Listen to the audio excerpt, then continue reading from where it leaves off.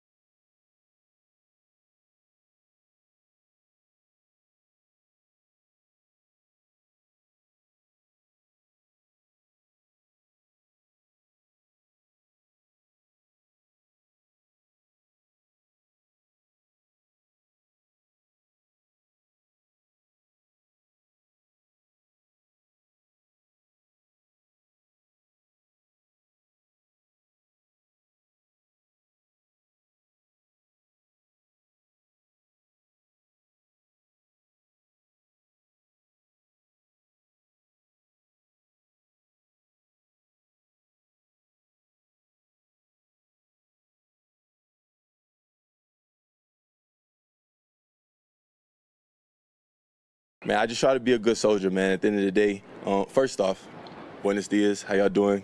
Good to see everybody. I just try to be a good soldier, man. It's a little different going into another season of my career, and I just try to be a good soldier. I had a lot of talks with the team, strength staff, trainers, coaches, whatnot, about what this plan was going into this part of the season. Last year, kind of got ran into the ground going into the end part of the season, and with us, ultimately wanting to get to where we want to get to, playing in February. It's a long season ahead of us. Just trying to make sure that the body stays as fresh as possible, as long as possible. And, I know everyone gets all anxious and excited about, ball is back, and we got opportunity to go see guys, see us go run around and everything, and the different narratives get drawn out, this and that, whatever. But like I said, I try to be a good soldier, try to be whether it's something that I want to do or not, I just try to be a good soldier so that, at the end of the day, I'm doing what's best for the team and, putting myself in the best position to be able to, have a fresh body going into the long part of the season.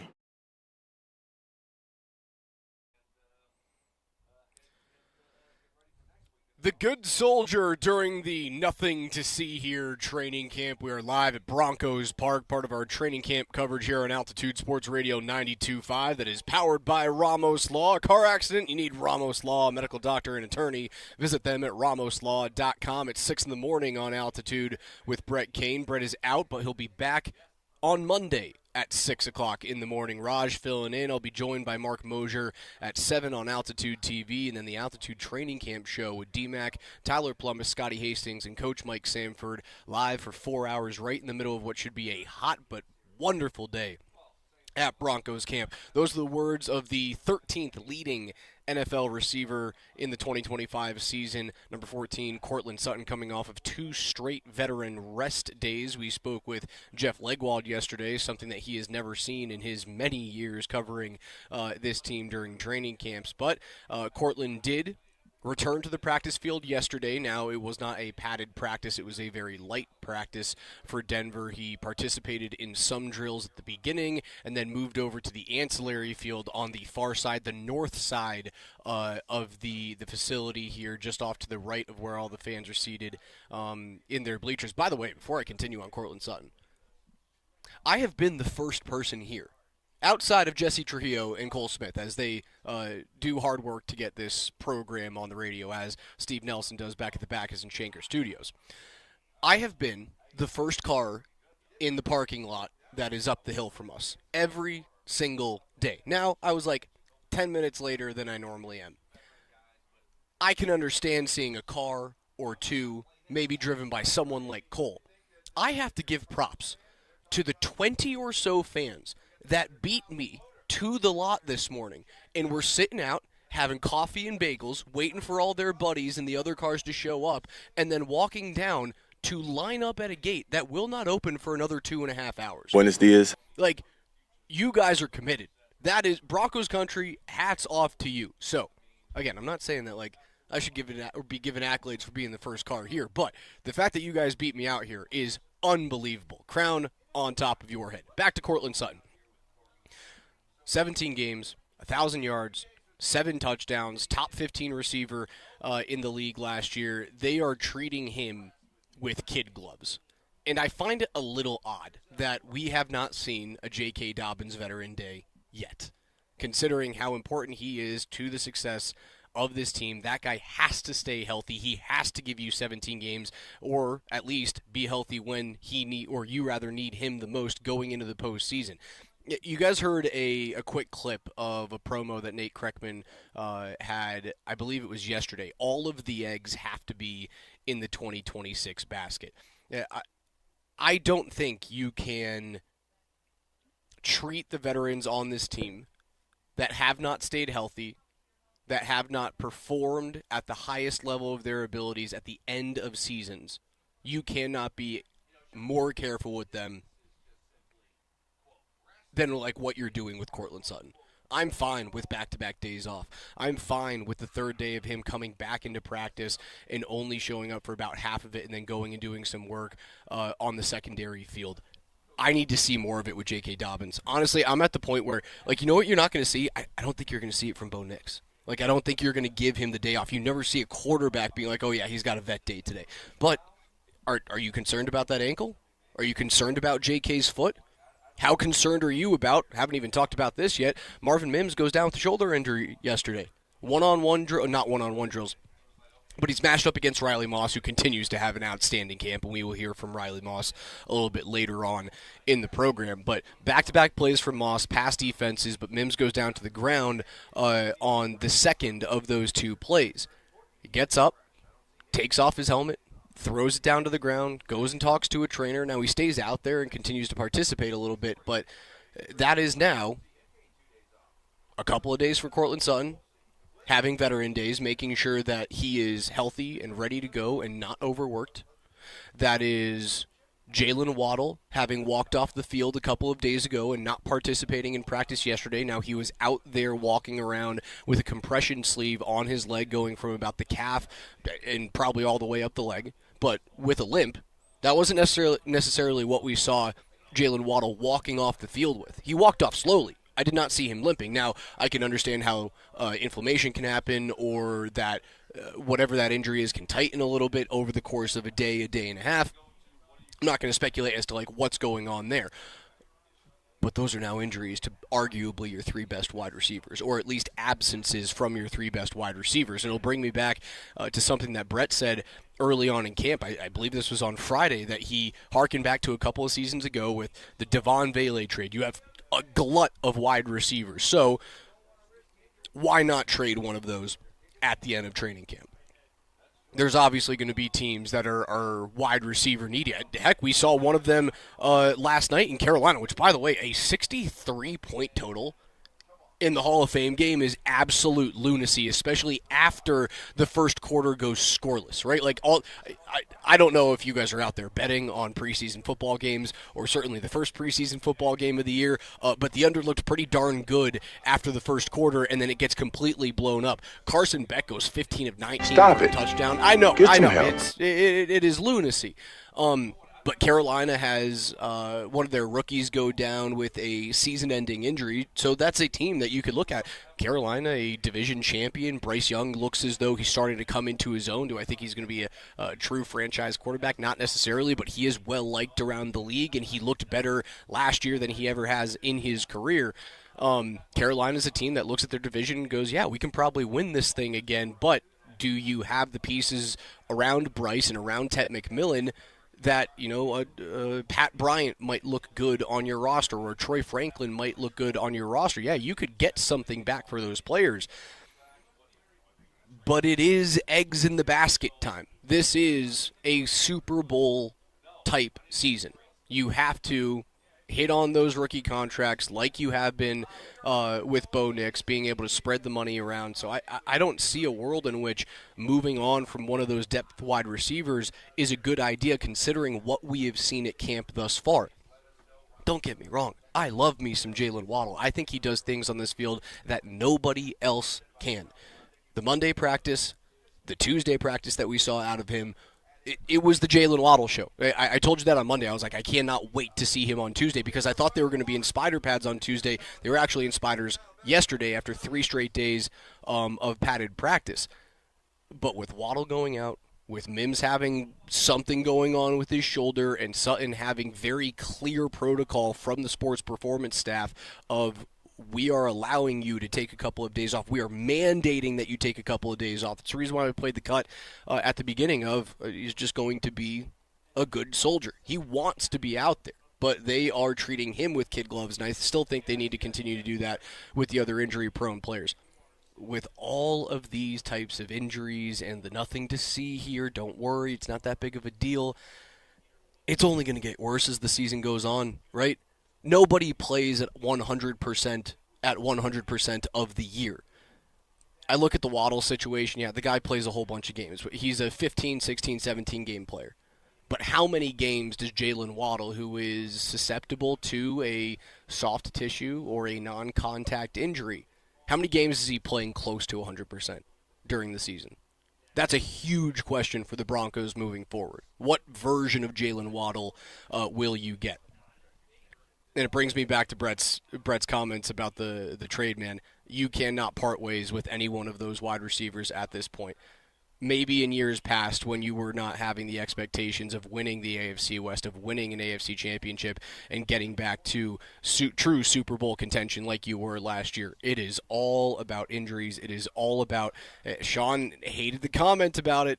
It's all about load management, man. I know it's a very NBA style comment there, a term, but it is all about load management at this point during training camp. Sean will be out on Saturday. He and 8 other members of the Broncos leaving to go to Canton to help enshrine Drew Brees into the Hall of Fame. He'll go alongside Larry Fitzgerald and Luke Kuechly as Carolina and Arizona played last night. It was great, man. Like I'm telling you, I didn't watch all 4 quarters of that game. I went back and watched the replays of Haynes King, the former Georgia Tech standout, scoring a touchdown as time expires to win that game for Carolina, QB3. Carson Beck, again, looked really darn good, like to the point of why are you paying Jacoby Brissett? I know it's a 1-year deal, but why? Maybe go with the young kid out of Miami. It was entertaining for the first 2 quarters. The Sunday Night Football theme, when it came on and you heard Mike Tirico's voice come over the loudspeakers in your living room, there was no feeling like it. It was, I looked at my wife, she goes, football's back? Are you kidding me? She goes, why are we watching this? I go, listen to the Sunday Night Football theme. It's either this or it's Love Island. It's either this or it's Married at First Sight. What do you think I'm going to choose? Yeah, I'm going to choose It's the break for the division! Without a doubt, man. I'm not sitting here watching Bravo shows. I'm not sitting here having to worry about what's going on Summer House. All those divorces, those messy nonsense things. Boy Island? Well, the answer should be F yeah. Vic is going to be out today. Brett back at 6 o'clock on Monday morning. Broncos back out here on what should be a incredibly hot day at Broncos Park, but it'll be packed out with fans. Saturday is expected to be a controlled scrimmage run by Vance Joseph. I was wondering whether or not they were going to give the keys to the car to Davis Webb in his first year as an offensive play caller and an OC in this league, but I think the veteran choice of bringing a guy who has been a head coach not only in this league but certainly here in Denver to run those practices. Vance will be the mouthpiece for the Broncos. He will meet the media on Saturday as Sean does after practices. Controlled scrimmage on Saturday. I wonder what we're going to get out of Courtland Sutton today. Is this, do you take the leash off of Courtland today as much as you possibly can? I don't think they will. Will we see Marvin Mims back out at practice? We will not see Jalen Waddle participate today. Sean Payton did say it's going to be about 4 or 5 days with whatever's going on with his lower body, whether it's muscle tightness or cramping or some sort of strain. You will not see Waddle out at practice today. All of our training camp coverage brought to you by Ramos Law this year, and the only live coverage here in the state on Saturday was Altitude Sports Radio starting at 10 o'clock in the morning. It was Mark Springer and Dan Tanner. They will be back with a full show of live coverage from 10 a.m. to 2 p.m. right here in this tent. Again, all powered by our friends at Ramos Law, medical doctor and attorney. Visit them at ramoslaw.com at 6 o'clock in the morning. Raj filling in for Brett Kane.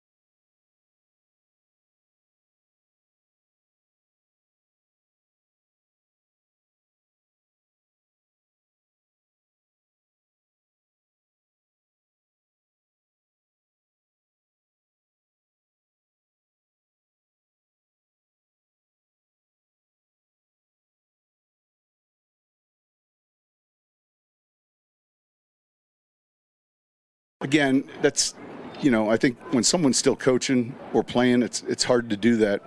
And yet, it is what it is. But we're still writing our chapters.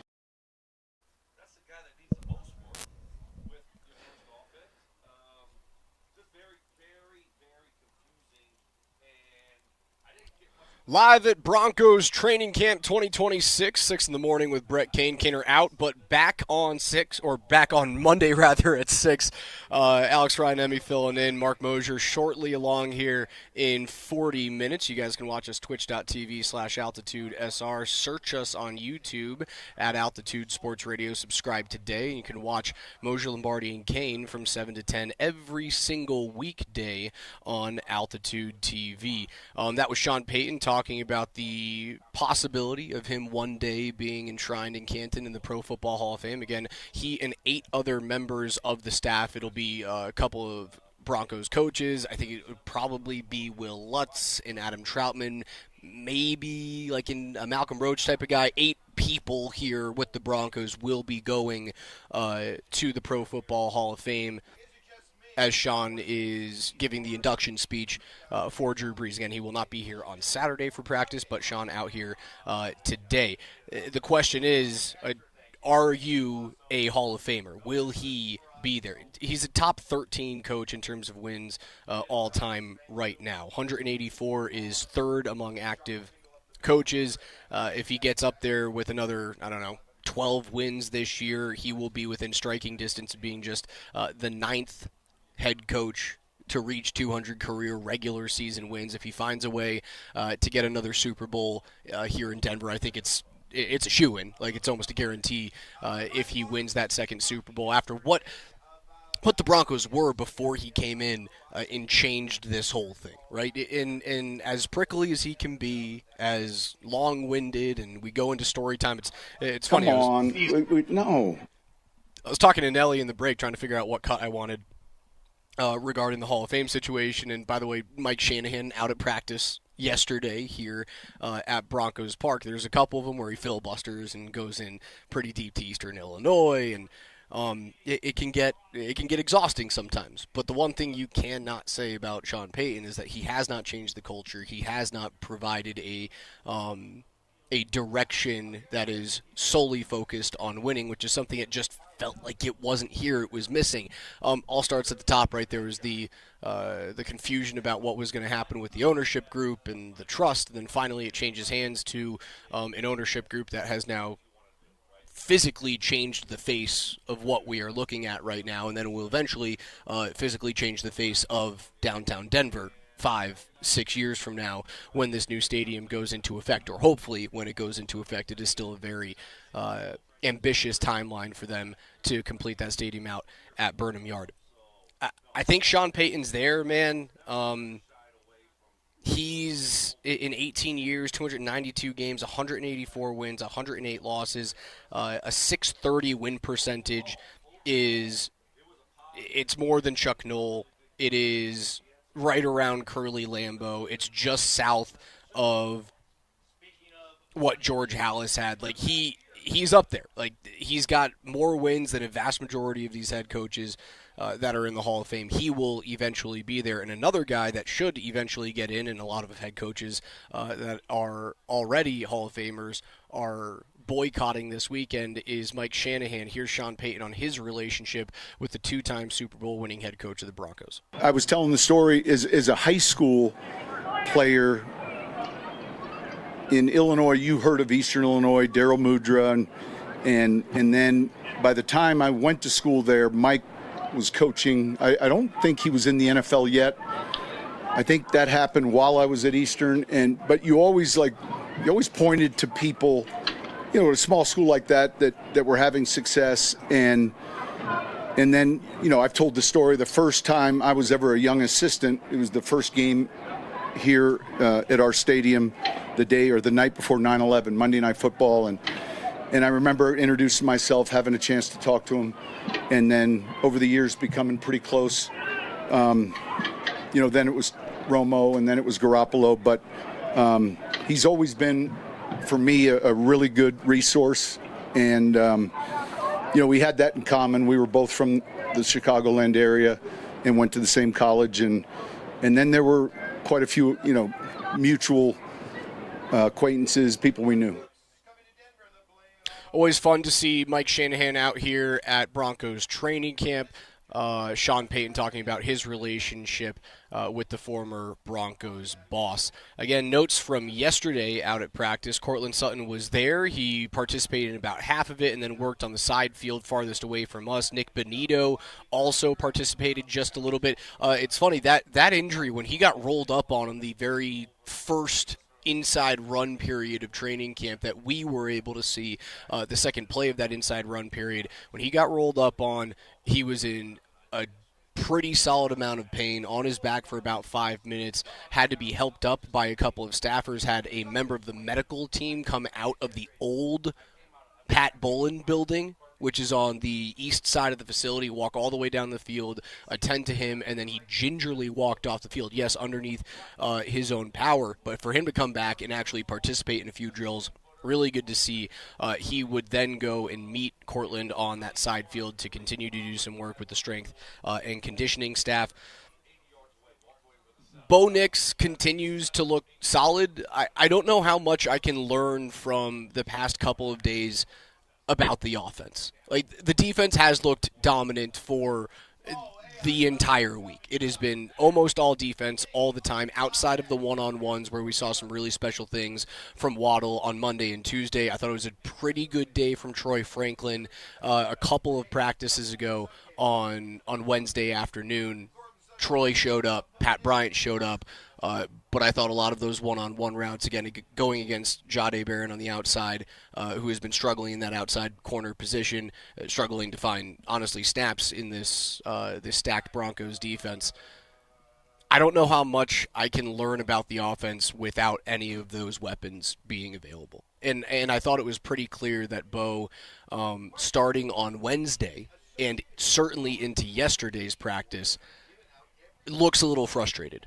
Right, he doesn't have the full complement of his wide receivers, and that is it's a pretty delicate dance that you have to do with what I was talking about in our opening segment of load management, of making sure that your veterans are as full in the gas tank as possible at the end of the season. Courtland alluded to that fact about not necessarily having everything at his disposal at the end of the year. And I was looking through Courtland's game logs from last season. He did fall off at the end, right? Like, weeks 15 and 16, 12 targets, 6 receptions, 10 targets, 4 receptions, 86 yards and 40 yards of offense for Sutton in those 2 games. He did have 1 touchdown. He had like 1 4-game stretch where he was really, really good last year, but it did feel spotty the entire season long. There were, a handful of games where he was targeted less than 5 times. I think it was 5 games with 5 or fewer targets, and a couple of them at 6 as well. So it wasn't like a heavy target year for him. I didn't feel like he fell off the cliff. The Buffalo game was 9 targets and 4 receptions for 53 yards. I suppose if you look at the performance in the postseason, you can't really learn anything from the AFC Championship game, considering who was throwing in the football, and then what happened in the second half of that game, where it was the ability to throw the football just simply wasn't there for either team. And one of those teams had an MVP candidate in Drake May last year, who was just throwing the football all over the field the entire season.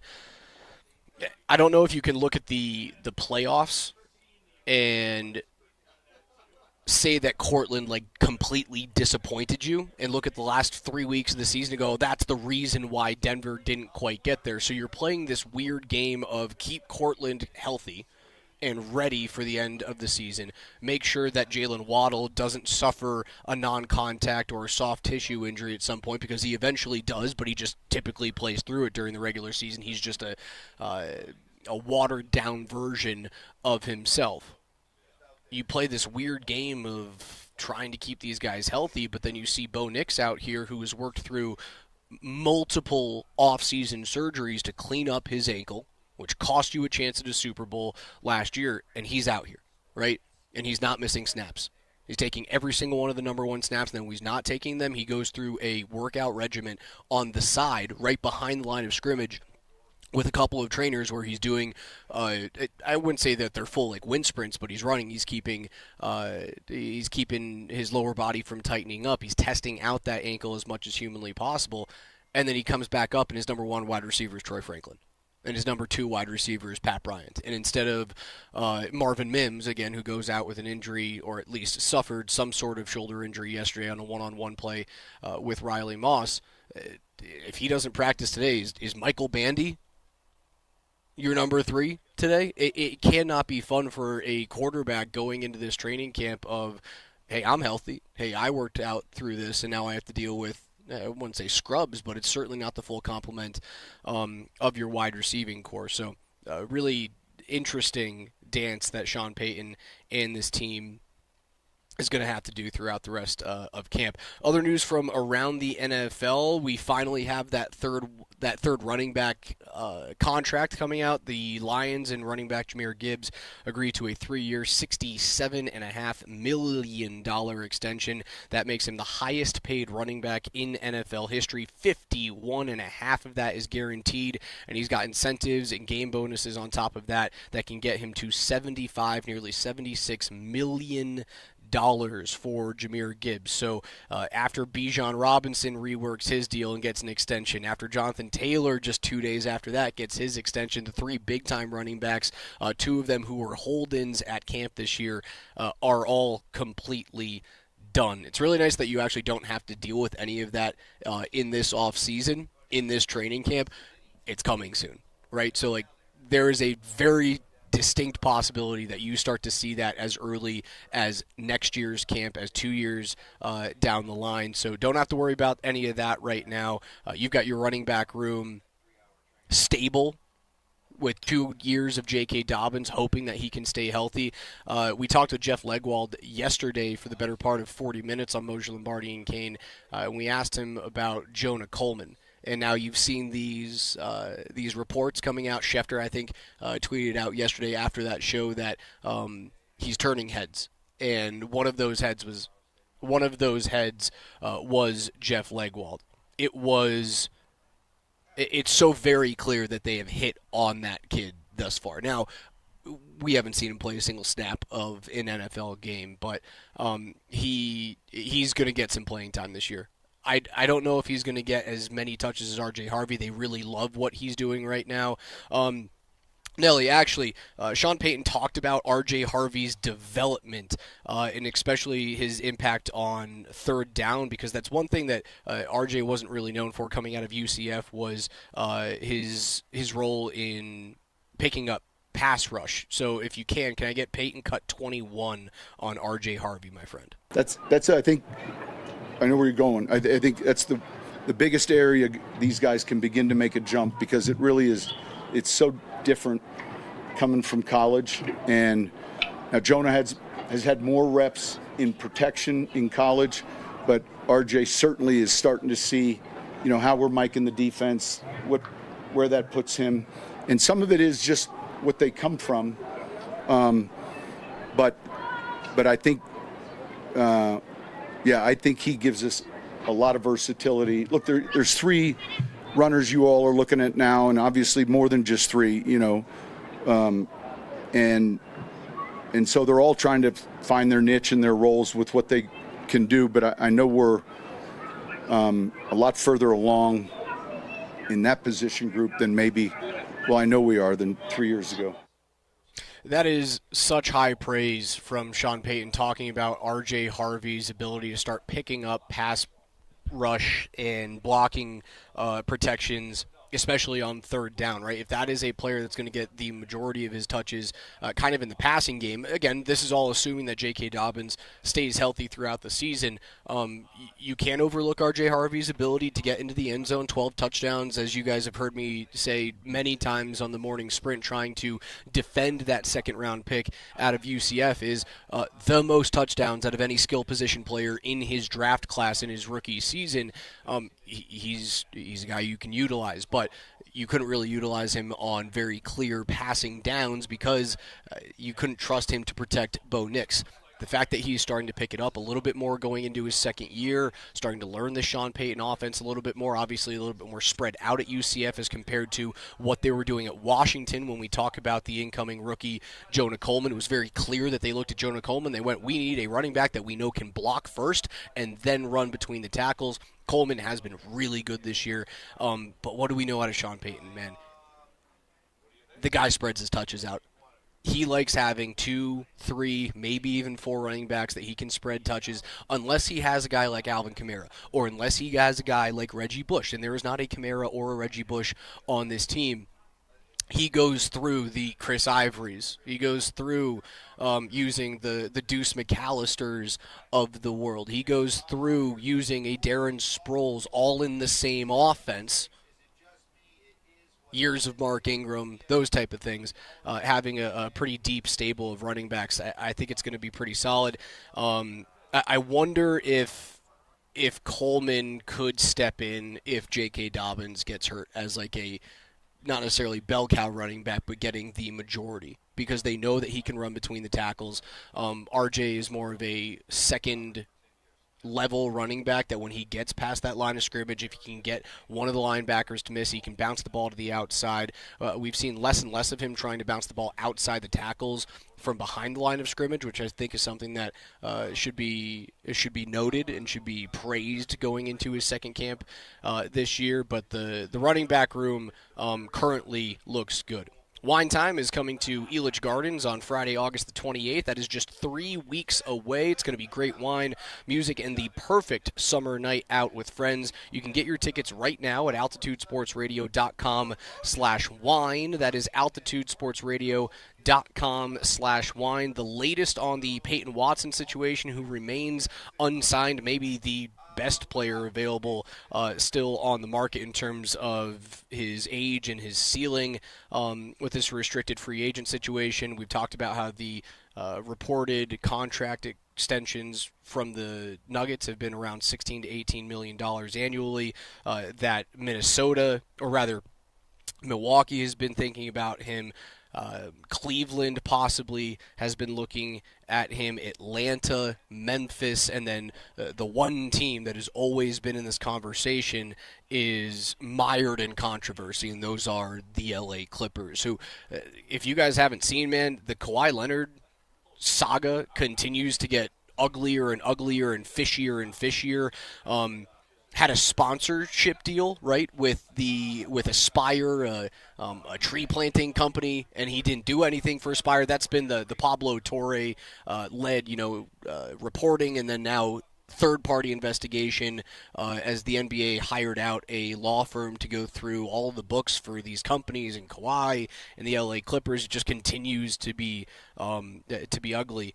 The newest is that he had an undisclosed sponsorship deal worth millions of dollars with Daktronics. And Daktronics is the company that anytime that you see a scoreboard, like the scoreboard that is above the east end of the field right here at Broncos Park, is made by Daktronics. The crazy halo screen inside the Intuit Dome, made by Daktronics.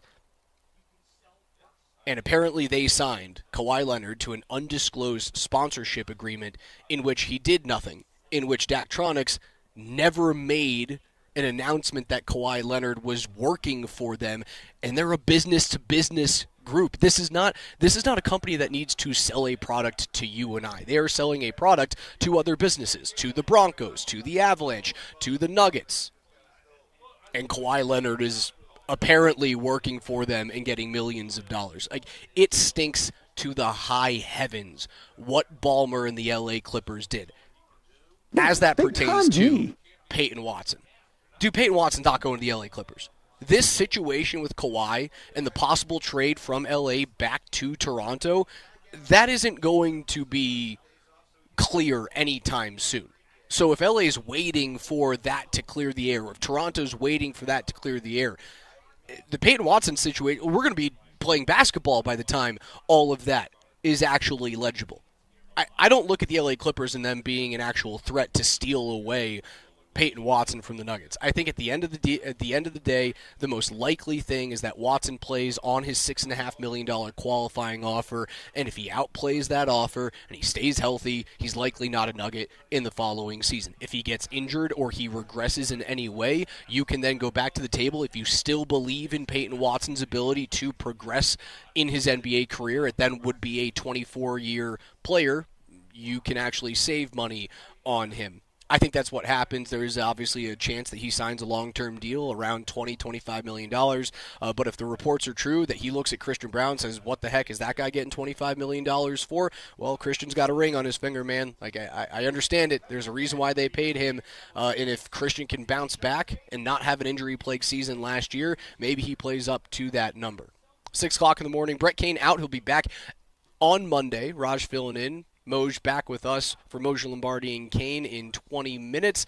Vic out today as well, but it should be a spicy day out here at Broncos training camp. All of our coverage powered by Ramos Law on Altitude Sports Radio 92.5.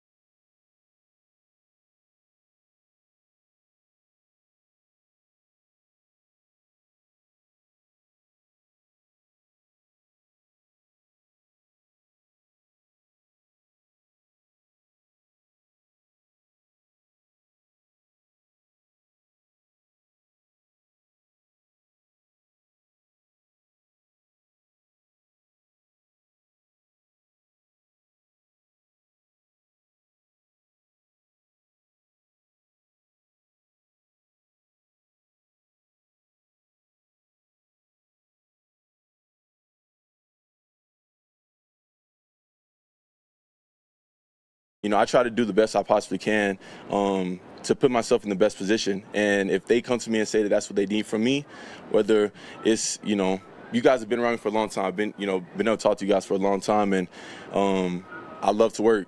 And whenever I get an opportunity to, I do. And if they come to me and say, hey, look, based on what we've seen in terms of the numbers that you put out on Catapult, we need you to do this. I say, all right, let's do that, because that's what you guys asked of me. That's what I'm going to go do. So I appreciate, them being transparent with me and what they see.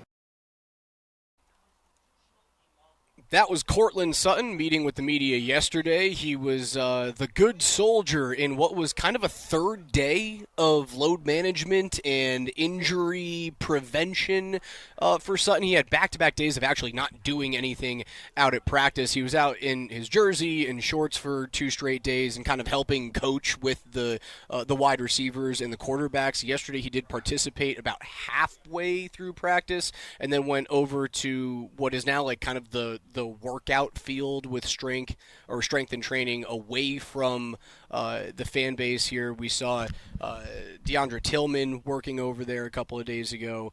Nick Benito went over with Sutton yesterday to get some work done past the blocking sleds that we can see on the north end of the facility. 17 games, 1,000 yards. 1,017 yards and 7 touchdowns for Courtland last year as he bounces back. Back-to-back 1,000-yard seasons after having a few years, right? Like we had that 1 year where he had 10 touchdowns from Russell Wilson, but it felt as though there was a lot of meat left on the bone in terms of his actual contribution in between the 20s. Or the meat of those drives are coming. It felt like when Russ was here, Courtland was kind of just a jump ball target. He was a break glass in case of emergency because Russ is running around and trying to avoid a sack, and then he throws something up into the corner, and Courtland, because he is a physical freak at 6'4", 215 and can jump out of the building, or rather, jump through the sky, considering we don't have a roof out here. Now, we might have a retractable one in 5 years, but will Courtland still be here? Who knows? You start to see him utilized in the offense a little bit more as Sean Payton has been at the helm. 90 targets in 2023, 135 targets in 24, 124 targets last season as well. I don't know if those are going to go down. Like, I could still see him getting targeted 125 times this year, but with Jalen Waddle available to you, I'll stick by my assertion that he's going to be your highest targeted wideout in Jalen if he stays healthy for the season. I just think he does too many things in portions of the field where you have more snaps. Now, are you trying to ISO Jalen one-on-one in the red zone? No, that's Courtland's ability. That's hopefully what Pat Bryant is able to do for you. Maybe you end up getting a guy like Caleb Lohner, eventually healthy and can play. I don't know if that's really going to happen this year. Obviously, he's the one guy that we have not seen out at training camp this year.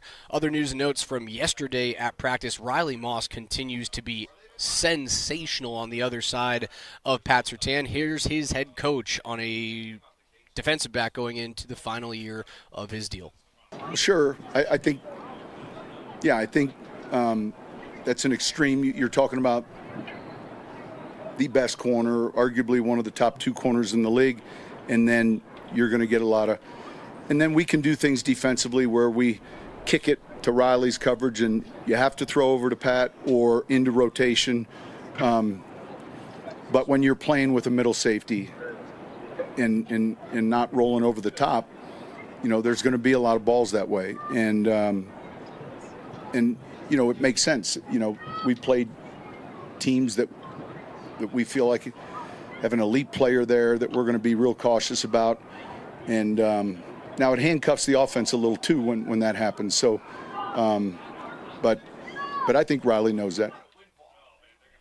That was Sean Payton on Riley Moss and the unenviable position of having to play on the opposite side of one of the best, if not the best, lockdown corners in the game. A guy who is on a trajectory already with a Defensive Player of the Year award, and if they continue to go deep into the postseason and he plays as well as he has over the past few years, we're talking a lot about Hall of Fame. Pat Surtain is on that trajectory right now. It ain't easy to play on the opposite side, considering it's not fun to throw at Pat. They're going to throw at Riley Moss. We obviously saw a lot of the laundry last year, the holdings, the pass interference calls on Riley Moss last season as well. Talking a lot to the referees yesterday. Refs were out, no pads, but the refs were out as the Broncos were in Spiders. No flags called on Riley Moss as he was ISO'd up against Marvin Mims, brings him down to pass attempts that were blocked by Moss there. And then he talked to like 4 referees just for the span of like 5 minutes. I'm assuming asking, what can I get away with this year? What was the issue last season? Kind of like showing tugs on arms and stuff like that. And right after those pass deflections on Marvin Mims, going back, speaking to those referees, if he can cut down those flags by even 25%, this Broncos defense will take another step forward. I expect Riley Moss to get a big-time deal. I just don't know if it's going to be here, man. I don't know if you can afford Riley on a long-term deal, knowing what's coming down the pike for Bo Nix, knowing that you're going to eventually have to pay your quarterback somewhere around $60 million if you get back to an AFC championship game. If you win a Super Bowl this year, that number just continues to skyrocket. Ben Powers did not practice yesterday. Luke Wattenberg did not practice as well. But the offense continues to feel a little stunted without the help of their 3 best wide receivers. Now, Marvin did play the entire time at practice yesterday. You will not see Jalen Waddle out today. I expect to see a full participant in Cortland today as well. But I'm still waiting on the J.K. Dobbins rest day. I need to see it happen eventually. If Cortland gets essentially 3 days in a row, I'm waiting on the J.K. day. And you know what? Part of the reason why you can do that, like, J.K.'s not going to get Wally pipped off this team, right? Like, if Jonah Coleman and R.J. Harvey continue to impress their head coach, that's all fine and dandy. But what we know about Sean Payton is, like, he's not going to look his best wide receiver in the face and go, yeah, younger, cheaper options behind you, we're going to play them more often. Give him the day off. Allow Jonah, allow RJ to thrive in a situation where they might be the focal point of a couple of team periods because Cortland isn't being utilized as much, because Jalen won't be out here today, tomorrow, and likely not on Monday and Tuesday, at least participating in a full space. But all of our coverage this year is brought to you by Ramos Law. Vic's going to be out today. Brett back on Monday. Mark Moser is finally sat down as he saunters into training camp. The NHL comes out with updates on every single one of their teams in the offseason. They do 32 teams in 32 days. There are 3 questions facing the Avalanche this morning. When will Cale Makar sign? We talked a little bit about that yesterday. It feels as though it's going to go the Jahmyr Gibbs route, right? We saw 3 running back deals over the course of the last 5 days. It started with Bijan Robinson. It then went to Jonathan Taylor, and now Jahmyr Gibbs and the Detroit Lions come over the top. I feel as though this will come after Bill Guerin and Quinn Hughes come to terms on their expected 3-year bridge deal to get Quinn in the same UFA territory as his younger brother Jack. Once that Quinn Hughes deal gets done, I do think that Cale and the Avs will find a way to get that eighth year under contract.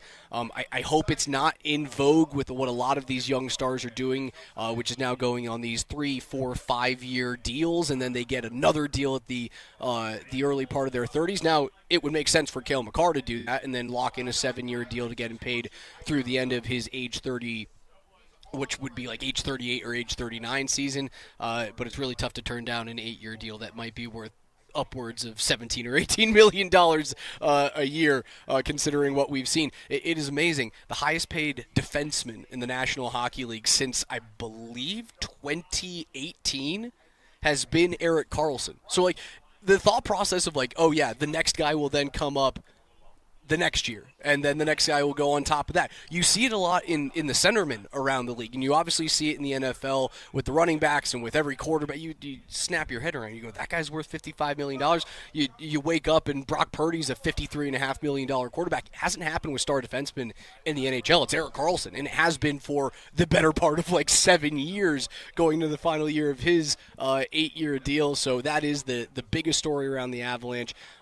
Their number 2 question, is the goaltending good enough, which I think is a really funny question to pose, considering they won the Jennings Trophy for the lowest combined goals against average and fewest goals against in the NHL last season. They had a 2.02 GAA and a 921 save percentage that led the NHL. I think you'll see just a little bit more Mackenzie Blackwood this year than you did about that 50-50 split last season. And then this should have been the number one. How on earth does that power play get better? I'll talk to Mark Moser about that a little bit later on in the program. Moser, Lombardi, and Kane coming up next. Alex Ryan-Emmy alongside Mark Moser on Altitude Sports Radio 92.5.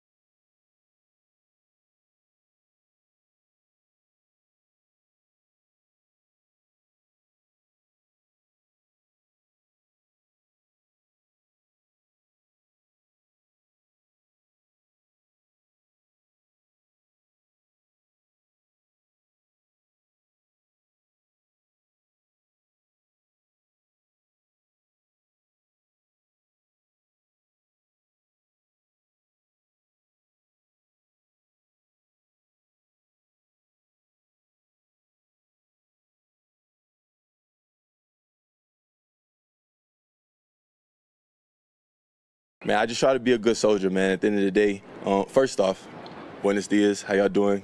Good to see everybody. I just try to be a good soldier, man. It's a little different going into another season of my career, and I just try to be a good soldier. I had a lot of talks with the team, strength staff, trainers, coaches, whatnot, about what this plan was going into this part of the season. Last year, kind of got ran into the ground going into the end part of the season, and with us, ultimately wanting to get to where we want to get to, playing in February. It's a long season ahead of us. Just trying to make sure that the body stays as fresh as possible, as long as possible. And, I know everyone gets all anxious and excited about, ball is back, and we got opportunity to go see guys, see us go run around and everything. And the different narratives get drawn out, this and that, whatever. But like I said, I try to be a good soldier, try to be whether it's something that I want to do or not, I just try to be a good soldier so that, at the end of the day, I'm doing what's best for the team and, putting myself in the best position to be able to, have a fresh body going into the long part of the season.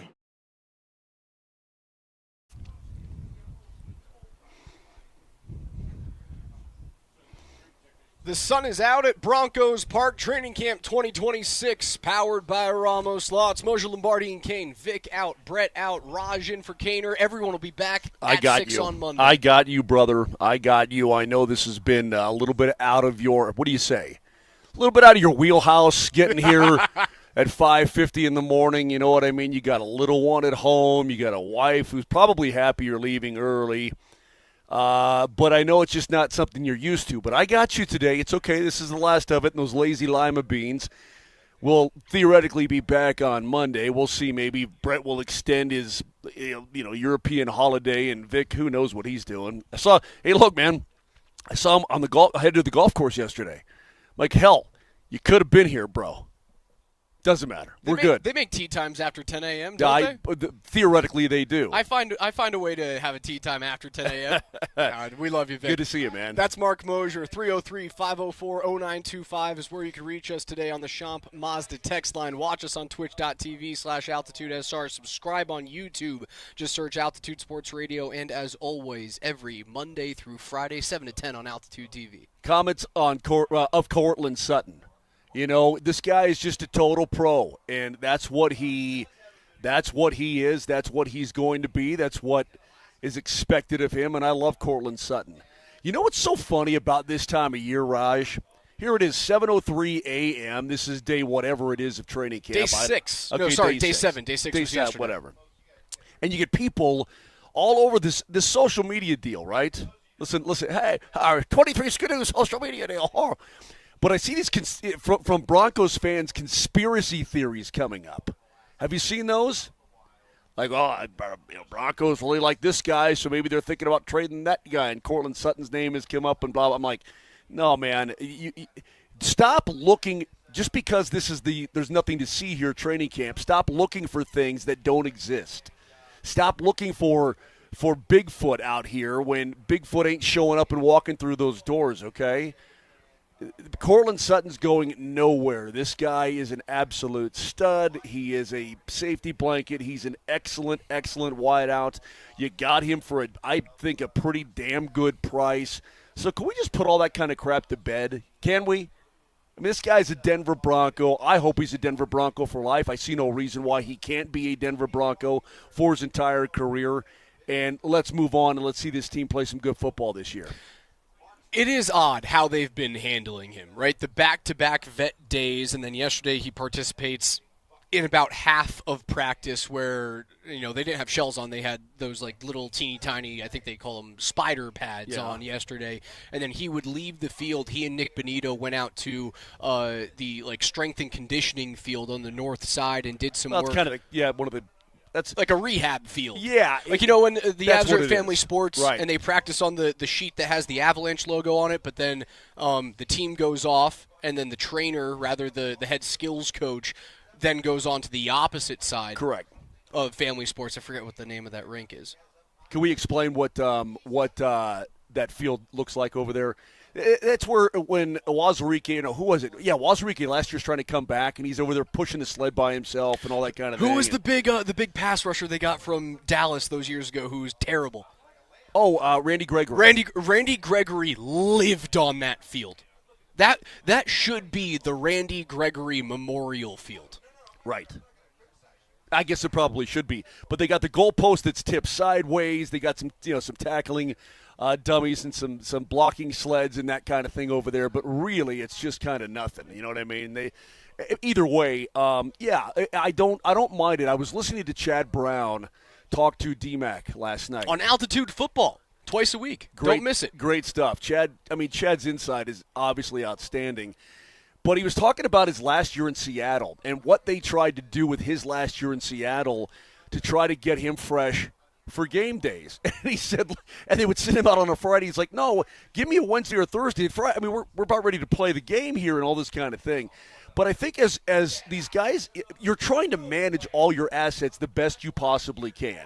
You don't want anybody to get hurt. You want these guys to be fresh. It's still happening. It will still happen. It will, but I'm just saying, outside of injuries, which you really can't control, they happen. If you're talking about the body and the upkeep of the body and keeping the body fresh, I don't mind that kind of thing. I mean, in fact, this is the God's honest truth. If Cortland Sutton sat out all of training camp, didn't take one flippin' rep with anything, and then the week before week one, he comes in and starts practicing with the team and plays in week one, I would have no problems with that whatsoever. So why are we out here? That's how well, as Sean Payton, that's how much confidence I have in Cortland Sutton and his professionalism, his brain, his athleticism, his body, his productivity. I mean, that's how I feel about the guy. So you're not going to convince me otherwise. Oh, no, Moj, he needs a month to ramp. That guy doesn't need jack squat. It'd be like this. If Nathan McKinnon showed up on, let's see, the first game September 30th. If Nathan McKinnon showed up on September 24th and practiced with the team for a couple, 3-4 days, and then got ready for the game, would you be fine with that? Well, yeah, because I know he's on the ice constantly. Right. Well, okay. Well, Cortland Sutton's body is an absolute temple, so I'm not worried about it. I'm not worried about Cortland. I just think that the way that they have handled him it's interesting. We've never seen something like that where they get back-to-back days. It was essentially 3 straight veteran rest days where he had a few reps with the team, and then he went back and he started working with the strength and conditioning staff.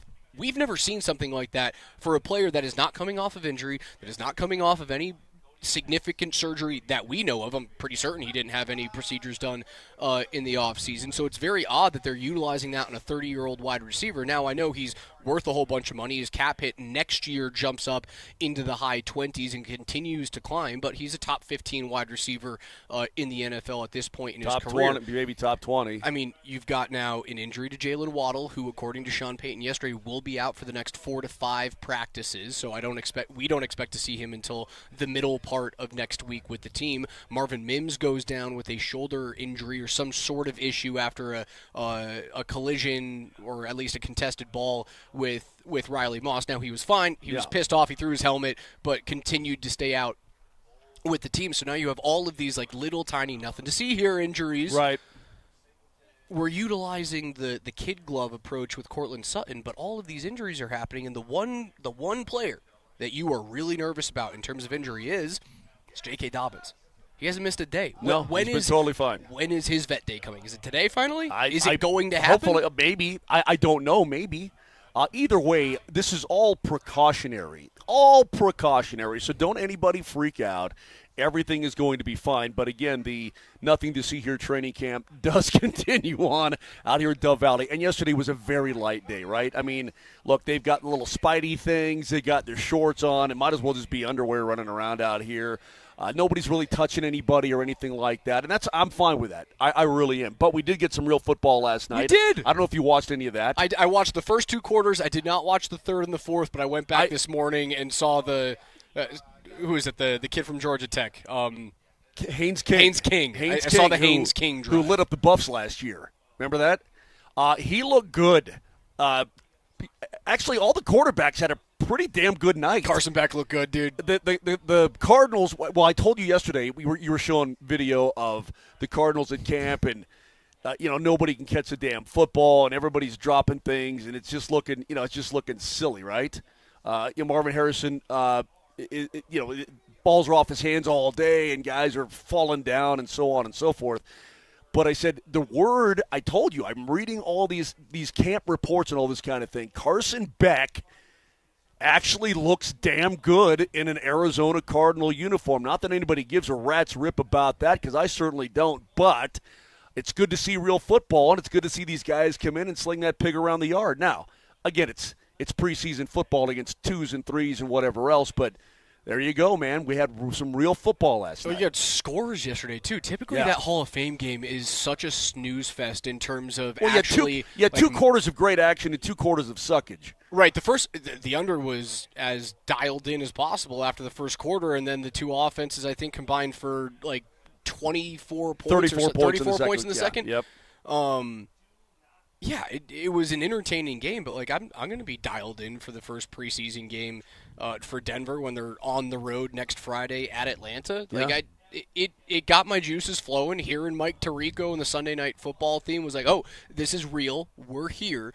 Maybe we see a little bit more ramp up and a little bit more intensity in the latter parts of next week. Maybe the Tuesday, Wednesdays, the Thursdays prior to their travel out to Atlanta.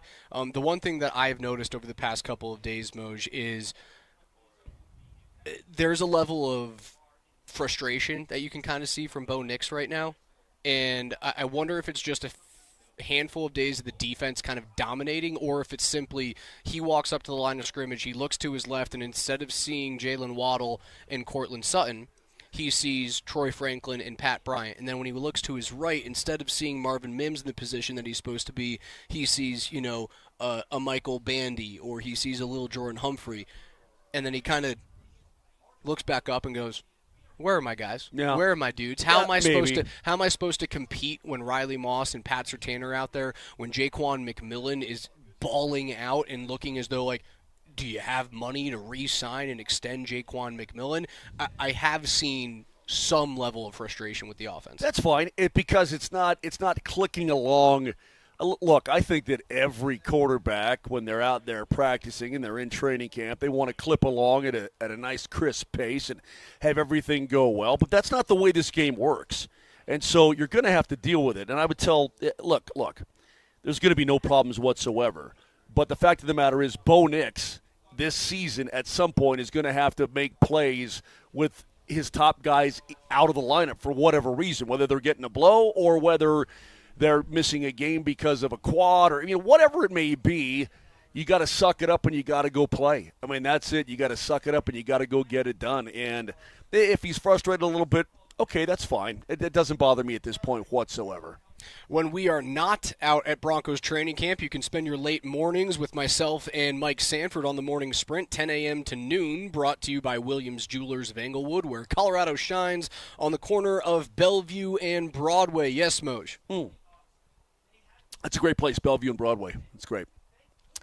There's so much to get to today on this program, and we're going to talk a lot of football. Jahmyr Gibbs, I was completely wrong. If it was me, I would have him slide just underneath, just over Taylor and just underneath Robinson. And Jahmyr Gibbs and his agent top rope. Who's I don't do the wrestling thing. That's not my gig. But I've seen you can't help it. You can't swing a dead armadillo by the tail on ESPN these days without seeing some wrestling crap going on, right? And so I'll be in the kitchen making something, and then here come the highlights of dude from the top rope, breaking tables and whatever else. His agent and Jahmyr Gibbs came from the top rope, man. He got paid. So here we are in the span of a week. We have 2 backs. 3. I know, but 2 that have become the highest paid running back in NFL history. Then the next guy is the highest paid running back in NFL history, which is pretty amazing because the way the running back position has been going the last several years, it's not a dead position, but the days of the bell cow back seem to be gone. Well, these guys are getting his money. Like Joel Gray, money for the running back. Speaking of money, a new wrinkle in the Kawhi Leonard and LA Clippers scandal. I am dying to get to that. That's next.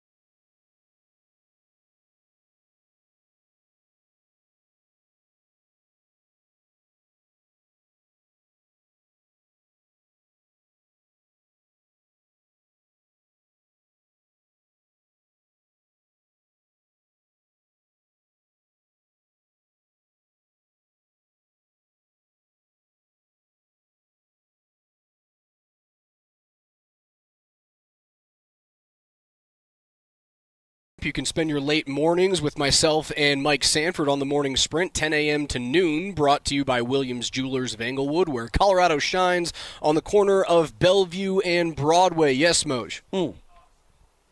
That's a great place, Bellevue and Broadway. It's great. There's so much to get to today on this program. Nailed it.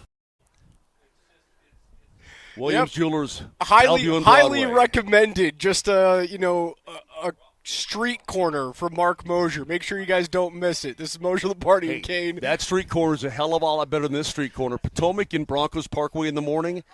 You got here like at what, 5:50 or something like that? You and Cole, whatever it was. 5:15, 5:30. Yeah, whatever. There's no one driving, so it's not a bad. Yeah, I'm telling I can you. get through. Okay, listen. You'll get creamed at 6:30. 6:30 in the morning, 6:45 when you're trying to navigate that intersection. You're playing Frogger. Dude, people are – I can't express to people out there enough. For those of you who are not super early birds or you're not on the road by 6:30 every day like I am, right, you don't realize how fast people drive in the morning, early morning. I mean, dude, this is like people are screaming through this intersection doing 65. Hey, you know what? And I'm like, all it takes is a collision. I'm going to be dead. And again, day one, I almost got hit by that lady in a red Chevy. Brother. You have nobody to blame but yourself. You're the one who's wearing, like, asphalt-colored camo. And I've seen you wear a gaudy, bright blue, like electric blue fishing shirt. Yeah. Wear that, you won't get creamed by an SUV. People aren't paying attention, bro. They're zipping around. Hey, stay with me, people. 303-504-0925 for all you early birds. I'm going to start a thing on this program where I'm going to chart every day what I am passed by. When I'm doing like 82 and things pass me, I told the boys, it was like a month ago, it's like I'm doing like 81 miles per hour on 470. I got passed by a garbage truck.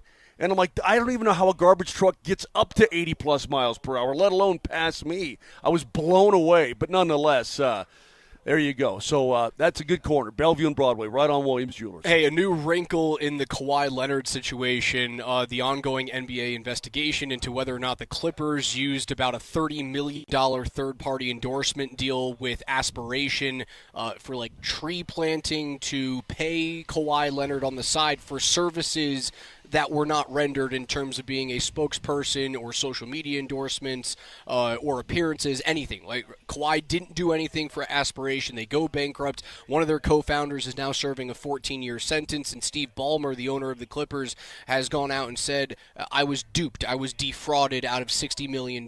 This was not a Kawhi Leonard situation, but the newest wrinkle in this is that Kawhi had an undisclosed deal with Daktronics. And if you don't know what Daktronics is, any scoreboard that you have ever seen, whether it is the multi-million-dollar halo that is around the Intuit Dome, the groundbreaking stat board and television screen in the Intuit Dome, or the little board that you see above the Broncos Park sign on the east side of the field, or the one that's in your local high school gym. Daktronics, I guarantee, makes those.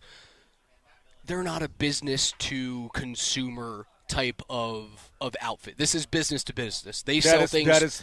That is correct. You don't sell it to Jim, who's got a monster basement, and he wants a scoreboard in his. You sell it to high schools, to municipalities, to professional sports teams, organizations. Correct. They are not a business that needs a spokesperson or a social media presence, but they reportedly had an undisclosed deal with Kawhi Leonard to pay him millions of dollars, and once again, Kawhi never did anything. Dude. So do you believe Pablo Torre in all of this? I do. Do you find his reporting to be credible? Listen, maybe he's a Harvard-trained journalist. Right, I like Pablo Torre. I think what he's doing on Pablo Torre Finds Out is a new form of journalism in an era where journalism is either frowned upon or clowned upon. I like Pablo. I will just come out and say that. I enjoy his reporting. I think he's legit. I believe the work. Okay. If you believe the work, I'm telling you right now, man, maybe Ballmer can – and we mimic – Steve Ballmer on the program all the time. They conned me, or whatever. What does he say, Nelly? They conned me, or something like that, right? Can't wait to hear They that conned on me. Takes. Yeah, there you go. Okay, so that's when he was making his case on ESPN about not knowing what the hell was going on with the aspiration and all this, right? So the league launches an investigation. I'm reading this story, and let me again read it. This comes from ESPN. Torrey interviewed someone identified as, quote, an anonymous high-level source under contract for Intuit Dome, who alleged that the sponsorship deal was, quote, 1,000% a way to circumvent the salary cap. It was funneling money from the Clippers through Daktronics and back to Kawhi. I'm telling you right now, bro, this kind of thing right here, just on its own on the surface, this is the kind of thing that forces a sale of a team in the NBA. I know you have a brand new arena. I know the Bombers one of the richest dudes on the planet. I get all of that. But if this is true, then this is incredible high-level cheating. And again, the trade from the Clippers of Kawhi back to Toronto has been held up because of this investigation by the NBA. Raj, if this is true, these guys are using not one but two companies, allegedly, to circumvent the salary cap to pay this player. That is, the cheating involved in that is unbelievable. Now, maybe it goes on in other places. Maybe it does. I don't know, because nothing else has been uncovered from other teams. And maybe the league's afraid that other teams are doing it, that the Clippers aren't the only ones, allegedly, and all this kind of thing. But this is bad. If this is true, and I have no reason to disbelieve Pablo Torre in his reporting, then this is horrific for the NBA. The reason why this is taking so long, and the reason why it isn't open and shut, that it's a forced sale of a team, it's because of the level of wealth that Ballmer brings to the NBA. He is, in terms of an individual, it's not even close, the richest NBA owner right now. If this was Matt Ishbia, if this was Tom Gores, if this was Dan DeVos with Orlando, it'd be a different conversation. Like, I think a sale would have been forced on any one of those owners who are significantly less influential around the league and less important to, most importantly, Adam Silver in this situation. The amount of money, the amount of influence that Ballmer brings to that league, and the brand new Intuit Dome that is just a basketball stadium.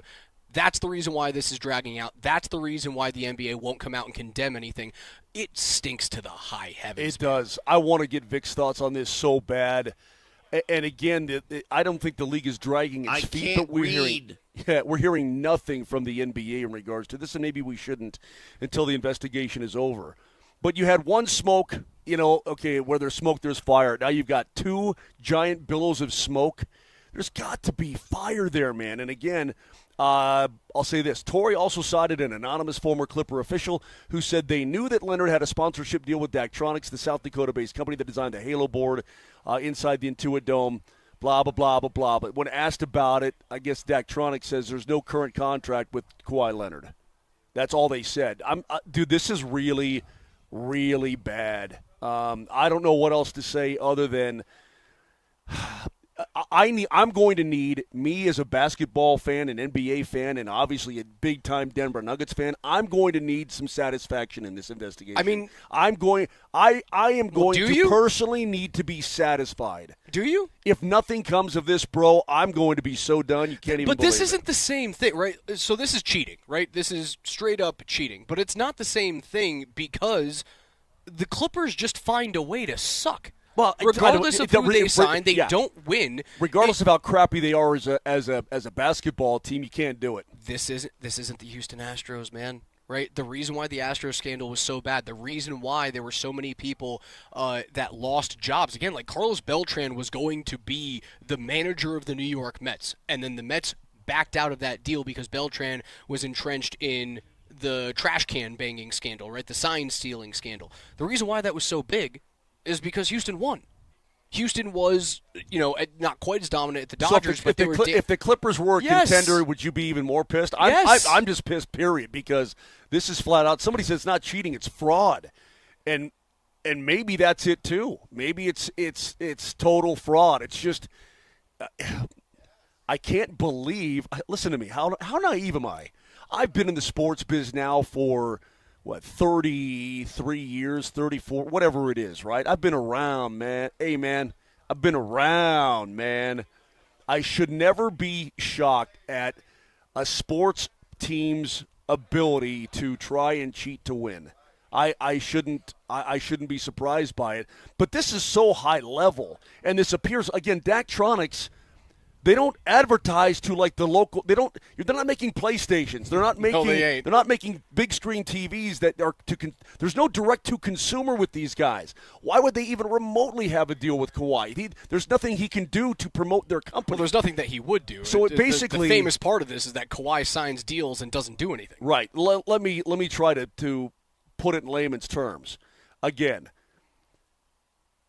the Clippers give money to Daktronics. They turn around and put it back to Kawhi because they're doing this. It's a $2 billion arena, and they're doing this whole state of the art, never before seen halo around the gym and all that kind of thing. It's money laundering is essentially what it is. Allegedly, if Pablo Torre is correct, this is money laundering. Is what it is. So it blows my mind, bro. They will not force a sale of the team, even if it comes down that they have concrete evidence that Ballmer went around the league rules to circumvent the cap and funnel money to Kawhi Leonard in order to keep him in Los Angeles with the extension. They will not force a sale of the richest owner in the NBA with that much influence. It will not happen. What they will do, what they should do, if that ends up being the case, is it has to be years of first-round draft picks that are taken away from that team. It has to be millions and millions and millions of dollars that are taken away from Ballmer and the organization and spread throughout the rest of the league. It has to be some sort of, I don't know, you want to put the Clippers in the second apron without having the ability to pay that amount of money to get into the second apron. I think there's going to be a lot of penalties handed down by the NBA if this investigation actually turns something out. Fold the franchise. They will not fold. They will not fold. It's not going to happen. I know you want it to happen. It won't happen. They will not force Steve Ballmer to sell that team. He is too rich. He is too influential. He has Adam Silver's by the scruff of his neck. If this is true, bro, this is a huge – I already thought it was a huge scandal. If we're double-dipping here on the kickback, this is a huge, huge scandal. Look, I'm not sure I have anything more to say about it. You know my feelings on it. I don't care whether they suck or not. The fact that they're even attempting this it's abhorrent. And again, maybe other teams are doing it and they don't want to get caught, so they don't want to put up a stink. I have no idea, but I think this sucks. So how's this? If you can agree with me that they will not force Ballmer to sell the team because of his level of influence. They should. Can you, for the sake of argument, can you agree with me that's not going to happen? It's not going to happen. Okay, whatever. It would be more naive of you to think. Okay, this is Adam Silver. What would David Stern do? Is David Stern still alive? No, he's dead. David Stern's dead. I don't care what David Stern would do. Okay. David Stern's not coming out of the grave to run the league. This league used to have some Coyones, man. You could pull a Michael Jordan where he goes play baseball for a couple of years. It would be more naive of you to think that the NBA would force Steve Ballmer to sell the team, being the richest owner in the sport, by a gigantic margin, than to think that there aren't other owners who have done this in the past. So, for the sake of argument, let's say that they will not force him to sell the team. Then what is a fair punishment for Mark Moser? No draft picks forever. For life. Forever. No draft picks for life. How about that? And a $100 billion fine. All right, now I'm satisfied. And you can still go sit courtside, Steve. Allegedly. Oh, okay, look, I guess I'm done with this crap, but I can't believe the audacity. If this is true, I'm stunned by the audacity of this. Vic sent out a tweet this morning, quote tweeting the Pablo Torre story, which is now on the front. What did he say? He said, all this for Kawhi Leonard? And I kind of agree. Right, all of this for post-Toronto Kawhi, for post-San Antonio Kawhi Leonard, the Kawhi Leonard who can't stay on the court. I could understand all of this for LeBron James. I could understand all of this for Victor Wembanyama or at the height of his powers, Nikola Jokic or Shai Gilgeous-Alexander. But for this version of Kawhi Leonard, for the 2023 version of Kawhi Leonard, all of this, it doesn't feel like there's enough juice in the squeeze for it. Vic is being lazy. If Vic is listening right now, you say this. What time this tweet came out? I didn't see it. I don't know. Like 6 in the morning, something like that. So he's waking up at 4 every day on accident. All right, let me put it out to Vic. Vic, if you're listening. Did you wake up at 4 again on accident today? No, I woke up about 5:20. All right, you slept a little bit today. Yeah. God, that's the reason why you're so bright-eyed and bushy-tailed. I love that for you. Let me put this out to Vic, my co-host, one of my co-hosts here. Vic, I know you're taking today off, but let me be Kevin. I give you the authorization. If you call the program at any time today to give me your thoughts on this live and in person, I will grant you another day off for free. 21 minutes ago is when the tweet was sent out. Well, so maybe Vic slept this morning too. Maybe. All right, I'll tell you what, Vic. Give us 5 minutes of your time on your own program, you lazy lima bean, and I'm going to grant you an additional full day off, all right? So get on that. Hey, a couple things before we get to break. And I want to talk about Mike Shanahan being out here yesterday, which I thought was cool. What did I say about Shanny? Everybody who heard it yesterday should know my thoughts on Mike Shanahan. So I'll get to more of that. But a couple of other things, too. Did you read what's going on in L.A.? Did you read what was said by Sean McVay? And this should terrify the NFC. It was – okay. Sean McVay said that it was the best tryout he's ever seen when speaking about Aaron Donald showing up. And I think that was a little humorous, because he was out there trying out for the team. If Aaron Donald steps on the field, he makes the team. He said he looked outstanding. They worked out a little Loyola Marymount down there in L.A. on the off day and that kind of thing. Quote, he's very deliberate, intentional about what he looks like. Things going in the right direction. He's feeling good. But we're not there to where we're able to say whether or not he's is or isn't ready, but he's doing great. He looked outstanding, and I think all of us would expect that. So here's the thing. You have a future Hall of Famer who's maybe the most dominant interior defensive lineman in the history of the game. Yep. Right? Yep. He's 35, but he still looks like a Greek Adonis. And he says, you know what? Hey, you got this MVP quarterback. Oh, you got Myles Garrett over here? Let's see. You lost in the NFC Championship game, but you would have won the Super Bowl had you gone to the You think they would have beaten Seattle? Seattle was a good unit, brother. No. I'm saying they would have beaten they would have beaten the Patriots. Sorry. Yeah. Or the Broncos, for that I matter. got my wires Listen, crossed. Thank you. No matter who the NFC team is, they were going to beat the Broncos or the Patriots. Okay? That's my opinion that was on so that. Stupid. That's okay. But what I'm saying is that if the future Hall of Famer is the best interior defensive lineman in the history of the game, is thinking about coming back, is working his way into shape, and his coach goes, he looked outstanding. Dude, this is probably going to happen. This is going to happen. And the L.A. Rams are going to wreck the NFC. We're not talking about how good that defense is going to be enough, right? We all talk about the Broncos defense and Seattle and Houston's, as we should. Right. Those are dominant defensive units. Pittsburgh is going to – I think they're going to be a sub-500 team, but that defense will keep them in a whole bunch of games. With Poona Ford and Myles Garrett and Nate Landman and Cam Curl and Trent McDuffie. Yeah. I mean, you're Aaron Donald sitting there going, oh, yeah, they got McDuffie and they got Garrett. That sounds pretty good. That sounds like maybe a ring. It's just the Rams, dude, barring unforeseen, disaster, they are going to kill it. They are going to be a 14-win team. Is that they are the team to beat in the NFC. Maybe is that the not NFL. the marquee game of the year for the Broncos? Yeah. Week 3 at home Sunday night against LA. Find another game on the list on that schedule that is more intriguing. I think it's more intriguing than Week 1 against Kansas City on the road with the return of Patrick Mahomes. Well, the Mahomes thing is that's what's intriguing. The Mahomes thing is what's intriguing. But LA's a way better team than Kansas City. I don't believe in the Kansas City Chiefs. Okay. Which I know 3 months from now, me saying that, I'm going to have my foot in my mouth. But there isn't another game on this list. Maybe Thursday night at home against Seattle, but Sam Darnold doesn't bring the same level of excitement that a Matt Stafford and a Myles Garrett does. The middle 7 games of the season where you get Carolina and Vegas and Pittsburgh and Miami, get out of here. I don't care about any of that. Friday, Christmas against Josh Allen? Oh, that's going to be killer. I mean, these are big, huge marquee games. Allen? Yeah, these are big, huge marquee games, but you won't find a better team at this point, I think, than that squad. Again, the only thing that can ruin the Rams right now is in my opinion, this is if Aaron Donald is wrecking the interior. The only thing that stops them is injury. I mean, that's the only thing because or if the cliff comes from Matt Stafford. I mean, if he turns into old quarterback, finally hits the end of his rope. Okay, but he's coming off an MVP season. I'm not saying it's going to happen, okay, but that is. I mean, he could lose his fastball, but good God Almighty, man, let's get to a break. I'm talking too much about the Lambs. Training camp coverage on Altitude Sports Radio 92.5 is powered by Ramos Law. Car accident, you need Ramos Law, medical doctor, and attorney. Visit them at Ramos Law. More from Broncos Park in 4 minutes.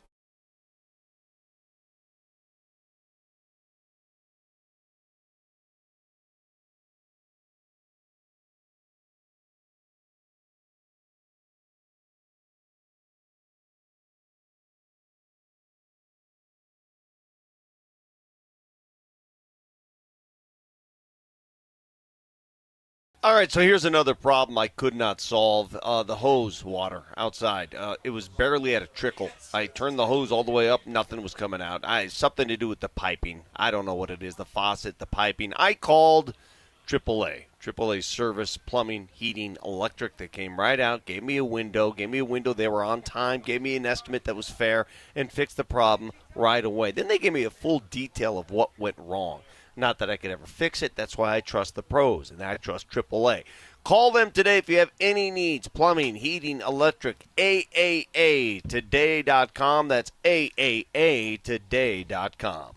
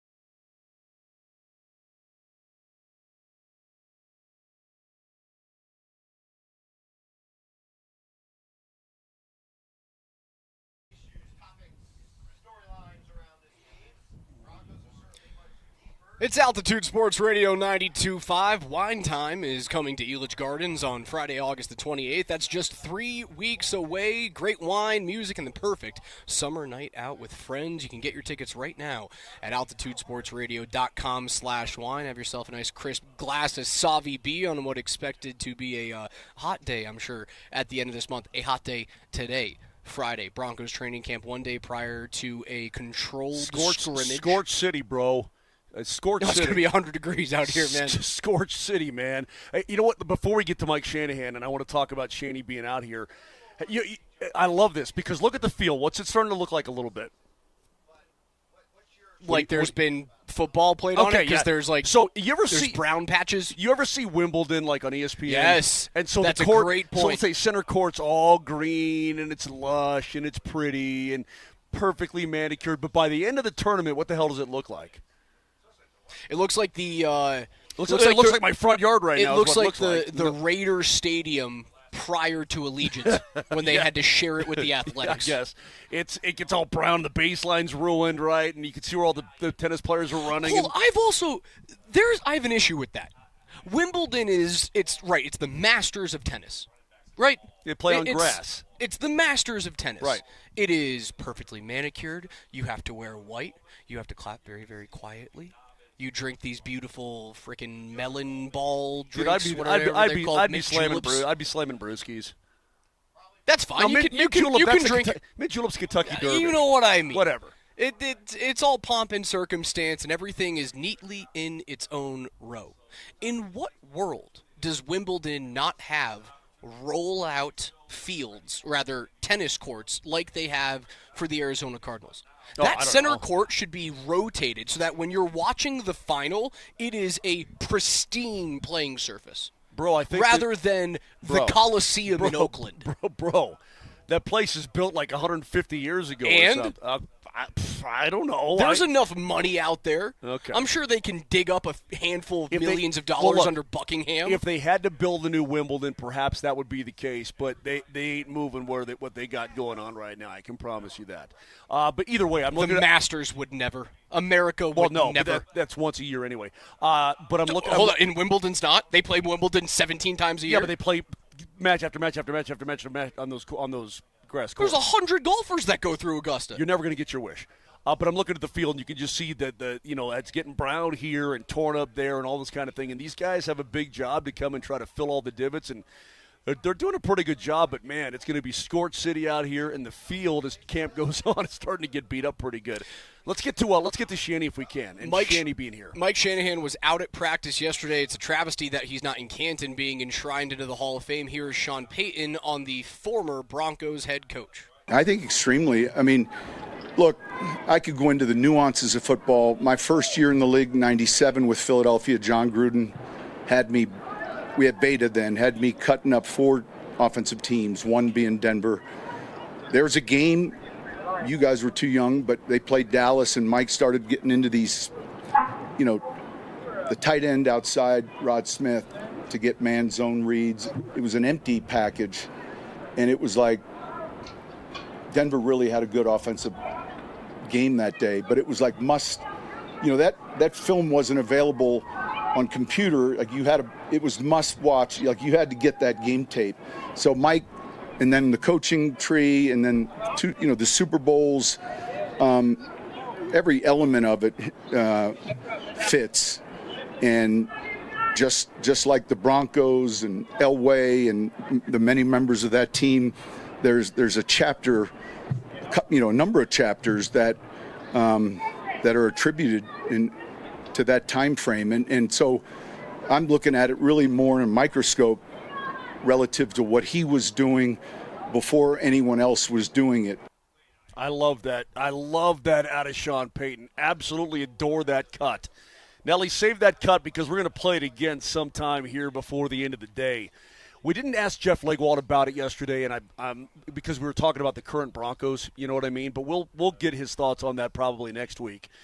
But it dovetails to what I've been saying, and that is not only was Shanny a winner, big time, and a 2-time Super Bowl champion, but you look at his tree. You went over his tree the other day, right? Yeah, it's a pretty kick-ass tree. Those roots go far, man. And that tree, again, goes back to the Bill Walsh tree, okay, the 49ers head coach that won their first Super Bowl with Joe Montana and so on. Then George Seifert took over, and then blah, blah, blah, blah, blah down the line. That being said, Mike Shanahan took that West Coast offense and he tweaked it, and he did some different things. And when Peyton says, look, you're putting the tight end split outside of Rod Smith to get this coverage, and I mean, he thought the game at such a high level, and he moved the game to another level. You know what I mean? It's not just that, oh, hey, I'm a football coach and I won. Hey, how about that, right? He can take his and beat urine and urine and beat his and all that. It's not that, dude. He changed the game, man. And when coaching knows coaching. And when Sean Payton comes out and says, golly, here I am, 1997, first year in the league. John Gruden says, cut up this Broncos game. And he's looking at it going, wow, this is pretty heady stuff. This is pretty unique. This is pretty incredible. I mean, that, and then it just goes on from there. That's all you need to know, that Mike Shanahan should be in the Hall of Fame. I'm going to leave it at that right this very second. That's the hill I will die on here on August 7th at 7:51 a.m. Is the reason that he's not in the Hall of Fame that because the voters are a bunch of dorks? That he had no, that's all there is to it, dorks. That he had more single-digit win seasons than double-digit win seasons in his 20 years? Doesn't matter. I mean, that Washington team he took over was a suckhole. Either way, I mean, the final and the Raiders 8 years of his career were, you got to say it, they were straight up bad. They were tough. They were tough, and that includes 3 seasons in Denver. You know what? I bet if he could do it all over, well, yeah, but they still weren't. They weren't bad. Look, I think things went sideways here. Obviously, when the Plummer Cutler thing went down. By no means am I saying that Mike Shanahan should not be in the Hall of Fame. I think it is a travesty as well that he's not there. Right. I'm playing devil's advocate here. Is that the reason? Okay. The end of his career was disappointing. Like, I think you could look at Sean Payton, and the reason why we were having this conversation, there were a couple of questions asked him at the podium of, are you a Hall of Fame coach? People have talked about you like this. Davis Webb had it come out of his mouth that, yeah, you're coaching under a guy who's going to be in Canton one day. I don't know if we would have had that conversation about Sean Payton had he not come back to Denver and had the very quick turnaround that he's had here. I completely understand. Shanahan never had that. I completely understand what you're saying. Let me finish my thoughts on the Washington situation. I'm going to put the Denver stuff aside here because I think he probably again, that sit down with Vic and Mike Shanahan and Jake Plummer was outstanding. I would encourage everybody to find that. I think it's probably on YouTube on the Altitude page somewhere, but it was simply outstanding. I think if he could go back in time and not do that or fix that or do it a different way, I think he would. I am begging Doc Brown to get his friggin' DeLorean, okay? Get your DeLorean. Mike still wanted to coach. Get your DeLorean and go back to Mike Shanahan taking the job with Washington. And if he could go back, I would absolutely say there's no way he would want to work for Daniel Snyder, who's now out of the National Football League, right? There's no way he would go back and take that gig, knowing what Daniel Snyder eventually was all about and how that organization was run. So you can say, yeah, the wins didn't come nearly as vociferously as they did before, but I think there were a lot of things that were hurting Mike Shanahan in that regard. And again, we were talking about RG3 and Mike wanting Kirk Cousins, who obviously – has had a long and productive National Football League Obviously career. The better quarterback. Right. And no, that's no offense to RG3, whom I really like, but his knee got torn up and so on and so forth. Mike wasn't allowed to do it his way, right? And so if he could go back in time and not take that gig, but maybe hold out for a different gig or a better ownership situation or whatever it may be, this conversation would be completely different. So in my eyes, I don't wipe that out, but Raj, what he did do is so significant that I'm willing to overlook that stuff. That's me personally. And plus, I like Mike. I know what a brilliant football mind he is. I know what he did inside the game. John Elway was a Hall of Famer. Would TD be a Hall of Famer without Mike and Mike's offense and the way Mike called a game? I would say those three guys, they all needed each other to win those Super Bowls, that triumvirate or whatever you want to call it. But that's unanswerable because Terrell Davis was an amazing football player. But a Hall of Fame career without and a 2,000-yard season without Shanny and the way Shanny's offense was so prolific, I don't think so. I mean, you put him on the Falcons or you put him on, whomever. I don't think it's the same story. I think it was a perfect scenario for TD as well, and then he took it and he did more with it than anybody else could.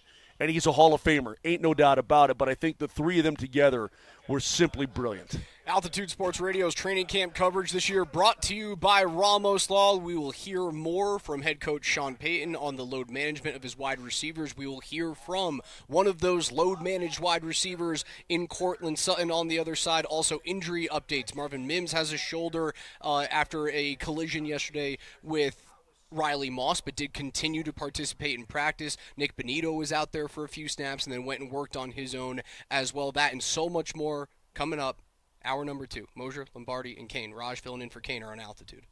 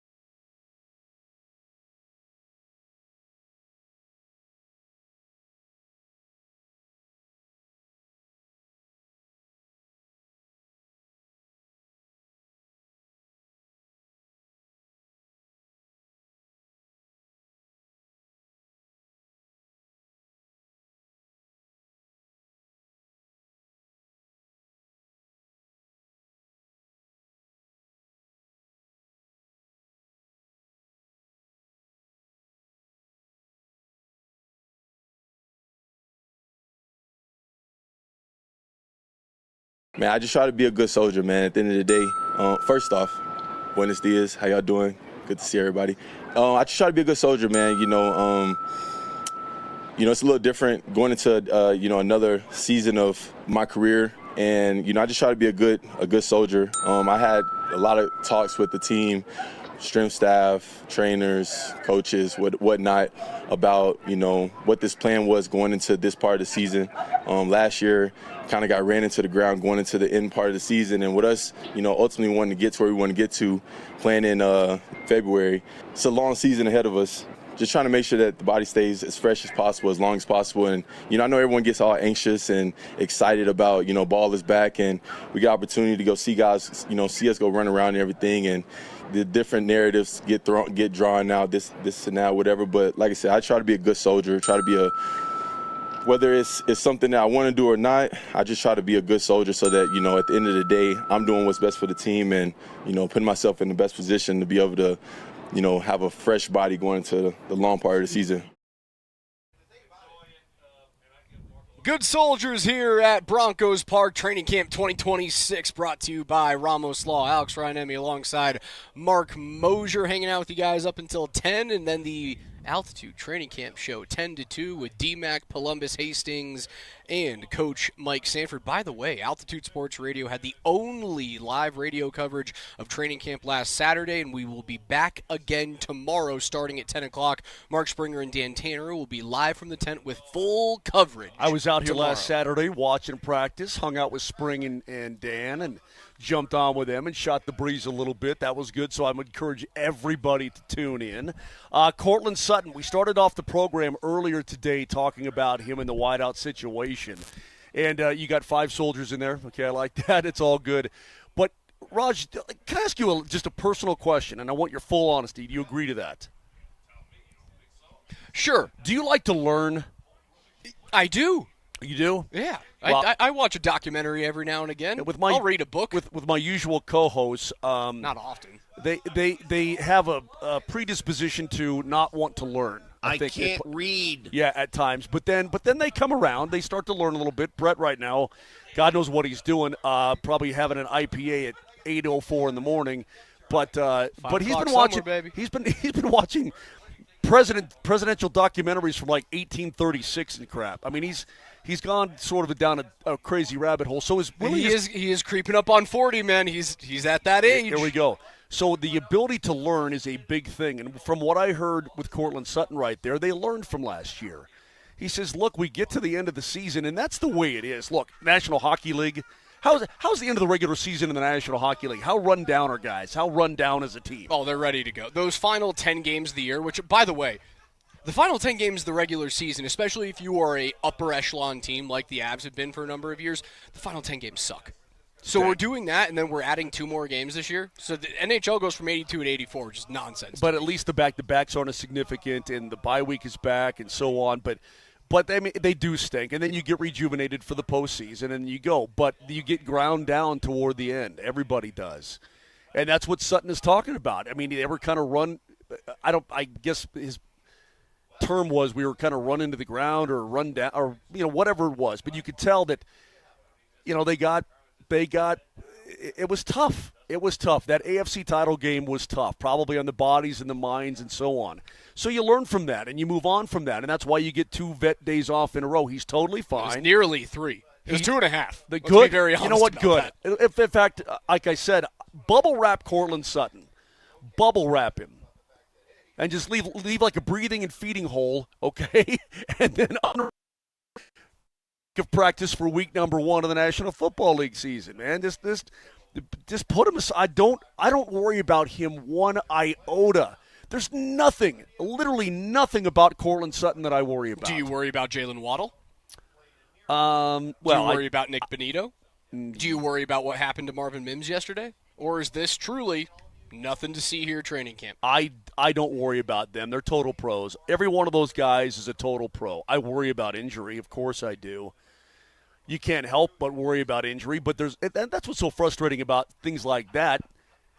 you worry about injury, but there's literally nothing you can do about it unless you keep guys off the field, which you can't do. This is football, man. They got to get in there, and they've got to get reps, and they've got to get up to speed, and they've got to get on the same page as their teammates and so on. But look, the professionalism out here, the want-to out here, the focus out here, the talent out here, I don't question any of that with the Denver Broncos. Any of it. Zero. Especially with the guys you just mentioned. Jalen Waddle's been nothing but a pro in his career. I'm not saying he hasn't been, but Jalen Waddle has been known to have soft tissue injuries that either bring him out of games that he has started or play games at significantly less than 100%. That's the only knock on him in Miami. And we're already seeing it. That is the risk you take. That's what the risk was with Dre Greenlaw. And now he's gone. That was the risk with Randy Gregory. He's gone, right? I mean, what a disaster that signing was. Hang on. That was the risk with J.K. Dobbins, who pinky swore with Andy Lindahl that he's going to stay healthy with the media, and then Andy, he's going to play 17 games this year. I hope to God it is the case. It's not these guys aren't doing anything to hurt themselves. It's just a very tough game, and bodies break. So, yeah, I mean, look, I trust these guys. I trust the way they take care of their bodies. I trust the training staff. Injuries happen. I mean, is there a lack of trust in Atlanta when their star linebacker blows a knee out and he's gone for the season? Before anything even starts, he's gone for the year? I mean, these things happen. So you're a proponent of keeping guys out. Like you said it earlier on in the show, if you gave Cortland a week to ramp up prior to the Monday night game on the road at Arrowhead. By the way, they're getting rid. It's no longer Gee-Ha Stadium. It is just going back to Arrowhead. I don't even know what I don't even know what that is. That's the actual name for Arrowhead. It was Gee-Ha Stadium. I know, but was that a company? That's like a company, right? Yeah, it's a company, but they've removed it now. It's I just saw Arrowhead. that. I saw that. Yeah.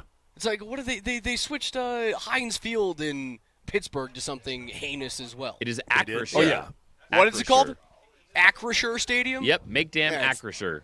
Absolute nonsense. Well, we've got Empower here. I mean, we've had a bunch of stuff on that stadium. You have, but it's changed enough over the years where it's gone from Invesco to Sports Authority to Empower that I feel comfortable with company here at Mile High.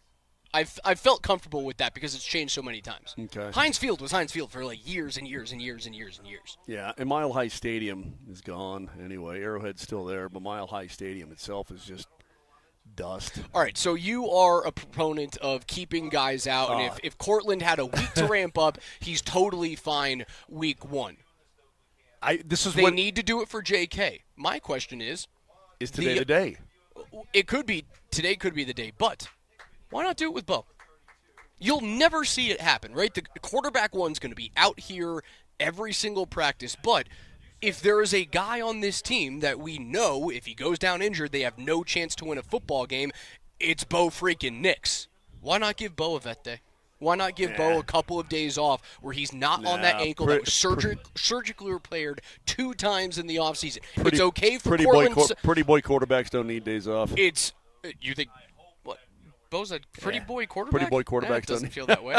So it's okay to do it. It's okay to do it with the wide receiver. It's okay to do it with an edge rusher. It's okay to do it with a running back. But the most important position in all of sports, it's not okay to do that with a quarterback. Well, my point is that because he makes the entire offense run, and everybody needs to wheel off of him and his brain and his ability. Everybody does.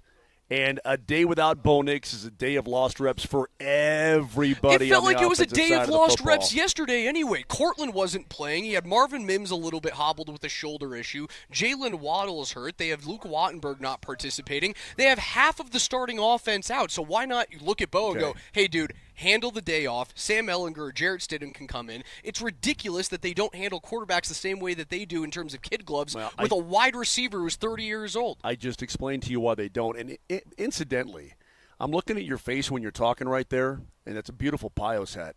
Thank I love that. It's a great hat. Our hat game's on point today. We got good hats. I got my sportsbook hat on. But you have that little frowny thing in between your eyebrows, And if you keep doing that, you're going to get lines there, man. I've learned the hard way over the years. Mine really started when my eyes were going bad. I didn't realize it, so I was squinting all the time. That sucked. I didn't really realize it for a couple of years. So is that why you're wearing sunglasses? No. I mean, but there's nothing I can do about that now. It's just that's Don't they make Botox for that? Don't they make serums for those things? Yep, been there, done that. Aren't your friends in television supposed to tell you that? Yeah, they are.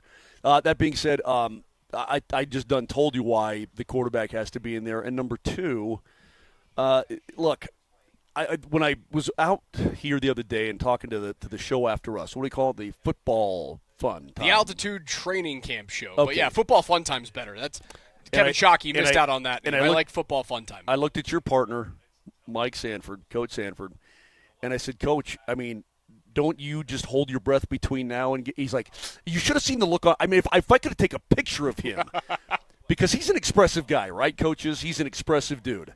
If I could take a picture of him and show you his face when I said that, and this was after Benito got hurt the day before, and he did one of these, one of those kind of things.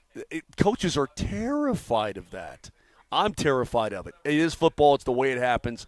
But his reaction was one of those, because then he relayed the story of a defensive lineman who he's already gone for the year before they even got really going. One of his big studs, and it's a real bummer. But with these pros and the way they approach the game and the way this organization approaches the season, I have no qualms whatsoever. You've got to get up to speed. You've got to get in sync.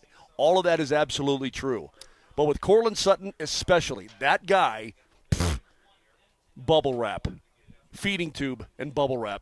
Here's Sean Payton on how he handles veteran rest and load management and how that wasn't a thing 2 decades ago. I think time has done that. I feel like we've had some incontinuity, or if that's a word, with our staff, with a lot of change. Yeah. But I think how we handle the vets, like, all right, 2026 would be entirely different. I know it was from 2016, and I don't even want you to look at 2006. Like, someone said load management in 2006. I'd been like, well, and here's the thing, we didn't know better. We didn't have the recovery stuff. We all had ice, we all had rest. There were certain things we knew. We were just starting on nutrition. Early in the South, it was about the heat, and you guys touched on it earlier, in managing the practices, truly two-a-days in that heat was difficult. So I think part of being a teacher, though, obviously, is always updating your teaching methods, and certainly the teachers today have a lot more access to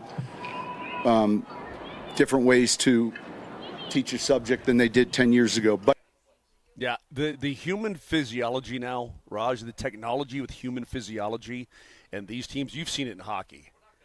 I don't know if it's trickled down to your level or not, but when you're talking about the Avalanche, the amount of technology they have to, I mean, the way a player aspirates. The biometrics hasn't trickled down to the youth game yet, but it's certainly there in major junior and college. And it's only advancing every single year. It's incredible. I mean, this is high science, bro. High science, and that's what Peyton's alluding to. 20 years ago, you didn't have all of that. You had ice, and eat right, man. Have more boneless, skinless chicken, or cottage cheese, whatever it is. But nowadays, man, it's down to a flippin' science, and every molecule in this goo that they put in their body, and every extra minute of recovery time and machinery and everything else, it's amazing. So you learn as you go along. See, you being a guy who does not like to learn, you probably would slough all this stuff off. Me being a guy who likes to learn and actually make my brain bigger, I'm adapting to all this kind of thing. I understand exactly what Sean Payton is saying, and I'm in for it. 303-504-0925 is where you guys can reach us today on the Champ Mazda text line. That's Mark Moser. I'm Alex Ryan. It's Altitude Sports Radio 92.5. 3 questions facing the Avalanche this season. We ask Mark Moser whether or not NHL.com got it right.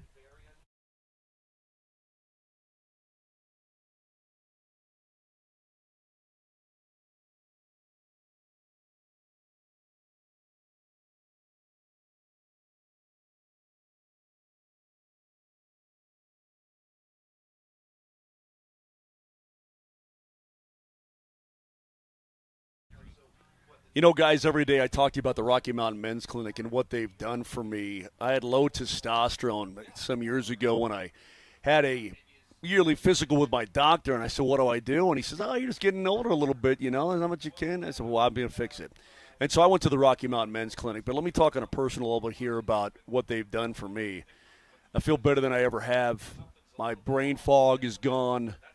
Energy's back. All that sort of thing. It's really working for me. And they've got these body composition plans that may be right up your alley.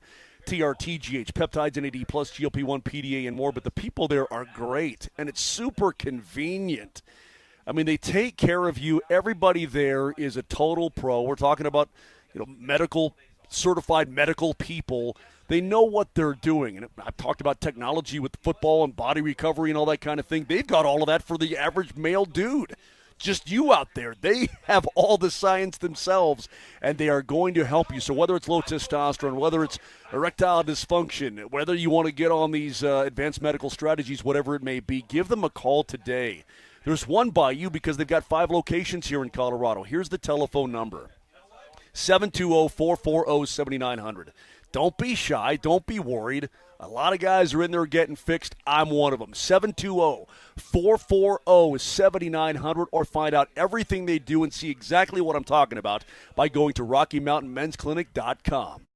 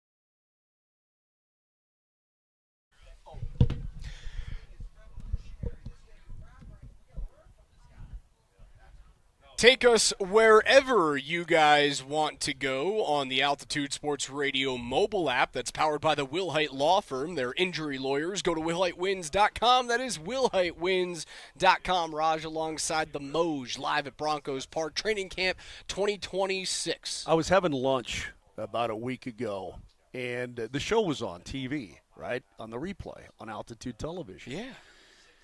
And the waitress gal goes, "Hey, is that you?" I go, "Yeah, that's me." She's like, "Oh, whoa." I'm like, "Oh yeah, it's me." I'm very important. Yeah, right. But I said it's weird because the show, you literally can't take it anywhere. It's beamed all over the globe via the satellite, right? I mean, that's why you got that Irish pub in Rome, Italy, having us on. We might be on right now in Rome at that Irish pub. Buenos dias. Someone's got it on the Metro on Altitude Plus. They could be in the subway in New York City. I mean, who knows where this goes? It could be on Altitude Plus 100%. It could be, on the Twitch or YouTube or wherever it is. People are watching. I'm curious. People are listening and watching. Who's the farthest person you think right now? Take a guess. Because you can go anywhere with this program. Anywhere. Don't you have cohorts in France? You could be at Machu Picchu in Peru and friggin' watch Moser, Lombardi, and Kane. It's Sans amazing. Kane, Sans Lombardi. Yeah, without Vic and without Brett because they're lazy lima beans. But Raj and Moj. I got a question for you. Anyway, I'm curious. 303-504-0925. If you're far away, be honest. Where you at? Go ahead. Is there any piece of equipment that makes you look like more of a nerd than looking through binoculars? How much of a loser do I look like right now? No, you look like you're trying to get. You look like you're trying to get the lowdown on something. Sleuthing, I'm looking for information. There's nothing. Whose are those, by the way? I think they're Lindahl's. Oh, okay. That's kind of minutia. Although it's hard to see here because you're ground level and the players are ground level, and guys go behind guys, and you really can't see some things. Oh, you want to know the hack?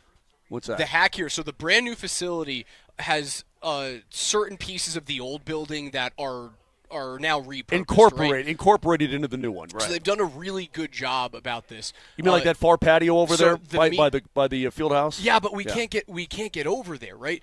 But behind the podium, there is a metal staircase with like two platforms on it, right? That you can go up onto, and you can see the entirety of the field. That's the media hack. That's the hack. Do not watch it. Don't be one of those the mouth breathers that has to look through all these bodies. Get on top of that landing. That's where you watch practice. I got a pair of small binoculars that I carry with me in my hockey bag, because as you know, in some of these buildings, you might as well be on the International Space Station, right? I mean, you're way like the new building at Edmonton. You're way up there. Pittsburgh, you're way up there.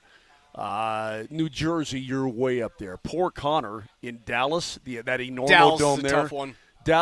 Connor's way up there. So I carry these binoculars, and I swear with God as my witness, I have not pulled them out to look at something on the ice in over a decade. Why am I toting these pigs around? Why? How was calling games at Arizona State when the Avalanche had to play against the Coyotes in a 3,500-person stadium where you were on top of the ice? It was unique. I liked it. I thought it was cool. Riker loved it. The old building, they say the old building, not the Nassau Coliseum, but the one in Brooklyn that the Islanders moved to before Barclays. Barclays Center. On the radio side, you were down, but when you look down to the right side, you're probably inside the blue line. In the corner. But as you look down to your right, the players were going in front of each other and then there's a Subaru at the end boards on a platform and all this kind of crap. But the players are going like this, and so you couldn't always really see because you weren't high enough, right? But at Mullet, man, it was great because you're right in the middle, and then you're pretty close to the ice. You could probably smell the dudes when they go to the penalty box. That's how close you were.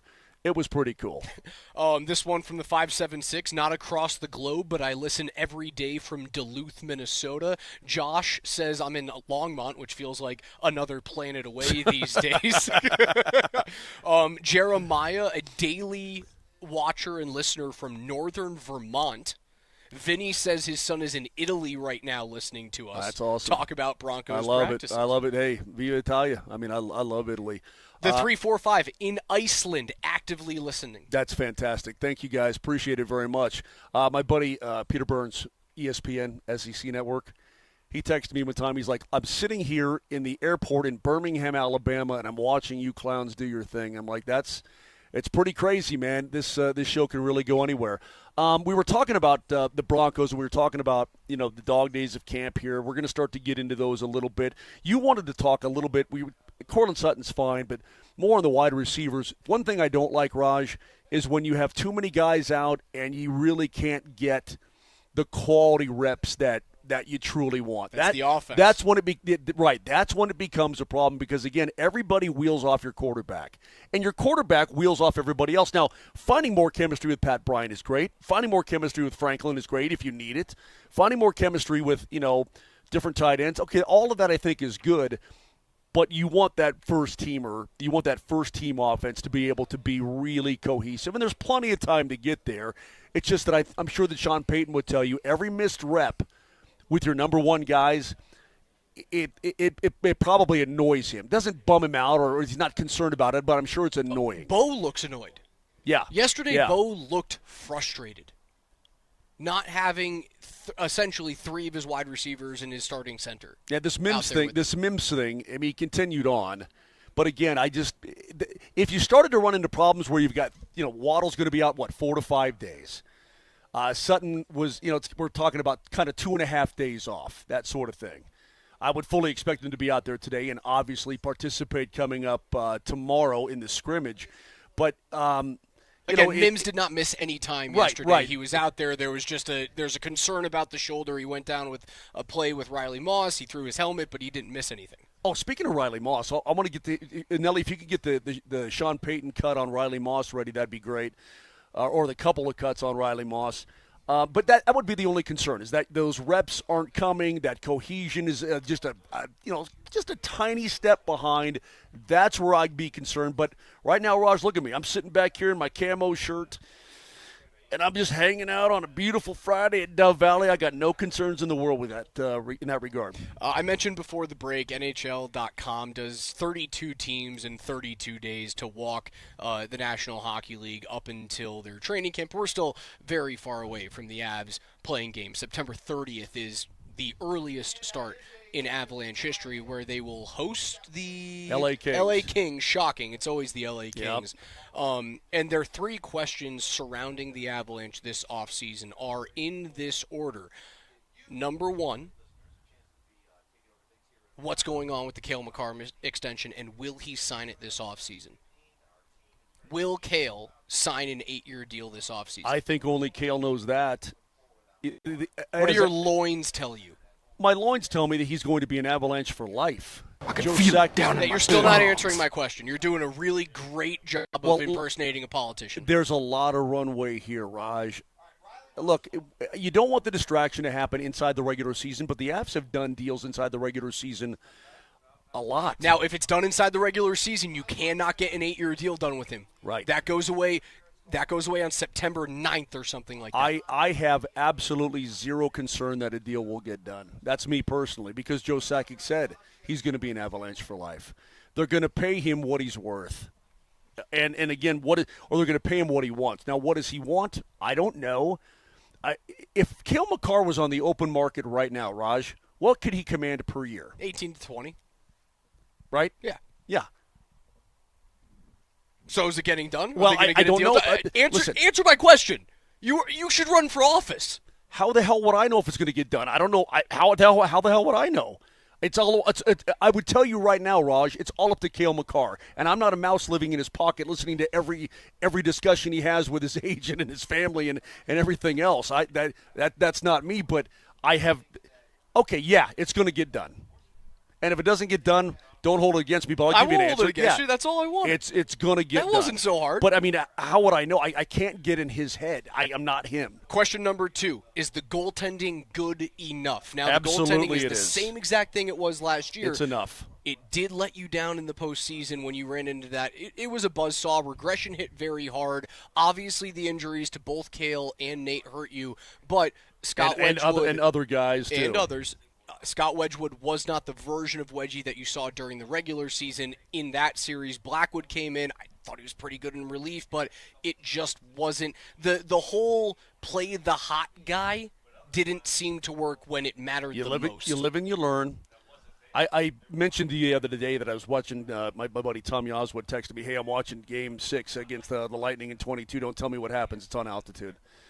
And I went back, and I see Darcy Kemper get handed the Stanley Cup. Now, Kemp's played pretty damn well, right? But in all honesty, Raj, both Mackenzie Blackwood and Scott Wedgwood really didn't play any worse than Darcy Kemper did at any point in that postseason. Correct. You know what I mean? And, of course, Francouz had to come in after Kemper got stabbed in the eye by Johansson.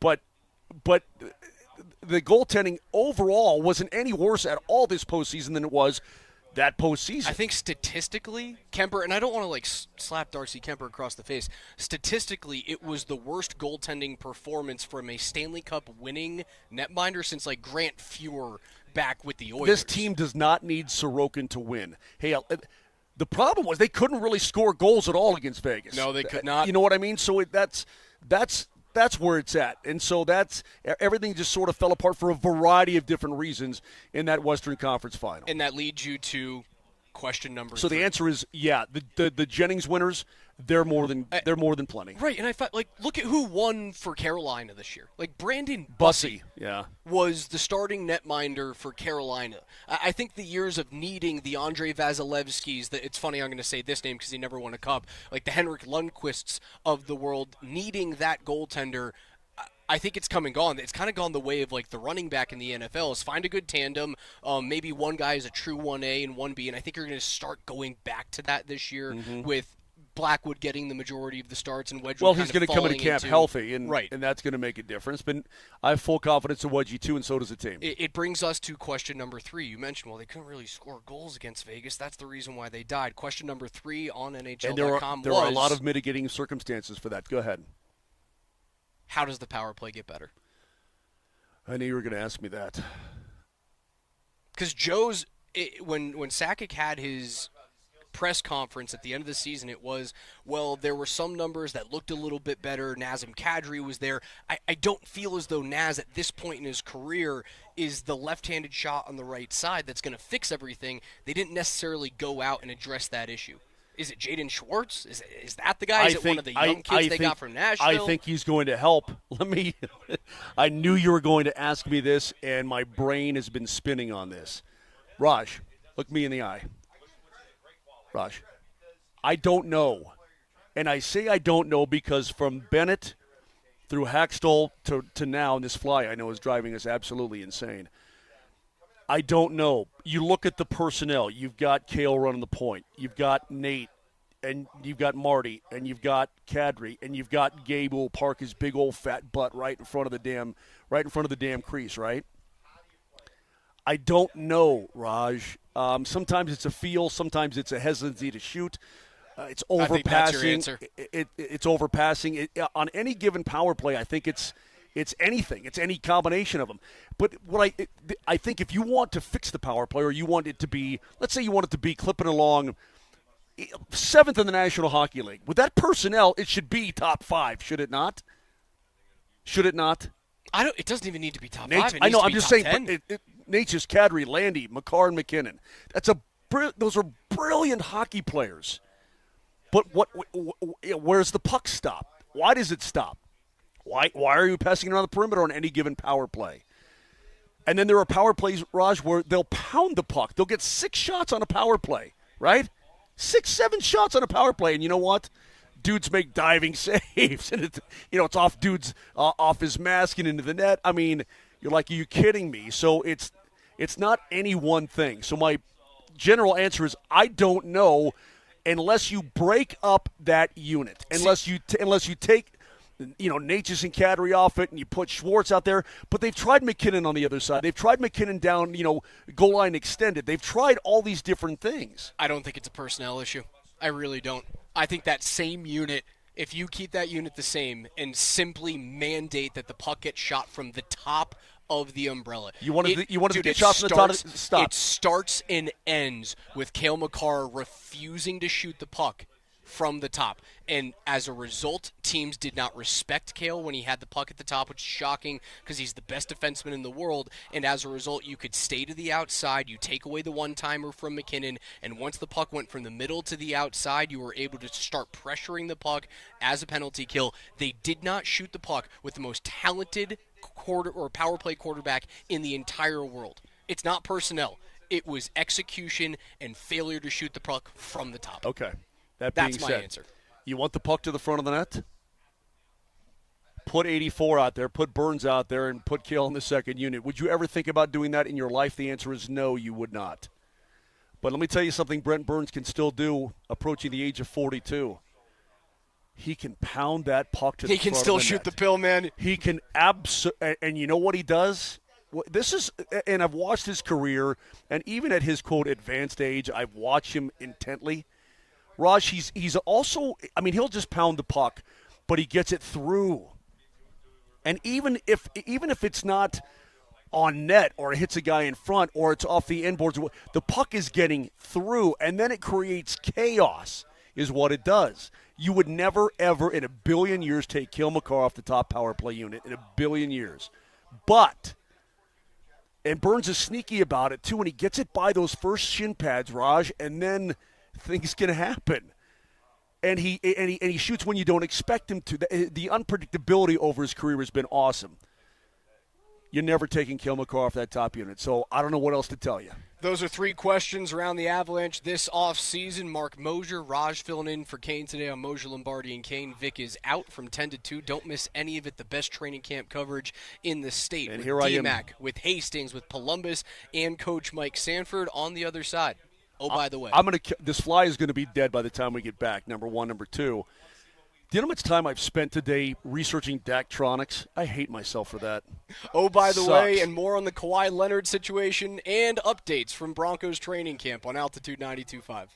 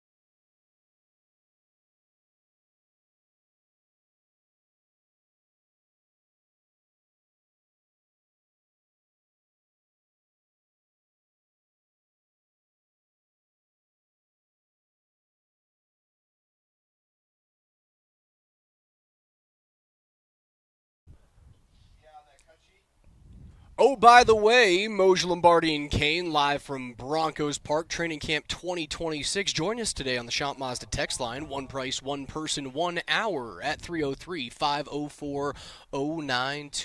Kaner out for the remainder of the week. He'll be back on Well, this Monday. is the end of the week, bro. Well, we're also going to be broadcasting live on Saturday, as we were the only station on Saturday. And Springer and Dan Tanner are going to be out there. I'll be here. 4 hours of coverage. What happened to his work ethic? What happened to that guy? I don't know. He's your partner. Lazy lima bean. Same with Vic, man. Vic's just screwing off today. The job is done. We can go home now. So, by the way, is stories that we have from around the world of sports that we think that you might want to hear about that we haven't talked about. And I want to get just real quickly, by the way, more into this Jahmyr Gibbs deal. The guaranteed money is about $500,000 less than Robinson got with Atlanta. But the overall deal is more. So, again, not the unguaranteed stuff, right, is more. But this is amazing to me, and I'm thinking about it. Raj, what if the boss came up to you and said, hey, Raj, you know what, you've been doing a great job. I'll tell you what I'm going to do. I'm going to more than double your salary. Kevin, you hear that? If anybody out there listening, the boss goes, you know what, Susan, Jimmy, whatever. Hey, I'm going to one of my favorite names. What was that guy's name? Giancarlo. You've been doing such a good job. I'm going to more than double your salary today. Does that sound good to you? And the Sounds last thing good is to me. I think I just made it look too easy. I'll take it, baby. Yeah, Nelly, same kind of story with you. Well, that's what these guys have all had happen. They're all making about 22 per, it's just, it's amazing to me. These guys are just getting all this bread, and good for them. Again, the days of the bell cow back waned for a long time. And now these bell cows, because they're so important to their offense, they're back. 3-year extension at $67.5 million. Average salary $22.5 million for Jahmyr Gibbs. $51.5 million guaranteed at signing. He can make as much as $75.75 million over the course of this deal. It's so much money for a guy in Detroit who, if Jahmyr Gibbs isn't going, Detroit isn't a threat in the NFC. I also think that their window has unfortunately passed them by. I thought their window was 2 years ago. I went back-to-back years being it's Detroit and Buffalo in the Super Bowl, as Kevin Shockey texted me with a laughing gif, so I appreciate that. Oh, no, that's Lil Wayne stacking cash. I like that, yeah. Thank you, Kevin. Oh, by the way. I guess that's a it ain't happening. Is that what that is? I don't know. Maybe it is happening. Lil Wayne makes some stacks. Oh, by the way, did you see the Boston Red Sox continue to absolutely roll? They are 6.5 games up in the AL wild card in terms of having the second spot. They're largely guaranteed to make the playoffs at this point, as are the New York Yankees. What a turnaround. For the turnaround for the Boston Red Sox and the Philadelphia Phillies to do what they have done after being so miserable at the beginning of the season is wild to me. Philadelphia's got a 1-game lead in the NL wild card over Arizona. Trailing very closely behind are San Diego and the Miami Marlins. San Diego 1 game back, Miami 3 games back. But did you see what Boston did last night against the Chicago White Sox? They became the first team in MLB history to score runs in 5 consecutive innings in the 9th inning or later. They trailed in the 9th. They trailed in the 10th. They trailed in the 11th. They trailed in the 12th. And they came back and they won in 13 innings against the Sox, their 8th straight win. You can't kill the Red Sox right now. That is, and when they got off to such a crap start, dude, I mean, they were terrible, were they not? And all of a sudden, these guys are on fire. I mean, if you're one of those Beantown seam heads, you've got to just be out of your gourd on how well your team has come back. You thought it was a lost season at the end of April, right? And into May and so on and so forth. Probably the end of May. And now they've just caught fire, and they are smoking. I wonder where they were. So May 20th of this year, Boston was 5 games under 500.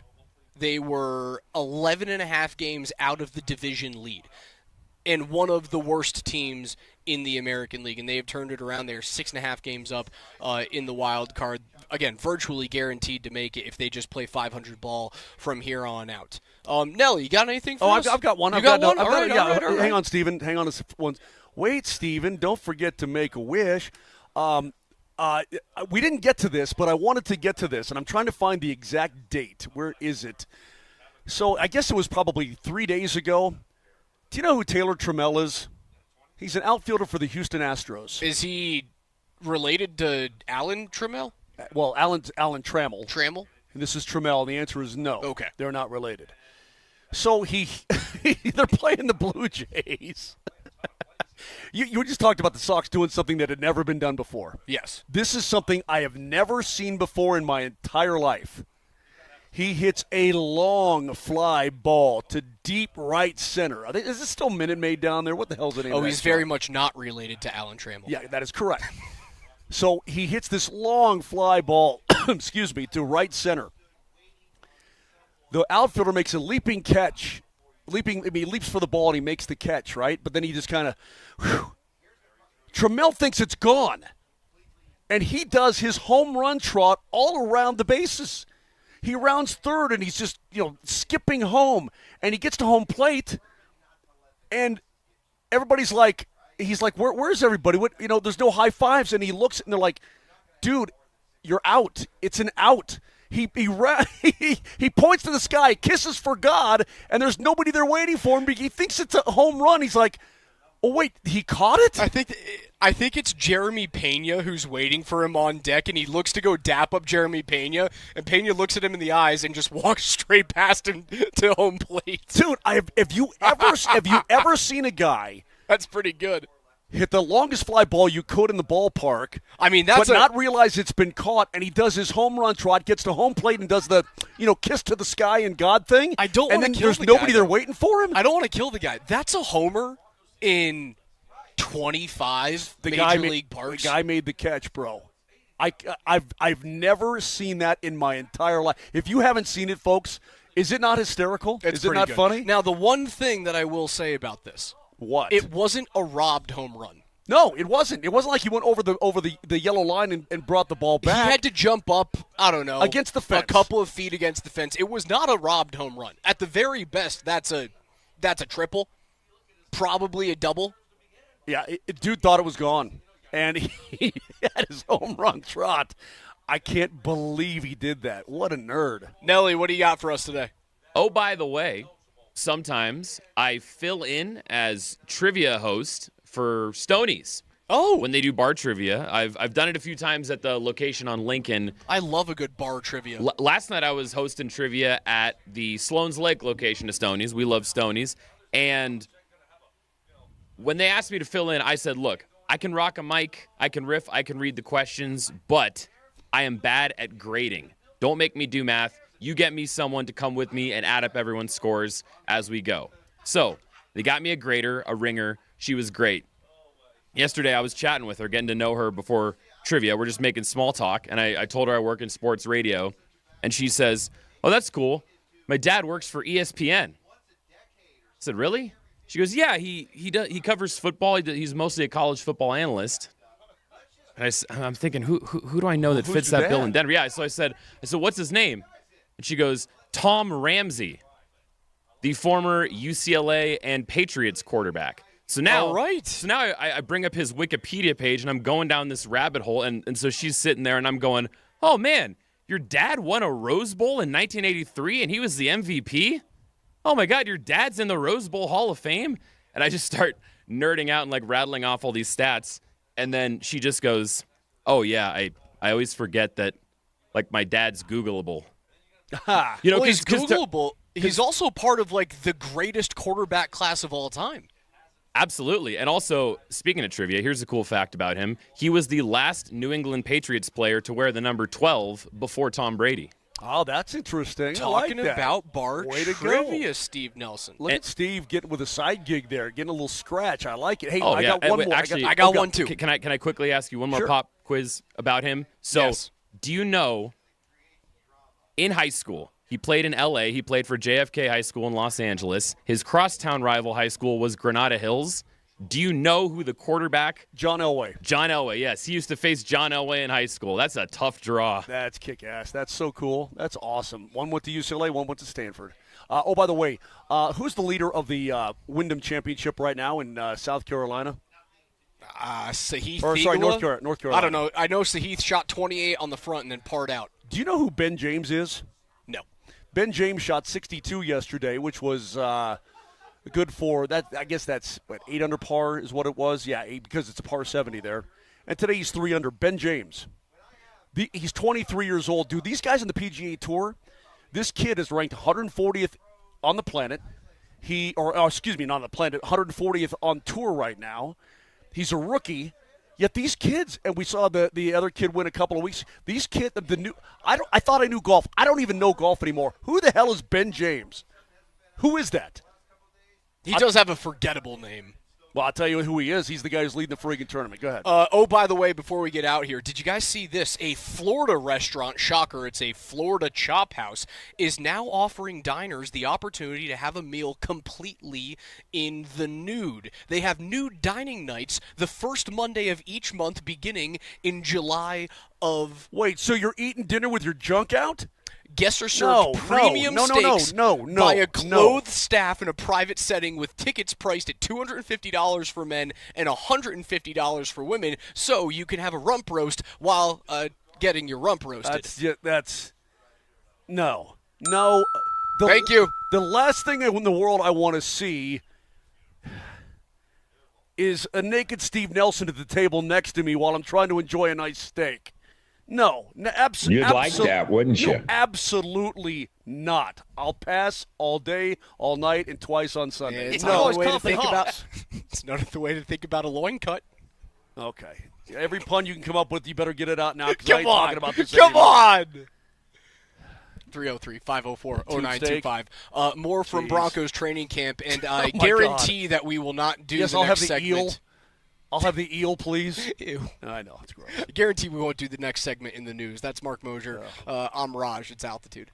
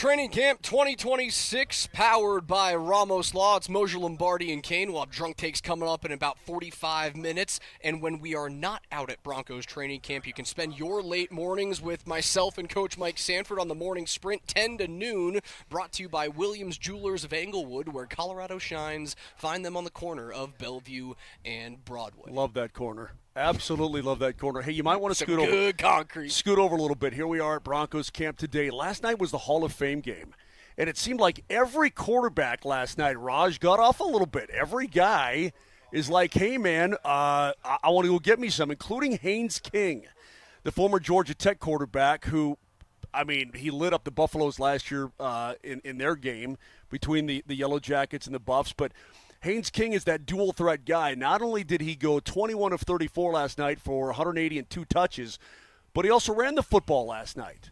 3 carries for 39 yards and a touch. Final play of the game. Touchdown won the game for Absolutely. Carolina. Kenny Pickett looked pretty good, believe it or not. Carson Beck looked phenomenal for the Cardinals. And you know who else looked good for the Cardinals? Their third stringer. You know who that is? Keaton Slovis. Keaton Slovis, the 8th. My name's Keaton Slovis. So I started doing that because, I mean, doesn't it, it's like Keaton Slovis the third, I think is what his real name is. But doesn't that sound like, oh, it's Keaton Slovis? When he was at USC, that's where he started his career. Keaton Slovis the 8th. Oh, what's going on? That being said, last night we had our first real game where guys were trying to tackle each other. That's good. We're going to have football every week from now through February, the Valentine's Day, right? The Super Bowl, right? Yeah, you are 7 days away from the Broncos participating in a fake football game. You better give yourself a little room. Scoot over here a little bit. What is going on? Why do I have to keep moving? Here's why. Because we're also perhaps 7 days away from Nelly.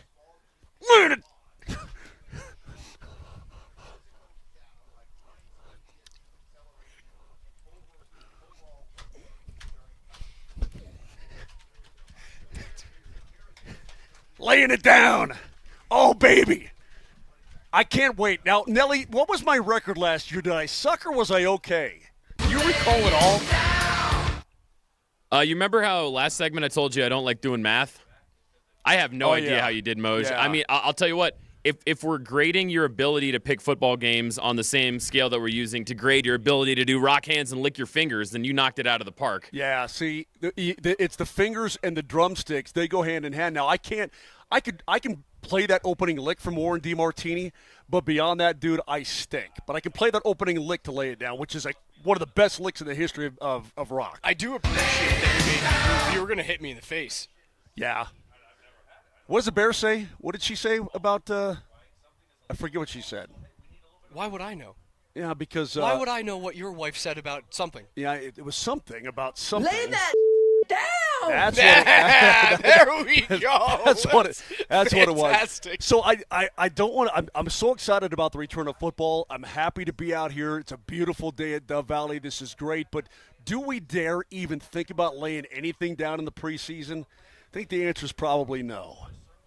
But it's coming. It's going to be there eventually. I mean, the bet to lay down historically last night would have been the under, and you would have been feeling great after 15 minutes of football. How about when they combined for 34 points in the second?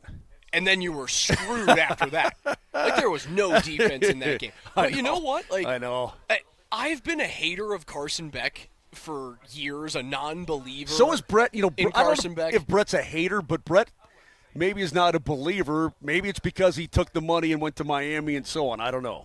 But looked solid, 15 of 19 for a touchdown, 188 yards. He and Jalen Brooks hit each other for like a 50-yard gain.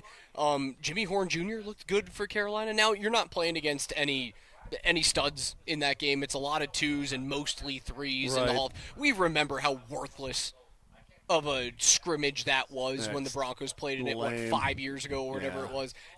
It's terrible. It's a travesty of a football game, but I'm not I can't lie to you, man. When I saw Mike Tirico come on the television, when I heard the Sunday Night Football theme, like it gave me a little tingle. Yeah. I'm ready to go. Yeah. It is back in full force. And Good for you, Brock Osweiler. Yeah. If you guys missed it last night on Altitude Sports Radio 92.5. We are your exclusive home for Westwood One, your exclusive home for primetime NFL football. That means every Thursday night, every Sunday night, every Monday night football game, including all those special holiday games leading all the way up to the Super Bowl this year. You can hear it right here on Altitude Sports Radio 92.5. The news and notes from yesterday. Hey, man, people on the Twitch feed say that my drumming was disgusting. That's not cool, man. The finger lick was a little well, aggressive. that's what you got to do when you lay it down your bread, especially coming off of a segment where we're talking about a monthly new dining subscription in Florida, man. Rush. You got to lick your fingers. Yeah, you got to lick your fingers to get them that little stickiness. So when you pick up your wad of cash from winning this year, from my lay it downs, it all goes hand in hand. You understand that, right? Okay, good. Good talk. Good talk. News and notes from yesterday out at Broncos training camp. There was a play between Riley Moss and Marvin Mims Jr., where Moss had, again, another spectacular day, but they both collided on a pass defense, like back-to-back plays where Moss swatted a ball away. No flags were thrown. The referees were out yesterday. Riley Moss spent a lot of time talking to the referees, which I think Bronco fans would be thrilled about, considering how many flags were thrown his direction last season. Mims went down to the ground, hit his shoulder, took his helmet off, threw it, and went talked to a few trainers, but did not miss any time. Sutton, half of practice, was with the team running some routes, and then went over to the far side of the facility, the north field, where he worked alongside Nick Bonito and some strength and conditioning coaches. Bonito got a few reps in. Luke Wattenberg did not participate yesterday in practice, and neither did Jalen Waddle. But it was a slower practice. It was a much less intense practice than it was on Wednesday when we were in our third straight day of full pads. Right. Today should be more of the same. Yeah, it should be the same. Gearing up. Well, maybe they'll ramp it up a little bit, gearing up for tomorrow's scrimmage. But nobody's gonna do anything to put them in a position where they won't be able to take part tomorrow. You know what I mean? And it's going to be a scorcher out here. And whoever is opposite of Pat Surtain, who's a future Hall of Famer, who is ever opposite of him, that guy, Raj, has to be a workhorse. That guy is going to see a lot of action. That guy, and again, because you're playing man, right? You're talking about, you're going to have some PIs. So I like the fact that Riley Moss is talking to the officials. Hey, what are you looking for? What are you not looking for? What can I get away with? And he's got flagged for some PIs, no doubt. But that's going to come with the territory. But that guy's going to get a ton of work. He always does. But I love that Sean Payton loves him too. He seems like a Sean Payton kind of guy. And the coach yesterday, Nelly, if you have those ready, was talking about Riley Moss and talking about the way he plays the game and how much the coach appreciates that. Was there one you wanted in particular? Because he dug into a lot of the stuff about Riley Moss, about the difficulties of being opposite PS2, how he can avoid being flagged, fact, all that Nelly, stuff. You pick the long one first, and we'll go from there. All right, you got it. When I see someone who's really good at taking the ball away, I see football IQ. And then someone who's playing with good leverage, okay. It's easy to say, take it away, but sometimes if you're not in a position, you're just catching up, trying to make a tackle. So I think that, I think he's a great study. That was actually Sean Payton on Jaquan McMillan, who's had just as good a camp as Riley Moss has, and they're both guys that you have to look into the future. Can you keep both of them? I think it's even a question, can you keep one of those players in Denver, knowing that the Bo Nix contract is coming up a couple of seasons from now? McMillan he's one of the better nickels in the league. He's playing well. And, and again, I go back to Jaquan, and if you're the Denver Broncos, this is a good problem to have. You know what I mean? If you're the Denver Broncos, you got, this guy's pushing this guy, and this guy's pushing this guy, and so on. It's not like, I guess it's a little bit like found money. It's great. But, of course, Coach also talked about Moss and what Moss brings to the table. Well, I think there's a little grit and toughness. He can bury the last play. He knows he's going to get a lot of, traffic and attention. I like his toughness. I think there's it's a tough position to play. And he doesn't back down at all from that. His confidence doesn't wane. That's a really good trait. Considering how stacked this defensive backfield is, Talanoa Hufanga and Brandon Jones, Pat Surtain, Jaquan McMillan, Riley Moss, who Sean Payton was referencing there in his availability with the media, how bad does it look that Jahdae Barron still can't get legit looks at outside It's corner? never a guy's fault where – I always say it's never a guy's fault where he's drafted, okay? And I think with Jahdae Barron, because that's on the team.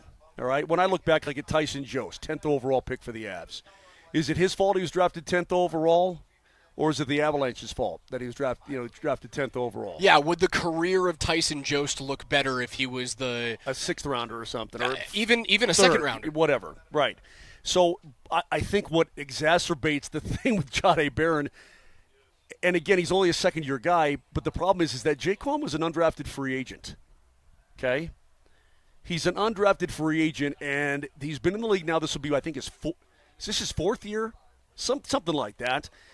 He was an undrafted free agent, and yet he's your starting nickel, and you're wondering, hey, man, if something should happen, I mean. Going into year 5. Okay, there you go. We can slide him to a corner spot and probably feel pretty comfortable with him, right?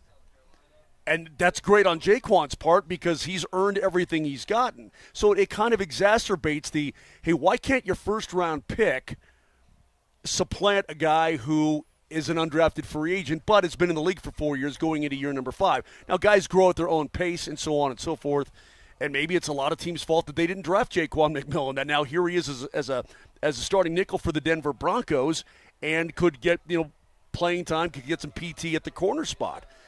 It's a tough look, but either way, it's a great problem for the Denver Broncos to have. I'd much rather have this than, hell, can't we find another guy to get out here and cover anybody? I mean, come on, man, right? It's a first-world problem that you're looking at the depth of the Broncos secondary and saying, well, there's not a way that Jahdae Barron can break into it right now. Again, I still think there's 3 players in that secondary with Moss, with Brandon Jones, and with McMillan that are going to need contracts coming up. So I don't think it's the worst thing in the world to look at Jahdae Barron and see what he could do at a safety position. Now, if you were to ask Sean Payton, he thinks it's ridiculous. He scoffs at it. I'm kind of in the mindset of Mike Sanford going, well, if he's not going to be a starting corner, certainly not starting over Pat, he's certainly not starting over Riley Moss, and if Riley Moss is in your long-term plans here in Denver.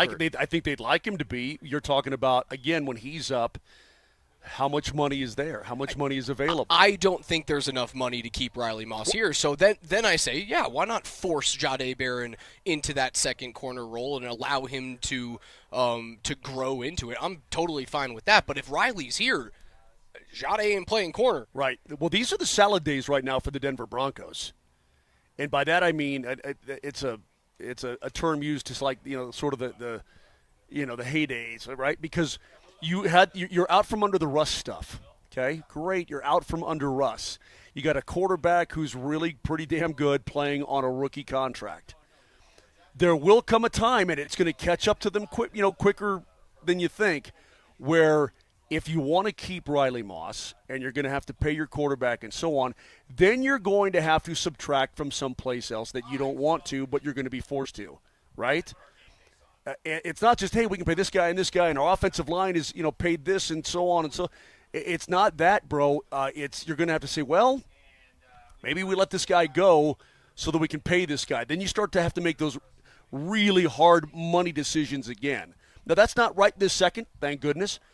But it's going to be upon you before you realize it. The altitude. I can't handle this fly anymore, dude. And it's been all up in our junk the entire day. Jesse smells. He rode his bike. Maybe the fly will go to him. Yeah, like the fly's all over him. If he's by you and I whack you with my hat to try to kill this fly, just take it. That's okay. I'll take it, buddy. All right, good. Search Altitude Sports Radio on YouTube today. That page is your video home base for all things 92.5, including the daily Altitude Training Camp Recap Podcast with DMac and Coach Mike Sanford. Subscribe today. Just search Altitude Sports Radio on YouTube. That's Mark Moser. I'm Raj filling in for Kane. Our live training camp coverage presented by Ramos Law continues in 4 minutes.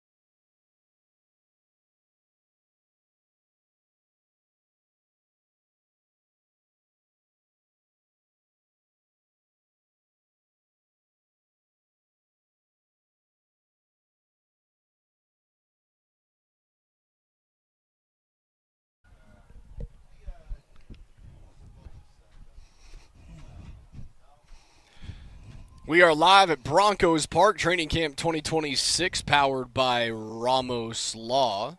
I want to tell people what's going on out here to begin this one of these final segments. Is that cool with you? We're out here at Broncos Park. Nelly is back at the Backus and Schenker Studios, serious lawyers for the seriously injured. You may tell us what is going on the field in front of us. Okay, so what we were talking about earlier is the field here at Dove Valley. And, again, they water the snot out of it. They do all they can, but these are football players who are on it every day doing football stuff. So the middle of the field gets chewed up. It gets brown. You know, you're tearing the roots out, and it's dying and that kind of thing. But they've got this crew out here who are going to town with sand and patch and all kinds of things trying to make this field as playable as possible. I count 10 people actively working on the turf. And so for those of you who wonder what it looks like, by the end of training camp, this is kind of how it goes. Picture Wimbledon, center court at Wimbledon. It's all beautiful green grass, but, you know, before the tournament begins, and then they show that time lapse. And by the end, it's all brown and dead and everything else because the tennis players have been running on it for weeks and that kind of thing. That's kind of how it goes out here, but these guys are doing their thing, and they're making sure that it's going to be safe for the players, and it's a good turf crew. But they got this thing called the Pogo Pro. It's over here to our right, just sticking in the ground, right? And I see this dude every day walking all over the field, and he jabs it into the ground. It's got these little prongy things, and he jabs it into the ground, and then it shows this electronic thing, and then he writes stuff down and all this kind of thing. And I'm like, okay, interesting. What the hell is that, right? Jesus, who just got shot? Oh, my God. Pogo Turf Pro. Anyway, it's called a Pogo Turf Pro, Pogo Pro. So what it is a professional wireless soil sensor and data intelligence platform used by golf courses, sports stadiums, and ground and landscaping managers. And so what it does is it measures soil temperature, soil moisture, Jesus, God. Try that one more time. Electrical conductivity, and salinity index to optimize landscape and turf health. There you that go. That was so good. Say electrical conductivity. Electrical conductivity. Yeah, well, because you're being deliberate. You're not trying to be like me and my stupid brain. But nonetheless, these guys are doing all they can because you can ill afford to have anybody sprain an ankle because they stepped into a that's pretty not ugly dip. That's not going to be the issue. We've been so nervous about injuries, especially when it comes to offensive players, and we've seen what has happened with Jalen Waddle pulling up a little bit lame 2 days ago and not being out for the rest of that long padded practice, and then walking around but not participating in yesterday's activities out there. Cortland Sutton having essentially 2.5 days of veteran rest. Now he did some work on the field with the team. I mean, he throws a pretty nice spiral. Cortland certainly does, man. He throws the ball pretty well for a wideout. But, even the Nick Bonito injury, none of this has happened because of the playing surface front of them. It is, it's pristine out there. Speaking of Nick Bonito, did you see he comes in on the top 100 NFL players at number 32? And here is the quote. Bonito has twice made the Pro Bowl, twice finished in the top 5 in the NFL in sacks, and twice made the NFL's top 100 list since 2024. He's done so leading a ferocious Broncos defense that accelerated Denver's rebuild under Sean Payton and had the franchise one win away from a Super Bowl trip last season. He added 2 more forced fumbles and a sack in the playoffs on top of a stellar regular season in which he posted the league's second highest pressure rate at 20.2% and the highest quick pressure rate at 11% among defenders with 200 pass rushes. NFL's Pro Insight for Nick Bonito. He tied for 4th in the NFL with 80 pressures last season, despite rushing the passer in just 397 of the 700 dropbacks that Denver faced. It brings me back to a complaint. That's the 62% snap rate that he's getting. What he's able to do in the 62% of the defensive snaps is ridiculous. Your bang for your buck on Nick Bonito has to be as high as any pass rusher in the league. That being said, can I give you an alternate theory on this, Raj? Please. Because I know you'd like to see that get up around, 70%? I think it's 75%. Okay. He becomes, you go from having the best next level pass rusher, right? Because I think your best pass rushers in the league, the T.J. Watts, the Myles Garretts, I think you have to throw Max Crosby up there as well. Okay. I think he's the best of the next group. Okay, and you very well could be correct, and I've given you credit for that throughout the course of this week. But how about this thought? Number one, my major retort to that is the Broncos defense is made to be rotational. It's designed to have different guys get in there and get a taste, right? Mm-hmm. Okay, so that's number one. Number two, what if you increased his snap total to 75%, or you get somewhere in Myles Garrett territory? Maybe what makes him so effective is that he's not at that rate. That maybe I'm not saying he couldn't handle 75% or more, if you're even thinking about it, of the snap count, but maybe the 62% is right in the Nick Bonitto wheelhouse so that when he's out there and in those situations, he is able to go full throttle and absolutely beat his man. He's running the 200, not the 1,500. Right. And that's what makes him. Maybe it's a little counterintuitive to say, well, Bob, if he's out there, man, he could lead the league in sacks if he's out there for more snaps. Yeah, maybe he could. I don't know what his ideal workload though is.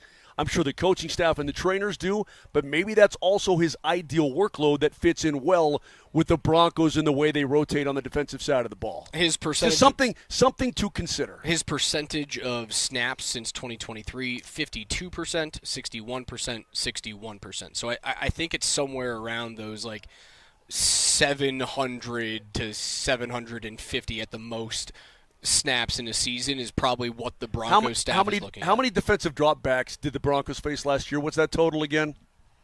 Give me that total. They faced 700 dropbacks. 700 dropbacks. If Nick, you like that movie I, Robot with Will Smith? Did you like that movie? Sure. That robot Sonny. Yeah. Remember the robot Sonny? Yes. If Nick Bonitto was a robot Sonny and his batteries were always fully charged, I'd like to see him out there for 700 dropbacks. But that ain't the way it works in the NFL, bro. You know what? It is. That's such a great point. It's such a great point. If I'm an opposing tackle, and I know, and Benito's he missed the last snap, right? But he comes back in, and I'm like, this guy's just sucked a Gatorade and hit the oxygen tank, and he looks fresh as a daisy, and I got to try to keep this guy off my guy's back. I mean, if I'm an opposing tackle, I'm like, I'm pissed. I don't want a fresh Bonitto. I want to be able to wear that guy out, for several plays in a row on a drive, and then by the end of that drive, he doesn't have the oomph to get to my quarterback. That's what I'd prefer. But when he's subbed out and he gets a quick breather and then comes back in on a 3rd and 8 and he puts my guy's blank in the dirt, that's going to bum me out. I wonder if Bonitto, if he was one of those 85, 90% defensive snap rate guys – the one that you look at is like T.J. Watt. He never comes off the field. If he was one of those players, Max Crosby, right? Would a reunion with Von Miller make more sense, right? Because Von has come out and said, if I were to be a Bronco, I would be like a spot-up three-point shooter. I come in, I'm an assassin. I do one thing. I come in on pass rushing downs, and I go. Crosby. His snap share averages around 94 to 96%. It's ridiculous. Yeah, it's absolute insanity. I wonder if he was more like a Max Crosby, bringing in a player like Vaughn, who is, I'm coming in on 3rd and long, and that's basically it. Makes more sense. If he's down in those 60 to 70% snap count rates, it doesn't make sense to bring in another player. And this is me saying this as a guy who's standing on the table, being like, bring Von Miller to camp. There's no reason not to. It doesn't make sense to bring another guy who's a low snap count.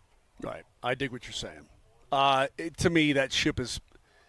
It's sailed. It's barring injury, barring legit injury, it has sailed. Well, so, and if I'm Von Miller right now, can Von Miller still help a football team? Sure.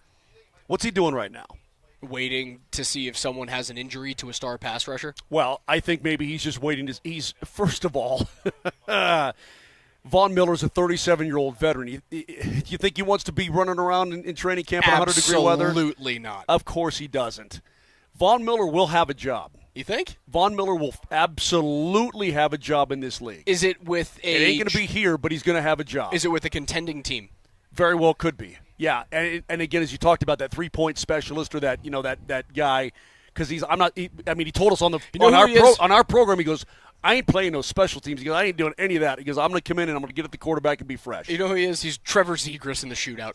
Yeah. I don't need you on the ice at 5-on-5, but if there's a penalty shot, brother, the puck's on your Although Zegras had a pretty good year. He had a good year, but I still didn't believe in him as an actual, hockey player. But you see what I'm talking about here is that this guy, he's going to be in phenomenal shape, is Von Miller, right? He's going to miss camp or most all of camp or whatever. He's going to find a situation that works for him. A team could use him, and he's going to play football this year. There's no doubt in my mind. It just ain't going to be here. Barring injury. Well, barring anything. I mean, I don't know anything. Injury, suspension. I don't feel like putting this out into but like on your boys. if the Nick Benito injury had been way worse, right? And it's just a roll up, and he was out there taking a few reps, and then he did the same thing that Sutton did yesterday: go out onto the ancillary field, work with some of your trainers. Had the injury been worse, then you call up Vaughn. You go, hey brother, we need you. Yeah. How's 50% of the defensive snaps sound to you? He doesn't even want that. He wants to be like a third and long specialist, I think, or a third down. I don't know. I don't know what that's the only way. That I don't know what he truly wants, but he mentioned that I could come in and give you some good pass rushes. Are we in pads? I see a back plate. We're in pads today. Yeah, all right. Looks like it. Yeah. So I guess ramp up a little bit for tomorrow. Okay. That is good to know. We will continue to give you guys updates out here to see who is out. I would expect Cortland Sutton to be a full participant today after 2.5 days off, but we do know that Jalen Waddle will not be part of practice today. He's expected to have 4 or 5 days in between yesterday and when he returns to practice. Fine with me. Dealing with some sort of muscle tightness. Fine with me. No problem. Waddle did have a more noticeable limp yesterday than he did when he left the field. He did. He was limping around a little bit. Now I guess that's tightness. I don't know. They got 857 massage therapists on this, in this facility, right? They've got every cold tank and every warm tank and every pool and every machine and everything. Loosen that mother up. If he's got a tight leg, loosen him up, man. Is that what it is? Tightness? I guess speaking of tight legs, Malcolm Roach tried a field goal yesterday in front of the fans. Oh, my God. And it was an atrocity. Compare that with Brandon Jones. Brandon Jones can kick a football. If I gave you the chance from the 15-yard line for a 25-yard field goal. How many chances do I get? 1. No, I'm missing it. Missing it. Absolutely, you're going to miss it. I'm going to miss it. If you give me 3, I think I could put one. I could put one through the uprights at 3. It would barely clear the bottom crossbar, but I think I could do it. From 25 yards. I think I could do it from 25 yards, but I would need 3. The first one's going to be atrocious. Yeah. I'm sure it would be.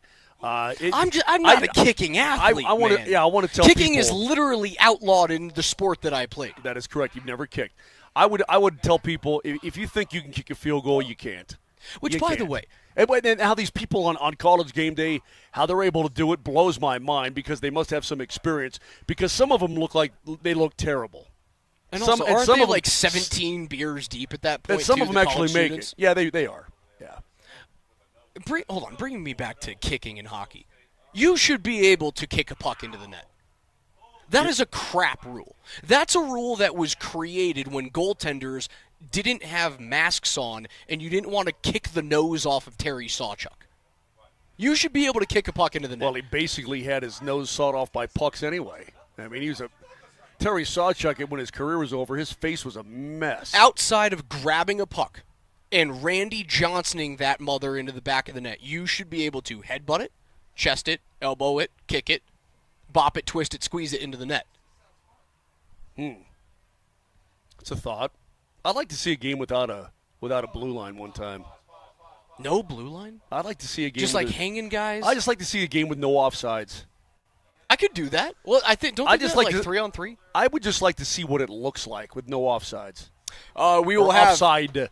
I'd be same as soccer. I'd love to see what a soccer game would look like with no offside. With the guys who run up and down with their little flag, if those guys became irrelevant. That would be interesting to me. I'm not saying it would work, but I'd like to see it one time. We'll wrap everything up on the other side. Our favorite part of the week, Drunk Takes. It's next.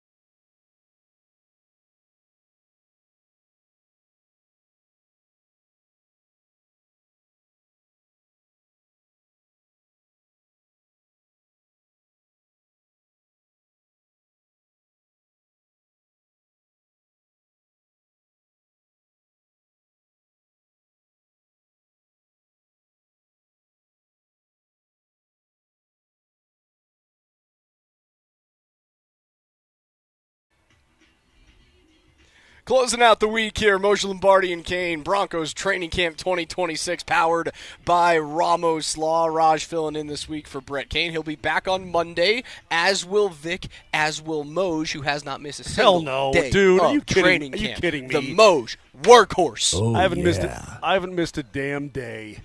These lazy lima beans are out doing whatever it is they do. If you think I'm showing up on Monday or any day next week, you're out of your mind, Kevin. Take this as your first alert. I'm gone. Mo's gone. Mo's gone. I'm going to use Andy's nerd binoculars to try and figure out who I got is a Luke actually. Wattenberg. Oh, Luke Wattenberg update. I've got a Luke Wattenberg update. Luke Wattenberg, hair pulled back in a tight pony. And he's got kind of curly hair anyway, right? Pulled back in a tight pony. You'll see with your kid eventually, right? You'll see with your little one eventually. I spot a mic. Fact of the matter is that he's out there, but he's just in his jersey and a pair of shorts. He will not practice today, but he is hanging out with the offensive linemen. So if you want to peek around the corner with your specs there, Raj, go ahead and stand up. Take a look. You see him, Jesse? Jesse's got him. Oh, that is a tight bun. Isn't that a tight? Look at you. That's a tight little thing going on there. Slicked back. Yeah. It looks like he's wearing a freaking kimono. Well, I mean, it's his jersey. It's his jersey. Yeah. It's like, well, he's a center, dude. It's like every jersey when he's not in pads looks like a pup tent. Yeah, that's what it is. Dude's wearing a pup tent or a muumuu. That's what it looks like. It does look like a muumuu. It looks like a muumuu. Yes. I figured out that muumuu was spelled with 2 U's and not 2 O's. I thought it was like Moo the cow. No, it's muumuu. It's not quite. Just think of Mama Cass, and that's all you need to know. Hey, a couple things before we get out of here today, and Drunk Take's coming up here in about 6 minutes. Let's talk about what we've learned for this week of training camp. I love it. What have you learned for this week of training camp? That the defense, number one, is ramped it up, and the defense has had the better days, and your quarterback got a little annoyed yesterday. Yeah, he was a little bit pissed off. And I think the reason why Bo Nix has been a little annoyed is that he doesn't have the full complement of his wide receivers, and then also notably not his starting center. I have learned that Sam Ehlinger should be the backup quarterback on this team. You think so? It's going to save you money. You can roll that into next season where you're going to need the cap savings. He just feels like it's his job to take. He does more things like Bo Nix than Jarrett Stidham does. And I hate to say this, man. We talked about it with Leggy for almost 45 minutes.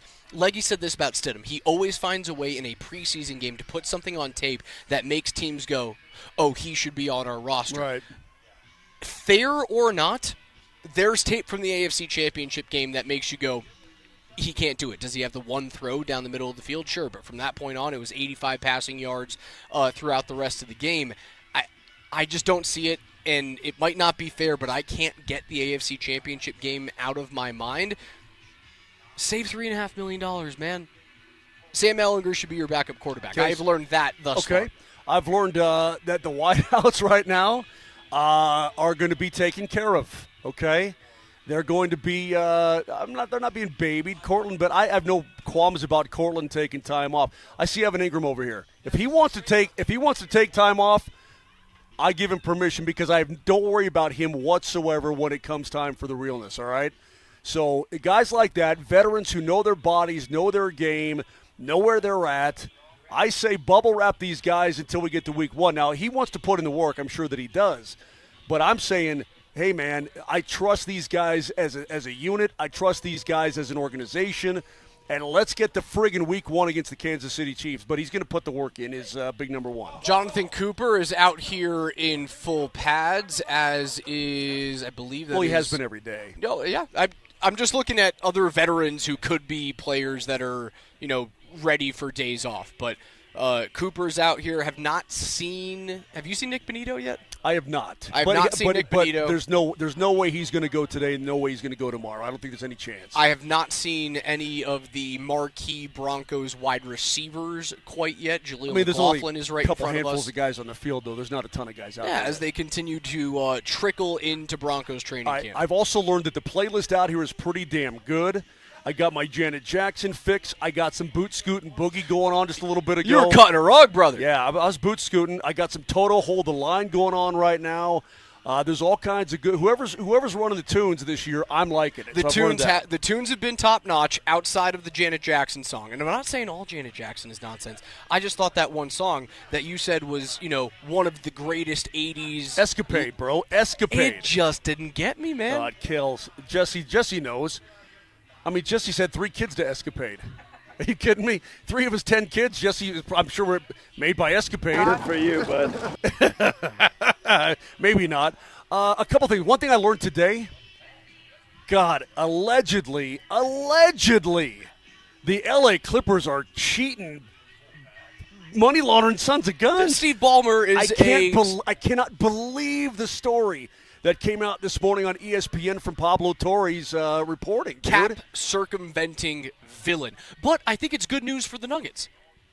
The Clippers situation, this trade with Kawhi Leonard back to Toronto, right? That's not going to be resolved. Take the Clippers out of the Peyton Watson situation. Oh, thank God. Yeah, I think it's a good thing for the Nuggets. Maybe you're right about that. But again, on his podcast, Pablo Torre finds out not only the aspiration situation, right, where allegedly he was paid under the table by this tree farm or green banking company or whatever the heck it is, but now Daktronics, the biggest electronics scoreboard maker maybe in the world, who did the big Halo, the super $1 million, multi-million-dollar Halo. Vision? I don't know. Ballerina Vision? I don't know. Did I get that name right? But according to the story, somebody interviewed by Torre identified as, quote, an anonymous. Oh, that's Rat Round and Round. Oh, my God, this is my dream camp. I'm never leaving. I am absolutely never leaving. I'll hold you to that. Anonymous high-level source under contract for Into a Dome alleged the sponsorship deal with Daktronics, which is not a company that deals with the consumer, right? They are a business dealing with a company, was 1,000% a way to circumvent the salary cap. It was funneling money from the Clippers through Daktronics and back to Kawhi, end quote. I mean, if this is true, dude, that's 2 hands in the cookie jar of major proportions. The league is, I swear to God, if nothing comes of this, I've learned today that I am going to freak. Well, is it 2 hands in the cookie jar, or is it 1 hand just taking more cookies? However you want to categorize it. It sucks. Comes around, goes around. Mike McGlinchey, another veteran who you would look at. When is he going to get a day off? Mike McGlinchey is in full pads with the rest of the offensive line. Hey, man. Those big uglies, man, they don't take days off, man. Big uglies get out there and bash. Also, I kind of bashed the use of binoculars earlier on in the program. I fully take that back. These are great. I don't care how much of a nerd I look. These things rock. They're pretty good, aren't they? Hey, Nelly, it is time for our favorite part of the week. It's Drunk Takes. Moser, Lombardi, and Kane present Drunk Takes. For the record, I think this sort of dehumanizes us. And it really cracks at our credibility as a show. Drunk Takes. They are clips throughout the week. Nelly takes them, he slows them down, makes us sound like we're hammered. No Vic today, no Brett. They'll be back next week, so don't worry. This so lazy. This segment will be back in full force next week. But Nelly, what do you got for us, man? Tim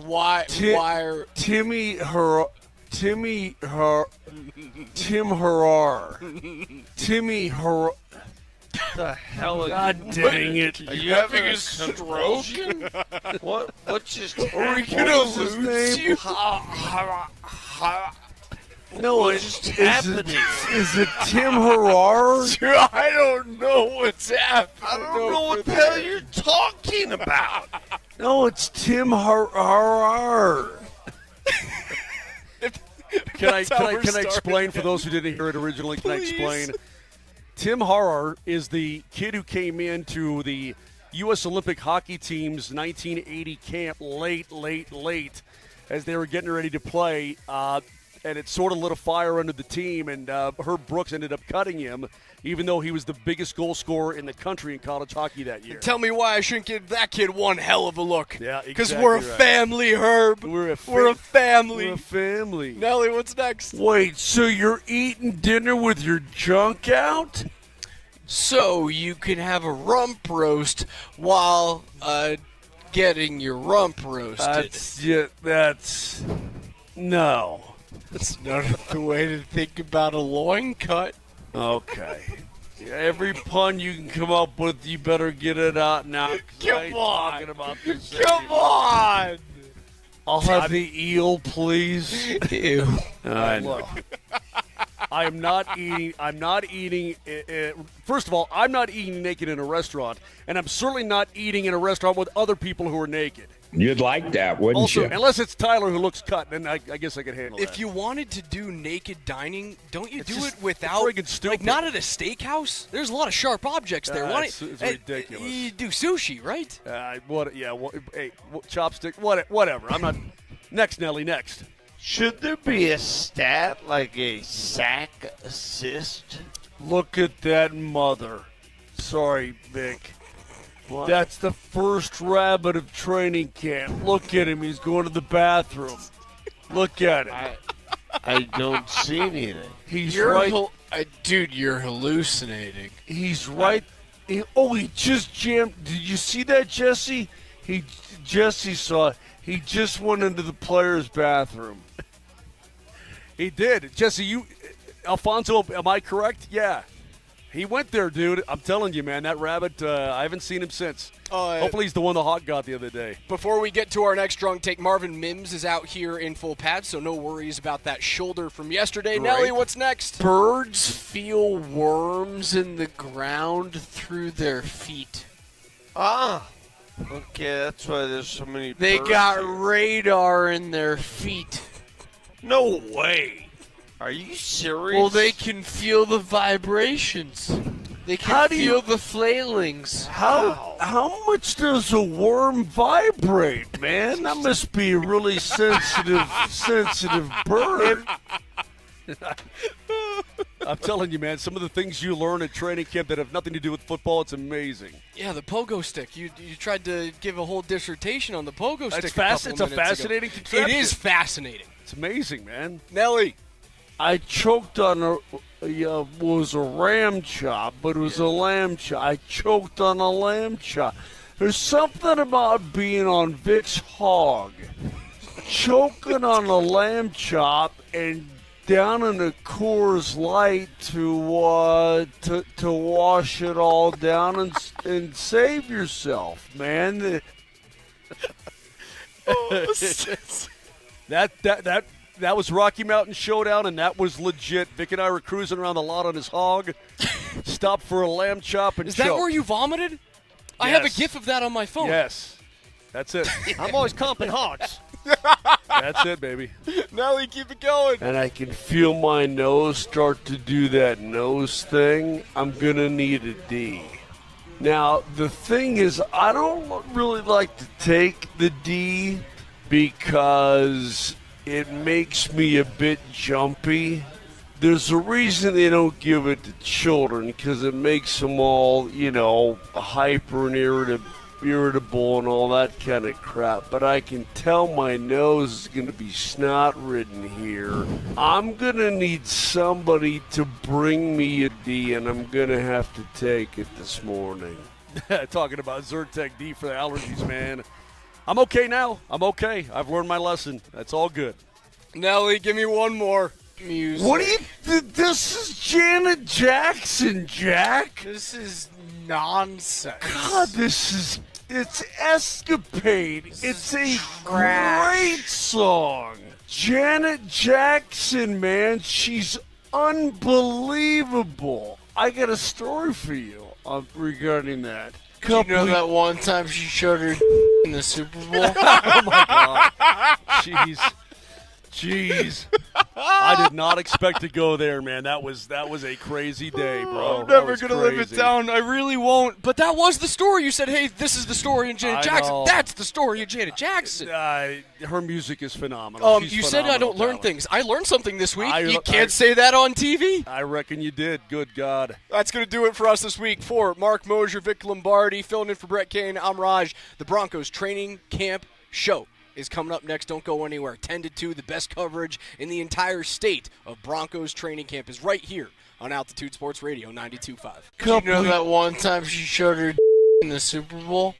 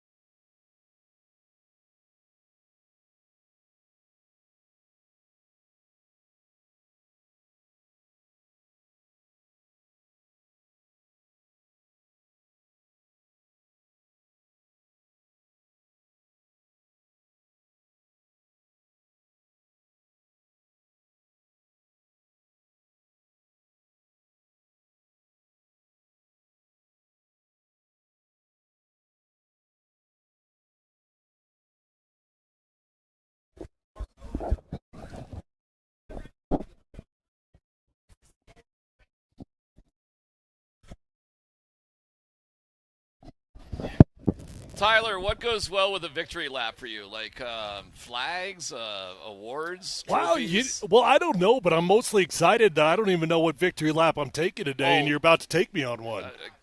There's 19 suited and booted, as you claimed yesterday. Oh, I did. Yeah, I'm not. That's like a minor victory lap because I thought you all were so dumb on that. I didn't even consider it. Oh gosh, Yeah. here we go again. Yeah. Hey guys, it's 10 a.m. Even when I'm giving a compliment. Hey, even when I'm handing I mean, you I just don't need it because like it was just never in doubt for me. Tyler, it was just never DMac, a moment. Tyler and DMac, can I get a word in, please?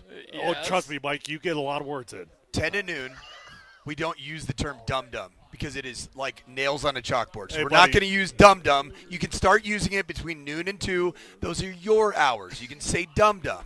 But as of now, we can just have What's wrong with dum-dum? I just don't. It's like a friendly, literally nails on a chalkboard. It's a friendly way of saying, man, you're an idiot. I like it. I like that better. Yeah. Just call me a damn idiot. Yeah. No. Dum-dum is a much more friendly way. They are in full pads, which surprises me. That surprised the hell out of me. Marvin Mims is out here. Well, let's do a roll call of everybody else. How's Cortland Sutton? Is he still? Is that Sut right there? Is he still being a good sideline soldier? Do you think that's him right there with the jersey rolled up? I don't know if that guy's big enough. I'll tell you my first surprise of the day, boys. What's that? I'm surprised they're in full pads. That's shocking. Yeah, I'm really Full surprised. pads. Shocking. I've immediately got a conspiracy. I want to hear about it. I think my head's in the same spot. Is it? Okay. Does it have anything to do with tomorrow? Yeah. Okay, I want to hear yours. Immediate conspiracy is that the big scheduled scrimmage was supposed to be for tomorrow. Sean's not going to be here. I'm wondering if they bumped the whole dang thing up a day without telling anyone. Wow. I mean, I could be wrong That's a here, good one. but I'd be surprised for them to go out in full pads the day before a big old scrimmage if nothing changed. NFL protocol. Could Sean completely cancel tomorrow? Yeah, you'd be really screwing over. You could screw over a lot of fans. I was wondering about that. You would. There's 1,000 people. It would suck. I wouldn't feel great. I'll say this. As a head football coach of any level, let alone the biggest level of all levels, with Super Bowl aspirations on the line, I wouldn't feel great not being here on a scrimmage day. But you could easily do the scrimmage today, and tomorrow could be, whatever, just for the fans. I mean, you could put something tomorrow together. they could still have practice, just dial it way down. Yeah. Tomorrow could be a helmets-only day. Right. Raj, are you on the spy alert? You got those huge binoculars out. Are we looking for They're not mine. They're Andy's. I've stolen them. Holy I made cow. fun of them because I feel like a dweeb, but they rock. Binoculars are the best. And they're not cheap either. Last 2 training camps ago, I was going to buy a really nice set of binoculars. Check out Cabela's clearance section. They've got those killer hunting knocks, dude. I got some binoculars that were $1,000 for 200. Woo! They're freaking $1,000. Well, I mean, these are badass hunting. Yeah, like these things can look forever. And we live in a state where binoculars are fun to have. Yeah, there's big clear open skies. $200, man. I mean, listen, I'm not saying 200 is cheap for binoculars. No, but for the $1,000 quality pair, of what I got, you could probably see things that are. You could probably be in Parker and see things in Evergreen. Well, thanks to these Chinese-made, I'm assuming not Cabela. You got those off Alibaba? I got these off Andy Lindahl. They're just mine now. Okay. We do have eyes on Cortland Sutton. He is in full pads today. Look at that. Now, that doesn't mean he's going to really practice because, Let me see those bad boys. He'll be a good Tyler, soldier. I want you to go where you need to go, and you know where to go, man. Where do I need to go? Powers. Ben Powers. All on right, it. I need Ben Powers. I need eyes on BP. We need eyes on Nick Benito. I just don't know how to even work these cheap old these things aren't going to cut it for me, That's a pair of Amazon. These are definitely not HD. Bangers.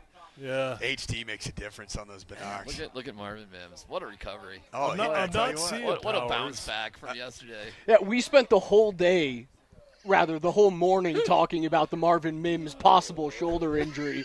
And Tyler's here like, it wasn't anything. Yeah, he was right. He was right. It was the lead story on the training camp podcast was Marvin Mims going Ben down Powers is and there. throwing his helmet. Yeah, Ben's out there, full pads. So that was a vet day. Yeah. I mean, listen, it doesn't take a genius to realize when a guy gets smoked on back-to-back plays, he's pissed off about that. Yeah. That's what he's angry about. Riley Moss got the best of him on back-to-back plays. All right, let's talk about our biggest conspiracy. I wonder if he can hear you. We're like in perfect earshot. I'm talking about number 19. Jeez. One advantage Tyler has, he is bigger than everybody out here. Aside from Tyler Miller. Yeah, he's know, definitely bigger than Marvin Mims. Yeah, You know what's funny? I got bigger biceps than Tyler Miller. I know that. There you go. I'll tell you this about so I knew yesterday about it was in the afternoon, probably about 3 or 4 o'clock. I knew that Tyler's theory on Marvin Mims was accurate. Why? Jaden Knowles of 9 News weather fame. Yes. Was a teammate of Marvin Oh, Mims yeah. Jr. at Oklahoma. Oklahoma, they played right. together. Right. And they were doing a video, like literally at the end, yesterday after practice in the media room. They were doing like a fun little, TikTok video together. Oh, that's and cool. Marvin Mims was all smiles. Like it was, he was in his pad. Like he was. He had a hissy fit. Yeah, he was upset. Dude, you took your helmet, threw it on the ground. Say it a little louder for the people in the back. I'm going to be As quiet. Marvin's Tyler can say that Was one. he 38 feet away? Maybe. No. Maybe. No, I'm glad he's all right. At the end of the day, these days, certainly that Jalen Waddle is most likely not going to be out here. Oh, yeah, eyes on Waddle. Is he even here at all? Is he I'm walking sure around? Yeah. I wonder if he's got as much, if he's favoring the leg as much, but still great. I mean, in the absence of Jalen Waddle, Marvin Mims Jr. has even more opportunities to create a little bit more, I'm here, I'm the guy, and you who's done that, Pat Bryant. Pat Bryant, you know what? I talked about it last night. Pat Bryant he's just done his job, man. He's done his job. He's reminded me of is Tim Patrick. When Tim Patrick, he didn't get all the opportunities in the world, but, man, when he got an opportunity, he showcased himself. He caught the dang ball. And Pat Bryant right now is getting some more reps. I don't think he's got a fighting chance of getting into the starting 3, but I do think he's got a chance of making it very interesting in terms of the rotation. We do have eyes on Nick Benito in 100% full gear, full pads, and out here taking the first team reps, which is a walkthrough, so he very easily could be just doing walkthrough an individual today and maybe sit out the team competitive 11-on-11 drills. Luke Wattenberg?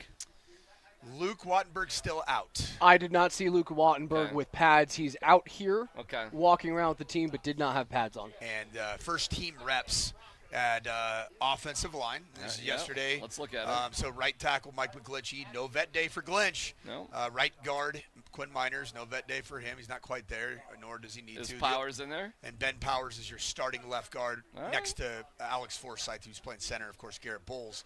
I do find it interesting. Garrett Bowles not a vet day guy. Guys, this has to be a scrimmage today. Why would they be doing this? If it's I don't know. I mean, Sean is old school, so it doesn't mean that they're doing the scrimmage, but it does feel suspicious for sure.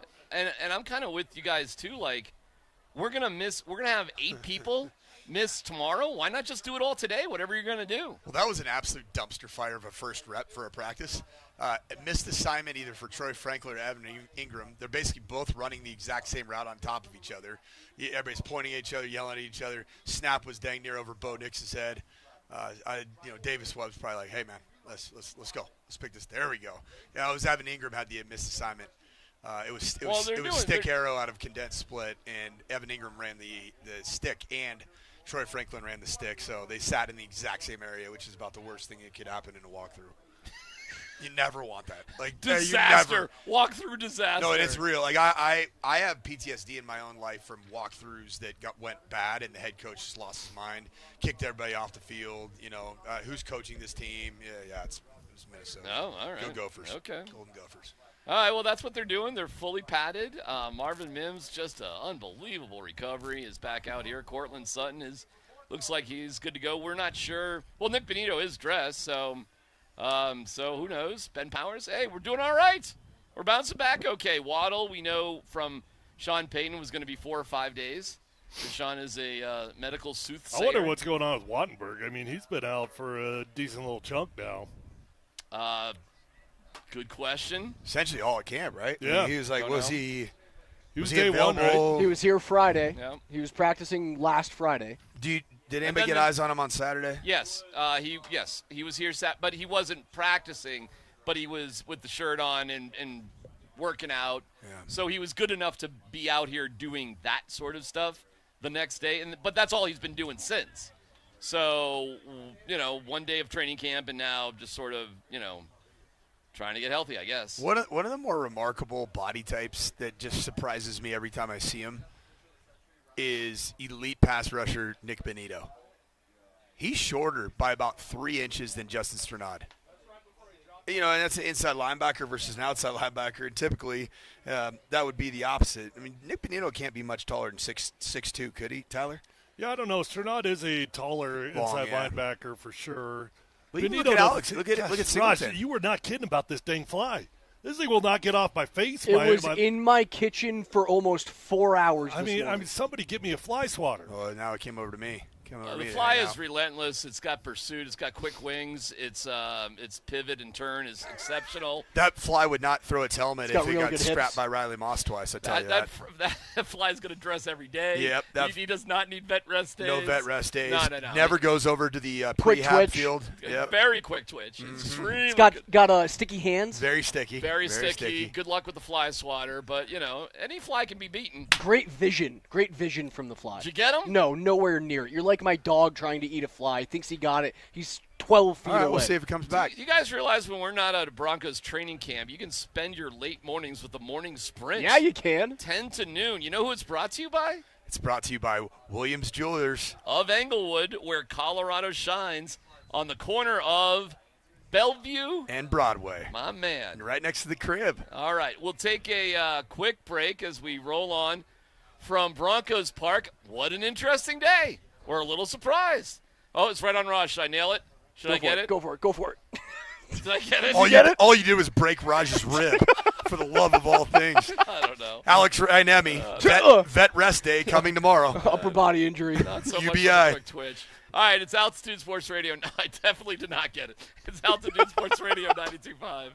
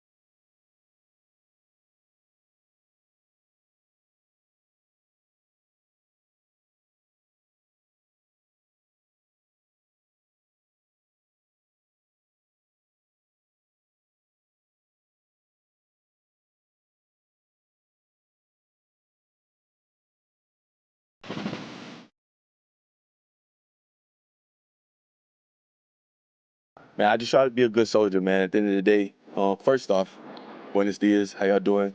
Good to see everybody. I just try to be a good soldier, man.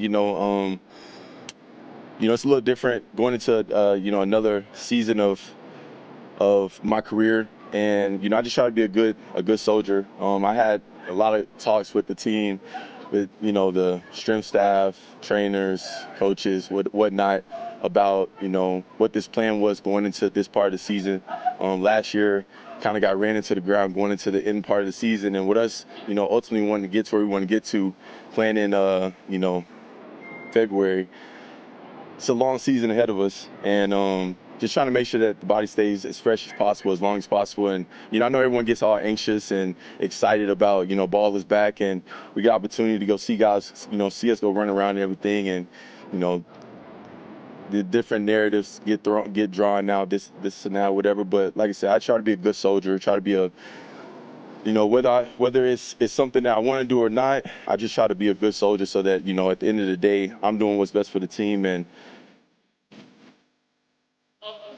I write to you from the fields of Dove Valley, where the captain has asked me to rest on the sidelines despite my fervent wishes to go into battle with my teammates, but I rest and await the call and count the days till I can come home to you, dearest mother. Signed, Cortland Sutton. See, I see this a little bit different than Revolutionary War, Cortland. How do you see it? I see it more as I'm bouncing on my toes. Watch me super soak that. Oh, I'm going to pass it to Arab, and he going to crank it up for show. Haters want to beat me. Is this Soldier Boy? This is Soldier Boy. Soldier Boy, I'm the man. They be looking at my neck saying it's the rubber band man. That's how I see Cortland Sutton. He is the ultimate soldier boy. All right. Well, hey, Dan, we can try that next time. Maybe a super cut. And take all that stuff out in the middle. Just the 19 times that he says I'm being a good soldier. Kind of interesting what's going on here. First time we've seen this. It's still walkthroughs, but they're using both fields. And they're having good on good, I think, over here. I think it's the ones going against each other. And the twos on the other field. They're actually running walkthroughs with everybody at the same time, basically. Yeah, that's what they've been doing. I'm sorry. I missed what you said there. Okay. Yeah, that's interesting. So we got the two fields going on, but still good on good. Wait, am I losing my brain? This has been the same thing. That's what I started. No, to you're say. right. You're right. Okay, that's what I started to say. But then I was like, wait, DMac wouldn't be saying that unless there was something different here, right? No offense. Thank you. No All right, offense. now I'm the dum-dum. No, you're not the dum-dum. Yeah. You're good. I was on the same wavelength. Every single Broncos practice that we've witnessed in the last 3 years has started exactly like this, whether it's a walkthrough. So it's always the special teams, specialist period, and then it's usually like 12 to 18 minutes. It's pretty long that they go good on good walkthrough split fields. And it's just a good way to get bonus reps without the banging. That's really, and you talked about it, Tyler. It's install. But you're blocking various looks. You're running different blitz patterns. You're changing up coverage looks. And I'm guessing that even that motion right there is a quick speed motion. I believe it was what tailback was that? There was motion out there. But even I've really been missing. I seriously swear to God, this is the first time I think I've noticed that this. We've is going talked on about it fields. almost every day. We have definitely not. Is there broadcasting CTE? Because I think you may have broadcasting CTE. I think you're just trying to make me look bad. No, actually, I promise you, I'm not. We talk about this walkthrough every day. We talk about the walkthrough, but all right, you know what? I'm not going to. We've talked about the good on good walkthrough in front of us every single day. Well, and I've also mentioned early on in camp where who is that on field too. Like in the walkthrough, as an indicator of somebody who's probably outside of the plans to be on the active roster. And Sean said he wasn't going to split into ones versus twos until after the scrimmage. That's more along the lines of next week is when he's expecting to do that. Typically with preseason games, right? Do you guys still think there's going to be a scrimmage tomorrow? Yes. Yeah, I think if I had to guess, yes. But maybe what they did is they just ramped up today a little bit more than was originally intended because the coaches are going to be here. And there's going to be 8 guys gone, so he's bringing Will Lutz. There was a change to the training camp schedule. I don't think it has anything to do with the scrimmage, but there's supposed to be a practice open to the fans on Wednesday, and that is now closed to the public. So if you had tickets for next Wednesday, sorry, pal, you no longer have tickets. Ironically, have you? I know DMac for sure. How many of the Saturday air quote scrimmages have you guys attended in the Sean Payton era? Well, all of them, but I mean, what are you talking about? They're not scrimmages. Oh, I see what you're saying. No. They're It's just situational football practice. And it's also the only thing that I've ever seen in a training camp that is not essentially scripted down and distance, or with the correct hash and field position, all that, is 2-minute drill. Yeah, that's the only thing I think. Because even their move the ball periods have been scripted. They're like he even tells them, right? He tells the guys. Sometimes they do true move the ball, but like yesterday they did a first, second, third, or maybe that's what it was. No, it's first, second, third. Which I hadn't quite seen that done before, so that was definitely not a move the ball period. But first, second, third. Sean made a big deal out of it. Wanted both sides of football to understand what was going on. First and second down would be live. Moving it forward, and then third downs were scripted. That's the thing that's so interesting about getting ready for a season, 17-game season. Maybe it's because these players that are playing in the National Football League have played so many games. Do you ever really get in like 8-play, 10-play game shape during training camp? At least what we watch here with Sean, because I don't see any players ever get more than 4 reps. And it's not like the 4 reps are rapid fire reps. They're, there's probably a good 40 to 50 seconds in between each rep. Well, I thought, along those lines, the only chance that you get for that is move the ball. And that only happens if you move the ball. Right. So if you don't get a first down, it's going to be 3 and out. But if you march all the way down the field, it could be a 12, 13-play drive. I actually said this before training camp began. I wondered if they were going to do more move the ball periods during training camp, which they haven't. But I was speculating that they would do more than traditional because Davis Webb's first-time play caller. Yes. And just give him a few more opportunities to start calling plays, getting it in there to Bo, working on that communication process. But they've not done what I thought they would. We appreciate you listening on the Altitude Sports Radio app. Can't do that, Quinn. Can't be having false starts. The Altitude Sports Radio app is powered by the Wilhite Law Firm. Injury lawyers, go to WilhiteWins.com. That's WilhiteWins.com. What are you seeing from Quinn Miners? Oh, he just got a nice little false start there in a walkthrough period. Can't have it. You guys watched the game last night? No. It's really fun. Dude. It was really fun. All right. I got to be honest because I caught up on it late because I started seeing things like this is that, and I'm like, what's going on here? So I tuned in. I watched it. Condensed version on the NFL app. I was unbelievably entertained by that game. Never mind the end of it. And we shouldn't be surprised when we see Georgia Tech, the Haynes King. Haynes King. It was entertaining. I'm like, there's Haynes King again. I know him. It was as entertaining a preseason game as you can have. And normally that Hall of Fame game is a snooze fest. Well, because nobody really wants to play anybody because it's so dang early. Carson Beck looked pretty good. He looked Jimmy really Horn, good. Great. Jimmy Horn Jr. looked good. He looked great. I don't know how much of that actually matters because it's like threes playing on threes. But, dude, threes. you had a game that came down to a long drive in the 2-minute drill and ended with Haynes King running it in, barely getting the ball over the line as time expired. A walk-off touchdown. How about that? I'm sorry. Carson Beck, 15 of 19, 188 yards. Keaton Slovis was 9 of 10 for 106 yards and a touchdown. Maybe all of the very cherry-picked clips of Cardinals training camp didn't tell the whole story. Well, when I was listening to people talk about it, I'm like, you could pick out 3 clips of any training camp with the New England Patriots in the Tom Brady era and turn it with silly music and turn it into a blooper fest. But like Nathaniel Hackett is the OC, but he's like OC in name only. He's not calling the plays. Right, that's LaFleur's younger brother, right? Yeah, so Mike. Yeah, so Nathaniel's like Joe Lombardi was out here, right. So I'm like, all right. I don't know where things are going to go for both of those teams, but there were cool moments.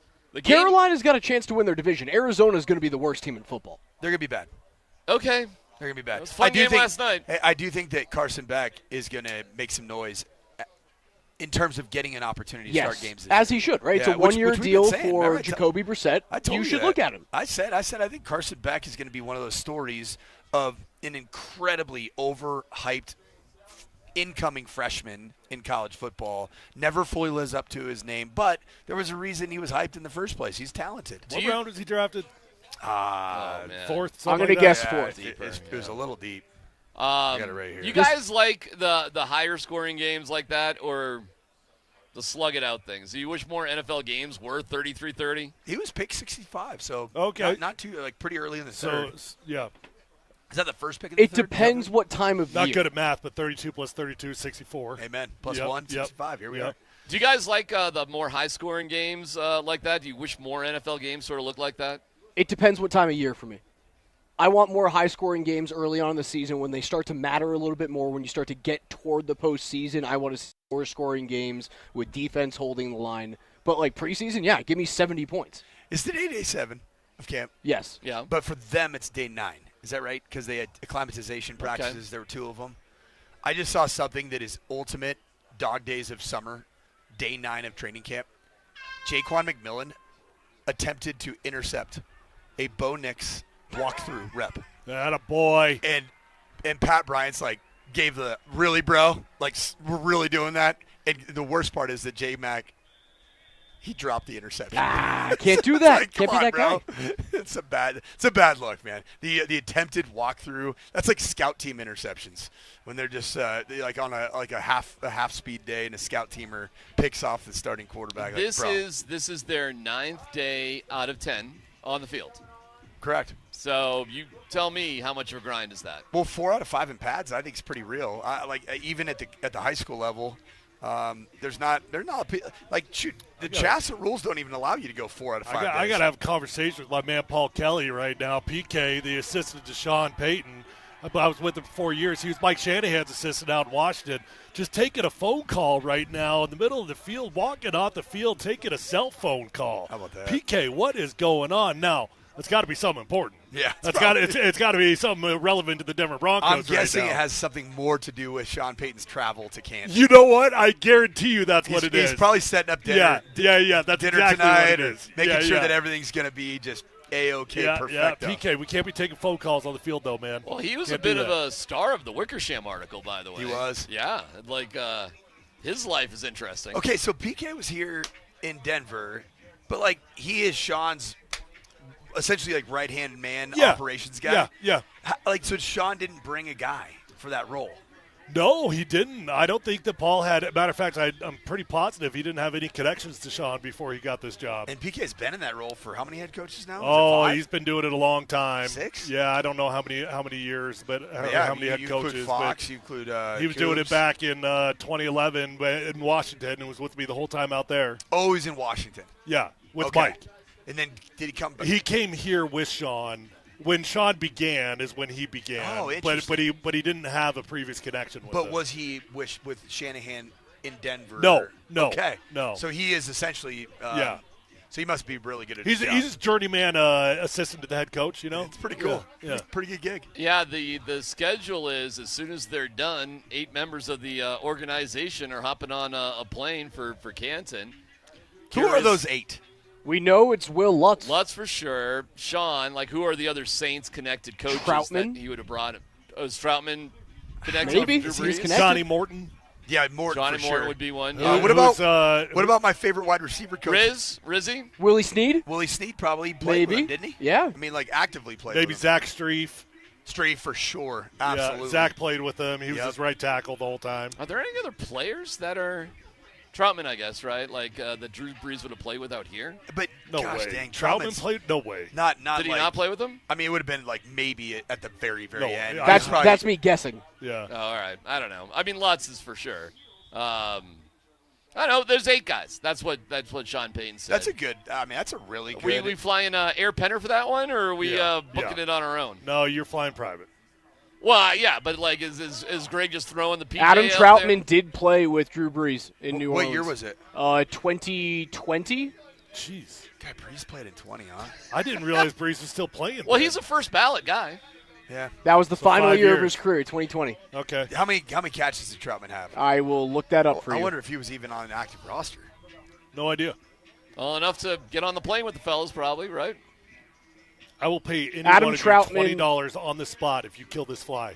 I just tried to. Adam Troutman had 15 receptions for 171 yards and 1 touchdown. He played with him in that season. Troutman, man, just a model of consistency. He's essentially played more than 13 games every single year since his rookie year in 2020. Would Todd Davis be going? That would make sense. Yeah, that'd make a lot of Todd sense. Davis, maybe? Who Sean admitted the other day, that's always a funny story, how they tried to hide him so that the Broncos wouldn't be able to snatch him up. They tried to hide him in the building with the Saints. Didn't work. Wait, did Todd ever actually play there? He For the Saints, he was he with had them. the training camp, right? But did he ever? I don't know. I don't know, but he was definitely. I mean, he was with the Saints. He was at in the time. building. Yeah, that's kind of a funny story back in the day for sure. And he's out here now, as a coach. So yeah, there's some Saints connections here, one way or the other. So, anyways, that's what they're doing. So we're trying to figure out. Well, we'll see here shortly as they're in stretch. The point of being in full pads. So kind of, we're a little surprised by it. It's a packed house, by the way, for the fans. That is as filled as we've seen it since we've been here. So, and the weather. Last week of summer, man. Weather feels great. Are the kids going back to school next week? Next Wednesday. Oh, Shoot, man. there's a few that have My already. daughter's going to last summer camp today. Wow. Driving her out to Larkspur. So doing that, getting one last summer camp in, church camp, and then Nice. back to school on Wednesday. Yeah, there's a few that have already That's started. fast. I think is it What? Aurora has already started. August 7th, we got Yeah, school, they started. public school I going thought on? it was Wednesday. When's Valor? It'd be freshmen on Wednesday, all school on Thursday. Okay. Of next week. All right, so we'll see what happens here today. So why don't we just take a quick break, and we'll let you know what's going on. It's Broncos Park action. Altitude Training Camp Show brought to you by Ramos Law. Find them at ramoslaw.com.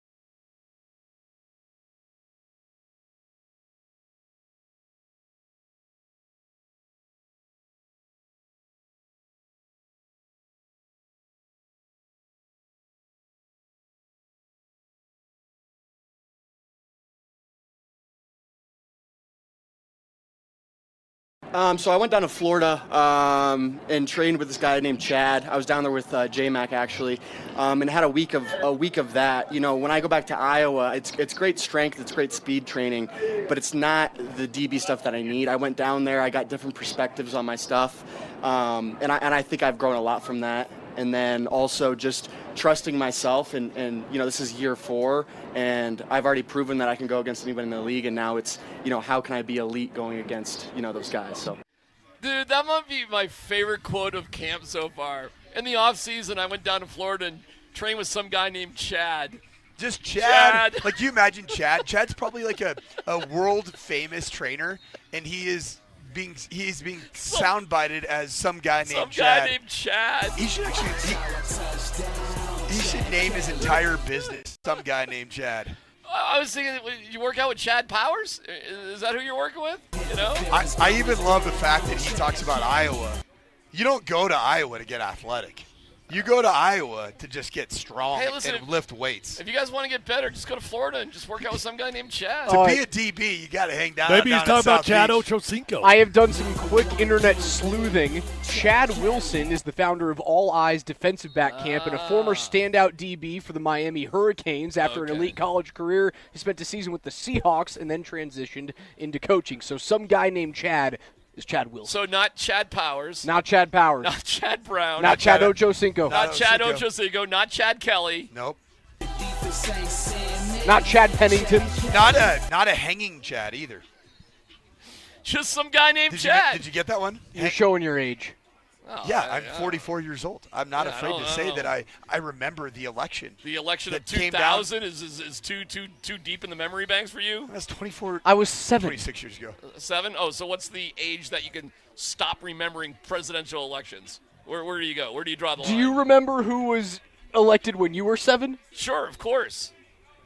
In 1976, it was Jimmy Carter. Do you remember when Jimmy Carter at age 7 was elected? Yeah. Come on. It was Jimmy Carter. Hey, he was taken over from you know that now, but Gerald age Ford. 7 Darren McKee wasn't clocking that. Listen, Raj, you don't have to show how just shattered and sheltered you were as a little child and not understanding American history. That's okay. We'll forgive you. Let's see. I'm trying to think about it. 7 for me. That had to have been Bush, right? What's the year? Well, that was 92.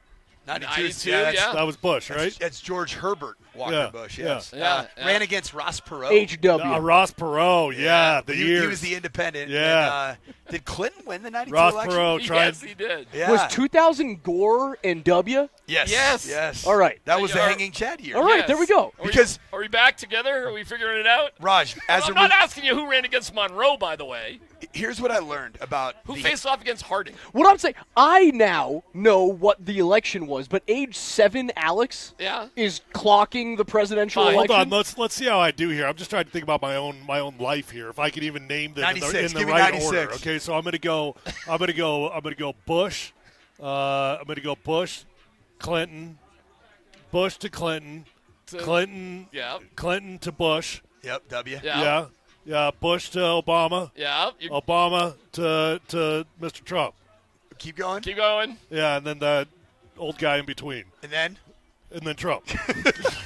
So we're just naming presidents now? Yeah, I was just seeing if I could do my life. How many players on this roster that we're looking at right now could name every president since 1992? I've got. That's easy. Probably they all should be able to do it. I don't know, man. No, so I had 9 people sleeping in my house last night. 9 people. We had my girlfriend's daughter dating a dude in a band. The whole band was staying at our house. They're playing at Red Rocks tonight. You're running a bathhouse, huh? Yeah, that too. They're all playing at Red Rocks tonight. It's cool. I'm going to go. But anyway, somehow we were talking about the owners of the Broncos, and I brought up Condoleezza Rice. These kids are like 26 years old. I have no idea. Don't have a clue who Condoleezza Rice is. Time out. Let's back up this story. You had a band stay at your house last night that's playing at Red Rocks tonight? Yeah. Ben Playing Stiller. at Red Rocks? Yeah. What's it called? Ben Stiller? Ben Stellar. Ben Stellar. Yeah. Are they headlining? No, they're opening. Still, that's pretty damn no, cool. it's awesome. I mean, it's a cool deal for them Wow. for sure. I mean, it's definitely like this is a big moment for them as a band. This is one of their bigger moments they've had. You just kind of casually went over that. Yeah, my girlfriend's daughter, the band's playing at Red Rocks tonight. So anyways, presidents. Well, I was talking about Condoleezza Rice. They literally had not heard the Condoleezza name. Rice? Oh, all right, well. I mean, at 26, I thought surely they at least heard the name. Anyways, practice is going on. Yeah, football. Football, they're fully padded. We got another 3 hours of this, boys. What do you think we are about to see here as they're fully padded? Everything looks like every other practice to this point without any deviance at all, including Monday, Tuesday, Wednesday. We just saw route Cortland Sutton. He is good soldier. He really is a great soldier. A great soldier. He's on the attack today. He is not banged up. No, that was not was banged up. How about that? That was just rest days and conditioning. It's 100% had nothing what to it do was. with injury. 100% what. Does that surprise you, Tyler? That actually happened. Well, I bought into it yesterday when I heard Cortland go up there and speak at the podium. Before that, I was going down conspiracy lane because I've never heard of 3 straight vet days. I've never seen that ever. Yep. The math was not mathing for me on that being a vet day. But then when Cortland got up there, he convinced me nothing to see here. Yeah, and he obviously wanted to make a point that this was not my idea. I'm going along with the program here. Don't look down on me for this, right? Yeah, when we hear maybe some rabbit ears on social media. Now that I think about it, though, Coach, rather than giving like 3 random off days throughout training camp or before the season begins, like a nice little stretch of 3 days, that might be way more impactful on your body than just a random day here and there. Because you allow any form of inflammation to subside, right? Yeah. It makes sense. Now, here's the question. Sports science, recovery, all of these trackers, GPS monitors, in the new world of the National Football League and high level of sport, leading to decisions like this for a guy like Cortland Sutton. I think none of us could argue against the science of limiting an athlete of his size, how long he's been going in the NFL, and maybe a little bit of diminishing returns last year. But it brings up the question, with all of this new science, what does that do to the camaraderie of the team? Like, is that ultimately problematic? I don't know. Listen, I'm no scientist, so as we're talking about the science, I don't know what the science says about having to build up football callus. Because I do think that is something. I really do. I think just getting your body in stress positions, getting accustomed to that, taking the bang in. You know, if you protect too much from that, what does the science do for that? So I bring up the reason that Cortland Sutton said the words "good soldier," it felt like 52 times. Yeah. There was something subconsciously that he wanted to communicate. And he probably used the microphone to make sure that he communicated it relative to like his relationships on the team. And hey, I got my 3 days off. You know they're all giving him a hard time, right? Is that not a big deal? Something's going on there. They're giving him a hard time. Yeah. It's the best thing for the Broncos organization. I'm guessing. Tyler's making the argument more for football callus.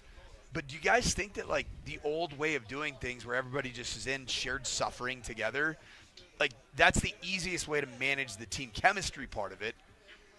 How do you manage team chemistry in this new world of the National Football League? I'm not sure because there's a complete imbalance between one guy and another in the NFL more than there's ever been. It was funny. I was talking to Dan before the show today, and if you want to look at something, look at the discrepancy between running backs and receivers. There's never been anything like it. So Bijan Robinson, Gibbs compared to like Waddle and Sutton, like who means more? Or Zay Flowers, the Zay Flowers deal, what Dan brought up, like Bijan Robinson or Zay Flowers, who's more important to your team? Well, by the money, it's Zay Flowers by a mile. Yeah. But you could have a good argument about that, right? And it might reasonably tilt towards Robinson. I don't know. I mean, everybody is not equal out here, guys. It just is not the case. So they're not being treated equal because that's, again, not the case. I don't know. I don't know what matters and what doesn't matter with team chemistry when you're at a palatial facility like we are now, that you get the best of the best. It's a five-star resort. We'll see. We'll see how it goes. I'm curious, like, why Cortland Sutton and not other guys, though. Like, why Sutton and Tyler, not J.K. Dobbins? I don't know. Dobbins is the big one. Sense. Or Garrett Bowles. Or Garrett Mike Bowles. McGlinchey. Sure. Yeah, I mean, you can probably list off a half a dozen guys. There must be something with their GPS trackers and their levels of inflammation measurements from last year that tell you that they're fine being out here. I mean, the guy that I feel like I've almost never seen miss a training camp practice is arguably the most important, most valuable player on this team, not named the quarterback, and that's your defensive player of the year 2 years ago, and Pat Surtain the second. Man, that's a unique piece of it. Well, everything out here is science, correct? Like, there is nothing that's happening out here by chance or by gut or by instinct. Literally everything out here is analytically based, correct? So do you believe in the Broncos' analytics and how they do things? And then who are we to question whatever science they use, because nothing's happening because of your gut? I don't question it. I asked the question about. I don't question it. I just asked the question. No, but I don't question if it's good or bad. I think it's good. But I wonder, how does that work with probably some traditional norms of what a team what looks football like? is, what it takes to develop it? I think that's a good question. More the team part. Like Tyler brought up the callous part, and I agree with that. But even just, Cortland Sutton said good soldier a ton of times because he wanted to make it very clear. This has nothing to do with me. In fact, I'm a good soldier, which implies I don't want to take these 3 days off. Soldier boy, tell. Well, how much does it matter what these guys on the offense do in their lives and how they do and the guys on the defense? Like, what does it really matter in the NFL? In the NFL. Not high school, not college, but in the NFL. Team sport, man. Still a team sport. You play complementary football. The brotherhood and the camaraderie matters. It's part of the reason I think the Broncos have accelerated their timeline to becoming a really successful football team in a short period of time, because I think that is very healthy here. But is it more meaningful to develop that during the season, Tyler, or in training camp? Like, what matters more? Well, it all matters. Training camp matters because that's how you build the chemistry that prepares you for the season. I don't think it's going to mess with chemistry. Cortland Sutton missing 3 days. He's still in the meeting rooms. You know where chemistry's really built? It's built in the locker room. It's built playing cards. It's built in the ice tub. It's built in the building. So we all know that Cortland Sutton is universally respected on this roster. So I don't worry about Cortland. My only question with it is not so much chemistry. It's more so like just an overall jealousy. Yes, from but other guys, like, hey, my body hurts. Why don't I get a day? And so that's what I'm essentially trying I to. never got a day, ever. Right. That's what I'm alluding to a certain degree. Like, say there's a certain player on this team. Let's just arbitrarily throw Evan Ingram out there. Say Evan Ingram's a guy that, maybe he doesn't want to go in 9-on-7. Yeah, maybe he's not a guy that really wants to block in the run game. Maybe there's already a little tiny bit of jealousy, or that guy over there doesn't have to do what I have to do as an Adam Troutman or Nate Adkins, and then he gets a vet rest day. Yeah. But it might be the best thing for the team based off his numbers, his GPS, how many routes he's run, all that. Those types of things do affect the chemistry and makeup of your team. We'll give you a full rundown of who's here, who's doing what. It's we're surprised they are in full pads, so we're expecting to see 7-on-7 and team and all that other stuff that we did not think we were going to get today. So good surprise, and we got it here for you live. Altitude Sports Radio 92.5.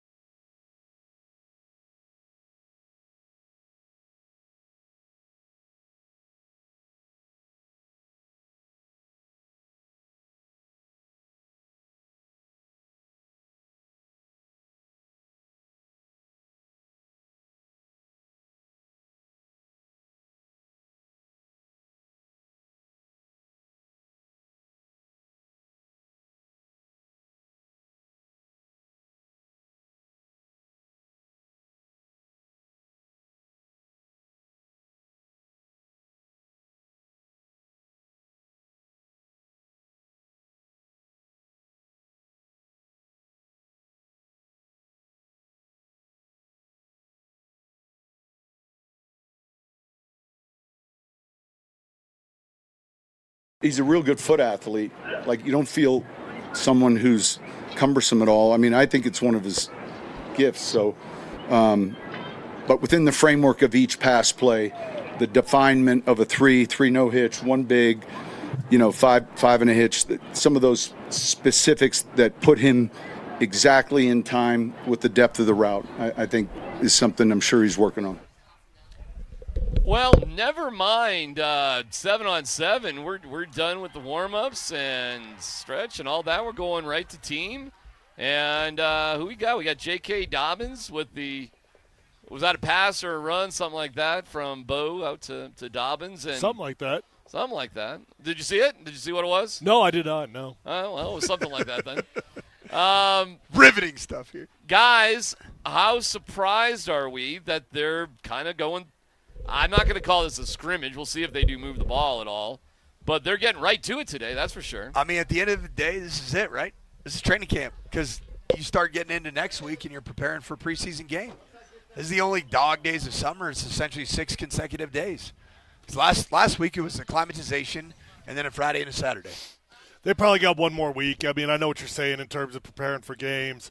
But I'd be surprised if they were not in full-on training camp mode next week. After that, though, games 2 and 3, you start changing things up. But it is your only time because of the lack of a game, and now you're playing Friday night games? Yeah.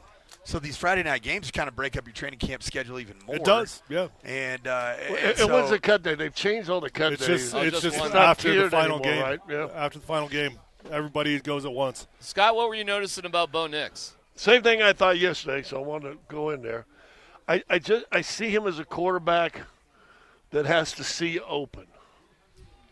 And he waits. I didn't see him make one pass till at least a step or two after a guy had made his break. And I wonder if, and Sean said yesterday, Bo goes through his progression sometimes a little too fast. And I wonder, okay, guy's not his break yet. Guy's not, he doesn't, like Manning was great. And why, and Tyler, you're a part of that. You guys remember just reaming wide receivers. If the route is a 4-yard, 90-degree out, I don't need you at 5 with a loop. Right, because he's throwing it there. Whether you're made that break or not, he's throwing it right there. And if you take an extra step, that ball's hitting the turf over here because you're not running the route. Bo has to see the guy make the break before he throws, and I think that's why he eventually gets to where he's dumping it down all the time. Hey, boys, there is one little piece of news that I read. I did not notice, but I'm reading from some of the local reporters that are out here. We thought Sean was going to miss tomorrow. Sean Payton, about 1 minute ago, along with Zach Streif, Willie Snead, and a handful of other guys, they jogged into the facility. They're on their way out the door to the Hall of Fame game, so they're not even going to see practice today. There it is. You know, it's funny you say, okay, that makes sense because there's a dinner tonight, but the dinner is 5 p.m. Eastern. So if you want to get out there for the dinner, I mean, if we're just getting a PJ over here at Centennial, I suppose you can make it, right? So they're gone. See ya. That's wild. That's a unique development there. Nothing. I guess this is probably pretty common practice around this time with all the connections in the National Football League. I don't think any players are going to be free to go, are they? Is it just Lutz? No, I mean players miss for this stuff, and on this team, I think it's just Will Lutz. I do feel like this is pretty normal. It's a bit abnormal for a head coach, but every year Hall of Fame comes around, and I feel like we hear this once a year. So a guy misses, maybe not 10 guys, but a guy. Oh, that's pretty cool. Yeah. All right, fine. I will say this. So that's Troutman. what Paul Kelly must have been doing. Yeah. That's exactly what he must have been doing with the phone. The plane will hold up for 30 minutes. Well, it makes sense that they're leaving now to get to that dinner at 5 o'clock Eastern. Well, they're still going to be kind of cutting it close, but they got a chance to make it. Having gone to a Hall of Fame as a media guy, which you do your media stuff, and there's a couple things, but there's, and then I was there as an invited guest with the family. So you go to the dinner, you sit at the table, there's a little private reception where it's Who was that for? It's for Shannon. Very nice. And so there's a private little thing where it's a round table with all the inductees. You get to sit in there, and I think a little small high school gym, and it was kind of cool. But I think it's different. So yeah, he's introducing introducing Drew. So yeah. He's part of the family members, so he's going to go in there. The dinner tonight's private, no media's there. They'll have another little thing tomorrow, kind of a brunch-like thing that you get to go to, again, semi-private. So he gets to join all the festivities. That weekend's fun, man. It's a lot of fun. I think it's cool, man. The parties after are like a wedding. Actually, they're probably nicer than a wedding. Oh, it's funny. Yeah. There's like 6 tents, right? Each induction dude has his own tent set up wherever they are. We were together with Atwater. Well, you went to it, but that was kind of cool. It's like country club or kind of off in the woods somewhere, and it was. Yeah, Steve's was a little bit further away. He was at a country club. It was great. I remember I ended up smoking a cigar with Ray Lewis out there. I was wondering where you're going with that. Yeah, you did have a band at your house last night. I don't know if there was doobie involved. I need you to hide this. Sure was not. Marvin, these kids are clean cut, man. It's sharp guys. Yeah. Marvin Mims is back from the dead. He's made multiple catches here as they go through their paces. So good news on that. Let's see if Cortland Sutton is actually taking any of these reps. I mean, he's been at all the practice, and it's Ellinger who's running out there now. So Cortland Sutton's press conference yesterday was a message. I'm practicing.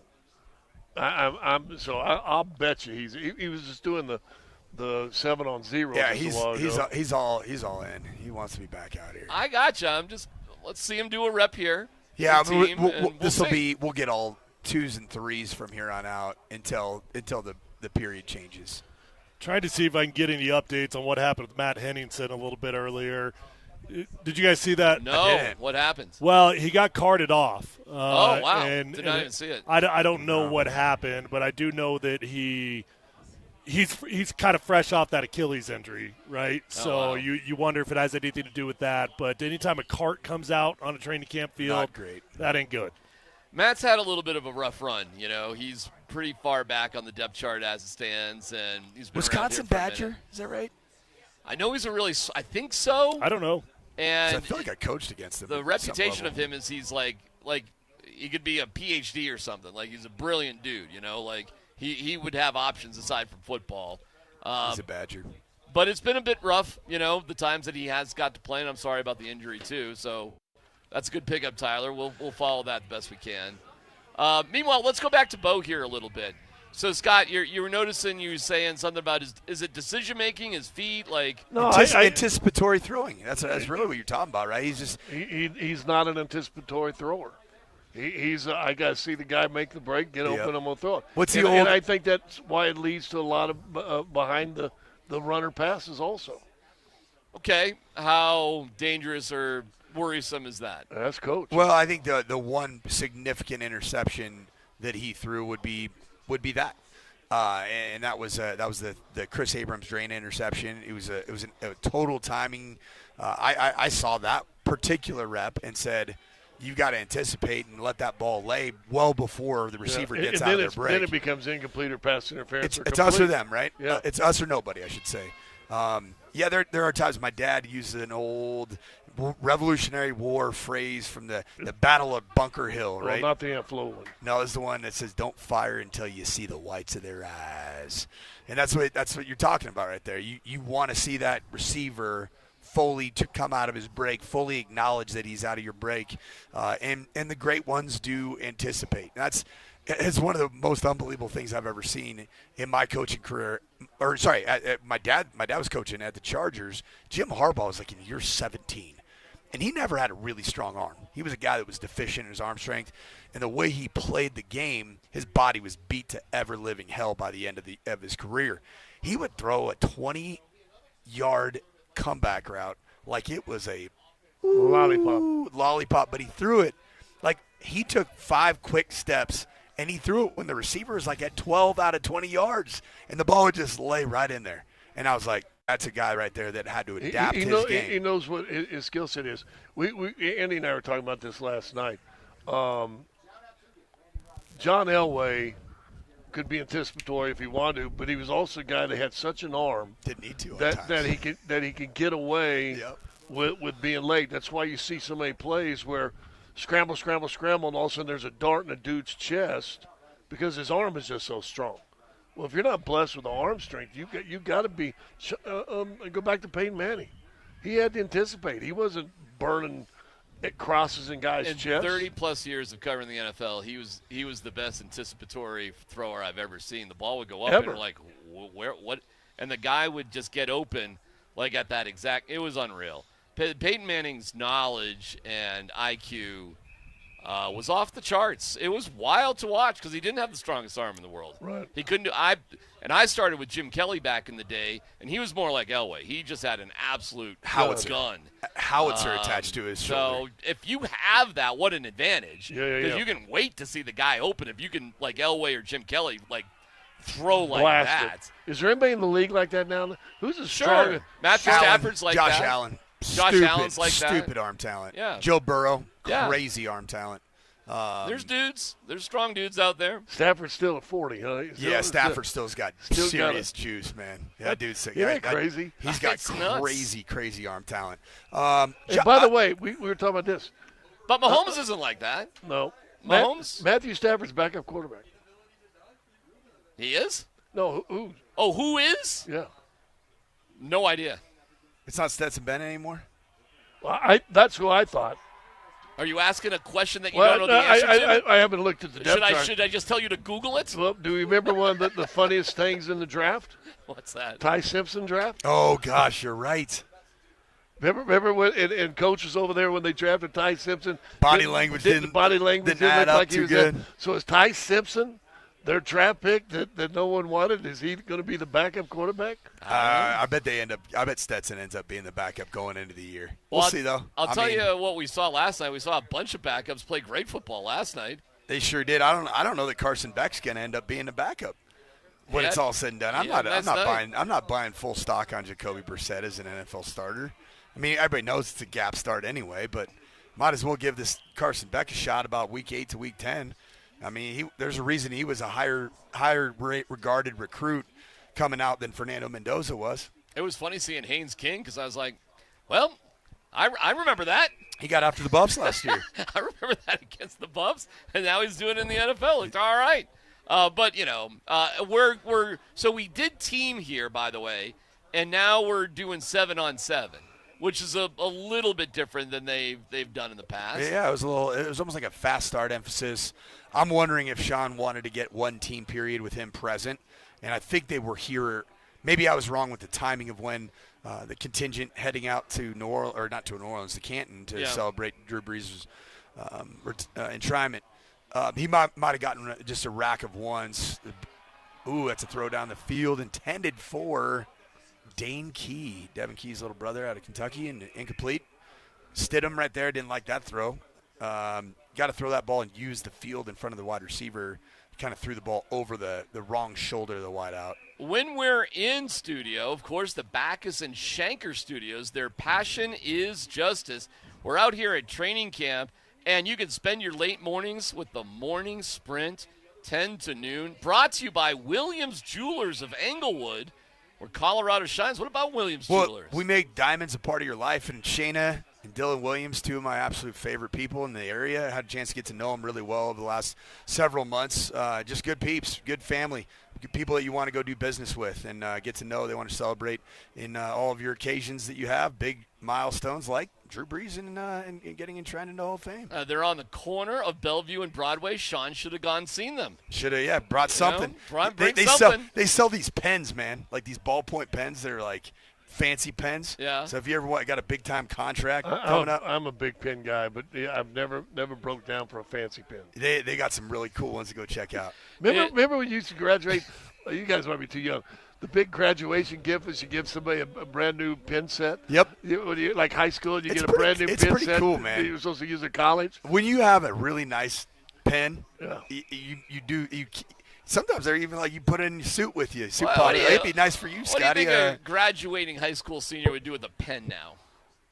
Right with it. Well, exactly. You think? Right with it. When is the last time you think an 18-year-old chose to write with a utensil? Well, I can't help it if you're trying to raise illiterates the rest of your life. Can I tell you? I'm done raising my kids. Them days are done. Oh, you still got a few more months. You still got a semester at least. I got 2. You got 2 semesters left. I force the art of note taking with the players that I coach. Really? Last night we had a terrific mental skills coach come in and share with our team, Trisha Curl. She was a big part of MSU Denver's national championship volleyball, and talked about the mentals and fear, fear over freedom. You know, which one are you going to choose? You know, fear is what takes you away from freedom. You know what I used to do when I coached? I'd write a whole bunch of names, get them on a little piece of paper, and after one of our practices early, I'd give each kid one, and it was names in the history of basketball. And they had to write me a 1-page essay on the name I got you. I like that. Yeah. I bet they loved Moses Malone. Well, but you know what? We had, and then like next practice, we had great conversation because people go, well, I didn't know that Cheryl Swoops played at KU and was all this and blah, blah, blah, blah. Do we have some breaking news? Sure, it's news. It's football. We've been waiting for it all camp long. Mr. Irrelevant, Red Murdoch. Did he the get his peanut first? specialist? Did he get his hands on one? Forced a Justin Jolie check down fumble. It would Wow. have been There a you go. scoop and score for the defense. Oh, that's awesome. Red Murdoch punches the ball out. That's a big moment. That's a happening. That's a moment. That is a happening. One of you two said that was his special thing coming out of college. Oh, that's all-time record. That's why I got In drafted. Hey, Scotty, in the history of college football, has the most forced fumbles in his career. Thank you, Raj. We appreciate that. Andy Lindahl about to sit down. We roll on from training camp on Altitude Sports Radio 92.5, brought to you by Ramos Law. Find them at ramoslaw.com.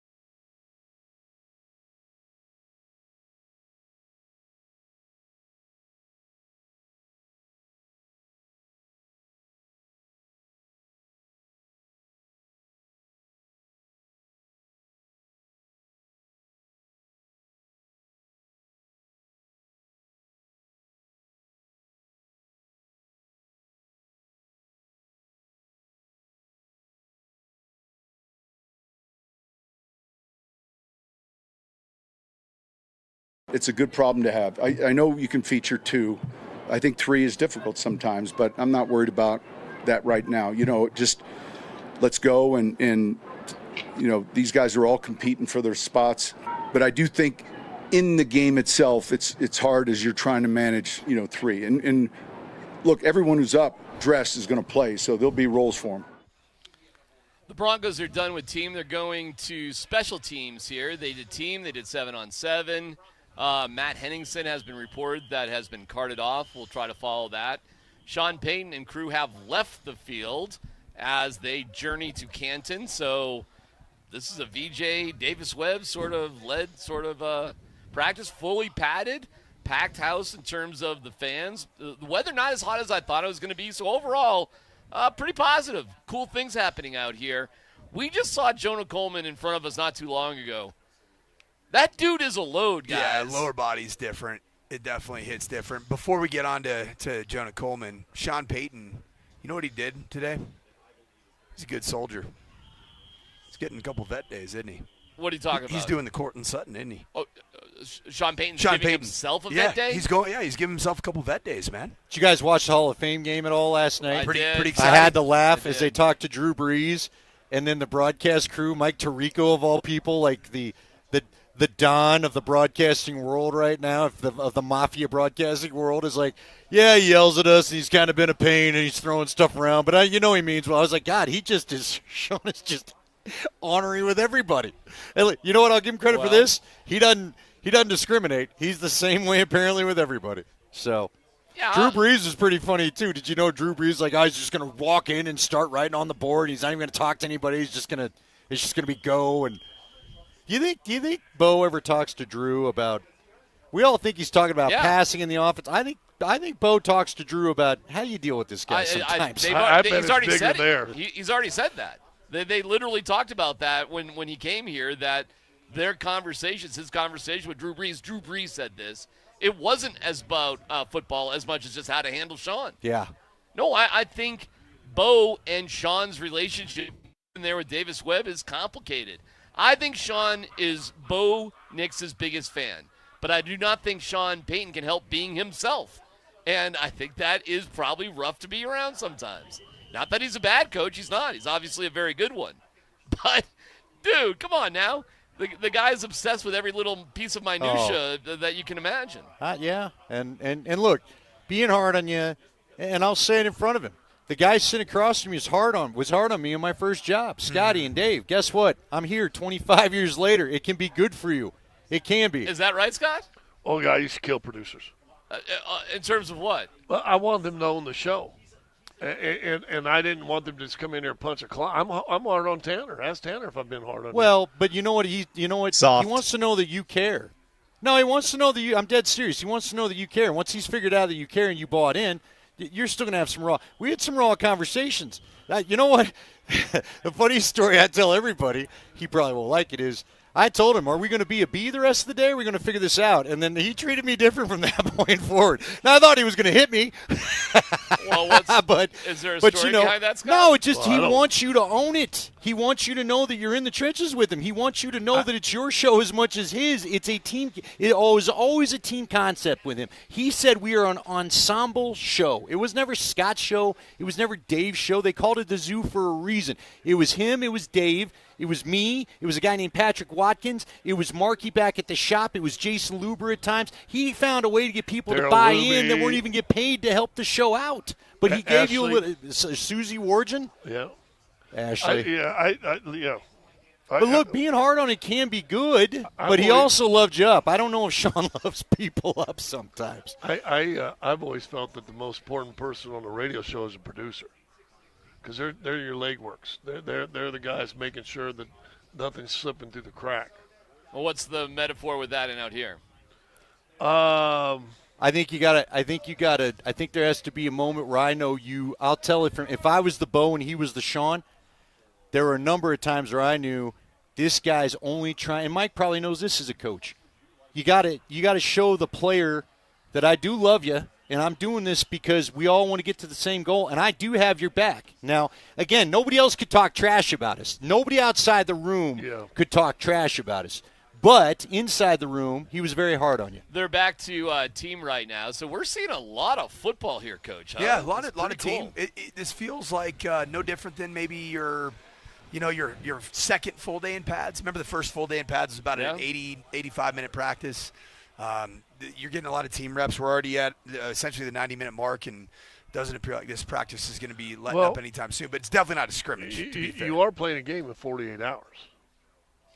Oh, no, that's next week. Never mind. Forget it. Well, I mean, there's scrimmaging tomorrow. I am a week ahead with everything. We'd like to join you, quite honestly. Yeah, but those Saturday scrimmages that Sean's done have been so scripted. They felt like an extension of a well, of and he practice. promised, when he mentioned it the other day, he said, I'm leaving them the script, was part of his words. Yep. So I think tomorrow will be scripted as well. It's to your point, I think we talked about this last night. I'd like to see him go live. Yeah. And frankly, I think Davis Webb probably needs him. At least what? Move the ball, thud up. Something. I'll tell you what. I want to ask you a question because we were going to shoot a video about this, but what the heck, might as well just put it on the air. You've been the play caller. You are still a play caller. I don't care what you do, the first time you do it is hard. What emotions does Davis have to prepare? Davis has never called one with 3rd and 1 and 70,000 people, holding their breath on what you decide to call here. He's never had to make that 4th and 1 call in the AFC Championship. Talk to me about the emotion. Talk to me about your process. He may still not get to. Well, I mean, Scotty, how do you get good at your post work if you're a post player in basketball? You got to put the steps in. Yep, and you got to do it, right? And then you got to do it against real humans, right? And real live bullets. How do you get really good at pressure opportunities and free throw? You got to be there. You got to be there. You got to be able to step into the arena. And same thing with play calling, man. Like, that's the one thing that's surprising to me, but that you cannot argue with the results, is the Broncos just don't do a lot of actual move the ball, put the ball down on the 20-yard line, and they haven't just yet, play it have out. They haven't in the 3 years I've been watching this. Well, last year they went back-to-back days where they did 2-minute drills. 2 minute for sure. Under down 3, whatever it was. 2 minutes such a different entity, though, in and of itself, because the menu's so small. And the D is a little more predictable, right? Yeah, defense predictable. Dean the menu's Smith small. in his book, I think it was The Carolina Way, talked about he wanted every single drill competitive, even if it was a little drill. He wanted it competitive, and I took that. And I think that means something, and I would do it for football. And if that's the way, then guess what? Like Andy was talking about being producer. If I'm Sean, I'm on Davis Webb every day. What are you doing? Get it in quicker. Let's go, and let him feel that pressure from the head coach.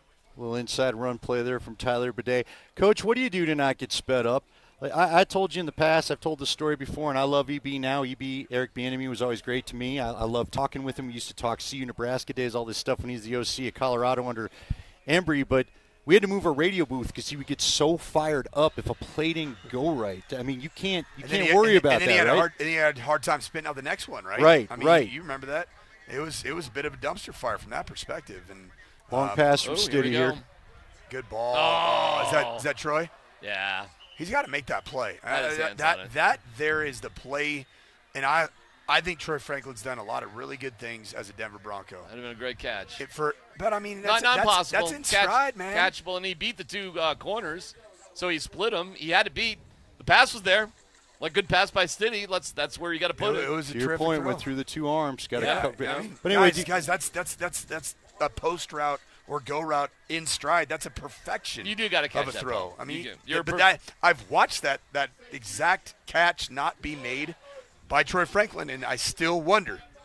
Well, it's why there's not number jobs 19? available. Here's a pitch out to Bidet. No, that's Jaleel, McLaughlin. yeah. But no, seriously, when do you start thinking about the next play? What's your when Oh, they're running that play? What's your mind process? I like to mini script in the middle of series. So say when the offense is done, I take the data that we just accumulated, what calls I know I want to get to, and I start setting up calls by getting to a run or potentially a pass out of a formation. And so I already write out my next script, Andy. And so I'm re-scripting every series. And I learned that from Sean McVay. That became something that he is known for. I've ever watched Sean McVay as a head coach. He goes onto the bench away from everybody. Doesn't even talk to anybody. And he's just writing down. It looks like what he's doing is he's planning out the next series. And then, of course, you can get to your third down calls and all that stuff if you get off schedule. But I'm scripting out my first and second down calls for the next series. So I already quoted Dean Smith, so I'll quote John Wooden now. He said to run a 1-hour practice, he and his coaches would meet and script things for 5 hours. Yeah.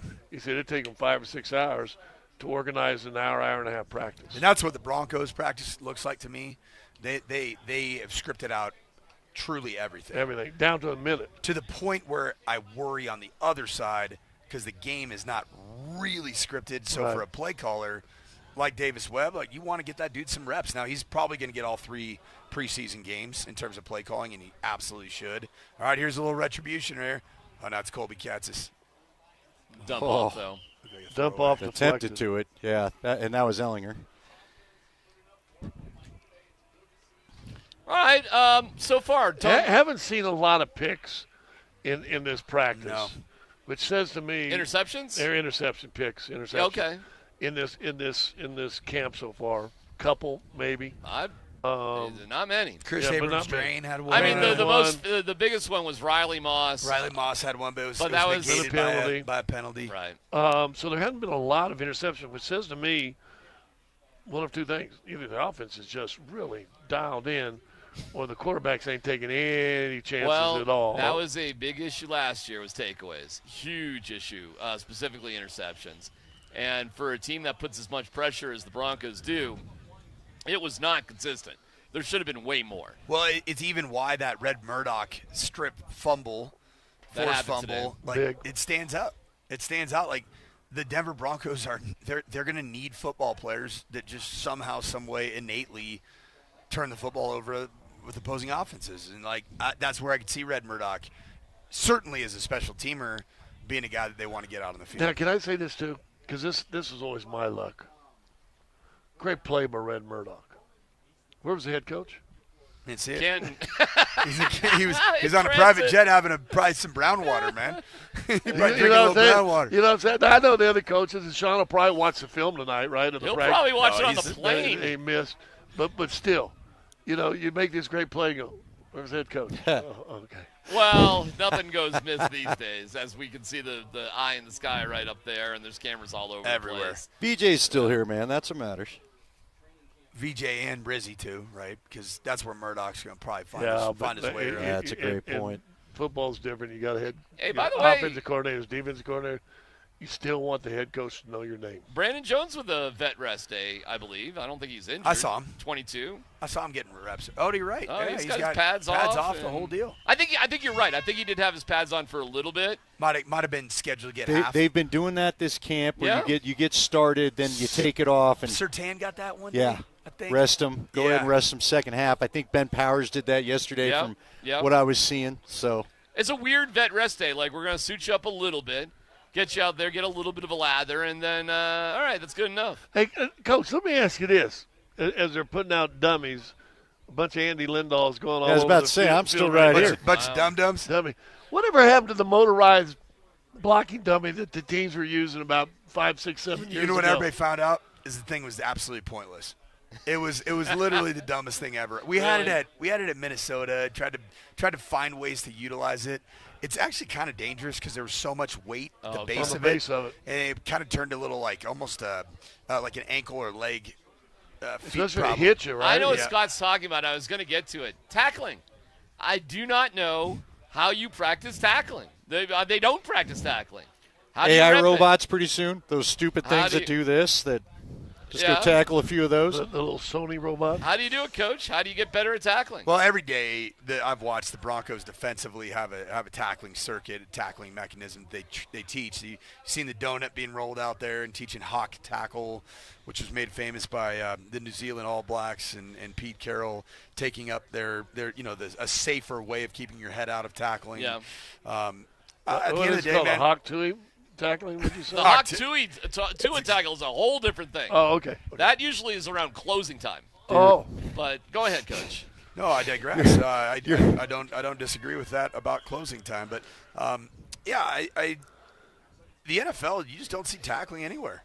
Well, I mean, it stinks usually the first half of the season. That's why you get those funky results. That's why you get upsets because guys blow a tackle, they slide off. I remember Tom Jackson getting into a lather in the early going about how bad tackling was 15 years ago when they started the season. It's not getting any better now. Your boy Jonah Coleman is seriously a fire hydrant. He's as tall as he is wide. He is a plug, man. He is a plug. Do you guys subscribe to – he's wearing number 20. I know Mike Bell wore number 20. Like, sometimes I don't – like nobody needs to ever wear 6 again at quarterback. That just doesn't seem to work out for people when they come here. I'm not so sure I like the 20 for like Jonah Coleman. Bad numbers. Bad number juju, you know what I'm saying? What are the bad Broncos numbers? Like, what do you see and you're just like, yeah. Well, I mean, listen, P.J. Locke did all right with 6, so maybe keep it in the safety room, but keep it the hell off a quarterback as far as I'm concerned. Well, and to me, numbers that are revered, whenever they put it on somebody out here, like, okay, he's cut. You know what? Like you see Terrell Davis out as a wide receiver. I know. Get that out of here. Yeah, you're cut. How about we need Dobbins to take off 27 and put on 30. How about that? Because you see 27 and you think. There's only one 27. If you one left it up to the committee of Andy, it would be in the rafters. I almost cussed. That's how passionate I am about that. DMac. Yeah. You got to watch the what's it called? Hot mic or whatever? Yeah, your show? Yes. What's it called? Or whatever. Yeah. So I said, hey, we got to do a segment called Get Off My Lawn. Every segment, we'll do one little segment in our podcast called Get Off My Lawn. I do some innocuous, whatever. Yeah. Old man goes on a cuss-filled 3-minute rant that just Internet's awesome. blows. I was About like, what? I got a little upset Sean Payton had to throw Bill Parcells in there before he talked about Mike Shanahan. So I gave you my feelings on Bill Parcells. Go watch the podcast if you want to find out. If nothing more, watch that part. I mean, goes on. I'm sitting on the other end going. Can I ask you a question? How deep into the pod was it? Towards the end. Like about the 40-minute mark, I think. Dan Tanner, can you go find the pod, throw in the beeps, and maybe we can have a little true Andy Lindahl feelings from Hot Mike? That would do me. Now listen, well. it's sounds like a little bit of a project. Trust me, it's the running back coach in Hard Knocks. All right, Dan. I got a little worked up. He's going off, going crazy. And Listen, man, the warden's got a sailor mouth herself. She goes, I see her over on the couch beside me. She goes, I love Andy. Oh, that's what my wife would listen, do, dude. too. Listen, No doubt. don't Typical be. pastor's Don't daughter. be. We don't need. You know what I'm saying? Like, don't bring a Catholic priest to a Jewish ceremony. Leave Bill Parcells the hell out of this. This is the Church of Mike Shanahan. I Is hear all that I gotta so say. often about the priests and the rabbis. I hear Well, that I mean, all the time. Did they ever go to a bar? All right. On that note, take a quick break. I know a few priests who did, but Thank you to Ramos Law. Don't forget all of our guests on the Ramos Law hotline. Car accident, you need Ramos Law. Medical doctor and attorney, ramoslaw.com. It's Altitude Sports Radio 92.5.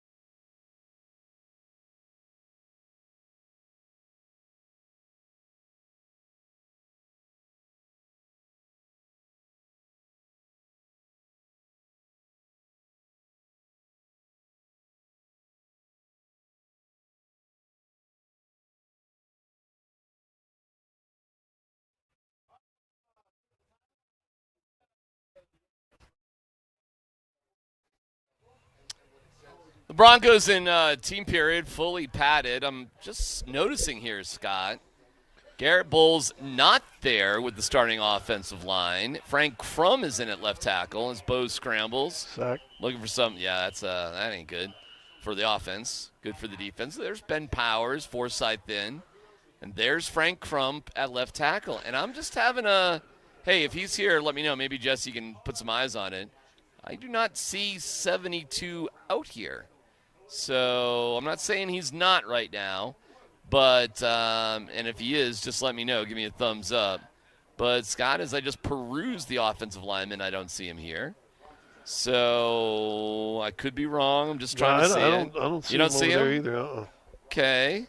So let's keep our eyes on that a little bit. But, there's been a couple guys go for a while and then off, and so yeah, it could be part of that also. Maybe they're looking to have kind of more of a lively scrimmage tomorrow like is planned. Maybe, but seeing Frank Crum at left tackle is an indicator. Oh, there's a deep throw. Oh, no. Pulls up. Who pulled up? Oh, man, that sucks. 89. Mims. Oh, no, that's Mims. Oh, and his helmet is off, and he's bending over. Oh, he tweaked something. Dang. On a deep pass down the left sideline. Oh, man, now he's put his helmet down. Look at this. He's going right in the facility. Wow. Oh, wait, sorry, my bad. He's sitting down on a cooler. So he had what we thought was some sort of shoulder issue yesterday, but he was suited and boot. Wow, Scott, this is like deja vu with me and you. Yeah, last few we minutes. did the same thing. Last few minutes of practice, Mims goes down. Golly. Sitting on the same water cooler. This one, oh, man, Scott, that makes me nervous because that was a non-contact, just sprinting down the field. Goes off, puts his helmet down, sitting on a cooler. We just did this yesterday, Scott. You and I just did this exact same thing. I'm a little more concerned about this one. Yeah, the difference is the guy's not going up in the shoulder pad and looking at the shoulder and everything else. He's kind of bent over that left side like he's stretching out a ham hock or a hamstring or a calf or something. Something. That's definitely something grabbed him. Could just be a cramp. You never know. He's kind of walking now. He's kind of kicking his legs a little bit, like you're. He might just be a cramp. Might just be a cramp. That's possible. Yep. It's warm out here, but it's not overly. There's a little breeze, nice little breeze. But these guys, boy, he's getting a lot of attention over there right now, though. I mean, we got at least 3 trainers over there, just sort of paying attention to him, talking to him, trying to figure things out as he sits down on the cooler. Let's see what the next move is. It's always interesting when that helmet comes off, right? And the helmet comes off and it goes down on the ground. Kind of saw it a lot during the difference was he didn't throw it. Like he was angry yesterday. Well, and now in retrospect, I think he was just probably angry that Riley Moss got the best of him, in back-to-back plays when they were going against each other. This wasn't like that at all. He pulled up before he could get to where the ball was thrown between a couple of defenders, and there was no contact between him and the defenders whatsoever. Oh, man, Scott. By the way, Cortland Sutton is back out here, but he is not – I have not – there he is on the sideline. I don't know if he's been out on team at all. Yeah, I think he was a second ago. They got the second unit in now. Okay. Instead of working with them. All right, keep our eyes on it. Waddle, we can see right in front of us, is out here just wearing his jersey. Describe what he's got as a sleeve on his leg, Scott. What do you see? Well, there? It seems like it's a little lower today. It does, doesn't it? I think it was more when he pulled up the other day a calf thing. It does seem lower today, doesn't it? Yeah. So maybe, that makes more sense. It's like compression sleeve on his left leg. And it is a little bit lower. You're right. It really keeps the swelling down in your ankles when you fly. It helps there? Yeah. Well, I told you I got Disney rash in Seattle because I was just standing too much when I went on my little soccer sojourn over the summer. If you stand, see, that's what's interesting to me. Like, Scott, what good does this do for Jalen Waddle just to be standing around right now? Oh, there goes Mims. Mims is going into the facility. He and Nate Atkins. With Nate Atkins. Nate Atkins is going in as well. Now, he's not limping. No. He's walking pretty good. And, boy, Atkins just went over to him, too, and they're going in with some sort of trainer. So that's a wrap on the day for Marvin Mims and likely Nate Atkins. So Atkins got something going on. Mims got something going on. You know what, man? I'm going to guess that's a cramp, Scott, just because of the way they were kind of treating it and the way he's walking in there. Right. That's my guess there. Something that makes sense. More than something. That is not a limp of somebody that tore something or had, right? There wasn't really a limp. No. Yeah, which you can pull up and you start getting that cramp somewhere. Yeah, but, better safe than sorry. So Atkins and Mims both go off. He's good for an hour 12 minutes, not an hour 20. Isn't that something? About the same time of practice, wasn't it? As far as where you are towards the end. Oh, what time? Yeah, you're not close. Pretty close, yeah. I mean, it's not overwhelmingly hot out here, Scott. No. Do you think? No, not compared to the last couple of days, that's for sure. Okay, so 2 days, back-to-back days with Marvin Mims not finishing out practice. All right, Scott, listen, we get all the good stuff, me and you, when we're just together. Listen, I can be snarky, Scott, or I can just be, whatever. He's a wide receiver. Okay, you think that's a diva move right there? No, I think he probably had a cramp. I do, too. Something else like that. Get in there, get some electrolytes in you, and practice is nearly over anyway, so, yeah. Do you get cramps in basketball? Well, I knew some coaches that did, more in this area. Not here. Not here so not much, here, but here. more in here. Not here, but here. Yeah, Gotcha. yeah. Okay. Yeah, a bunch of coaches like that. Players. It seemed like in basketball when I played, when your cramps came, when you're at home at night laying in bed. Is that right? That's when it seemed like the cramps up on you. would always sneak up. You'd stretch your leg out, your toe, and all of a sudden your calf just locks up and just kills you. I just associate cramps with warmer temperatures and stuff outside and that sort of thing, and maybe being a little dehydrated, which is remarkable considering the hydration stations. I mean, you can't walk 5 feet without running into some water liquids of some kind, not only out here but inside as well. I really had something funny to say, but probably inappropriate. Okay, well then. Had cramps one time having SEX. And? Warden asked me, hey, can you do that again? Okay. And on that note, we'll take a quick break.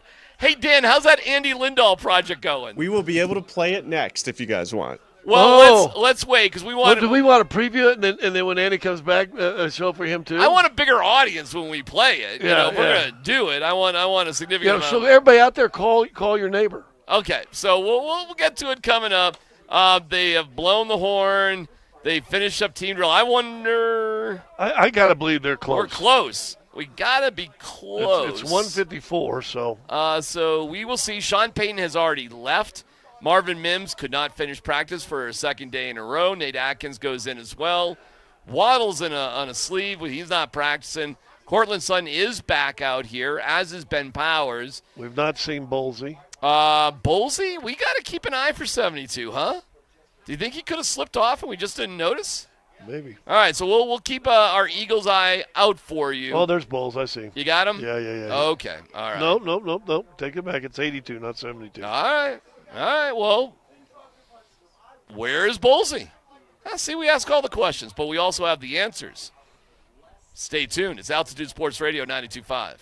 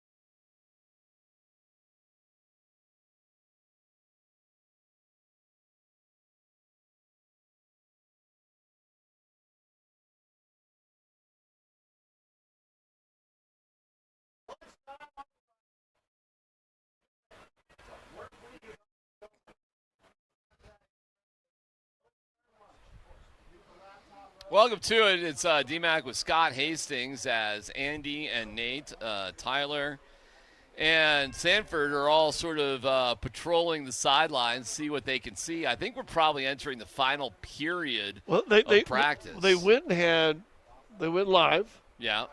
And then they came over and everybody stretched and did something, the hydration break or whatever. Yeah. I saw the guys doing the air drops, the offensive linemen, and now they're back out in teams again, it looks like. They are, and I do wonder because they're on the side. Oh, they are going to move the ball because everybody's on the sideline. You can always tell when it's a little bit different when the offense and defense go to the sidelines instead of behind the play. Well, they've got the clock up. They're going to – So I see 24-20. Okay. Jesse, I can't tell if you can see. It's like 20-some seconds or a minute, 20-something. So they'll probably try to. If it's a minute 20, we got to score a touchdown to win. Yeah. If it's 20 seconds, what is it, Jesse? 27 seconds? I think we'll go out there a little bit more. There's a one over there. Yeah, see if there's a one over there. We need to see if there's a one Thanks, on the Abby. clock. First play in this 2-minute drill. Incomplete.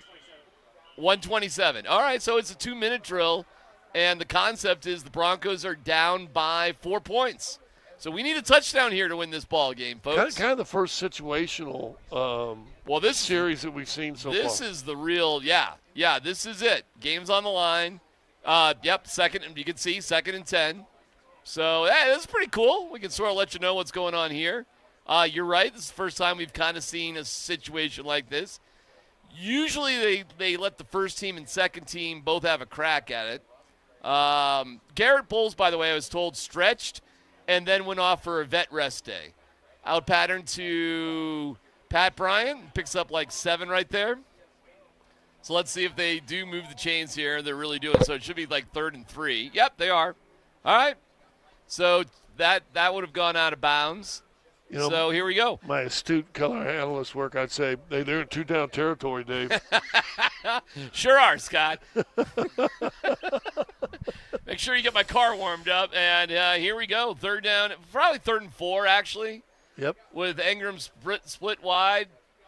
Is that Jonah Coleman? J.K. Dobbins, can't quite see. And it's a 3. But it's a passing down here as there's probably about a minute left to go in this simulation. Bo scrambles a little bit, dumps it off to Ingram, and that's a first down. Holds Tackle, the ball but too long, I'm telling you. I don't know how many timeouts they have. Just maybe you can go see how many timeouts they have. That's always a little something. And they're probably on like 54, 53, 52. They're on their own 47, so they're almost to midfield here. But it's a fresh set of downs, Scott. Well, and you can throw in the middle of the field, so especially if you have a timeout. Down the middle of the field, complete to Little Jordan no Humphrey. timeouts. Okay. All right, well, that was about a 15-yard gain. But a field goal, Scott, is not good enough. Bo Nix downs the ball. 2nd and 10, 32 seconds to go. You're sitting on the 25, 27-yard line. We got to get in the end zone here, Scott. We can't mess around. Oh, that's kind of fun. Quick hitch to the outside. Pick up 8 to 10 yards. Get out of bounds.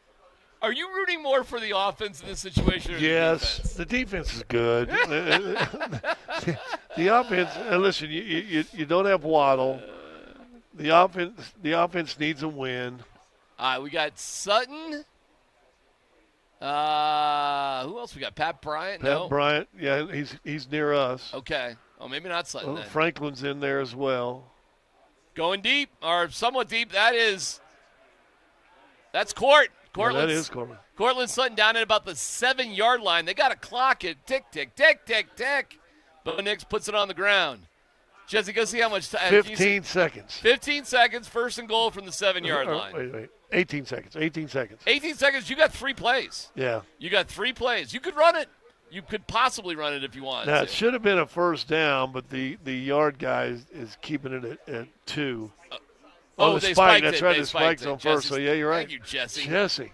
Well, how many how many booths has this guy been in? Best color guy Oh, in football Lord. right there. Are you kidding me? We are naive compared to Jesse. All right, so here we go. You got 3 plays to try to win the game with 18 seconds left. Jaleel McLaughlin, actually, you're running back now. Let's see what goes on here. Good drive so far, right, Scott? So far, you got it done. Low pressure, fade. Touchdown. Ingram, touchdown, Broncos win. How about that? Nice play, Ingram. I know we said nice it. Play. I know Tyler's kind of poo-pooed it. And nice drive. But what are the plays? I really do. They've got to use Ingram this year. Well, look what they're doing. Yeah, they got Look what the emphasis has been this year. He's got to be an advantage on most linebackers. Look, we just saw it. Boy, that would be great if we could see more stuff like that out of what we've seen out of Evan Ingram this camp would be amazing to see during the season. Yeah. So they're using him more. He's being more effective. Nice moment right there. Ones on ones, good on good. And Bo got the best of him on the drive and on the fade. Beautiful pass by Bo into the left corner of the end zone. Touchdown, Broncos win. Had to be some broken coverage somewhere because Ingram had 2 or 3 steps on whoever was sliding over to get him. Hey, I think this is Ellinger about to – gosh, let me see. I could have sworn it was Ellinger going to do it. They usually don't do this 3 times. They do it twice all the time, but not normally 3 times. Well, they got him backed up even a little further now. Excuse me. Sorry about that. Let's see. I think they're running the same simulation. Dang, Irv. I know. Sorry about that. I did cough up a lung right there, didn't I? He was good at that. I tell you what, 1952, Tommy Schroeder, nice little second baseman for Wheat Ridge, died yesterday. All right, here we go with the drill. And let's see who the QB is. Is it Bo again? Well, they don't have. Are we going with Bo again? They haven't changed the clock.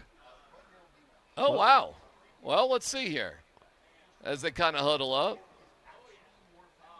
That'd be interesting. And are we starting with third down? It's third down on the yard marker there. You got an orange guy in the huddle, don't you? Maybe they're not. They might not be doing the same thing. They may be doing just something different. All right, who's our QB there? Jesse Scott. Oh, you know what? It's Bo. All right, so Bo's still in there. Oh, I wonder what they're doing. They got it 3rd and 10. So I don't know if they want to clean something up. They want to work on something specific. This could be working on a Hail Mary. He's working on throwing it out of bounds. Or it's a walkthrough thing. They're working on just getting it, the process of spiking it for a field goal. Yeah, so that play didn't mean anything. What they're working on is just like get it in the field goal range. Yeah.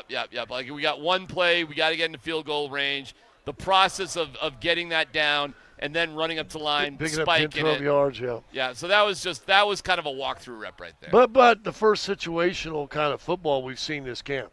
Absolutely, right? And now I think the twos are coming out. And you know what? This is like, hey, Sean left town. Can we have some fun? Can we? Well, I've loved this. To me, this is a blast. More football, yeah. Oh yeah, hell yeah. Because you, as a fan, it is Stidham. It's not Ellinger. It's Stidham with the twos. So this will be 2s on 2s, and I think same situation. Yep, about a minute 27, no timeouts, down for. What are you gonna say? 35-yard line, something like that. Yeah. Something along those lines. So same exact situation that Bo just had, that resulted in an Evan Ingram touchdown. So in the gun. Stiddy City does not throw the ball backwards, picks up maybe about 8 yards. They say running back looked like he should have got out of. Yeah, they're not. Only like 4 yards there, and they're not giving him a timeout. They're not saying he went out of bounds, so the clock keeps running. Stidham just got sacked. Bad snap. I think that was a bad snap on the ground. Well, Coach talked about it. That went nowhere. A couple days ago. I saw it yesterday. Stidham has had some issues under center with the snap. Just had one right there. Brings up, and that's what kills you in a situation like this. Kills you. They're actually, I think there's a penalty. So there was a penalty on the play, and they're actually backing up. So now it's more like 3rd and 12. But they keep it 3rd down. All right, well, whatever. Steve rolls out. That's maybe 7 yards in the middle of the field. So you gotta go, Bandy. Yeah. You got to run a play here if you don't pick the first down. Huh? They're giving him a first down. So, all right, fine. So they're giving him a first down. Real slow process. Borderline sack, throws it way out of bounds. That just looked like garbage. That looked like the fourth quarter of the game. Oh, my I God. don't want to. Boy, you see a little difference from Stidham and Bo, don't you, Scott? You're with all the twos. It's different. I get it, but it's different with Bo. It's different. Again, he's a good guy, great kid, father, family man. I hope he's a backup quarterback for 15 years in the league. Makes a lot of money, but you see the difference. He's at best your number 2 quarterback. At best. So there's less than a minute to go in this simulation as they're trying to do a 2-minute drill. It's still alive for the offense. They're calling it about 2nd and 10 as he threw it 90 yards. Wow. That is scrambling around, and that's another throw out of bounds. Back-to-back throws out of bounds. They can't get anything going. Who's playing right tackle? Because he just got 8 up. Is that 76? You know, you always get in that situation too, Scott, when you've got backup linemen. That's Throckmorton. That's there's a reason one guy gets paid $20 million, another guy gets paid, well, whatever. 800,000. And we're laughing at a dude making 800,000. Think about that. I like to suck that bad. Laugh at me, please, someone. Yeah. But they're going to count on Throckmorton, and he's competing for a rotational kind of the swing kind of tackle. Absolutely. You don't need bad plays. Deep bomb. Stiddy's just saying, screw it, I'm going for it. Oh, are they going to throw a flag? No flag, and was that Bandy that fell down? No, that's not Bandy, though. That was Manjack. Manjack, I love that name. Great name. Was that a great name? He's going to start a company that protect your car with Manjack. Manjack. That's a great name for a construction company or like a porn star. Yeah. All right. Yeah. So Stiddy, so 4th down? Yeah, here we go, 4th and 10. This is where the defense wins. And by the way, when they usually do this, if the defense wins the drill, that's it. The end. We're if it's 3 and out, it's 3 and out. They'll try to keep it alive. Now will they do the same drill and let the threes go? No. Well, we'll see. Usually the answer is no. Stiddy throwing it. That's at least 18 yards, and it's dropped. Bad throw.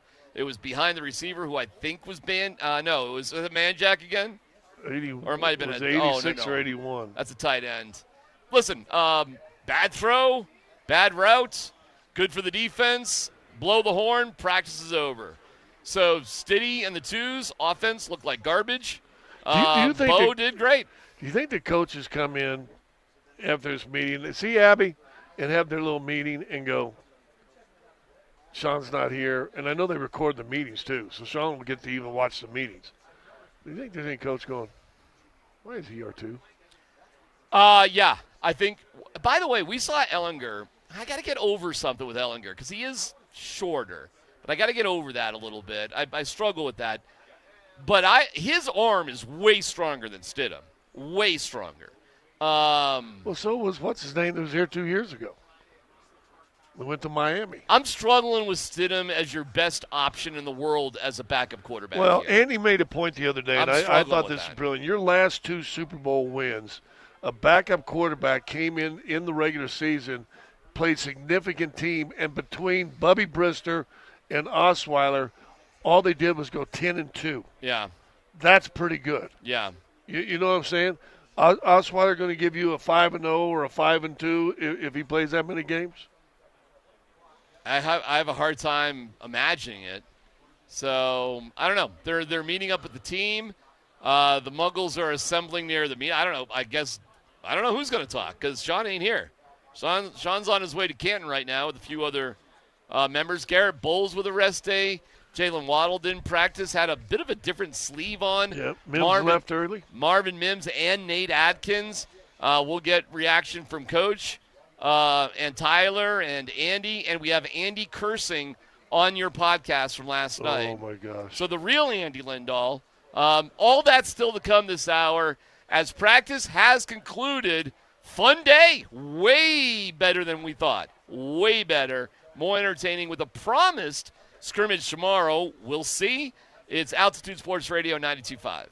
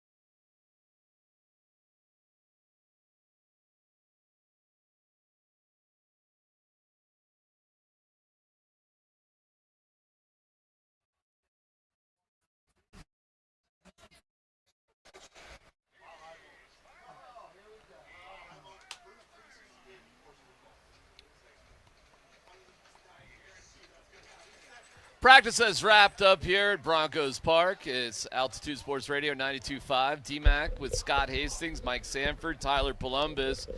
A lot to get into as we saw a 2-minute drill with the ones and twos to wrap things up.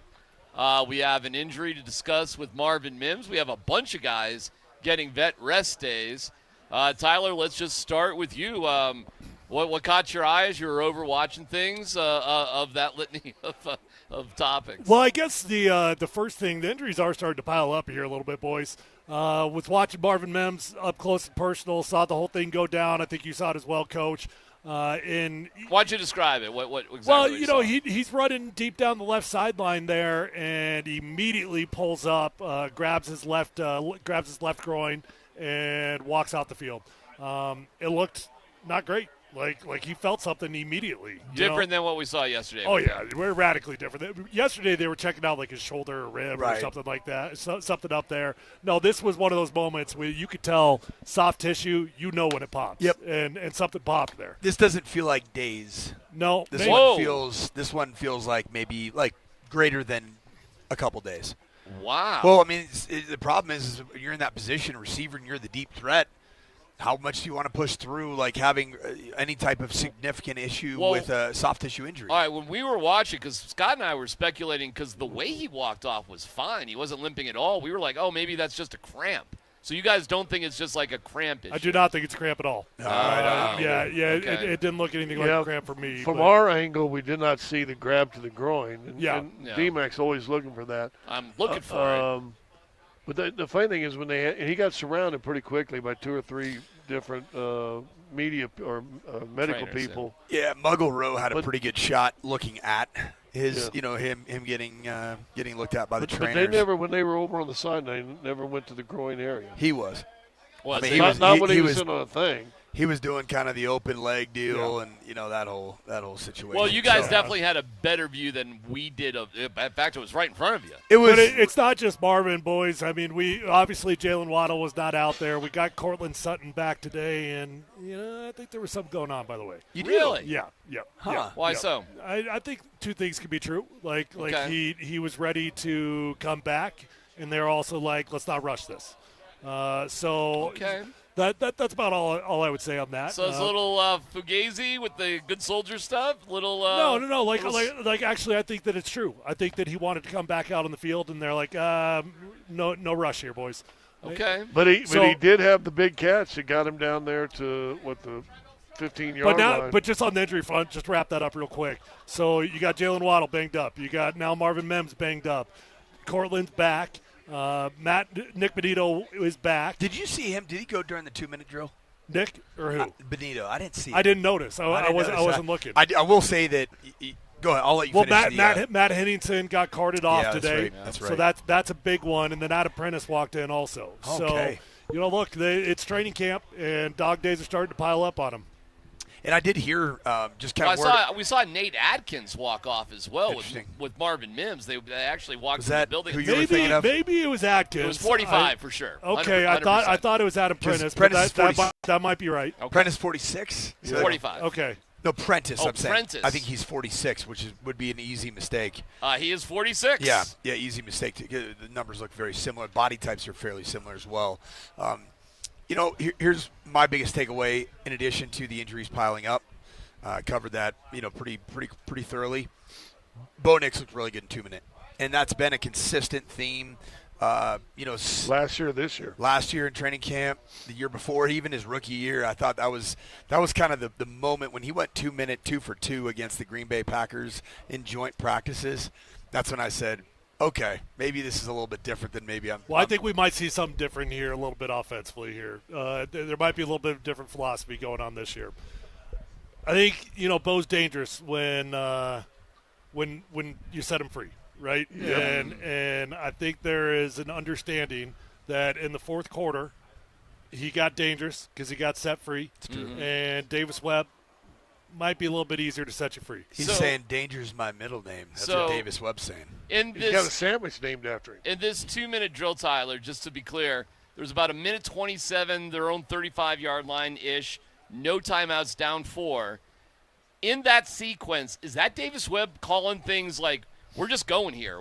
This is not scripted. We're calling things as like Coach answered that one. Because Yeah, I I watched think a lot it of closely. people get confusion on 2-minute drills and who's calling what. Yeah, so I watched that one very closely, and interestingly, Davis was standing behind the offense, which is a little weird because you'll never have that vantage point as a play caller. You'll always be either up in the box or on the sideline, which is I don't know. I'm splitting hairs here, but I've never called plays even on the headset behind the field. I always do on the sideline just because that's the vantage point I'll be seeing it from. But he was calling every play, and so this was a real organic, real life, and he looked good. I mean, the flow of the offense was good. I will say Jarrett Stidham with the twos, that was not good. That was not good. But you know who had a really, really bad period during that second rack with the number twos? Throckmorton. Well, yeah, Throckmorton was getting eaten alive, but Palczewski at right tackle. Palcho was struggling during one-on-ones. I didn't notice during the 2-minute, but I was watching one-on-ones very, very closly. He seems to be pretty dang good when he's playing guard. When he's out there at right tackle, he doesn't look too comfortable to me. Who did look pretty good, though, there was a lot of buzz around it. Cage Casey looked really good in one-on-ones. Gosh, I keep meaning to lock in on him. And he looks small. Like, that's the weird thing. He's not just huge in either height or girth. So he looks small, but he's super athletic. We noticed as Bolsey, we were told after Stretch actually went inside, and it's a bet day for him. We're also seeing DJ Jones, Malcolm Roach, Alex Singleton all getting a little bit of a break today. We saw Brandon Jones just out here not doing things. So they were being a little calculated with things today. Frank Crumman at left tackle. Instead of Bowles when they did first-team reps. And he looked good. Well, so that seems to be, or at least early on in training camp, till they identify who the swing tackle is going to be. Palcho seems to be playing it right. Frank Crum seems to be playing it left. Okay. I don't know that means anything in terms of who's ahead of one another. Then Matt Pert seems to be playing with the threes. Also, we noted that in this camp, and as that drill ended, with the touchdown, Broncos win over the Broncos. Offense wins there. Evan Ingram. It was a fade back, to your point, like let Bo play, and a beautiful touch pass to Evan Ingram. Yeah. We have seen an emphasis. It feels like we've seen an emphasis. Let's get Evan Ingram involved with everything here, right? I agree.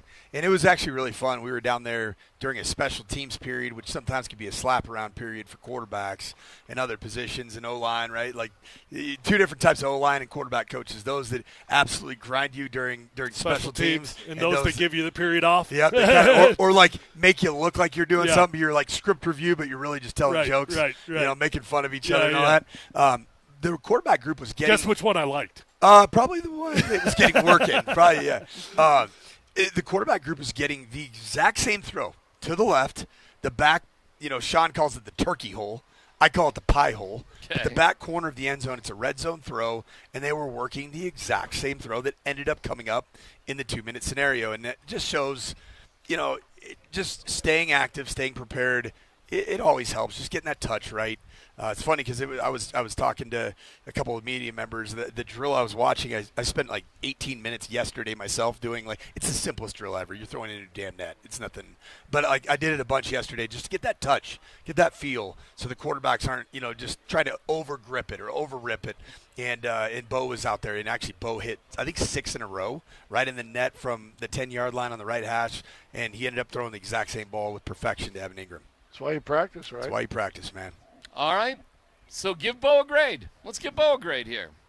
It's a good day. This is a good day for Bo Nix. Good day for Bo. Yeah, 2-minute drills, a big one. It looked like it was took a while to get going. It was almost emblematic of last year's Bo Nix. Tyler and I talked about it. Kept pissing Darren off every time he came back to the studio.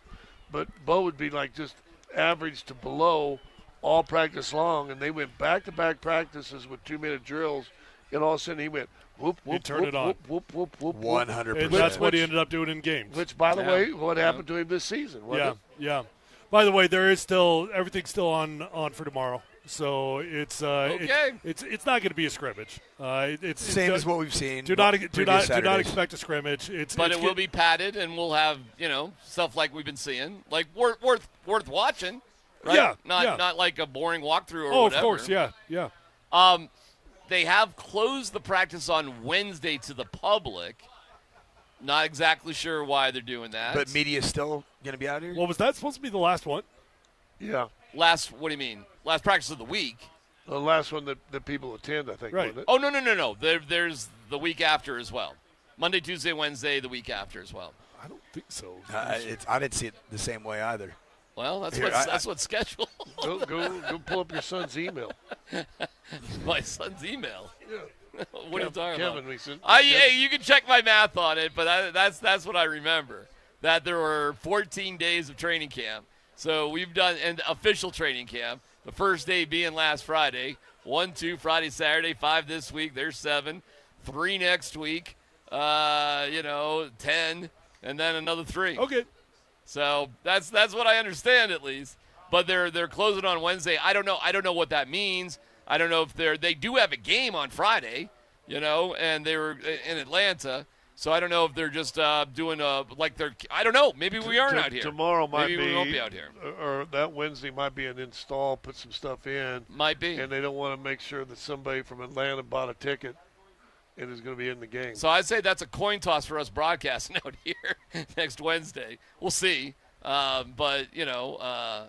This is typical for training camp. You get it kind of to the second preseason game, and then it's preseason, right? Like it's a little bit different after that. So it's not really unusual. All right, here's what I have. We have so it's Saturday the 8th is tomorrow, and then I have Monday, Tuesday, Wednesday, Monday, Tuesday, Wednesday. Yeah. So 10th, 11th, 12th, 17th, 18th, 19th is what I have. Cool. Yep.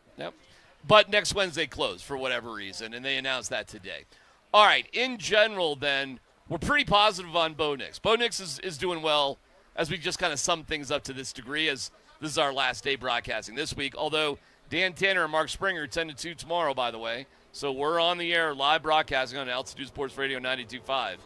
Bo Nix, Tyler, what do you think? Give us a summary of this time. Bo looks like he's having a good progression like you would expect. Not elite in training camp, but looks better than he did last year. He's having more good days than he had last year early on, and I'm satisfied with what he's doing. I feel good. I feel good about where Bo's at. I feel his health was the biggest question mark coming in. That's not even remotely considered right now based off of how he's moving around.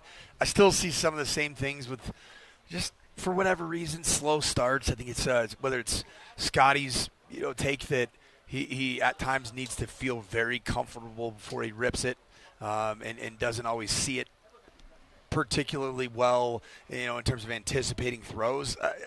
I agree. Like there's a little bit left to be desired when you watch the first half of practice. Let me ask you guys this: 2 minute drills, blah blah blah blah blah blah blah. Less time to think, more time to think. Less. Yeah, and simple schemes, simple defenses. And what's he done in that situation? Balled out. Yeah, but beyond that, you know why it plays so much faster? Because there's not very many routes. There's not much going on with the routes. Simpler. You know what it is. You've got 4 or 5 different things that you're trying to do. It just doesn't get very complex. So when you and I did that show with Berto, and you said I want a 4-quarter bow, not a 4th-quarter bow. Maybe that's the key. Maybe but it's tough to play football like that. No, I understand that, but he's got to get somewhere mentality-wise where he's not overthinking every situation and every throw and every route, and that may just be, what's the old line? Paralysis by analysis. Maybe that's what he does to himself. And then coaches told me, 2-minute drill, man, it's looser. It's a little simpler. And he thrives. It's funny. I was watching some CU stuff. And some of the players are talking about in this go-go offense that they're going to run, there's more space to improvise and do whatever we want to do and that sort of thing. Yeah, because Pat Shermer came from the NFL background where he's trying to program, exactness of detail. And so I know it didn't show up that way. I know a lot of people did. But that's where the background he came from was much more that way, whereas Brendan Marion's a lifer in the college game for sure. Okay, so a different sort of approach. Could that possibly work out here with Davis Webb and Bo that Sean is backing off, and it gives more room for improv and flow earlier in the game than, hey, Bo, go win the game for us? Yeah, it's interesting. Did you hear that how Cortland Sutton described Bo Nix? I think it was on NFL Network. He had a sit down, and he said the number one describer he came out with is a perfectionist.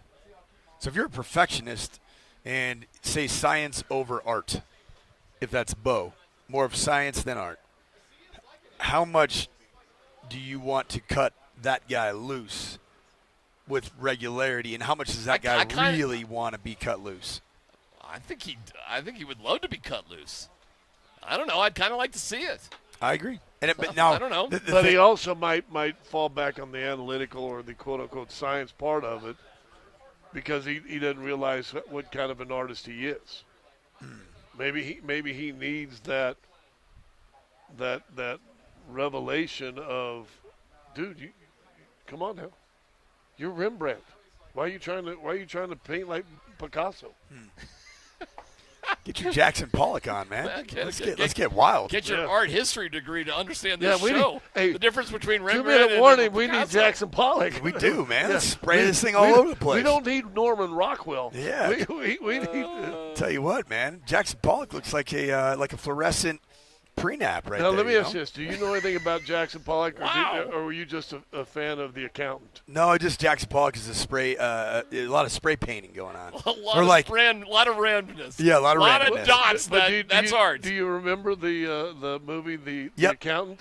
Yes. And he had that above his bed, the Jackson Pollock, and he gave it to the girl at the end of the movie. Spoiler alert, by the way. Sorry. Thanks. I want to remind everybody, Wine Time is coming to Elitch Gardens on Friday, August 28th. That's just 3 weeks away. Great wine, music, and the perfect summer night out.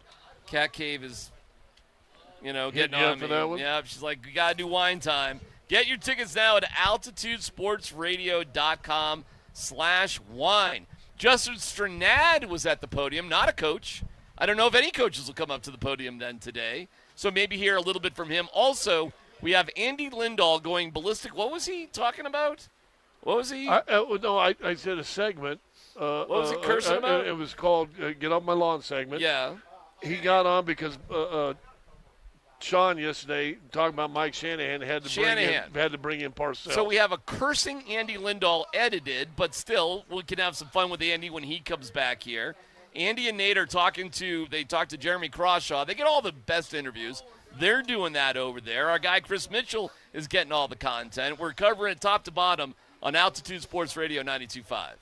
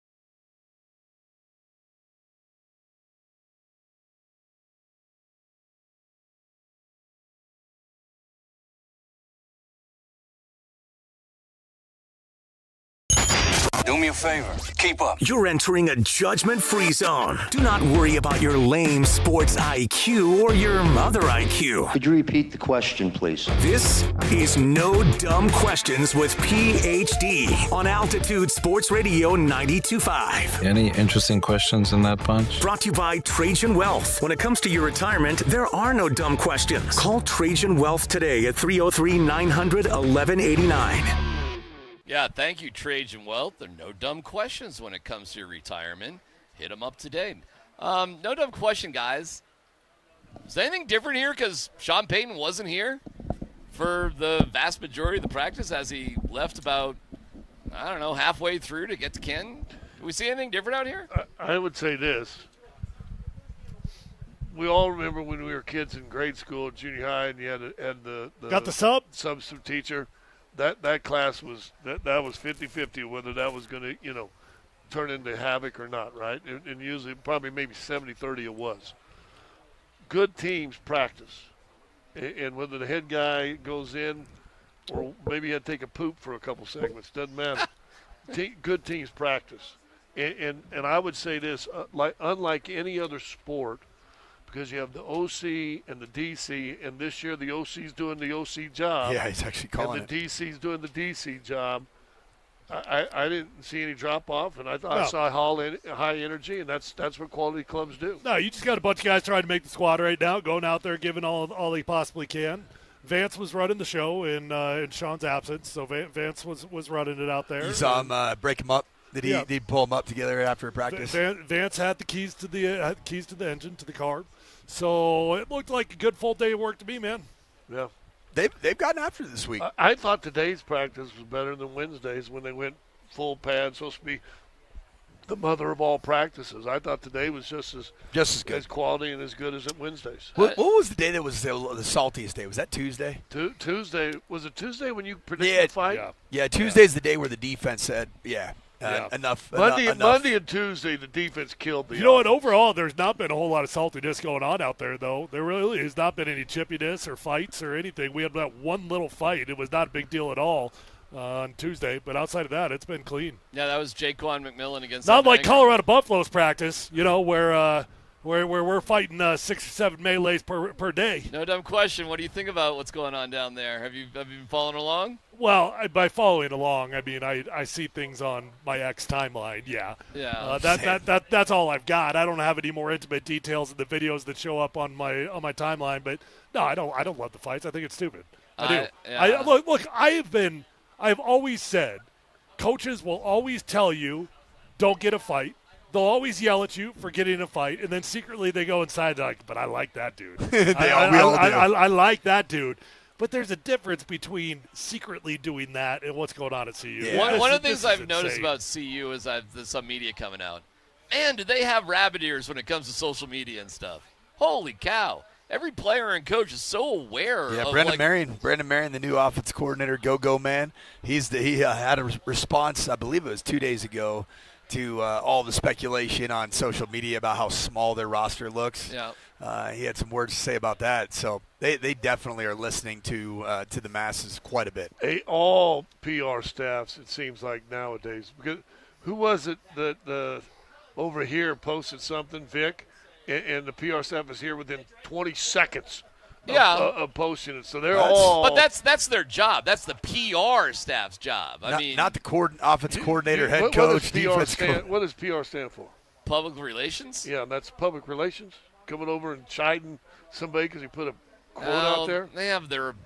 I don't know. I know what you're saying. I'm not trying to defend them, but they have all their little quirky rules, and Should there be a new name instead of public relations? I don't know. What would you like to Shouldn't call they be worried about them people and us? Who knows? You got to be worried about something. You know what I have noticed, though? The public relations staff here at the Broncos, it felt a lot more tense Bo's rookie year. Oh, gosh. I was because I was giving a daily update, and there were times where I was giving some stats that I was charting. Generally speaking, it feels like this team knows exactly who it is. Dude, I think Sean Payton's first year here with Russ, it was tight. that's when he didn't allow people By out the way, here, right? by the way, Sean, believe it or not, has lightened up in 3 years. Oh, quite a bit. He hasn't got stricter. He's been way more lenient. I'll give you a very specific example. The first couple days, the media was not allowed to be up in the shade near the cafeteria windows there, and it was brought to his attention. I know this, and he was like, "All right, whatever," and they were like, "Great." And so now I think that's a pretty good vantage. Well, you guys have spent more time than me up there. It's great. What do you think of that vantage point right Couldn't there? ask for anything better. Yeah, it's terrific. You have shade. You got kind of a bird's eye view down on the. Yeah, you can see the trench But warfare going on. That literally was changed from where it once was and had You think to be that was a approved. Sean decision? I know it was a Sean decision. I don't think it. I know it. It's actually a Sean permission given. Permission given. Yes, Yeah. yes. It's actually the perfect It was spot. presented to Sean, and he said fine. I would say it's the perfect spot for the media members because of shade. Yeah. And obviously, a lot of media members don't, except for Leggy. Leggy will sit out there and bake like a raisin. Leggy's in his own world. It's man. crazy. He will not accept. He chooses the wrench on a daily basis. That's what he does. The wrench. He won't accept free meals. Nope. When it's offered to him at events. Ice cream? No chance. No ice cream. Now, don't give me any damn ice cream. He refuses to stand in the shade. Yes, I like it, man. I gotta respect it. You know. So, but from Sean's standpoint, that's far enough away, just far enough away where you really can't hear any conversation. Right. Whereas a year ago when we were up here, I guess this be on the east side and everybody's lined up on the grass, there are times you're right there within earshot. Coach, when we first did it, we could walk in between fields. Oh, yeah. Well, let me just ask the You're question right there. again, because you guys are out way more than us. From this perspective, it doesn't sound like a loud camp, Tyler. It sounds like, at least in the past, there were times in training camp where it was just like after every play ended, everybody was like screaming. I don't see that. Am I right or wrong about that? I would agree with you. I don't think that there's been a whole lot of chirping going on out there. I think it's looked normal, but what I see is a bunch of respect. Okay. I think that's a good thing, man. I mean, I just see a bunch of competitors out there that respect one another. Now take that statement and go back what they did in the offseason. Yeah. Brought everybody back. Yeah. Yep. I mean, this. Listen, coaches have called teams forever and ever. You want a family. This is your family. Yeah. This has been the closest we felt like that in a long time, isn't it? Yeah, Absolutely. I feel that way. On the flip side of that, because we are over here in this tent, and at times we are pretty far, so we're noise isolated from what's happening because our ears are listening to each other's hot gas, right? But when it's a reminder. Smelling it. Yeah, no Tyler. question. It's a reminder for me when I go and take a little quick lap, especially when like 7-on-7 or team was on this field. I've always heard the quote: "You don't see great defensive football, you hear it." That's And true. and it's not even just the hitting; it's the communication. It's in this defense. While it's not screaming and yelling and hooping and hollering every play, man, there are pros when it comes to communicating. You know what? And again, I've said it many times, I think all sports are similar. Every coach I ever had within basketball, as I rose through all the levels, communication, right? You don't see it.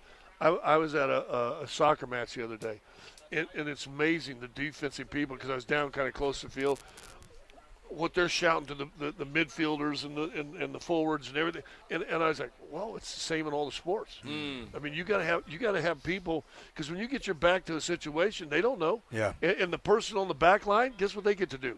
See everything. See everything. So that's cool. You hear that, but I was. It's funny you bring that up, because I was just the other day at a match, and I was like, man, they're talking. Well, and really like a really elite. Like goaltenders, goalies in both hockey and soccer, they're screaming back there. Oh, it's unbelievable. I mean, and I talked to Raj about it. I was like, there was a practice it was an open skate that we were at from the penalty box. I can't remember who it was. One of the I think it might have been who's the big time Hellebuck. Okay. And they were going through some some various spatial zones, and he was barking. I said, is that normal? I said, not really, but the really good ones do that. And that's kind of what I see with this defense. I think Patrick here, Wall did that, didn't he? Yep. So pretty good, and we'll see how tomorrow fleshes itself out. However, we'll come back to a concerning injury today to Marvin Mims. I want Andy back here before we play it, but if we don't have Andy, we'll play it anyways. Well, they were getting an interview. They were actually. They are, so I'm kind of like, we'll see. But one way or the other, we'll play it. We'll play it. You remember the days in camp? Tyler might have even been in radio by then, when at least one day a week one day of the camp, they bring the GM by everybody. Yeah. They bring the head coach by everybody. Yep. Bring the president by everybody. Yep. And you got all them interviews. I do remember that. Them days are gone, Scott. Would it be hard to get George Payton to come over here? Yeah. On our it'd station? be really hard. It'd be impossible. Why? We're going to own them before. I mean, not own them. All right. It's Altitude Sports Radio 92.5.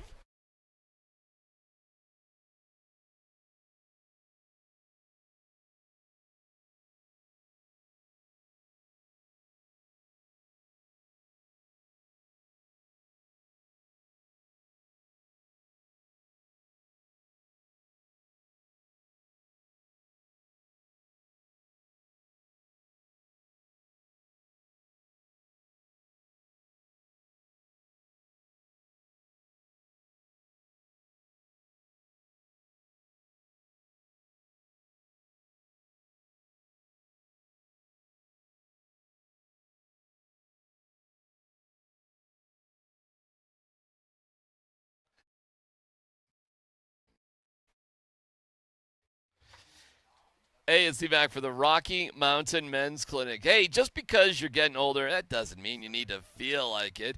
That energy is low. The sleep is like, what is happening? The weight, oh boy. And your mind just feels foggy. Sex drive ain't what it used to be. It could be low T.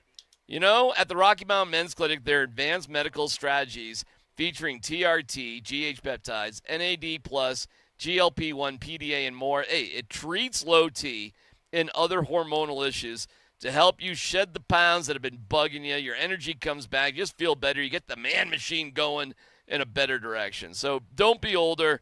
Take control. Stronger in the gym. Maybe a little bit better in the bedroom too. It's the Rocky Mountain Men's Clinic. Go to RockyMountainMen'sClinic.com and take their low T quiz. Just takes you a couple minutes. RockyMountainMen'sClinic.com. From there, off you go. The cost of the first appointment is only $99. And, if it's a good deal, you're feeling positive about it, you sign up for T treatment, that visit is free. So don't ignore the signs. Call today and take the first steps towards feeling better again. RockyMountainMen'sClinic.com, 720-440-7900, RockyMountainMen'sClinic.com. Featured therapies are compounded and have not been evaluated nor approved by the FDA. Provider prescription required. See website for details.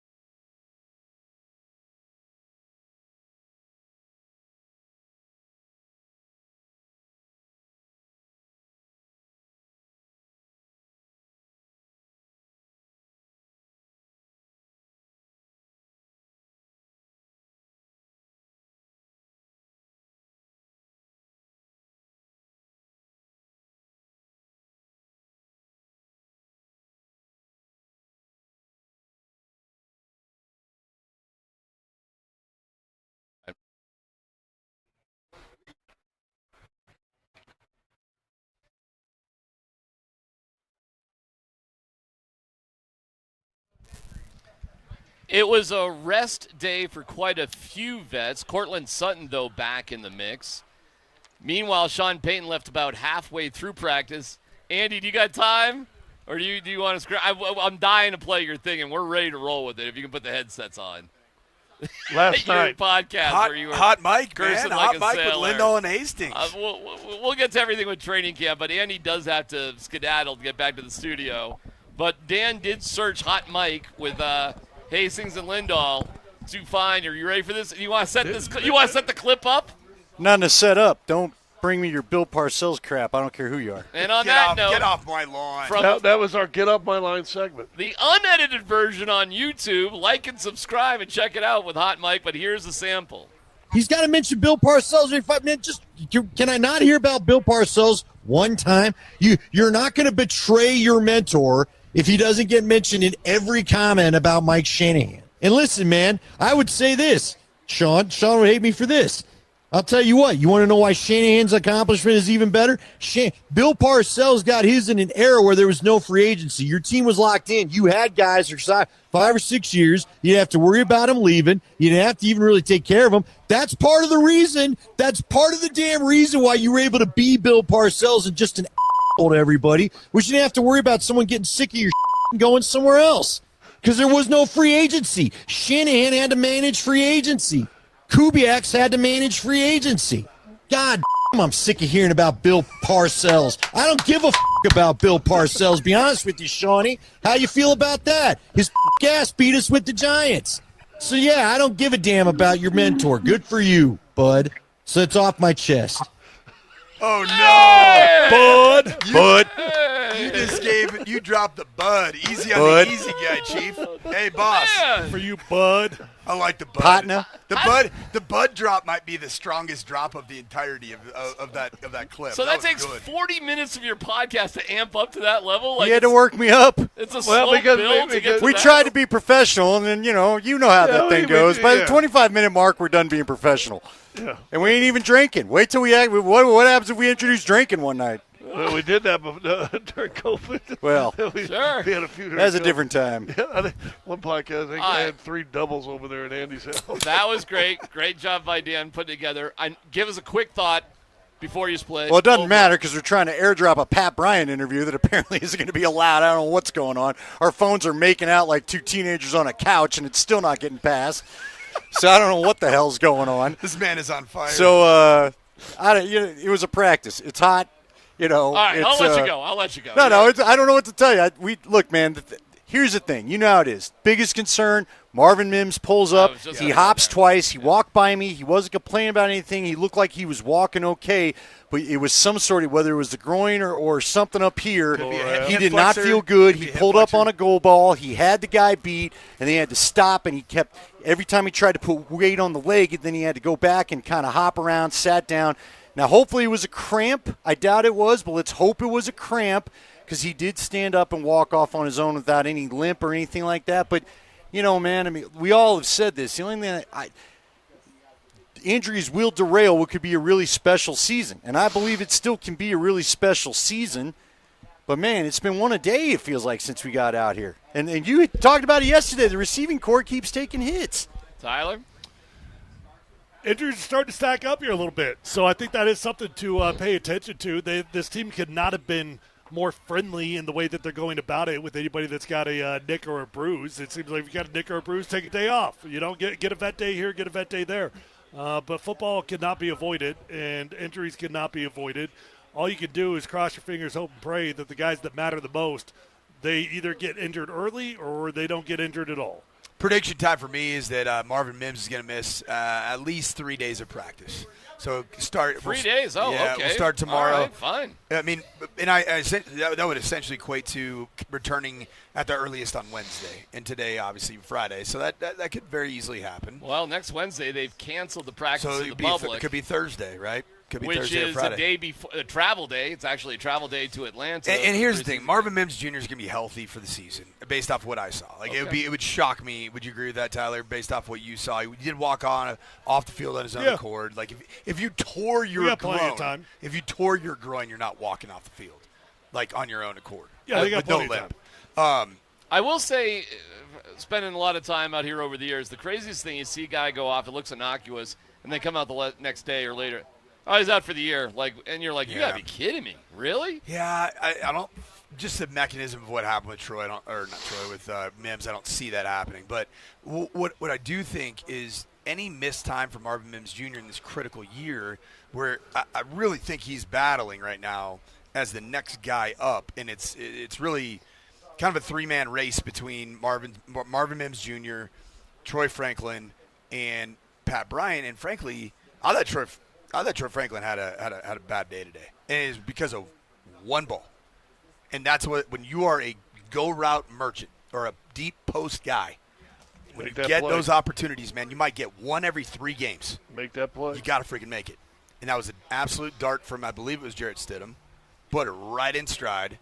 He didn't come down with the football, and it hit both his hands on a post ball. And that is, unfortunately, something that has plagued him. But you had the stat. He led the league as far as deep ball drops. 6.7% of overall targets he dropped. He put on the ground. So that's a high number. High number. Whereas Marvin Mims Jr. has been 2% over the last 3 years. So what's our concern level of Mims right now? I don't love the fact that there's any setback in terms of him working with Bo and working with the I'll give you the good news. And I was talking to somebody today, and they're like, yeah, we know our starters are. We know they are.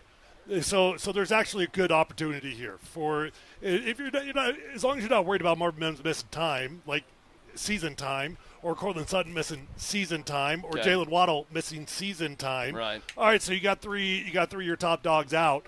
Well, you know what that is? A great time during training camp for some young guys to get some reps. Yep. And the guy that's there, time and time again, and is making plays over and over. Now, not the flash play down the field, but Pat Bryant. Pat Bryant's the next Cortland Sutton here. So I feel that he is the next Cortland Sutton. Not as big, but in terms of the safety blanket for Bo Nix, he's been that already in training camp. Mims? No concern. I don't have concerns in August, but we all know this: groins, hammies, your PTSD with calves, and hammies. Yes. I mean. By the way, we did see that Jalen Waddle was wearing a different sleeve that went down a little bit further to his ankle today. More to his calf today. Oh, so you guys did see him today? Yeah. Oh, Waddle, yeah, he was out here standing around. I could not. Did you spot him ever, Ty? I did not know. I didn't either. Was he? How was his gait? The gait looked okay, but like I said, better than yesterday. The wrap, the wrap was lower. The wrap was lower. The gait did look better. I mean, it looked kind of worrisome yesterday. Yeah, it was worrisome. But once you get injuries, groin, calf, hamstring, I mean, the abductor, right? Oh, I mean, that's another one in there also that you could be talking about with Mims. You got to nip those right away and be patient with them. Otherwise, you're going to have what we saw the last 2 years with Aaron Gordon. Always deal with it. Always deal with it. Always coming back. Always dealing with it. It's like, and how long? It's sometimes that's so frustrating because you can't even rehab it. You got to rest it. Tyler said it on the show previously that almost ready to have broke a bone because here's the timeline that's going to heal, right? And then it's just getting comfortable. Bo Nix getting comfortable with the broke. Okay, here you go. But a groin and a hamstring, you don't know what little cut is going to tweak that thing again. Well, bones heal, right? And hamstrings, soft tissue, recover. They recover. They linger, but they linger forever. The Cranberries wrote a song about him once. There you go. Oh, look there you go. Nice reference there. A little Dolores reference. Is that your college days or? No, that's I hate to say it, that's probably like high school. Yeah, even before that, maybe middle school. I think I used that at my wedding. How many years you got for marriage? Yeah, I am coming up on 32 in September. I mean, I'm coming up on 22. All right, it's a good start. My brother's coming up on 41. Yeah, we all got numbers. Other things that stood out here today. Yeah. Hey, if you don't get it right the first time. Coming up on 3. I love it. Congrats. Coming up on 3. All right. Other notables from today. What else stood out to you guys? Alex Palczewski, I think he is going to be slated in more as an interior offensive lineman for the big picture plans.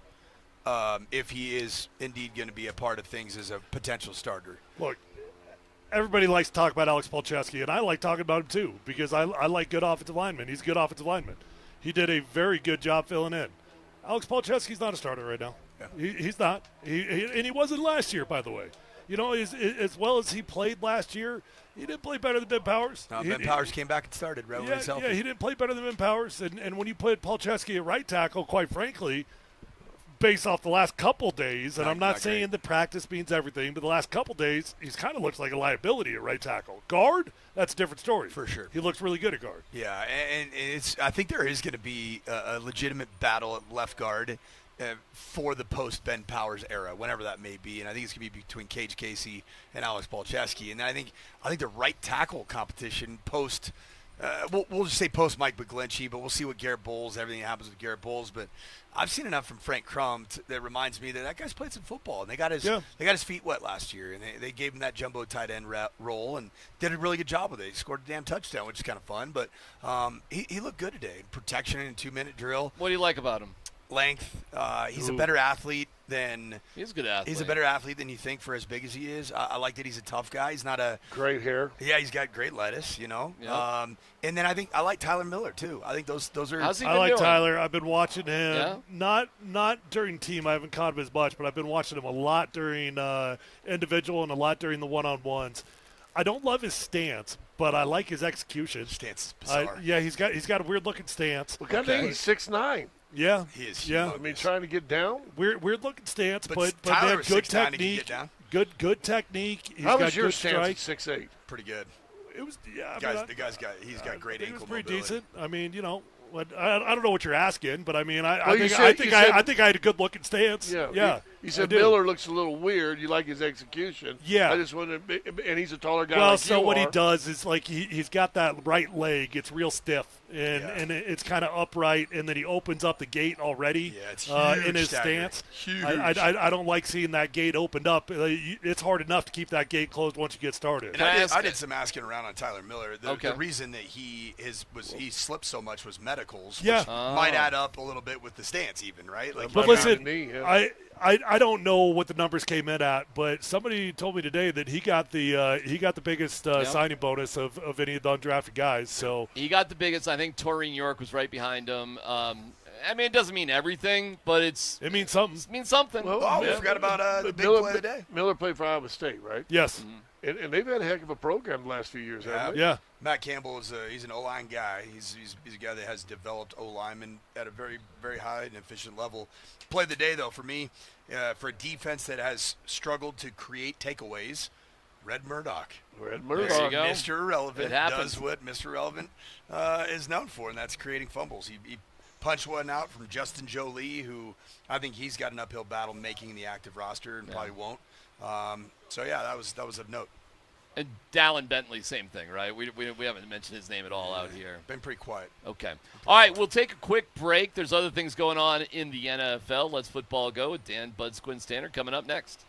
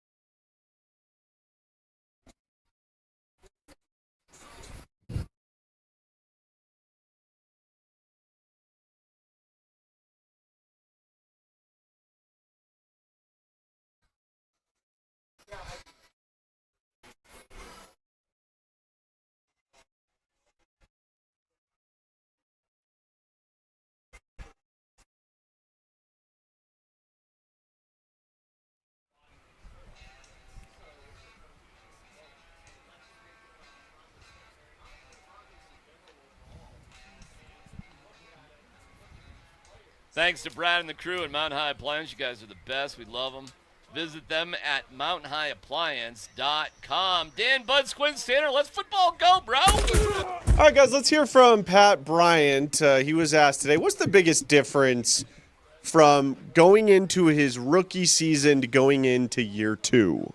I mean, yeah, just going into year 2 in the offense, I feel like I kind of understand things a little bit different. And then just my ability, last year I played just about every position, so it kind of helped me going into this year. You know, I can, whenever guys tired during camp, I go out there, take a rep, because at the end of the day, I know my job being year 2 in this offense. Oh, okay, so let me ask you guys this question. Year 1 to year 2, who is going to take the biggest sophomore leap for the Broncos heading into year 2? So let's revisit last year's draft class. Jahdae Barron, R.J. Harvey, Pat Bryant, Savion Jones, Q Robinson, Jeremy Crawshaw, and Caleb Lohner. Who of those guys I just listed will have the biggest sophomore leap going into year 2 for the Broncos? Boy, I think that's going to be Pat Bryant based off what I've seen out here. Savion Jones, and we'll see what happens with the outside linebacker position, but right now it looks pretty crowded. You got a healthy Nick Benito back out here. Jonathan Cooper appears to be going every day with the ones. Jonah Ellis looks great. So I think it's going to be Savion Jones and also I think Pat Bryant's he's been the most consistent wide receiver out here so far. I'll throw a wild card out there of Q Robinson. I don't know where he's going to fit in the rotation if Jonathan Cooper does not have a suspension. But if Jonathan Cooper goes down for any point in time, he's going to get a lot of reps, man. For sure. He's going to be on the field a lot. So if he gets on the field a lot, he performs well, he'll stay in that rotation. I'll go with I think Pat Bryant overall. But, Crawshaw may be an first-team All-Pro punter. I know it's not something that we watch all that often, but this dude is sick. And it was crazy last camp.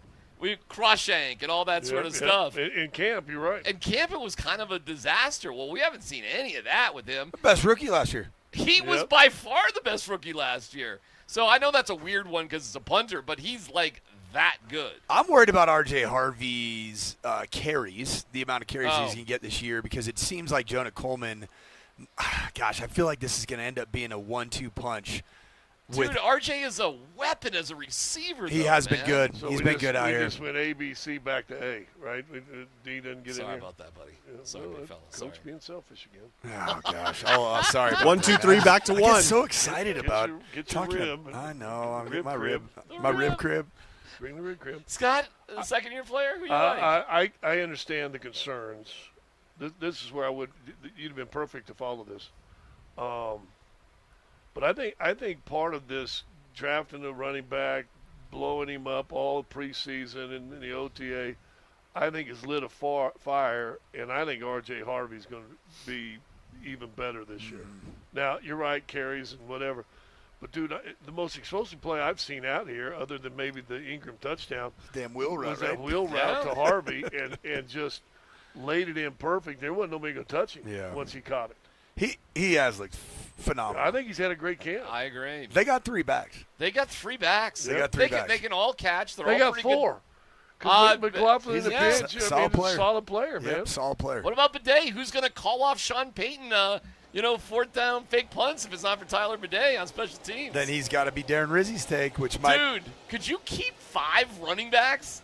They have with the fullback. He'll be on the practice squad. Yeah, I mean, if you're counting fullback for sure, but I think you can. It's you got to prove your worth somewhere else, right? So not if you're not contributing somewhere else. Well, Bidet would definitely, he'd be special teams. Yeah, all McLaughlin and Bidet have been working unbelievable amounts of special teams with the two of them. So there's that could happen. Next story, Dan. All right, Kurt Warner and the crew at NFL Network have been out at Broncos Camp this week. Here is Kurt Warner yesterday, whose son, by the way, got a tryout with the Broncos in spring ball. But here's Kurt yesterday on the biggest improvement he would like to see in year 3 for Broncos quarterback Bo Nix. I tell you what, guys, the biggest thing for Bo is he's been great in the couple years that he started, got him to the playoffs both times. But I'd like to see him get a little bit more comfortable in the pocket. He covered one of their games last year, and just kind of talking to him, he's a guy that loves to have his feet moving. And Sean Payton, I thought, made a great analogy when he compared Bo to Drew Brees. And he said, if I got Drew Brees as my point guard, when it comes down to the end of the game, I'm calling a timeout. We're setting up a play, and I'm letting Drew figure it out.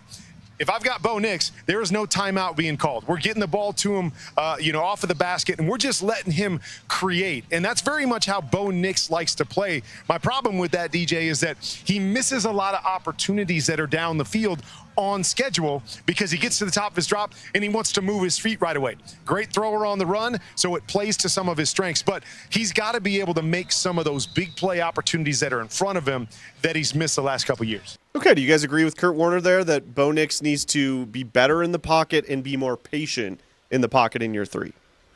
I mean, Midwest guys, we see what we see, so I agree. Yeah, it's a brilliantly worded breakdown right there by Kurt Warner, because it's, you do see that Bo, even at training camp, like as he's describing that end of game point guard scenario and feet moving all over the place. That's what we see on a daily basis out here, do we not? Do we not feel like there's a good chunk of what we see from Bo Nix? Why do feet move like that in quarterbacks you've dealt with? Is it a confidence thing? Is it a impatient thing? Sometimes it's being sped up. Sometimes it's not seeing it particularly well. That's if I were to not talk about Bo, but talk about general quarterbacks over my career that their feet just get haywire, it's been that they're just not seeing it. They're not seeing the progression. They're not seeing, the rotation or the movement key, say linebacker, flat defender that they have to key. So I think it's also that he feels more free when he's moving. Even the touchdown to Evan Ingram. Beautiful. It was a fadeaway. It was a fadeaway jump shot. Man. It was a fadeaway. It was like Jordan. And he didn't need to, right? Like he didn't really. He could have set his feet and ripped that ball back there with no duress. Yeah, because he's wide open. He does have a natural instinct to stay away from getting sacked and getting. Boy, Stidham out here. Oh my God, there were like 2 or 3 times he would have just got killed. He just would have been flattened to the ground. Yeah. It is a weird thing that some guys just have that instincts and other dudes don't. I'll tell you where that second unit is really bad right now. Where's that? Center. Second? Well, it's really your third That's center. what I'm saying. So is it Throckmorton? It's Throckmorton, but he's having a hard time snapping the ball, and so he's in his own kitchen about that. We saw it late down. Today. Yeah. Bo, Tyler? I think Bo's been pretty good, man.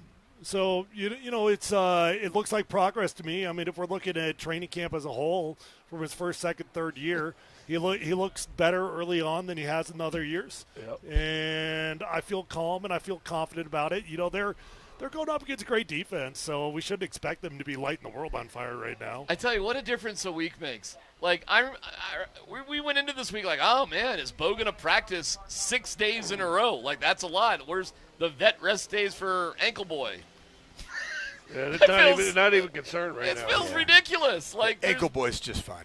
He's just fine. There's nothing that you want him to do that he hasn't been able to do. It looks like he's predisposed to be healthy this year. Next story, Dan. All right, fellas. Aaron Donald participated in a tryout with the Los Angeles Rams on Wednesday, intensifying speculation that a comeback could be imminent. Tryout? Now, let me clarify. Sean McVay clarified that labeling the session a tryout was largely a formality, telling NFL Daily the team was required to report the visit to the league since Donald used the team facilities and equipment, which caused it to appear on the NFL's transaction report. How good, historically, do you guys think the Rams' defense could be this season if, in fact, Aaron Donald does return to the team? So I wonder, because I also saw that he worked out with the helmet. They said he wanted to work out with the helmet on. I wonder if that counts as an acclimation day. Because if you get signed in week 3, but you haven't gone through your acclimation days, you still got to do your acclimation days. I bet that's what it was. That's pretty good, man. That is That's 4-dimensional chess right there. Yeah, like the Broncos actually worked out like 2 or 3 guys yesterday. I didn't know that. Yeah. Where do they do that at? They probably do it, I Indoor? guess, in the field house. Yeah. Field house. So, I don't know. That's a guess on my part. They are out here actually doing walkthroughs like later at night or in the afternoon, however you want to put it. They've got to be in the indoor for that, don't they? I would think. Climate controlled. I would think. But that's not unusual. But that is funny to hear Aaron Donald is Later on in your career, Tyler, did you most of your walkthroughs, because the walkthrough theme wasn't as big 20 years ago as it is obviously in the last 10 years, right? I mean, maybe it was, but it seems like walkthroughs have replaced what used to be the double day, right? Did you ever play at a place where your walkthrough is always outdoors, or was it always indoors? I feel like the majority of mine are outdoors. Really? Yeah. Okay. Seattle would be great. But then again, hold on. I mean, if you I was doing training camp in Richmond, Virginia for 4 years. We didn't have a bubble down there. Yeah, we didn't have an indoor facility. Seattle's air conditioned year round. My first couple years here, the only bubble was the family sports. Oh yeah, you ain't making it all the way over there. That's for Seattle. sure. You know what? Seattle, we did them inside. Okay. Yep. Because every place that collegiate, almost every walkthrough is inside. how was your humidity level there in Virginia in August? Oh my gosh, armpit of America, man. Yeah. Great Civil War history, though. Yeah. Here in Richmond. It feels like we had like one really tough weather day out here. Other than that, it's been pretty sweet. I was born in right next to Richmond, Virginia. Isn't that weird? You want a medal? A cookie? I don't know. All right, next story, Dan. Were you a spider?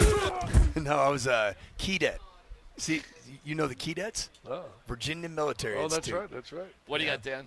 All right, guys, last one. ESPN did a story on possible future Hall of Famers on each NFL team. So they have 3 sections here for the Broncos: the Keep It Up section, the Work to Do section, and the Missing Out section. On the Keep It Up, if they keep up their play, they can make the Hall of Fame. They list Nick Should Bonito. we try to guess? You want us to guess a Go little ahead. bit, Well, Dan? I just See how said we Nick do? Bonito, but there's 2 others that if they keep it up. Pat Surtain. Yep. One more. Sutton? Nope. Quinn Miners. That's right. So they have Nick Bonito, Quinn Miners, and Pat Surtain. If they keep up their play, they could possibly make it to the Hall of Fame. And Jeremy Crushaw. Okay, let's go to the work. If he goes for 25 There you years. go. Let's go to the work to do. They have work to do. To get to the Hall of Fame. 3 players here in this section. Jalen Waddle. Bo Nix. Yep, Jalen Waddles is 1. Bo Nix is 2. Cortland Sutton. Nope. Okay. Defensive player. Zach Allen? Yes. Very good. Okay. DMac, you are crushing this. Getting that one. And finally, the missing out. They're going to miss out on the Hall of Fame. They have 1 player listed here for the Broncos. It should be the rest of them, right? Cortland Sutton. No, I mean it's obviously going to be a prominent player that just Player that is just going to miss out on being a Hall of Famer. Nope. I'd say probably Bowles, I guess, at this point. DMac. Is that it? You are crushing this. Yes, Garrett Bowles was listed as Bowles missing doesn't out. have a chance. I mean, God, Hall of Fame as a tackle. 2 All-Pros, 2 more All-Pros, and a Super Bowl, and he plays for 4 more years. Who was the last Hall of Fame tackle that went in? I mean, you'd have to. Joe I mean, Thomas? Joe Thomas could Joe be. Thomas? That's last year, a good answer. Oh, that's a good one, huh? Yeah, that's a great answer. But So he played 17 years, too, didn't he? Something like that? he did? Joe Thomas played 17 years? He played double digits. I thought it was. Well, I'll tell you this about Joe Thomas. His team didn't win anything. They never won crap. He was a first ballot Hall of Famer, too. Joe Thomas, because he was the Iron Man streak, played 10,363 consecutive offensive snaps, which is a historic record. So that was what was special And about then he was selected to 10 straight Pro Bowls from 2007 to 2016. Okay, all right. And never missed a single snap or start until a triceps injury ended his 2017 season. So no real big team success, but like stunning consistency. He was an 11-year guy, but essentially started everything. Bowlesy ain't going to get that, obviously. You don't think he'll get 11 years? Well, I think Bowlesy, yeah. No, that's 11 years as a Pro Bowler. Is that what you said? 11 years. 10. Yep. 10 as a Pro Bowl. I mean, and then never missed a snap. yeah, that's sick. That's crazy. Yeah, no, Bulls ain't getting that. Is there anybody else that's going to miss? Cortland Sutton, right? Like is Cortland Sutton a Ring of Famer? Not right now. Really? Not a Ring of Famer? I think he's close. Wow. Yeah, man. If he's not, he's got to be right on the cusp. Yeah. I mean, he's probably going to go down as maybe the 4th best wide receiver in franchise history. You want to list him? Well, Rod? Listen, I'm biased, but I put DT 1, and I All love right, Rod. fine. I love Rod. So but- Rod and DT, yeah, for 1, sure. 2. Yeah. Who's 3? Haven Moses. Pretty good. Gosh, where does Ed come in? I don't know. So I don't know if Ed was here long enough. Ed never made the Ring of Fame. Yeah, still hasn't. Yeah, John Lynch Well, did, though. Steve Watson had neither. Steve Watson's not in the Ring of Fame? I don't. Are you sure about that? I don't think he is. Okay, you might be right. I don't know. That would feel weird to me Or that did he just wouldn't get be. in? Did he get in last year? I am not All sure. right. That's crazy that he's not. He has my stats or no? Yeah, of course. So, number 1 all-time receiving yards, Rod Smith. 2, Demaryius Thomas. Okay. 3, Shannon Sharp, different position. Okay. 4, Lionel Taylor. Okay, going back a little bit. 5 is Cortland Sutton, and he will bypass Lionel Taylor as the 4th all-time receiver, including Shannon Sharp. And So he'll be a top 3. He is in it. Then he'd have to go. If that's the case, he'd have to go in. The only thing that's weird about Cortland Sutton is his touchdown numbers are really low. Well, man, I mean, he hasn't exactly had any quarterbacks. Yeah, you're right. Right. I mean, You're right. Demaryius Thomas, he did have Peyton Manning. Look, you know what's crazy? Look at DT's numbers when he first got here with Tebow, and see what a change makes. It is. DT had 60 career touchdowns. Rod Smith 68.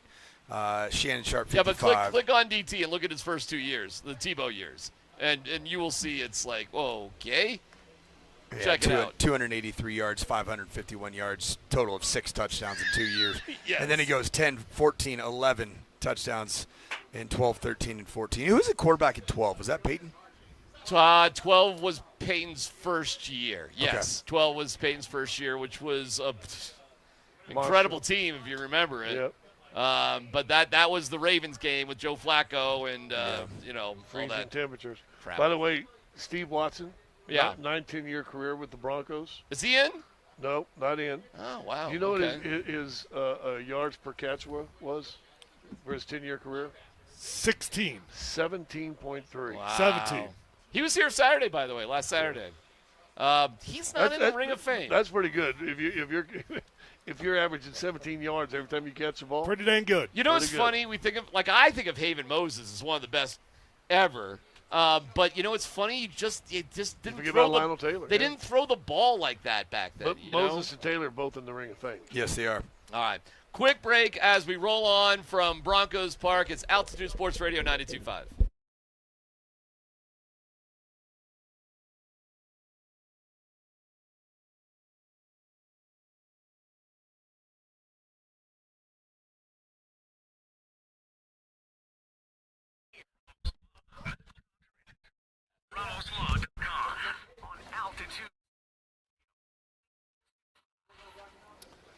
Hey, most people have a tax person here, an investment advisor there, and no one's talking to each other. In Trajan Wealth's family office, they're going to change that. They put it all under one roof. Your investments, taxes, and estate plan all on the same team, working the same plan. Learn more at TrajanWealth.com or call 1-855-TRAJAN-1. Life doesn't stand still. We all know that. New jobs, grandkids, new homes. Trajan Wealth Family Office keeps your investments, taxes, and estate plan coordinated as things change, so your strategy moves with your life. Learn more at TrajanWealth.com or call 1-855-TRAJAN-1. A good financial plan is not just about the numbers. It's about the life that's behind those numbers. Trajan Wealth's family office, they coordinate your investments, taxes, and estate plan all as one strategy, so your family's future is covered from all sides. Just visit TrajanWealth.com or call 1-855-TRAJAN-1. Advisory services through Trajan Wealth, LLC. SEC Registered Investment Advisor. Additional services through Trajan Estate and Trajan Tax. Actual client paid advertisement. Additional disclosures at TrajanWealth.com.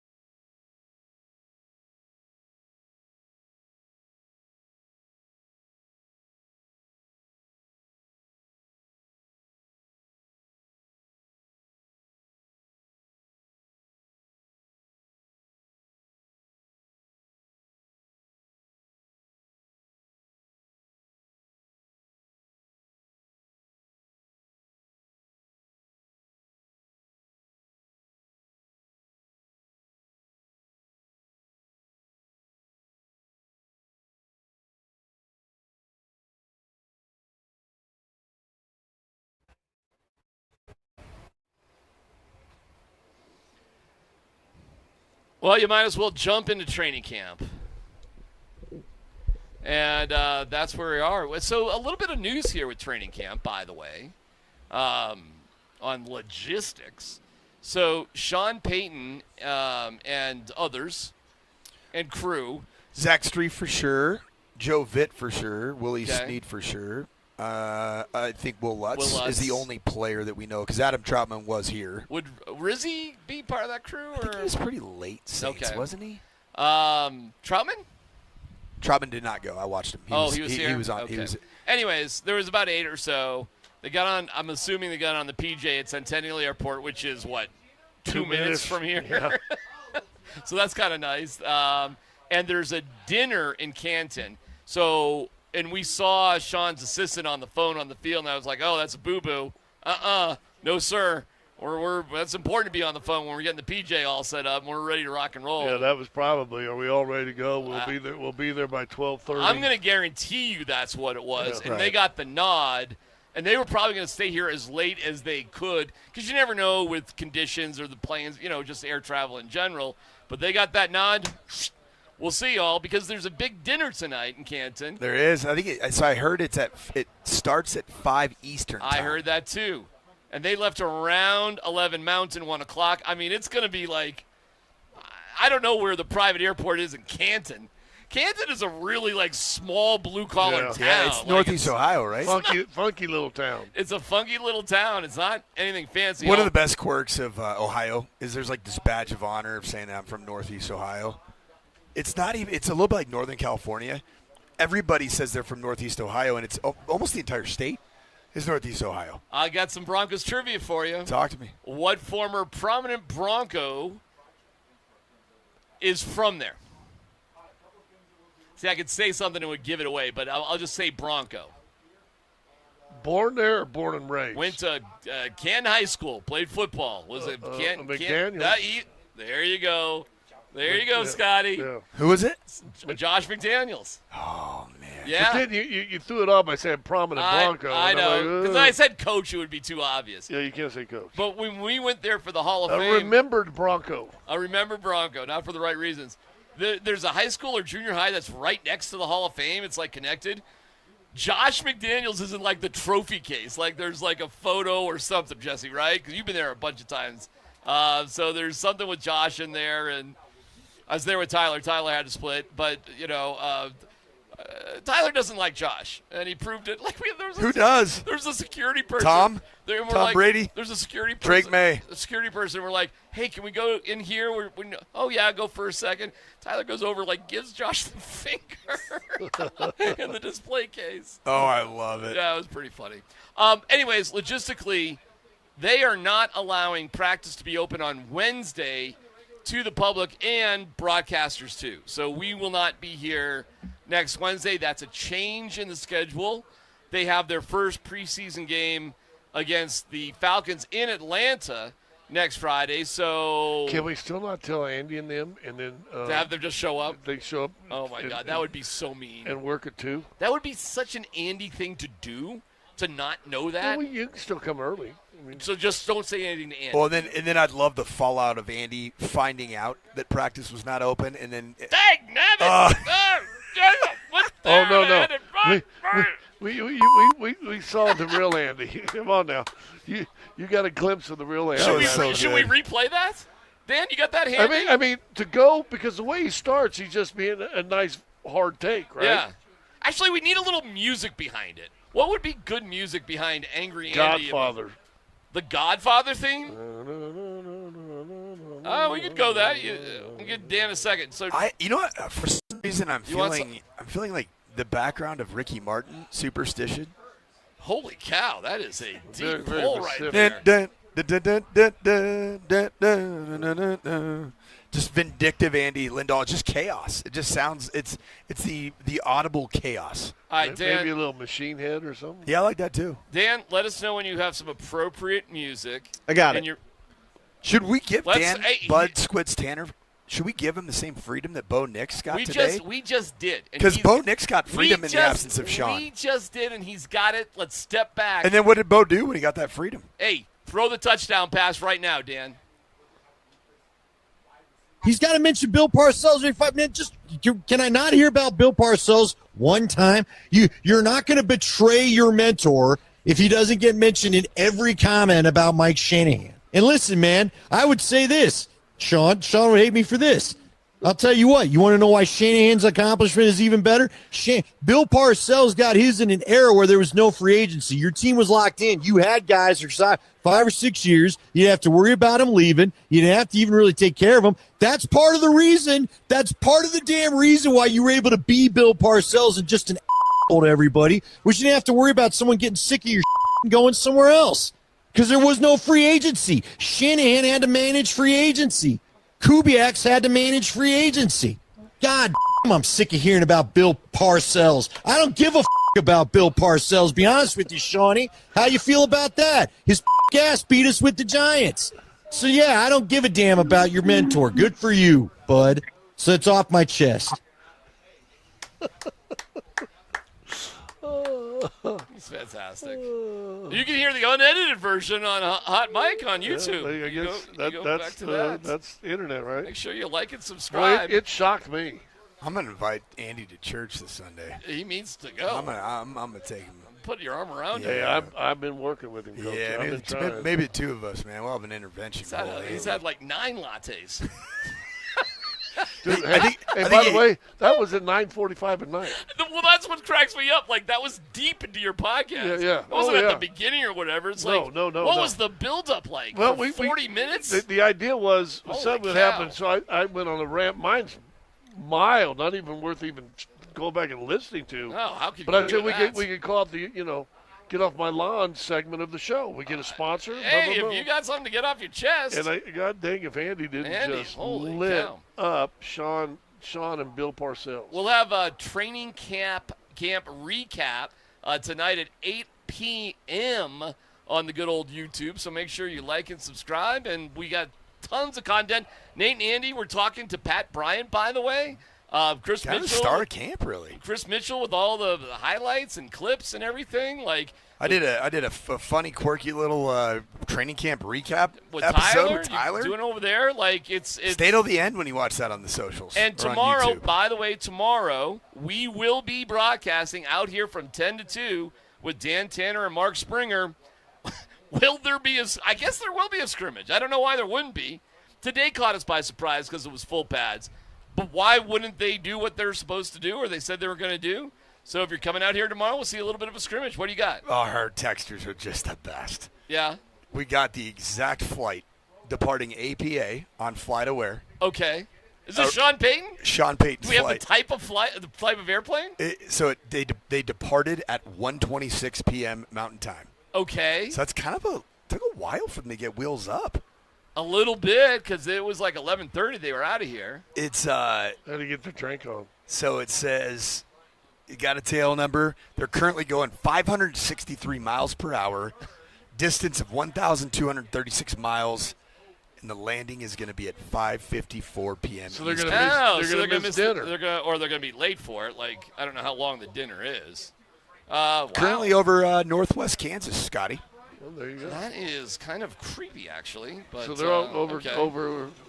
just north of Goodland. That's probably. so awesome. Whoever, gosh, what Wow. an amazing find right there. That is from the something. 907. Shout All out to right. you. Not creepy at all. No, not creepy at at all. And on that note, thank you to Jesse, who rode his bike, by the way. Yeah, and you were chiding him being able to just drive Well, what he could was afford. he was going to ride his bike to my house in Lone Tree, and we were going to come in here together. And Jesse gave me a holler like, DMac, and he was only like 3 miles away, but it was 3 miles uphill. So I was just like, I'll see you at camp. But Jesse's a bike riding maniac, and Dan Tanner back there, and everybody, a cast of thousands that helps out. But it does not stop because the cool down with Nate and Andy comes up next on Altitude Sports Radio 92.5.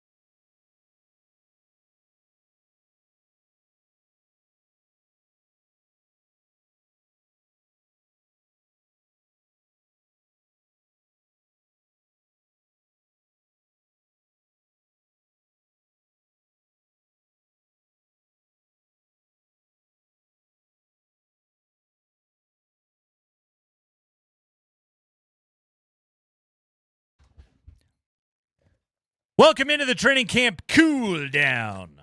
We are cooling down. Nate Kreckman, Andy Lindahl on Altitude Sports Radio 92.5. Kreckman and Lindahl starts at 3 o'clock. We'll be with you until 6. We got a lot to do today on the show. Adam Rank, NFL Network, is joining us. He's joining us at 3 o'clock. Okay, so he'll be with us today at 3. ESPN's Kalen Kaler will be with us today at 4. Jeff Legwald, 3:20. 3:20. Okay. We've got stuff happening. We got Pat Bryant. We do. Pat Bryant, we talked to him earlier today after practice, so Pat Bryant's interview will be on the show today. It's all happening. This is called Nate. Indubitably. This is called Nate Does the Rundown live on the air, so he can be familiar with it. I could call one of the horn players from Real Big Fish. They're in town tonight at Fiddler's Green or whatever the heck that's called now. So. I think it's Fiddler's Green is right it now. Still? Yes. I don't know what it is. Remember, they got away from the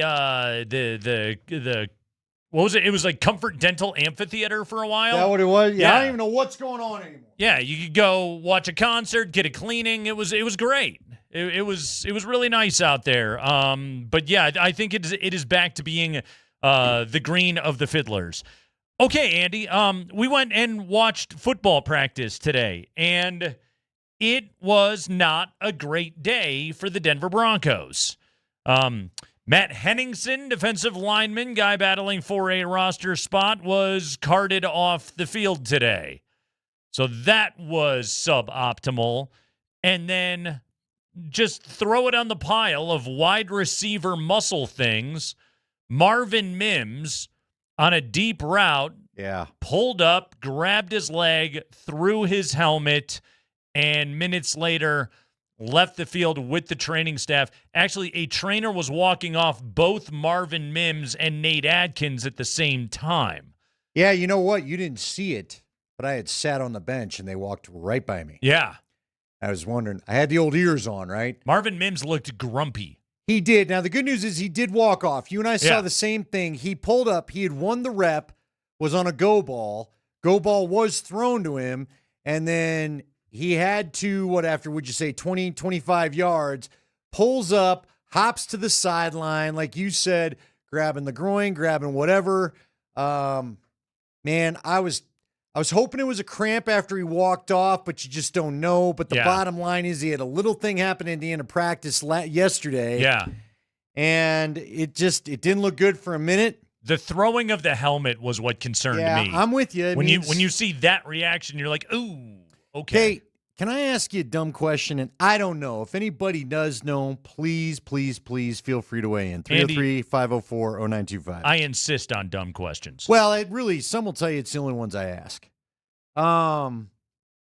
Is there any chance, and gosh, I don't even know who would be an expert in this. We've had a lot of smoky skies, Nate. I'm just wondering if the crappy air is starting to play into some of this because we've not seen the Broncos deal with these kind of muscle injuries. Now, maybe it's because this is also the hottest camp they've had to maneuver in the last, I don't know, feels like we're getting baked on the surface of the sun for the first time in a while. Yeah. You know, it was kind of cooler the first part of practice, but that part of practice at the end where Mims, it was hot. It had hit the hot phase, right? Yeah. So I don't know if it's the heat, and because they do hydrate, they're taking the hydration breaks. We've lauded the Broncos for good reason. They've earned it for not having guys pull muscles. And Waddle looks like he's got a little something. Mims today, things look like a little something. Mims today. We don't really know what the deal is with Courtland Sutton, but you believe there's something else going on there, and I'm not sure I'm going to argue with you. He went through practice today, though, in its entirety. I couldn't tell anything. I thought the 3 days of load management was I'll call it curious. Would be the term that I would use. So was his presser. Yes, in which he said he basically didn't want to be doing all of that, but he was back out there today and doing well. The receivers have kind of been in and out. Yeah, I don't know if air quality relates to it. I don't know if it's just a heat thing. It might just – some of it could also just be like – they're tired and it's been a week. Didn't you point it out? They've now gone. Today was 9 out of 10. Yeah. Yeah. They've only had Sunday off. Yeah. They've been, and today was a little bit of a longer practice, longer than I was expecting, actually, given how sort of not super crisp that it was. But I will tell you this. There's a little bit of good news today.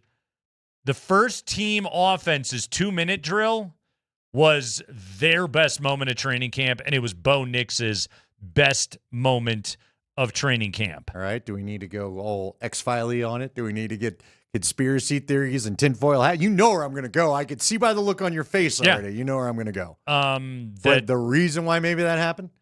That Bo Nix is better with tempo, man. That Bo Nix is better when things are moving, and because Grumpy Dad isn't in the house to Sean left and suddenly Bo was good on a plane and yeah, but I mean, but Bo was pretty bad at the beginning of team today. Fair enough. Which Sean left like before team. Several of the reporters, eagle-eyed reporters, were noting that. In fact, like there was like a couple of reps in like a single series where the whistle got blown and Bo still had the ball in his hands. It's like, dude, throw the ball. But he was, I don't know whether it was indecisiveness or whether it was issues with the routes being run. It was kind of ugly. And then they go 2-minute, and good throw to the outside to Pat Bryant to kind of get the series started. He had a dot to little Jordan Humphrey, 27-yarder to Cortland Sutton, and then he hit Evan Engram on a 7-yard touchdown on a fade in the back of the end zone. It was a pretty drive. Yep. It looked really good, and it just kind of speaks to what we know about Bo Nix, Andy, which is he's always good in those high tempo situations. He does well there. I think he is a player that plays well in a rhythm, and 2-minute in red zone is really where he excels. Like the next step for Bo Nix that everybody needs to see is him being good, or at least more serviceable in all of the other situations. Yeah, there's a cut in the system that I heard. I know the midday guys played it. That Kurt Warner was talking about Bo. And again, as you talk about where he needs to improve too, it's something that's echoed from what Mike Sando's article said. Do you want to play it? I don't need to say it. We can hear it straight from Kurt. You know what? Going. Straight from the old horse's mouth. Fire it up. Kurt Warner on what needs to improve for Bo Nix in year 3. I tell you what, guys, the biggest thing for Bo is he's been great in the couple years that he started, got him to the playoffs both times, but I'd like to see him get a little bit more comfortable in the pocket. He covered one of their games last year, and just kind of talking to him, he's a guy that loves to have his feet moving. And Sean Payton, I thought, made a great analogy when he compared Bo to Drew Brees. And he said, if I got Drew Brees as my point guard, when it comes down to the end of the game, I'm calling a timeout, we're setting up a play, and I'm letting Drew figure it out. If I've got Bo Nix, there is no timeout being called. We're getting the ball to him, off of the basket, and we're just letting him create. And that's very much how Bo Nix likes to play. My problem with that, DJ, is that he misses a lot of opportunities that are down the field on schedule because he gets to the top of his drop and he wants to move his feet right away. Great thrower on the run, so it plays to some of his strengths, but he's got to be able to make some of those big play opportunities that are in front of him that he's missed the last couple years. Yep. Couldn't agree more, Kurt Warner. Well, and again, it goes back to the Sando article you brought to us. We had a chance to talk to him. By the way, hell of a week by Spring. He's booked a lot of great guests. Good job, Spring. Listen, dude, they talked about it when in the coaches' survey, and again, coaches, GMs, right, that helped Sando make the ranking. To be clear to everybody, this is not Mike Sando's ranking. This is what he put together, all the information head from coaches, the thoughts around the league, general managers, this is personnel the results guys. of the poll, right? Yeah. So, and you know what? I give Scott Hastings credit. We were doing our podcast last night, Hot Mike, and he was talking about he feels like after watching a week of practice, he said he feels like Bo comes – he wonders if Bo is maybe not going through he thinks he's going through the progressions too quickly. Are you not staying on the deep route long enough? Do you need to maybe just buy a little more time? Don't quite come off that look just yet. Maybe look somewhere else, but don't come off the look. Yeah. And we've seen it where it is quick. 1, 2, 3, 4, boom, to the back. So legitimate things for him to work on. But, man, like you said, when he gets to tempo – it's almost like it's just too bad. We've been saying this really since his rookie year. I wish we could just find tempo the whole game. Right. If we could play arena, Bo would be the greatest arena league quarterback ever. They never slow down there. And just in case anybody that's listening to this is thinking to themselves, or if you've ever tweeted during a game, Broncos should just go no huddle all the time. they don't want everyone on their defense to die. Right. So that's true. They won't be doing that anytime soon. They can't do that. But it's one of the things I'm curious about is with Davis Webb, will they pick their spots more than just end of half, end of game situations to kind of try and crank it up a little bit? Or, if you get one of those where it's like, you get the first down on first down, you get a gain of 14 yards and boom, go right to the line of scrimmage and just go again, like those little spots to just hit the gas a little bit along the way. Like pick your spots and do that, and that can be helpful to Bo Nix. The risk you run is a 3 and out that takes, 27 seconds off the clock, and then your defense is going, oh crap, we're going right back out there right now. Can you give us a minute? That's the challenge that you run into.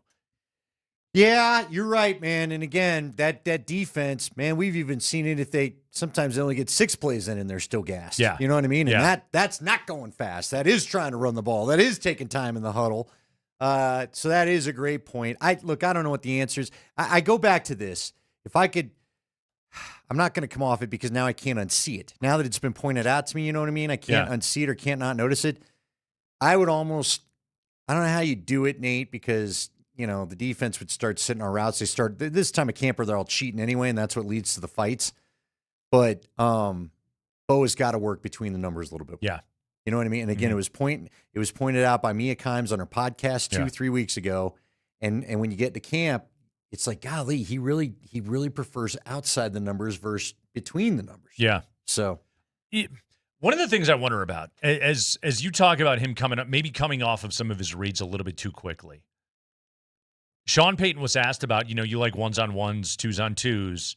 Could that be an area where the Broncos could benefit from? Let the starters go against, second unit defensive line a little bit more, because the Broncos D line, and like even today when I think both DJ Jones and Malcolm Roach both had vet maintenance days, and the D line still was winning consistently against the Broncos offensive line. And I don't know how much that's going to be a concern, should concern anybody. I just know the Broncos defensive front is so friggin' good and so tough and so athletic that I do worry a little bit that maybe going up against a defense that is that good every single day, if that is diminishing the quality of some of Bo Nix's work. No, I don't disagree with you. At the same time, as far as the offensive line concerned, if I could just throw a note in there, this line is built to maul people. And I think when they're doing what they're doing right now, where you're not really supposed to go and that's true. Try to, as our friends would say, dispense justice. Yeah, I think it's why it looks that way a little bit. But I'm with you. I think this team doesn't do a lot of live periods. I was talking to, I'll borrow the DMac term of the Muggles and some of the people in the know, and just even talking about James Palmer about it from formerly the NFL Network and doing his thing now, but. This team just doesn't go live a lot all the time. I'd like to see – I hope tomorrow there is a little bit – we were all kind of debating, will it be scripted? Because Sean suggested tomorrow's scrimmage is going to be scripted. Yeah. But I think it's going to be a lot of situational work. Yeah, I just hope it's Davis Webb doesn't know what Vance is doing, and Vance doesn't know what Davis Webb is doing. You know what I mean? Right, exactly. Should be a fun one out there tomorrow. So if you got tickets to go watch Broncos practice tomorrow, good on you. I think you got hopefully a good day to go and watch. It will be hot, but it should be some awfully fun football. We had a chance earlier today to catch up with the star of Broncos training camp, number 13, Pat Bryant. We'll bring you that conversation when we come back. Plus, we got to talk about this wide receiver room and how well they're going to be able to sustain injuries to their considerable depth.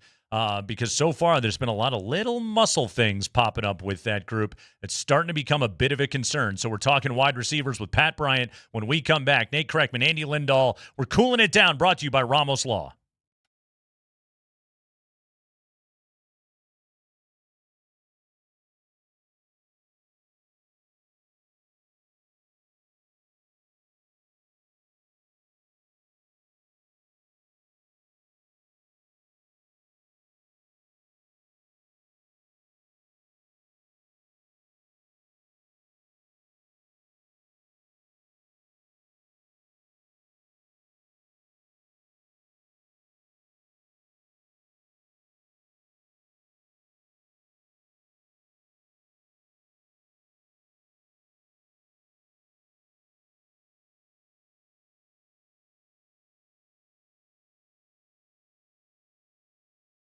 Guys, Andy Lindahl for the Rocky Mountain Men's Clinic. Let's talk a little bit about your sexual health today. I know that's your favorite topic. If you are not feeling yourself, if you're dealing with erectile dysfunction, if it's got you not seeking out a new relationship or hurting the one that you're in, it's time to stop letting this affect your life. It's time to go talk to the Rocky Mountain Men's Clinic and let them see what they can do for you, because chances are they can help you. They can get you feeling right again, get you feeling better, feeling like your old self.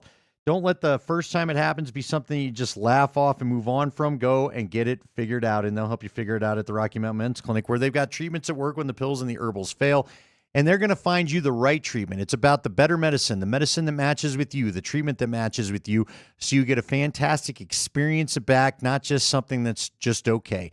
Schedule your consult at the Rocky Mountain Men's Clinic today. The initial visit is $99, does include a medical consult with a Colorado licensed medical provider, a T and a PSA test, and if you're medically advised, a test dose. And if the test dose isn't working in the office, then the visit's free.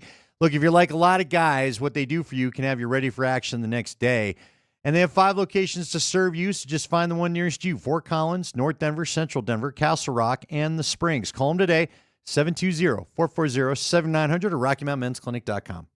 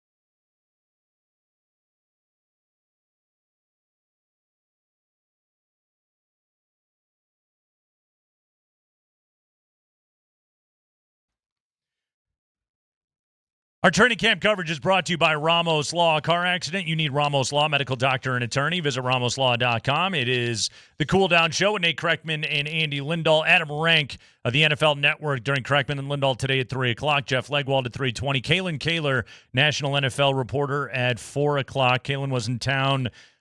She got a chance to talk to Davis Webb for a while today, so we'll get Kaylin on the program. She is always fun and informative. Speaking of fun, Andy, we had a chance today to chat with the star of Broncos training camp. He really has been. I don't know if anybody has turned more heads during this camp. Maybe Riley Moss would like a word in the conversation.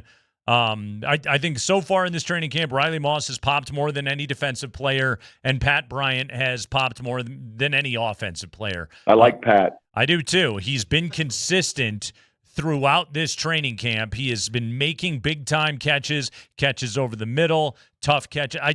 I actually, today, Andy, I did, and we didn't ask him about this, I did see him just during, just running routes early in practice.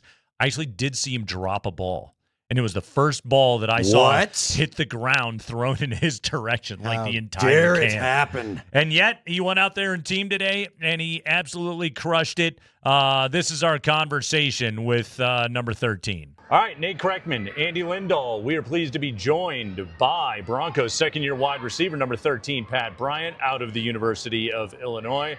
Pat, from where we're standing, you're having a magnificent camp. You're one of the talks of this Broncos training camp. How do you feel about the training camp you're having? I feel pretty good going into year 2. Obviously, still going out there learning. I feel like I've learned a lot from my first year. I feel like I matured a lot more than other rookies. But at the end of the day, still around a lot of great vets in a great offense, great system. And just going into my second year, I feel a lot more comfortable. Is the back shoulder fade like your specialty? It feels like Bo loves throwing that to you. One thing I always tell Bo, man, you put it in the area, I'm going to go up and get it. Well, that's really just been my main focus, man. When the ball is in the air, it's mine. One of the things Sean Payton has talked about with you, talking about areas that you're really excelling, is over the middle and your ability to be able to make the catch and keep your feet underneath you. How much is that an area of focus for you, of being able to make that catch and then get those yards after the grab? I mean, I feel like it's kind of second nature for me, man. Just playing wide receiver, majority of my life, and really just having that confidence in my hand to where, I trust my hands enough to where I don't have to jump, stop my feet or anything. I can catch the ball on the run, continue to run to get as much yak as possible. It's interesting because when you're a second-year guy, but early in your career, if you go through a lot of offensive coordinators, it's not necessarily great. This is Sean's offense. How much difference, though, does this feel with Davis running the show? I mean, Sean's a great coach. It's a new age of football. Webb likes explosive. He likes to take shots. He likes a fun offense. Sean does too, but Webb's more of a younger coach, young-minded. He kind of just like us, He came in the same draft class as Evan Ingram, so he kind of understands the game, man. Great coach. A lot of energy in the meeting room, keeps us up. Fall camp is a lot of long dog days. He got a lot of jokes, keeps smiles on our faces. So I'm excited to see what Webb does this year. Did he speed up the language at all? Because that was something Sean talked about, maybe not having the play calls take so long. Does that happen or not really? It's kind of hard to see during fall camp. Right. Obviously we'll see when the season get here, but I feel like Davis will do a great job when his time comes. So you're a young player. Bo Nix is still a young player. He's going into his third year.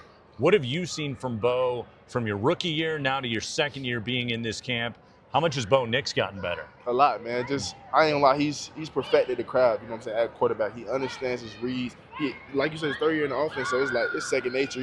He's checking calls when he sees different things. Some he didn't really do much last year, so he's getting a lot more comfortable. And at the end of the day, it kind of helps us understand the offense because we know what he likes, we know what he sees. So at the end of the day, it makes our job easy. What are you working on for the next year? I mean, you had a great rookie year. You really did. A lot of fans were lamenting, as we all were, the fact that you weren't able to really get going in the AFC Championship game. So, you mean a lot to the team, but what are we working on here for the second year? I'm going to say, honestly, just going out there doing my job, understanding my role in this offense, what I got to do, whether it's special teams, offense, blocking, and getting out there, making a huge penalty, whatever it is that I have to do to help make sure the team wins, I'm down for it. So, Pat, you come from the finest college football program in the country at the University of Illinois. But there are 3 Denver Broncos that came out of Illinois. What is it about Illinois football and Brett Bielema and the kind of players that they produce that you think Sean Payton and the Denver Broncos want to have you guys inside their building? I say, man, it's just that tough, smart, dependable mentality.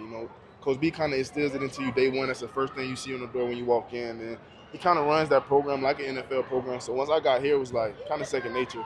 These long not NFL, but like camp days were the same at Illinois. So coming into it was kind of second nature. And then guys like Pancho and Miles, I came in with those guys. And then Coach B just does a great job preparing us, situational football, the same thing Sean teaches us here. So everything is pretty much similar. I know him and Sean were pretty close. So we're seeing a lot of similarities from here and the University of Illinois.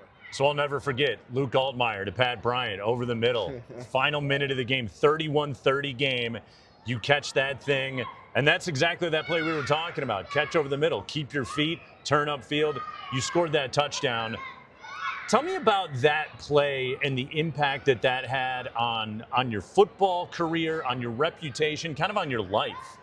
I would say, because before that play, I had jumped off sides. I was on the sideline, mad at myself, throwing the fit. We ended up missing the kick, but I didn't realize that they called a timeout, so I was still on the sideline, like upset, and honestly wasn't supposed to be the one running that route. I was supposed to be running the influence, but I told Alex Captain-Jones, like, nah, let me run the route.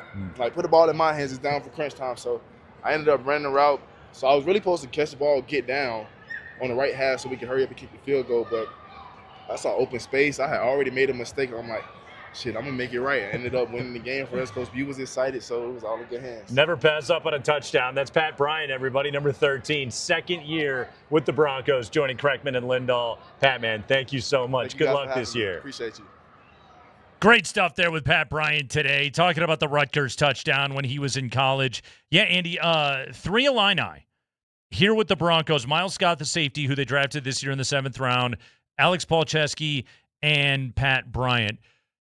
Great story, and I remember reading it a couple of months ago in the Denver Post. Luca Evans had written it about the Illinois pipeline to the Broncos, and that one of the points that was made over and over again is exactly what Pat Bryant was talking about right there, like tough, smart, dependable. That is Brett Bielema's motto.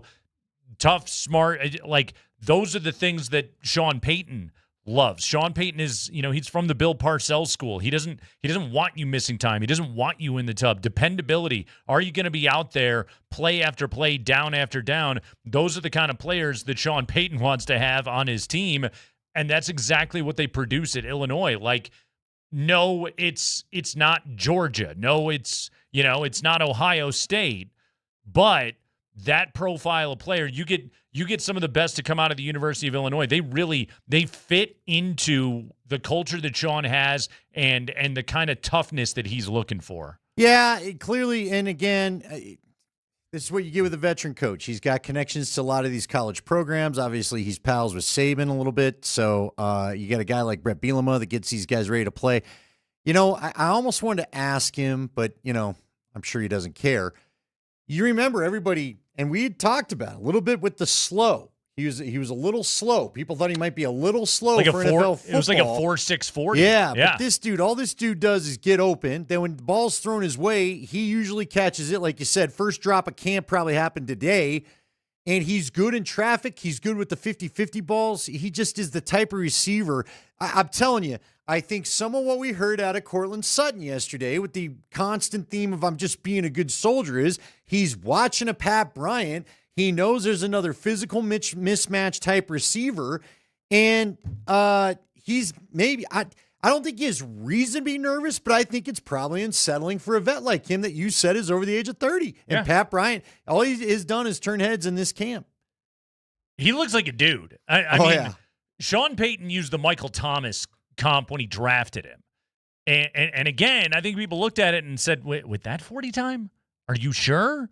But all he did when he was in Illinois was just make big-time catches, Like huge touchdown against Northwestern. We talked to him about the play against Rutgers. He had a huge one against Purdue. Like, that's just what he did when he was in college. And what Sean Payton is looking for more than anything else, and I think one of the things that has maybe frustrated him a little bit about this offense was the lack of yards after catch from the wide receivers. Like, again, when you say the name Pat Bryant, you're not talking about a guy that necessarily has breakaway speed or anything else like that, but he keeps his feet. He makes tough catches in traffic, and he keeps his feet underneath them, which Sean has highlighted, has made a point of saying out loud numerous times so far in this camp. Like Jalen Waddle, he wants to see those quick hitters turn into 30-yard gains. Like those are the plays that he needs to see get developed into this offense to make it a little bit more explosive, to not make it so this team is, again, going back to Sean's thesis of this training camp is how do we play fewer one-score games? That's one of the ways that you do it. You get bigger chunk plays, and you set up more scoring opportunities. Yeah, and again, if you can get them worried about your run after the catch game, which has not been the Broncos have just for the last, I don't know, even Manning's last year, although Emmanuel was pretty good at run after the catch. Let's be honest, though, Demaryius and Emmanuel, I guess they even did it in 2016, so it's been at least 7-8 years since they've had guys you've had to worry that catch the ball and go. And, it's funny because didn't you say earlier you think it was a hint to Courtland Sutton when Sean pointed out that specifically he likes about Pat Bryant that he keeps his feet?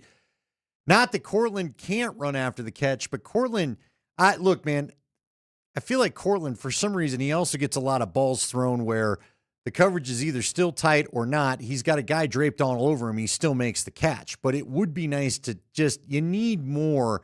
I'm catching it. I'm going.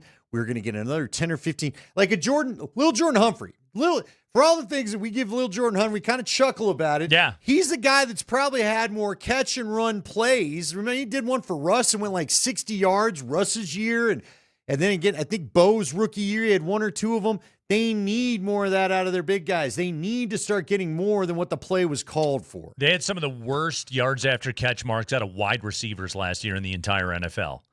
Do you remember one where a guy caught a ball and then made anybody pay for anything? I mean, not count like a Troy Franklin, I've caught it, I'm ahead of you, and I'm still going. Right. I'm talking about a guy that catches it in traffic and somehow eludes people for a bigger gain than what it was thrown for. Speaking of Troy Franklin, he and Stiddy failed to connect on a deep ball again today. Yes. Is Troy Franklin not good at tracking deep passes? I don't know, because I know the one you're talking about. It was in a team session. I had my binoculars on it. The binoculars paid off. Sanford saw it. Sanford said right there, that's not Stiddy. Troy's got to come up with that. So to describe it to people, it was one of those over-the-shoulder throws that you're talking about. And again, he had his hands on it. If you can imagine the hands extended with the basket, like Willie Mays trying to catch the baseball over his shoulder. And the ball hit him and went through his arms. Right. So that's why Sanford said, you've got to be able to come up with that. Bo needs you to catch that pass. It was more noticeable Franklin's rookie year. They missed on every deep ball. And he would have steps, and Bo would overthrow him, or whatever thing would happen, those catches weren't getting made. And that's what made that first touchdown in the playoff game in 2024 against Buffalo so notable. That was the famed Jim Nance drop of the year. But that's what made that so notable. Was like, hey, Broncos! Hey, they connected on a deep ball. Holy crap, it happened. Maybe they can pull the upset. And then they didn't do anything as an offense the rest of the game. The Broncos.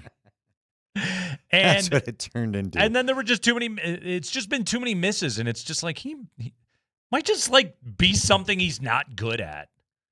Okay, but your best role is deep ball guy that we need you to track that thing, dude. All right, so right now, Jalen Waddle missed practice again today. He was working on the side. He had a large leg sleeve on his left leg. The compression thing? Yeah, okay. He wasn't limping as badly as he was yesterday, but still a noticeable limp from Jalen Waddle today. Again, he's got a strain of some sort to the lower body. We're assuming the left leg. And Sean Payton said yesterday 4 to 5 days. So today was day number 1 of those 4 to 5. I guess. If we see him, my guess is that it's going to be. Well, we won't see it now. Wednesday's now closed to everybody. Marvin Mims left practice today after grabbing inside of his leg. And Mike Kliss said they signed a receiver. Interesting. So, interesting. Literally just as we started the Pat Bryant interview. Yeah. Kliss puts out a tweet saying the Broncos have signed one of the tryout receivers. Okay, so they're looking for bodies to fill out the preseason roster. Yes. Yeah. Because they're going to be using extreme caution. I mean, I'm thinking about preseason game number 1 right now, and my guess is that Waddle won't play, that Mims won't play, and then tack on top of that when they go to Atlanta a week from today. You think Courtland Sutton's going to play in that game? Guy that just had 3 days of load management? Well, no. I mean, I don't. Doesn't feel terribly likely. So Bryant, Franklin, and Lil Jordan, and Hakeem Butler, and Michael Bandy, and I think that's going to be the and then again, I don't think Bryant and Franklin will play all that much in that game. No, not the way this is going. I'm certainly not playing Pat Bryant more than a handful of plays. I would think they will play, but I don't think they'll play for long. I think that's the classic, like, couple of series and then get them out of there. Okay, Kyle Duplessis is the undrafted rookie they signed out of Delaware, the old Delaware Blue Hens. Also played at Coastal Carolina. According to Mike Kliss, going with a deep dive, he was a fifth-year senior. He's a breakout, though, with 60 catches for 824 yards and 5 touchdowns. Broncos need wide receiver depth with Waddle and now Mims, Gimpy, and Sutton getting periodic rest. Kyle Duplessis? Duplessis. Okay. Kyle. Kyer. Kyre. Oh, yeah. Andy, turn your mic on. My bad eyes made it R instead of L. So Kyrie Duplessis. Or Kyrie? Or Kyer? Cree? Key-Ray? Can I call you DP? Yeah. Are we going to do the Key and Peele bit now? I don't know. Like, are you going to start breaking things in the classroom? Kyrie? I'm not sure. Started his college career at Coastal Carolina, transferred to Delaware last year. We're going to find out it's pronounced bidet. By the way, really pedestrian numbers in his time at Coastal Carolina. Once he transferred to Delaware, though, hell of a bust out. Yeah, to Kliss's point, yeah, 60 grabs, 5 tutties last year for the Blue Hens. Well, you don't go to the Blue Hens if you're not serious about football. Let's see. Wasn't that a Flacco? Wasn't Flacco a Delaware Joe guy? Flacco was a Delaware fighting Blue Hen. Elena Deladon, Delaware fighting Blue Hen. Look, and one of the greatest athletes in Colorado history, John Grant Jr. John Grant Jr. For the Mammoth and the Outlaws. Our friend, I don't think he would call himself our friend, but we think he's our friend. Evan Washburn of CBS. Yeah, Evan doesn't hate us. Played his lacrosse at Delaware. Man. with Jay, or he knows John Grant Jr. There you go. We've complimented Evan's hair. How could he not like us? I wouldn't. I think we've done our part. That's all I'll say. Yeah. I mean, come on. This has been Remember Some Delaware Fighting Blue Hens. Well, I think we remembered them all. There can't be any left, can there? We continue to cool it down next.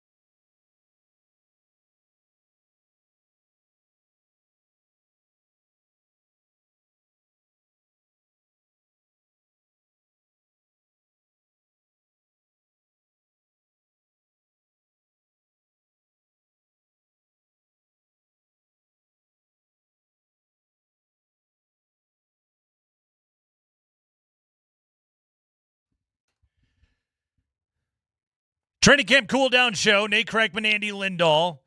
Broncos, another day of work tomorrow and then off on Sunday. And then next week is game week. They will open up the preseason a week from today on the road in Atlanta against the Falcons. They will be at home against Green Bay in week 2 of the preseason, and then at home against Minnesota in week 3. So the Broncos playing the 14th, 21st, and the 28th before they open up Monday, September 14th. At Arrowhead against the Chiefs on Monday Night Football. Again, highlight of practice today, besides the lowlights of a couple of more injuries, Bo Nix's 2-minute drill was his best moment of camp and overcame some rough moments that he had in practice today. He had a couple of reps with a whistle blew, and he just didn't get the ball out, but really got cooking in that 2-minute drill, which is typically an area that he tends to excel, but he hit Pat Bryant, Lil Jordan Humphrey, 27-yarder to Cortland Sutton, set up a 1st and goal at the 7. The offense ran to the line of scrimmage, spiked the football, and then on 2nd down and goal, it was Bo Nix to Evan Engram on a fade, 7-yard touchdown. Second unit did a 2-minute drill with Jarrett Stidham running that, and they stalled out at the 50. But the first team offense was able to go down the field and get points.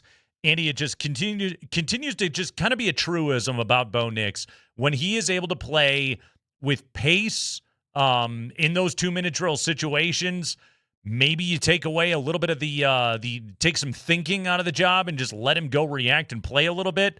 That remains to be the case. That's the best version of Bo Nix as a quarterback. There's no doubt about it, but then what do you think Davis Webb can do? Do you think, how about this? And people that heard the Pat Bryant interview, and it's up on our YouTube page, go to Kreckman and Lindahl React or Broncos React or Altitude Football or any of that kind of stuff, and you can go find the interview if you happen to miss it. But I asked Pat Bryant, I said, have you noticed yet anything that maybe Davis Webb has sped up? Do you think we could be getting the better version of Bo Nix if we truly do see the quick play call? Yeah. He's to the line. For those that missed it, Mike Sanford said one of the things they're hoping to do in this move to a new OC is get Bo to the line and pull the McVay. Where Sean McVay used to get up there with Jared Goff, they'd both take a look at things, and then McVay would suggest a couple of different things or change the play altogether before they kill the the comms gets killed in the headset at 15? 15 on the play clock. So, can we see a little bit more of this, you think, if they can actually get Bo to the line quicker out of the play calls? My answer is yes, I hope so, but also, thinking about it,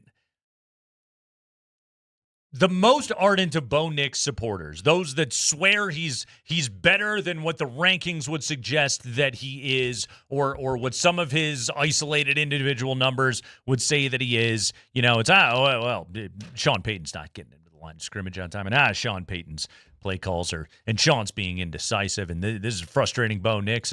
And look, anecdotally, I can tell you, there's probably some truth to that because I've seen Bo Nix turn and scream at Sean Payton an awful lot. We've witnessed that, but also all right, now they handed you the solution to that issue by letting Davis Webb take things over, and it's all right, if there's still issues, then for a team that is trying to figure out what they want to do with the next contract of Bo Nix, that's one of the things that kind of gives them that answer, right? Of oh no, this is an area where he struggles.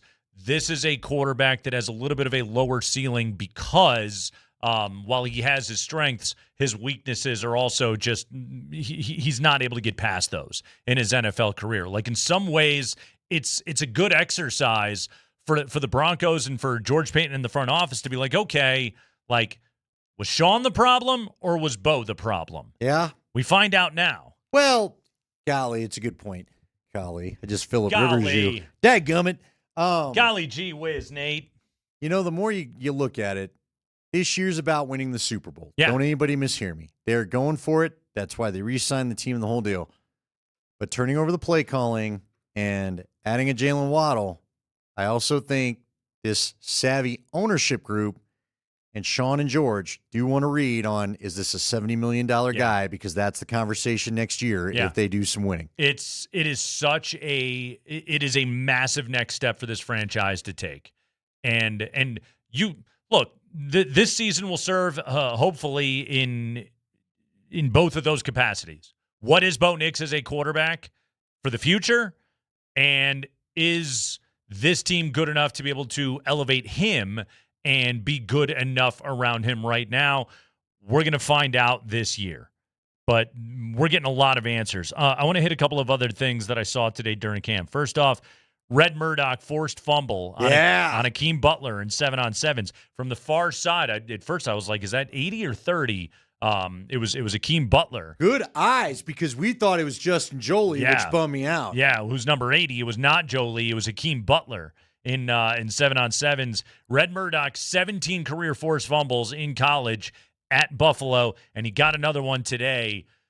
Red Murdoch right now, like I got him minus 110 to make the 53. You know what was kind of funny? Scotty pointed it out as a guy, because Red Murdoch, of course, is Mr. Irrelevant. Yeah. Scotty pointed it out. He goes, yeah, and where's the head coach? He goes, you know what? I had that kind of luck my whole career. I finally make a play, and where's the head coach? Oh, he wasn't watching. He was out at the John or something like that. So John's on his way to Canton. Red Murdoch goes and punches the ball out. But you know what? There's tape, and guess who? You know who did notice? Vance Joseph. Yes. So Sean will find out that Red Murdoch did the thing he does in college. And Sean pointed out, like, that was pretty much why they drafted Red. Yeah. Was for the forced fumbles, and then he got one today. That dude, you just notice him. He's a player. He's out there. Like, man, I like Red Murdoch to make this team. I think he's got a shot to – I don't think he's going to start or anything else like that, but – I think he's got a shot to make an impact this year. You know his promise to come on with us? I need to bug him again. But I think he's kind of like Red Murdoch. Wesley Woodyard. Remember him? Yeah. Back in the day. Undrafted. 7th round pick, undrafted. You're right. Out of Kentucky. But was a tackling machine. Yeah. And I remember when he got signed, Jeff Legwald told me, man, that's a savvy signing. He was the leading tackler in the SEC. Guy knows how to play. Red Murdoch is... It just goes to show you sometimes, like, this team can focus on turnovers all they want. Yeah. But you got to have the guys that just have that instinct, that innate ability to do it. Like, if there's one thing, you know how much I love Patrick Surtain. That is my dude. But if there's one thing I could ask him to do, please go get the hand. You talked about the knocking the ball out. Let's go get some picks. Let's go get in front of the receiver just a couple more times. The old nose for the football. Of course, they got to throw it to you first, but something else I saw today that I couldn't help but notice. My sweet rad shirt. I did see your rad shirt. You see it once every 2 weeks. It's in the rotation. It's heavy rotation. I have two, you know. They got a red one and a gray one. They ran a play today. Okay. With both J.K. Dobbins and R.J. Harvey lined up together in the backfield. In the backfield. Didn't you notice? Didn't you tell me there was one that they motioned R.J. Harvey out and ran a screen? There was another one of those. This was both in the backfield. Dobbins was like lined up, and I think it was an offset eye. So Dobbins would have been like the fullback in that sort of alignment. And R.J. Harvey busted out a nice run directly up the gut. It was cool. It's all right. I'm interested. You guys got me there.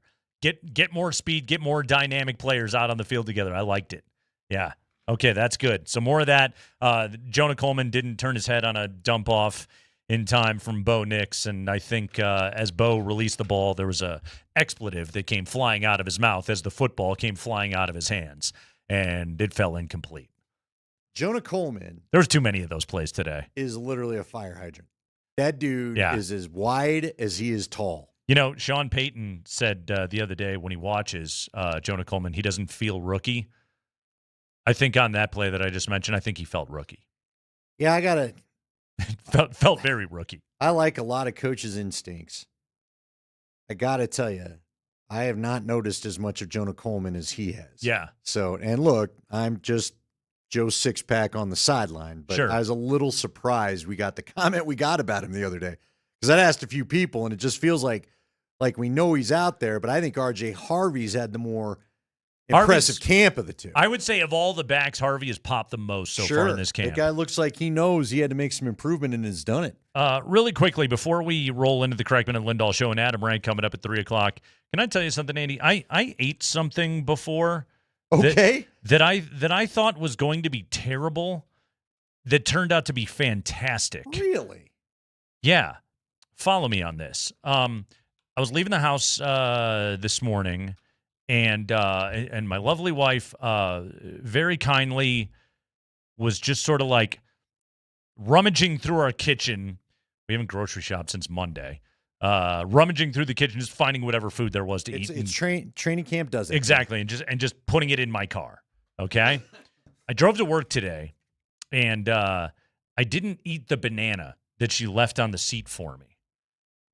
And then I went and watched 2.5 hours of football You let that camp, thing cook a bit. and the banana just sat on my seat in my 130-degree car.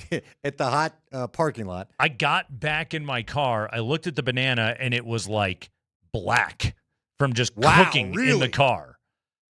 So I brought it in when I got here at 1:15 this afternoon. I let it sit on the table for a little while. I was like, it'll cool down. I peeled that thing. Hot banana. Sugary.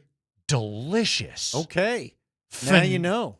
Chef's kiss. You're going to nuke your bananas from now on? I might have to. That is a passionate Nate Kreckman endorsement right there. Hot banana. Who knows? Who knew it? And by the way, folks, not a euphemism. I was going to say. I love a hot banana. Instead of Fatty's Big Chance, you're not going to start a band. Hot banana. Yeah, hot banana. Who knew? Bring you on in. I had my It'll be own our ska band. I had my own car-produced Bananas Foster today, and it was delightful. It's very delicious. Let the sun and the midsize SUV just flambe that thing. Let the kid leftover whatever from the upholstery sink in, and you got one tasty treat. Who knew? Yeah, just in case, folks. If you're ever like, I can't eat that banana, it's hot. Just give it a whirl. If we that needs to be a play call now. Hot banana. That's right. Spider 2, why hot banana? No, hot banana. It's done. We're shortening that thing up. Get me that endorsement, sales staff. Nate Kreckman for hot bananas. We're with you until 6 o'clock. The Kreckman and Lindahl show starts next.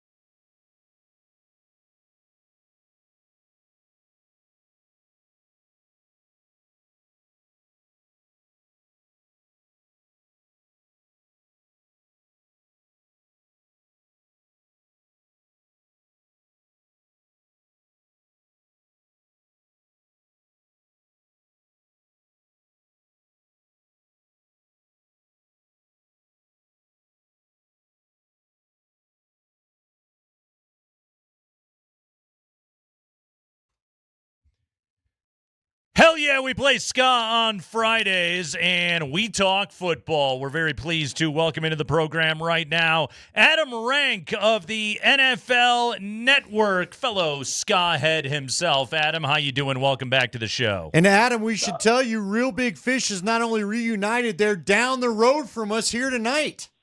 No, I was just thinking about that too, because I was when we booked this, I'm like, I had to make sure I was coming on Ska Friday. Otherwise, I was going to turn it down. But, yeah, Real Big Fish. Dude, I realized the other, not too long ago, I was like, hey, looking like they followed me on Twitter, and I thought that I had won the lottery. I'm like, oh, my God, I love these guys. And it's back in the day, I'm sure I've told you this story 100 times every time I'm here, but we used to go see Real Big Fish back in the 90s. They were huge. They were playing at the Palladium in Los Angeles a bunch. They had this supporting act with them called Blink-182, who was actually really good as well, and the Aquabats. Those were some of the greatest shows I've ever seen. Dude, I saw the Aquabats back when Travis Barker was the drummer in the Aquabats. Scott Rayner was still drumming for Blink-182. Yeah. So Travis was the drummer during those shows. Absolutely. Well, you got to read Mark Hoppus's book about Rayner getting bored with it and them going up to Travis. Matter of fact, on Hulu, they're going to have a Travis Barker documentary about how he survived the crash. Somebody just sent me the reel for that. And he talked about how basically Mark Hoppus was like, yeah, man, we need you to play. You got about an hour to learn the set. And, of course, he went and smoked it. So, that's and this is back in the day, too, before, the internet, where you could really read up on this stuff. So, yeah. But there was always one person in the crowd who knew everything, who just was like, oh, yeah, that's the dude from the Aquabats. That's their drummer now. You're like, oh, yeah, that is a different drummer. We didn't know, who they were. Oh, yeah, that is a different drummer now. So crazy to think about it in hindsight now. It is funny, too, because and just one more quick note on this. So Matt Skiba was in Blink-182. Yeah. Matt Skiba, of course, is also in Alkaline Trio. The bass player in Alkaline Trio is Dan Andriano, who was the bass player in Chicago ska legend Slapstick. If you go way back in the day, which just goes to show you every good musician started in a ska band. For sure, 100%. In Chicago, too? Yes, naturally. That's it. Naturally, yes. They all played at the Fireside Bowl where the toilets were erupting. All right, Adam, let's talk some fantasy football stuff, okay? Okay. J.K. Dobbins, R.J. Harvey, rookie Jonah Coleman.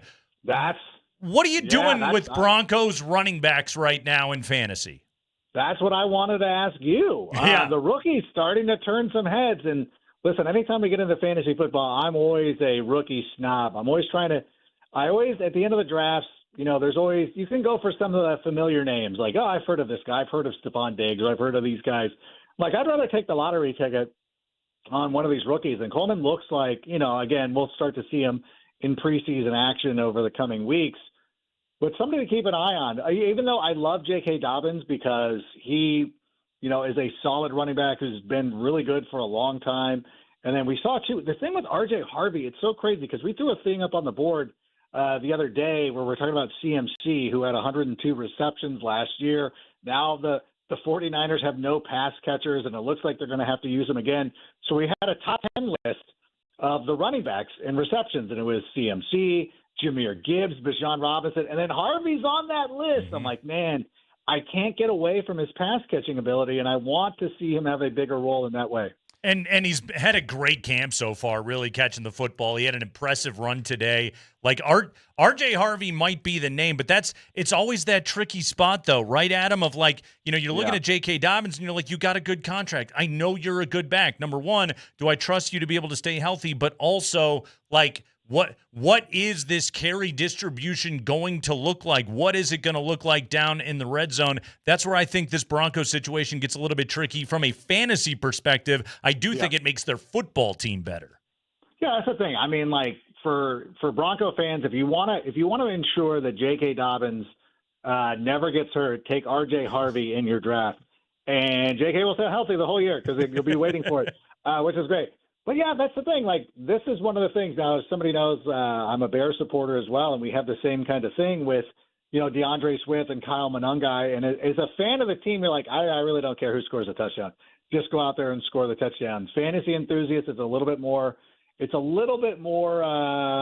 hurtful. I don't know if hurtful is the right way, but it's a little bit more maddening trying to figure out who is going to be the guy. But, yeah, there's no way to get J.K. Dobbins off the field as long as he's healthy because he's proven year in and year out. He's a solid running back, makes your team better, and I think it's just going to – and the problem, too, is that he would be so good if he could get some of that passing down work that R.J. Harvey does. But, unfortunately, for fantasy purposes, they're going to be splitting that up.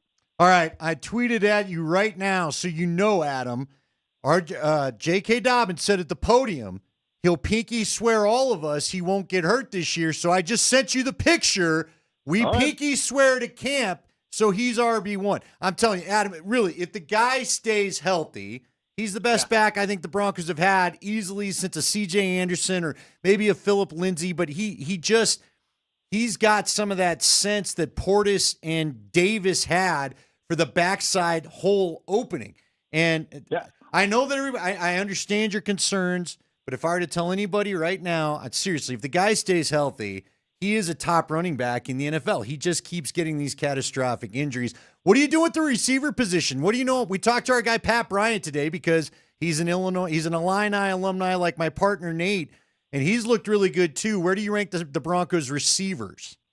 I think they did that. I love Jalen Waddle. I think going out there and getting him and bringing him to this team was an absolutely genius move that is going to help not only the Denver Broncos, give them a solid pass catcher, but you know what? That wide receiver room looks so much better. I don't know if I would say it's overdrafting, but Jalen Waddle is one of those guys that I've been loading up on. And a big reason why is because I do like Bo Nix later on in drafts too, because everybody talks about waiting on a quarterback. Hey, you don't need to do it this, and that's always been the mantra is always wait on a quarterback. There's no need to, but sometimes you want to go in on Josh Allen or Lamar Jackson or somebody like that. But I think with the way that the NFL is right now, there has not been this much depth at the quarterback position, especially if you're in a quarterback in a single quarterback league. So for me, I sit there and I'm very happy waiting for Trevor Lawrence, Bo Nix, players like that who can go out there. And I really sort of start to favor Bo Nix because of the wide receiver situation and getting Jalen Waddle. I think, again, this is going to be one of those instances where they take a step forward. I really applaud what the Broncos did going out there and making sure that Bo Nix is being surrounded by as much talent as possible. Along those lines, and again, we're talking to our friend Adam Rank of the NFL Network. Adam, I mean, we're talking about these guys specifically sort of from a fantasy perspective, but let's widen the lens a little bit right here. If you're just ranking quality of talent on a roster, 1 through 53, how high do you put the Broncos right now? They're up there. Mm-hmm. I mean, this is one of the things, too. Like, I find it I don't think amusing is the right word to put here. But everybody's raving about the Houston Texans defense, D'Amico Ryans. Like, I was sitting there the other day, we were talking about this on a show where you're like, they were doing the top 10 coaches in the NFL, and you're like, D'Amico Ryans, he named the top 10? Like, is this? And he's ahead of Sean Payton and Jim Harbaugh and coaches like that. I'm like, okay, that's interesting. And to me, too, like the Broncos, when you look at the roster building that they've been able to do over the last number of years, I think it feels like we're so far past the Russell Wilson situation, but that was a move that almost crippled them with the amount of picks and the amount of resources that you had to go in there and you had to replay and you gave up for Russell Wilson, and it didn't end up working out the way that you wanted it to get back to the point you were last season on the cusp of the Super Bowl, having your quarterback of the future, having, so much consistency on the offensive line. The offensive line's awesome. The defense is great. Like, okay, they might not have the names that Houston has, but how does anybody look at this Broncos team and not think that it's a top 5 roster, top to bottom? Top 5 at least. Yeah. I mean, I don't – listen, I know you guys might be concerned about being biased. Listen, I'm not biased. I don't live in Denver. I'm not – I look at this team. It's funny to me because as we're doing predictions, like people think the Broncos. Why? Like, give me one solid reason why you think the Broncos will fall off. I can't think of one. Outside of things that you can't control, like injuries or whatever.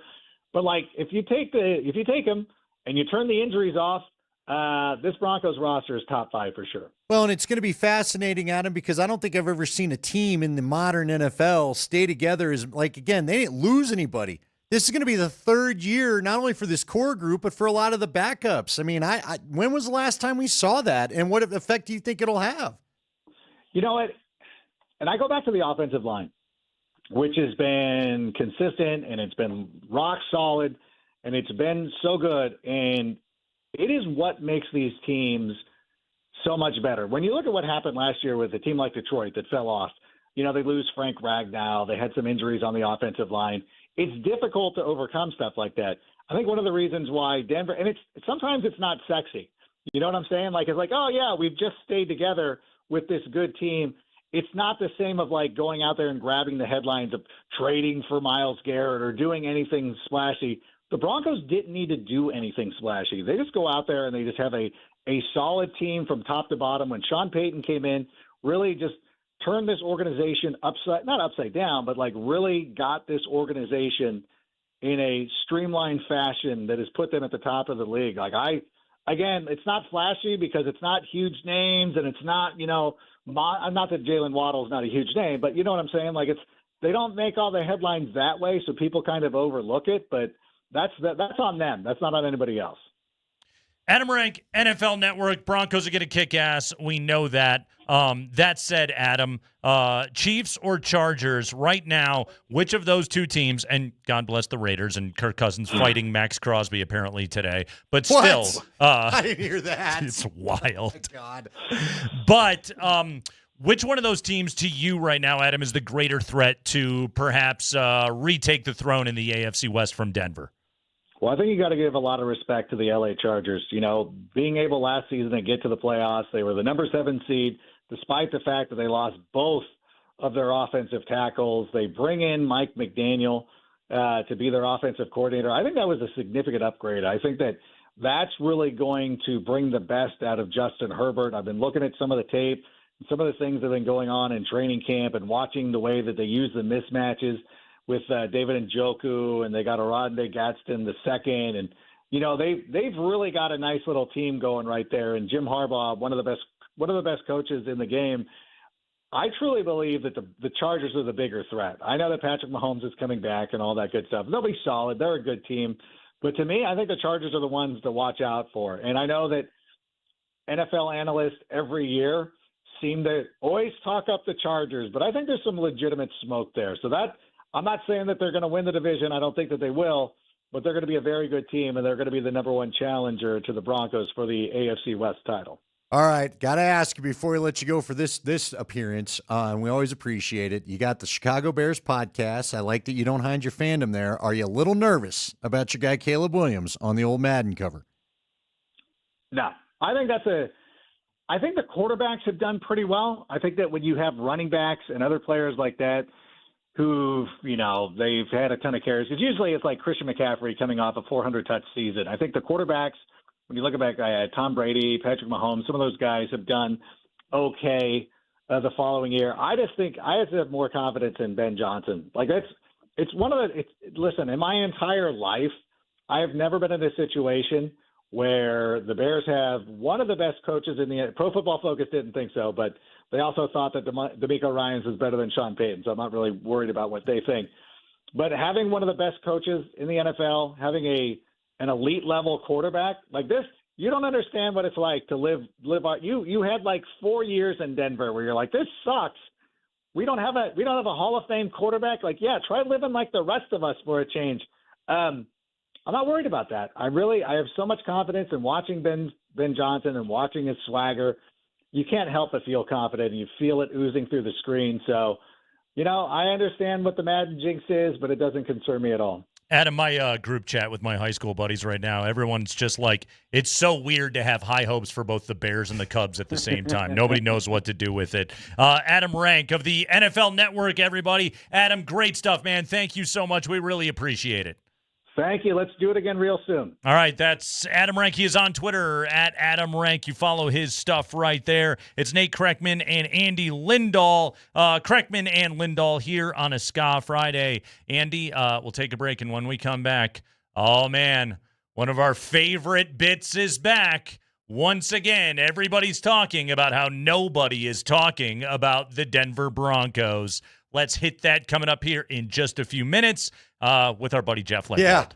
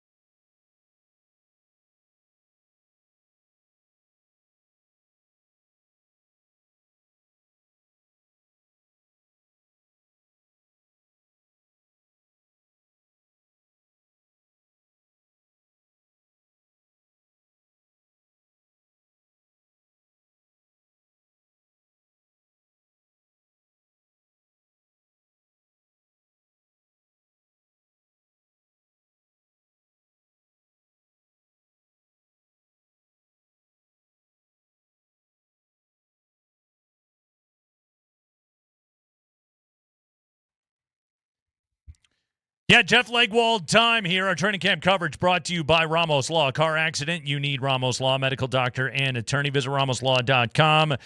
Jeff, the injuries are mounting right now. Today, Marvin Mims, Nate Atkins, and Matt Henningsen left the field with injuries. Is Taysom Hill able to play all three of those different positions?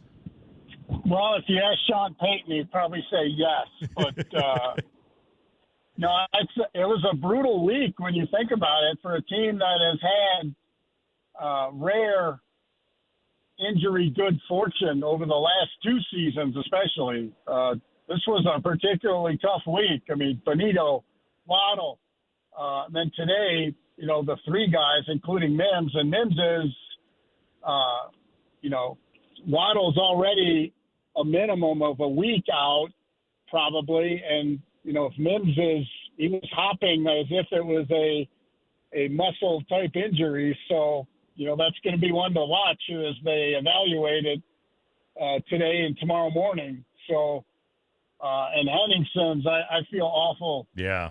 For him. That was hard to watch, given how hard he's worked to come back. And it's a year to the day, I think, from when he was injured at the joint practice with the Niners last year. So, it's one thing after all these years of covering the league, I just can't get used to is watching guys who've worked so hard to come back suffer something like that, again, before they even get to play in any games or anything. So, that it will be a surprise if that's not a very serious, potentially season ender there, given his reaction to it.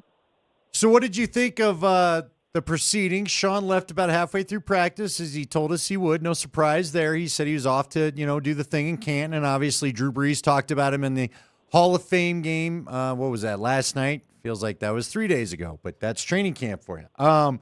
So we knew he'd be leaving. How'd you think things went after he left? Did you notice anything different to the pace or not really at all? I know he left instructions. Just what were your thoughts, especially in the 2-minute drill at the end? Yeah, no, they had a nice 2-minute drill at the end. Nix hit a nice ball to Sutton, and then I think to Ingram to finish it out. So I think overall, even when Sean was there, you could tell this was sort of the practice deep in the 1 week where they really had to go at it 6 days. And then, tomorrow is, back in the old days, in a full-blown scrimmage. It's going to be a sort of a controlled scrimmage tomorrow, but it had that feel of the day before something. The tempo was good, but just the noise and the energy, you could tell they were fighting through it today. And, a little bit to be expected. And then some of the energy guys, Malcolm Roach and DJ Jones had the day off, so they were already out of the mix. So you could tell some of the energy guys were missing today. Yeah, and it really was. It kind of it was interesting, Jeff, and I, it kind of sounds like you viewed it the same way. I thought it was a very uneven practice out of the Broncos today, and then that 2-minute drill kind of came out of nowhere. And I would like to think, particularly for the guys on the offensive side of the ball, not the defense because they lost, but for the guys on offense, I mean, that was really, really crisp. You mentioned the 27-yarder to Sutton, the fade to Ingram on the touchdown. He hit little Jordan Humphrey and Pat Bryant, I believe, on that series as well. What is it about that 2-minute situation where Bo Nix is just a different football player? Well, I've always contended through the years that this can happen. Steve McNair was a guy who was sort of the same way in that the menu gets a lot more condensed.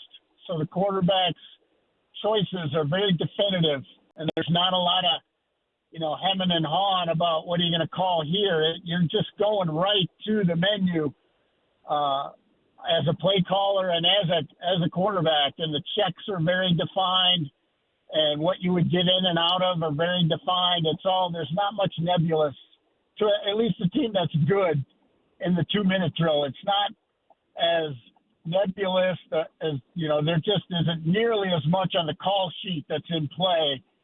So I think that's why he flourishes. Is just he knows exactly what he's going to get off the play sheet, and frankly, some guys just like that pace. Let's go, go, go. And I think, son of a coach, Bo Nix is very comfortable at that pace. All right, Jeff, what are you seeing? I want to ask you a sneaky question, so I'm trying to figure out a way to do this. You feel like you've seen some good competition at the outside linebacker, and no matter whatever the legal situation is going on, there might be a competition for that starting job outside, whether Cooper's cleared or not, right? Yeah, I mean, I think the team thought, no matter, even before any of this happened, the Broncos were already thinking Jonah Ellis is going to get more snaps at outside linebacker because he was doing so well. They just scrapped the plan of him taking snaps at inside linebacker to cover for Greenlaw's departure and all the rest of it that they were thinking. They threw that plan in the dumper when they watched what Ellis was doing. So it isn't a shock to me that he's having such a good camp because they had already seen glimpses of it when they were just in the OTA section of this. So, yeah, Jonah Ellis is going to play more, and every day you see why. I mean, he's an impactful guy. And, I know I talked – it's inside linebacker, not outside linebacker, but I know I talked to you guys about Red Murdoch a few days ago, and all he does is just get noticed a little more every day. So I think he's making a big push to be that third or fourth inside guy when it's all said and done in there. Yeah, forced fumble today for big number 50, Red Murdoch, going up against Hakeem Butler in 7-on-7. So, yeah, he makes the impacts, and that's exactly what the Broncos are looking for out of him. Jeff Legwald is brought to you by the International Brotherhood of Electrical Workers, IBEW Local 68. You start with a job, and you end with a career. Jeff, one pretty interesting rep, I thought, today, with both Dobbins and Harvey lined up in the backfield formationally, without getting an angry phone call from the Broncos. What are the things that you have seen or noticed? Are there any evolutions in what the Broncos are doing in terms of formations and personnel groupings that have maybe popped for you a little bit? Well, I will say that they've shown that, again, my informal charting, they've shown that a few times in this camp, and I think it is one of sort of the Davis-Webb endorsed wrinkles. They've had it in the playbook already. I don't want to make it sound like they're drawing a new play here, but it was in there, but he has pushed it to the forefront a little bit. I've seen it multiple times in team drills this year, and I think I've seen more tweaks. Now, again, I don't get to see a lot of I see some of the walkthroughs, but I don't see them all. And I know a lot of the real big tweaks are happening in those other walkthroughs, but a lot of the changes that I've seen with my own eyes so far are in the run game. So I think Webb's impact on being the play caller and sort of getting a bigger voice and what they're going to practice, what they're going to rep, I think is showing up in the run game more right now. And it's tough to evaluate that because the defense has dominated those periods because they're a really good defense. So, I think the preseason game in Atlanta is going to offer a little more about where things really are on offense, because I don't think fans should think they're getting a good gauge when they leave practice, because they're facing one of the best defenses in the league, and they came to camp ready to go. All right, we've got what's being called a scrimmage tomorrow, and in modern NFL parlance, what should we expect coming up here, Jeff? Because, again, it's not – are we going to see, I say go live, not bring guys to the ground, but will this be actual I'm going to call my O, you're going to call your D, and neither side knows what's coming, or what's going to happen tomorrow, do you think? Well, a controlled scrimmage is, everybody knows what periods they're going to be in. Like this is we're going to do 2 drives or 2 possessions. and people are sort of familiar with what's available. But it will be more game-like than they've done so far. So, I mean, some of the 11-on-11s they've done have been good game situational things, but this will resemble more of a game than they've done so in the past. It will not be a scrimmage from days of old, so I don't think people should come expecting that. But when I covered the Steelers in the early '90s, it's hard to believe they did this now, but they would scrimmage the Bills in Erie, Pennsylvania, and it was like a game. Yeah. like in the third week of camp. So, I mean, it's crazy what they did then compared to now. And I'm not sure it helped them along the way doing it that way back then, but because I'm not sure guys were ready for that kind of stuff. But, yeah, I used to go to the Steelers-Bills scrimmage in Erie and watch them go at it at the high school.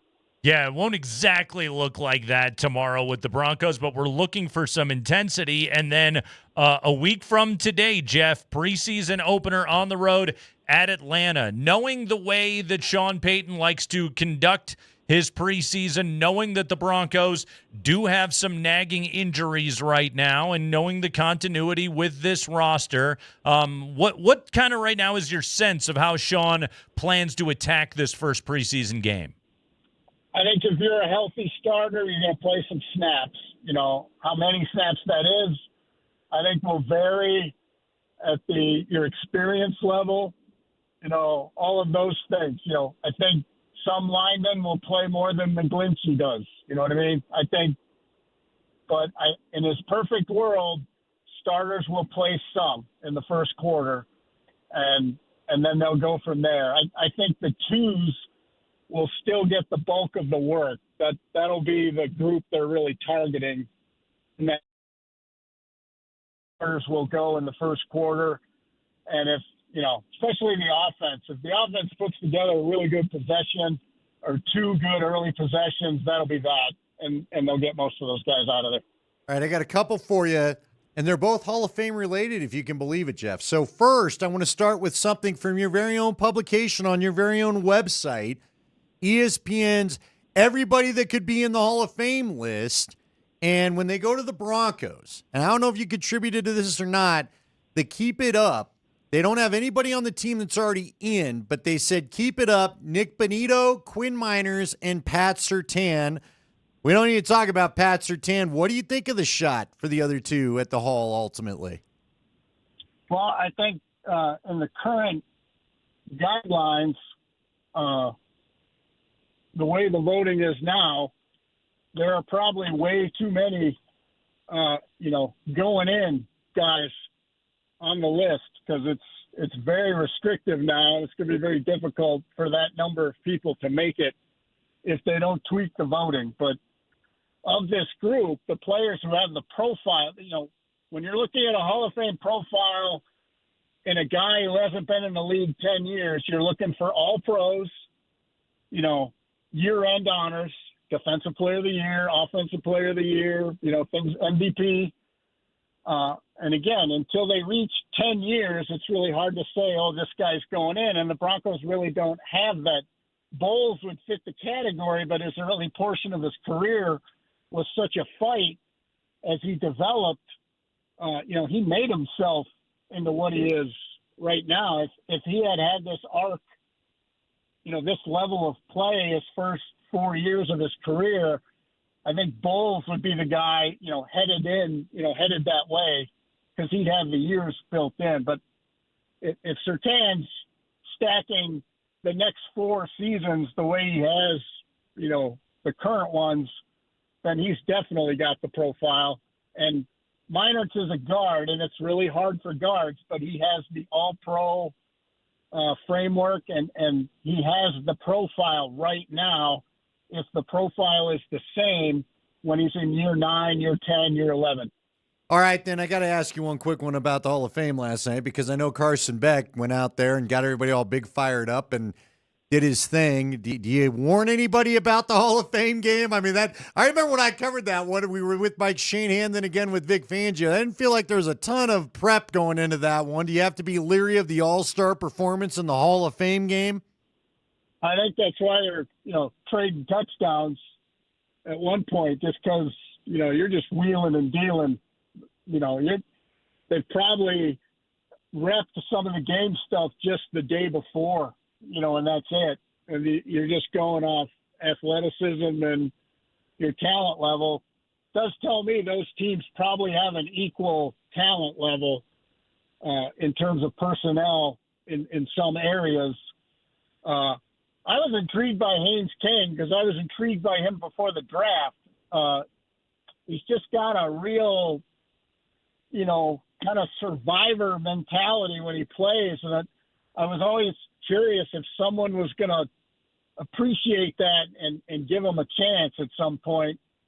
Because he played in an odd offense if you're an NFL personnel guy and you're trying to evaluate guys for NFL careers. So that was the player that intrigued me watching last night was seeing him do his thing.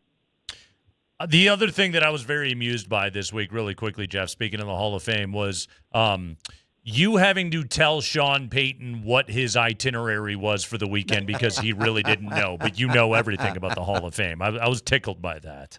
Well, I'm there to help. I'm a helper. Everybody knows I'm a helper out there. You are a helper. Yeah, you got the gold jacket dinner on Friday night, Sean. Yeah.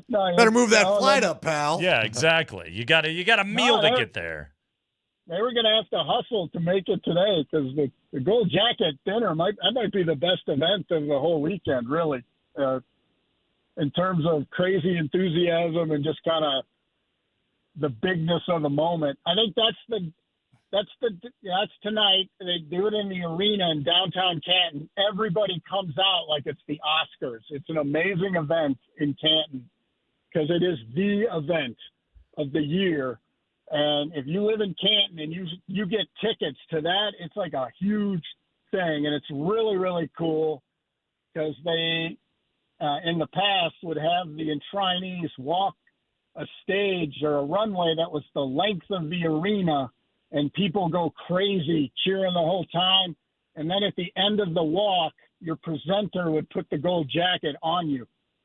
And it's just really cool. And I've had 20, 30 Hall of Famers through the years tell me that that's when it really hit them, that they were Hall of Famers. Now, is that the one? Isn't there a dinner too where just the Hall of Famers are at? That's a luncheon. Gotcha. They call it the Nitschke luncheon. Yes. Okay. And it's only Hall of Famers, a couple people from the Hall of Fame, and it used to be selectors could go. So I've been to a few, but the selectors don't go anymore either.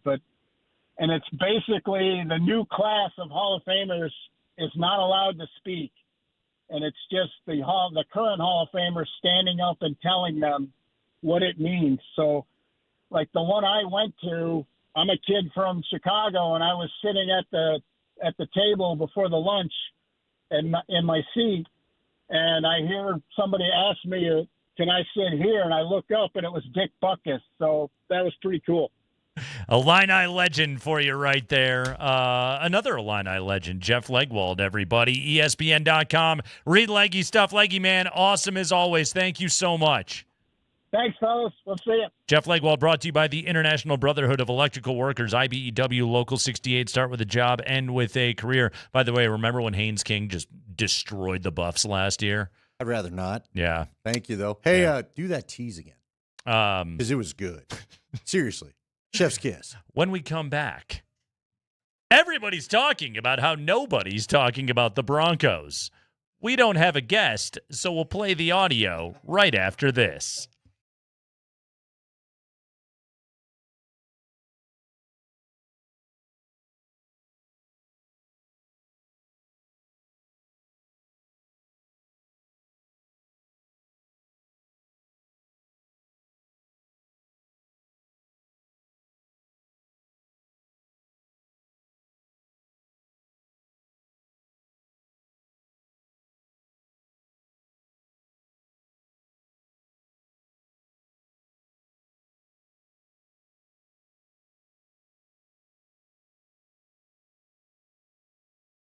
Guys, Andy Lindahl for Wahoo's Fish Tacos. So what are you doing for dinner tonight? Well, it's real easy. If you haven't got any plans, make them for Wahoo's Fish Tacos. If you got other plans, cancel them. Make them for Wahoo's Fish Tacos. Get on over there and enjoy a bowl, a burrito, an enchilada, tacos, whatever you'd like with their select proteins. You know, I like to go for the blackened fish or for the blackened chicken. Those are my favorite, but it's a great place to go for dinner. A lot of people sometimes think of it for lunch, but they've got great patios and a great place to unwind with the happy hour and the triple frosted margaritas and cervezas. You can just unwind there at Wahoo's Fish Tacos. They've already got the beach vibe going on. That's a perfect thing on a Friday, even though it's about 1,000 degrees. Why not go to the hottest beach in the nation? Just go to Wahoo's Fish Tacos. But go and hang out and enjoy yourself. They've got 4 locations to serve you, and I don't know, maybe tonight you won't even be inside, but you're going to enjoy yourself at Wahoo's Fish Tacos. Find the location nearest you at wahoos.com.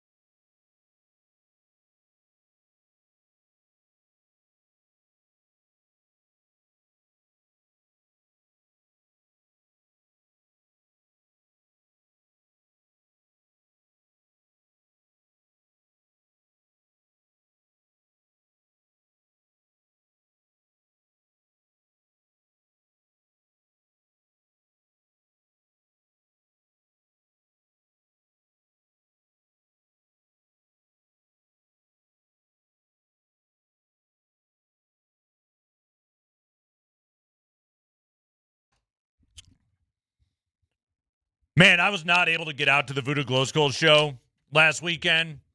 All the clips that I saw of it looked like a rager. This guy's still rule. It's the Kreckman and Lindahl show, Altitude Sports Radio 92.5. We play ska music on Fridays. We call it Ska Friday. It's happening again. We have reached critical mass. All of the preseason conversation is happening, and Andy, it was over and over and over again last year, and this was the first official one that I saw in 2026, but it's back. I can't believe it, even after they went to the AFC Championship game. But once again, Andy, everybody is talking about how nobody is talking about the Broncos. You'd think a team that went to the AFC Championship would earn the right to be talked about. But as you said, you and I found it at the same time. Here we go. The team everybody's ignoring. Yes, the team that everybody is talking about, how everyone's not talking about them. First example of it here in 2026, Dan Orlovsky went on McAfee today and talked about how nobody's talking about the Broncos. I think the best team in football that we're not talking about and should be a favorite in the AFC to go to the Super Bowl is Denver Broncos. Hey, ding, ding, ding. Hey, that's right. Hey, way to go, Dan. You Good know work, ball. Dan. Yeah, thank you. Yeah, no problem. I don't understand how, and I have so much love for the Cincinnatis and the Buffaloes and the Baltimores and Kansas Cities, all that. But Denver was the best team in the AFC last year, and Denver's only gotten better with some of their signings and the addition of Waddle.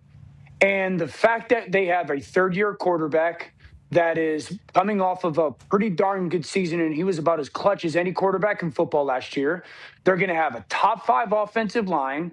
They've got pieces on the perimeter. They added a receiver that is a vertical juice guy that Bo Nix hasn't had a player like this. They still have Sutton with his frame on the outside. They can run the football. The defense, everybody knows, is absolutely suffocating. Sean Payton, one of the great coaches in the league. I just sit there and say, is Buffalo better than Denver? Not right now. The Chargers better than Denver? Not right now. The Chiefs better than Denver? I don't think that it's all that close right now. It could be in November when their young players get some, salt under them. Nobody in the AFC South is as good as them outside of maybe Houston. So Denver is New England. Every bit of.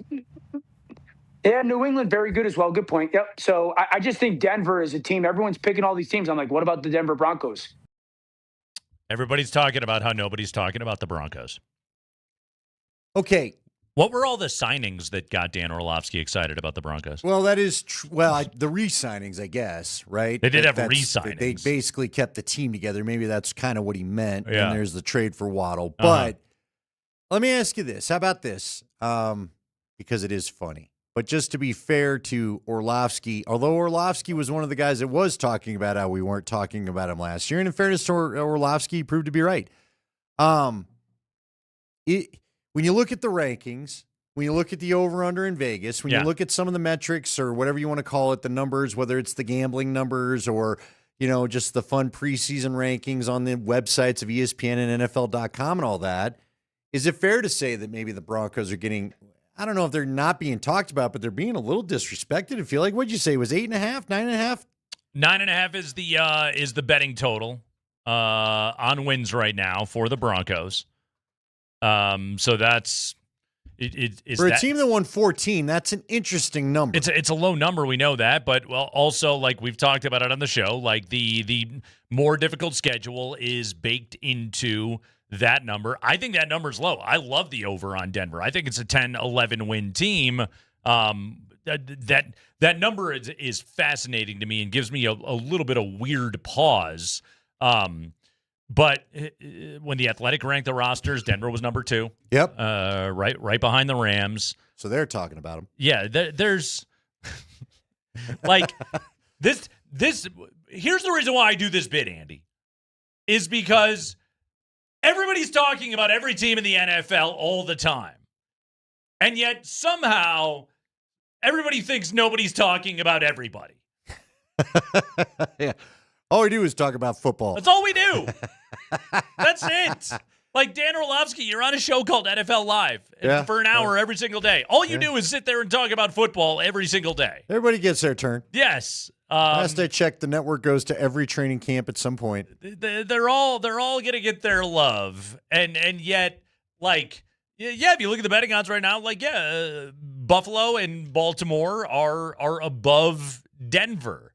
like right now in terms of AFC favorites and Super Bowl favorites. And yeah, while I think that's a little bit silly, the notion of nobody talks about Sean Payton's football team, I love this trope. It cracks me up, and we're going to get so much of this over the next couple of weeks.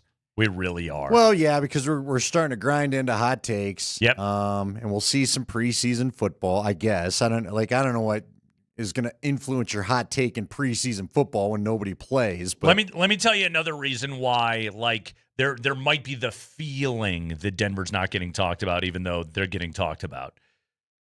The Broncos they don't have a fantasy football darling. We talked to Adam Rank about it before. Like, Jalen Waddle is like down in the 20s with wide receivers. The running backs like Harvey and Dobbins are in the 30s. Bo Nix is generally ranked, 10, 11, 12 in any given fantasy ranking that you look at quarterbacks right now. So they are not viewed as a top 5 offense in the NFL.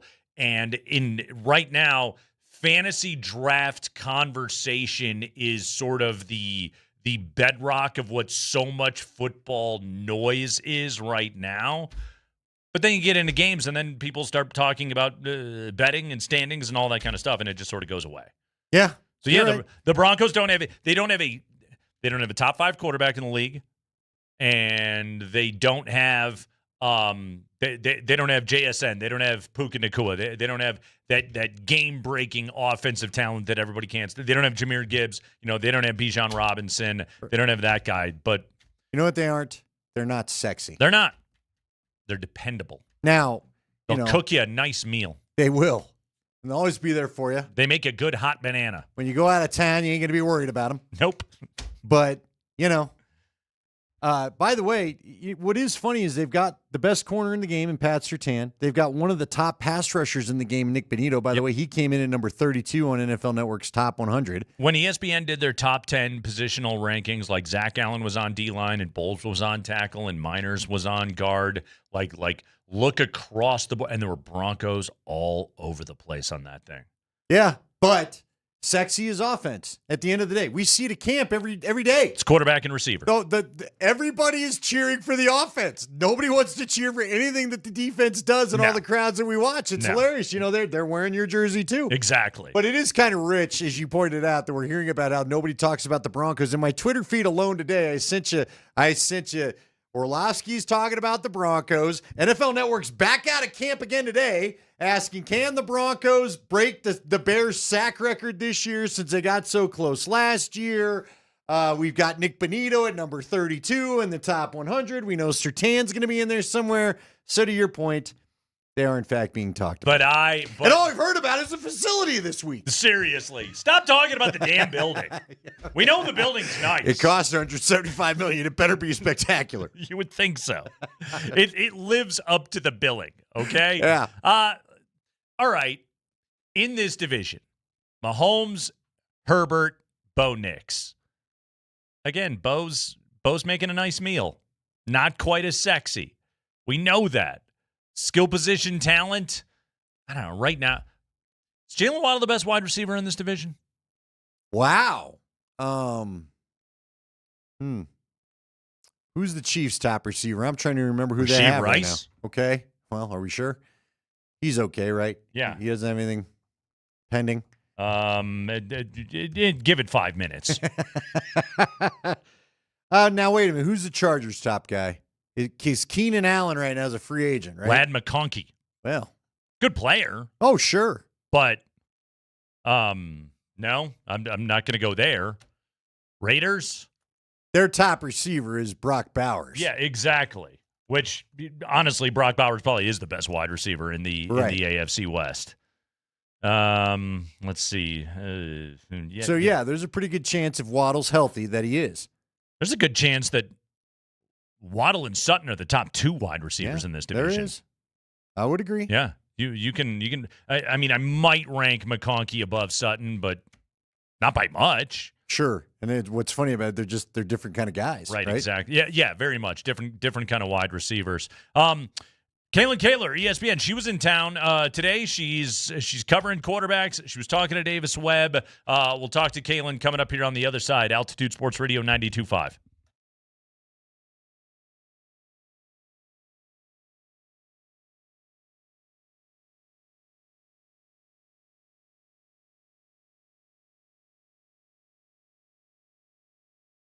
Guys, Andy Lindahl for Southern Steer Butcher, my favorite place to go and pick up the protein for the week. Good quality protein if you're looking to serve something great at your next barbecue, your next family get-together, your next outing, or maybe just something to enjoy during the week after work. It's Southern Steer Butcher. Whether you're talking about any of their fine selections of steaks or the steak tips, or you want to talk about the fresh cut or the fresh made sausage, their chicken breasts, their chicken thighs, the wings, it's all fantastic. And I've had all of it. I guess somebody came in there and said, I want the steak tips that Andy gets. First off, thank you for mentioning me. Secondly, I get all the flavors. I like all the flavors. Go on in there and get some of their vacuum tumbled flavor infused tips. They are so good. And I can tell you this, they smell good when they're cooking. They smell great when they're done. And don't tell anybody you got it from Southern Steer. Just make them think that you're the one that put all that flavor in there. Southern Steer Butcher is a great place to get your seasonings as well. And if you need some suggestions on how to prepare your dinner, they're happy to help. Ben's in there with his great staff. They'll take care of you. Southern Steer Butcher can be found easily. Just go to I-25 and then head east on Arapahoe Road, a couple streets to Dayton. It's right across from Faye Myers and the Shane Company. They're in the opposite building in the little strip mall there. It's Southern Steer Butcher. Find them on the web at southernsteer.com, the Greenwood Village location.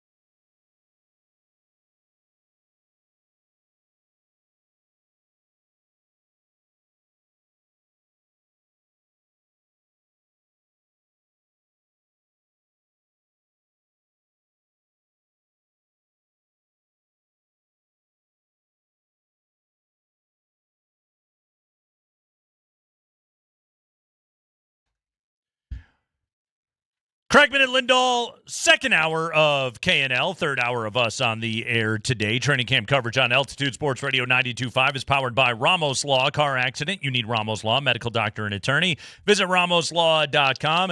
Kalen Kaler of ESPN touring around training camps made a stop today at Broncos Camp. And Kalen, you had the chance today to spend some time with offensive coordinator and play caller Davis Webb. Tell us about that conversation. What did you think of Davis Webb, and why is this guy impressing so many people around the league?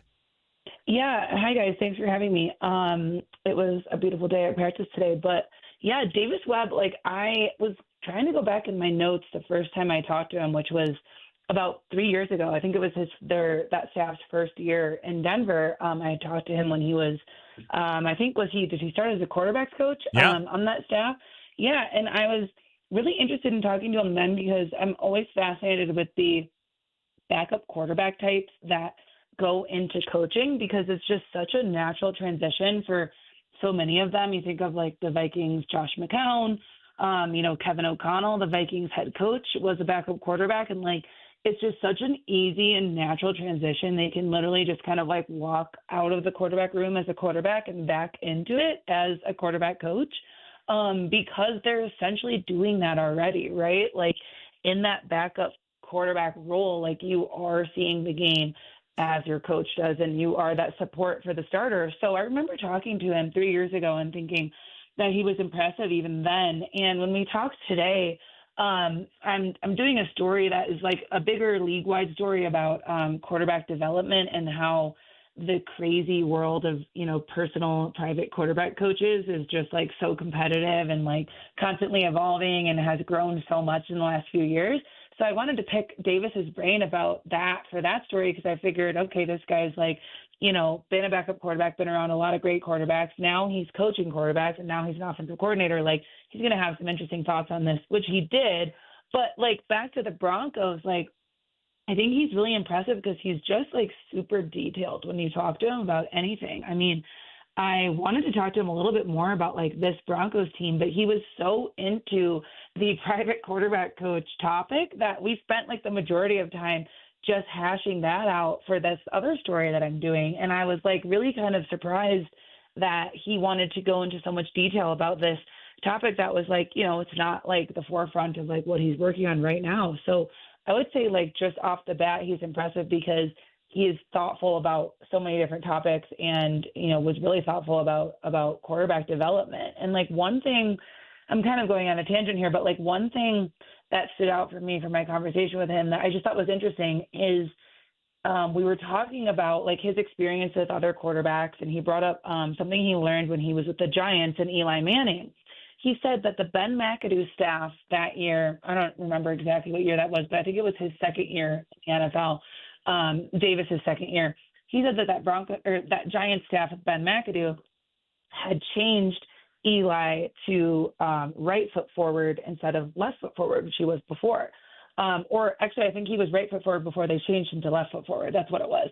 And Eli did it because he's going to follow the coaching staff. But as soon as that staff was fired, he switched right back to his right foot forward, which was more natural to him in shotgun. And Davis was that really stood out to me as a moment where I'm oh, Eli was way more comfortable doing this.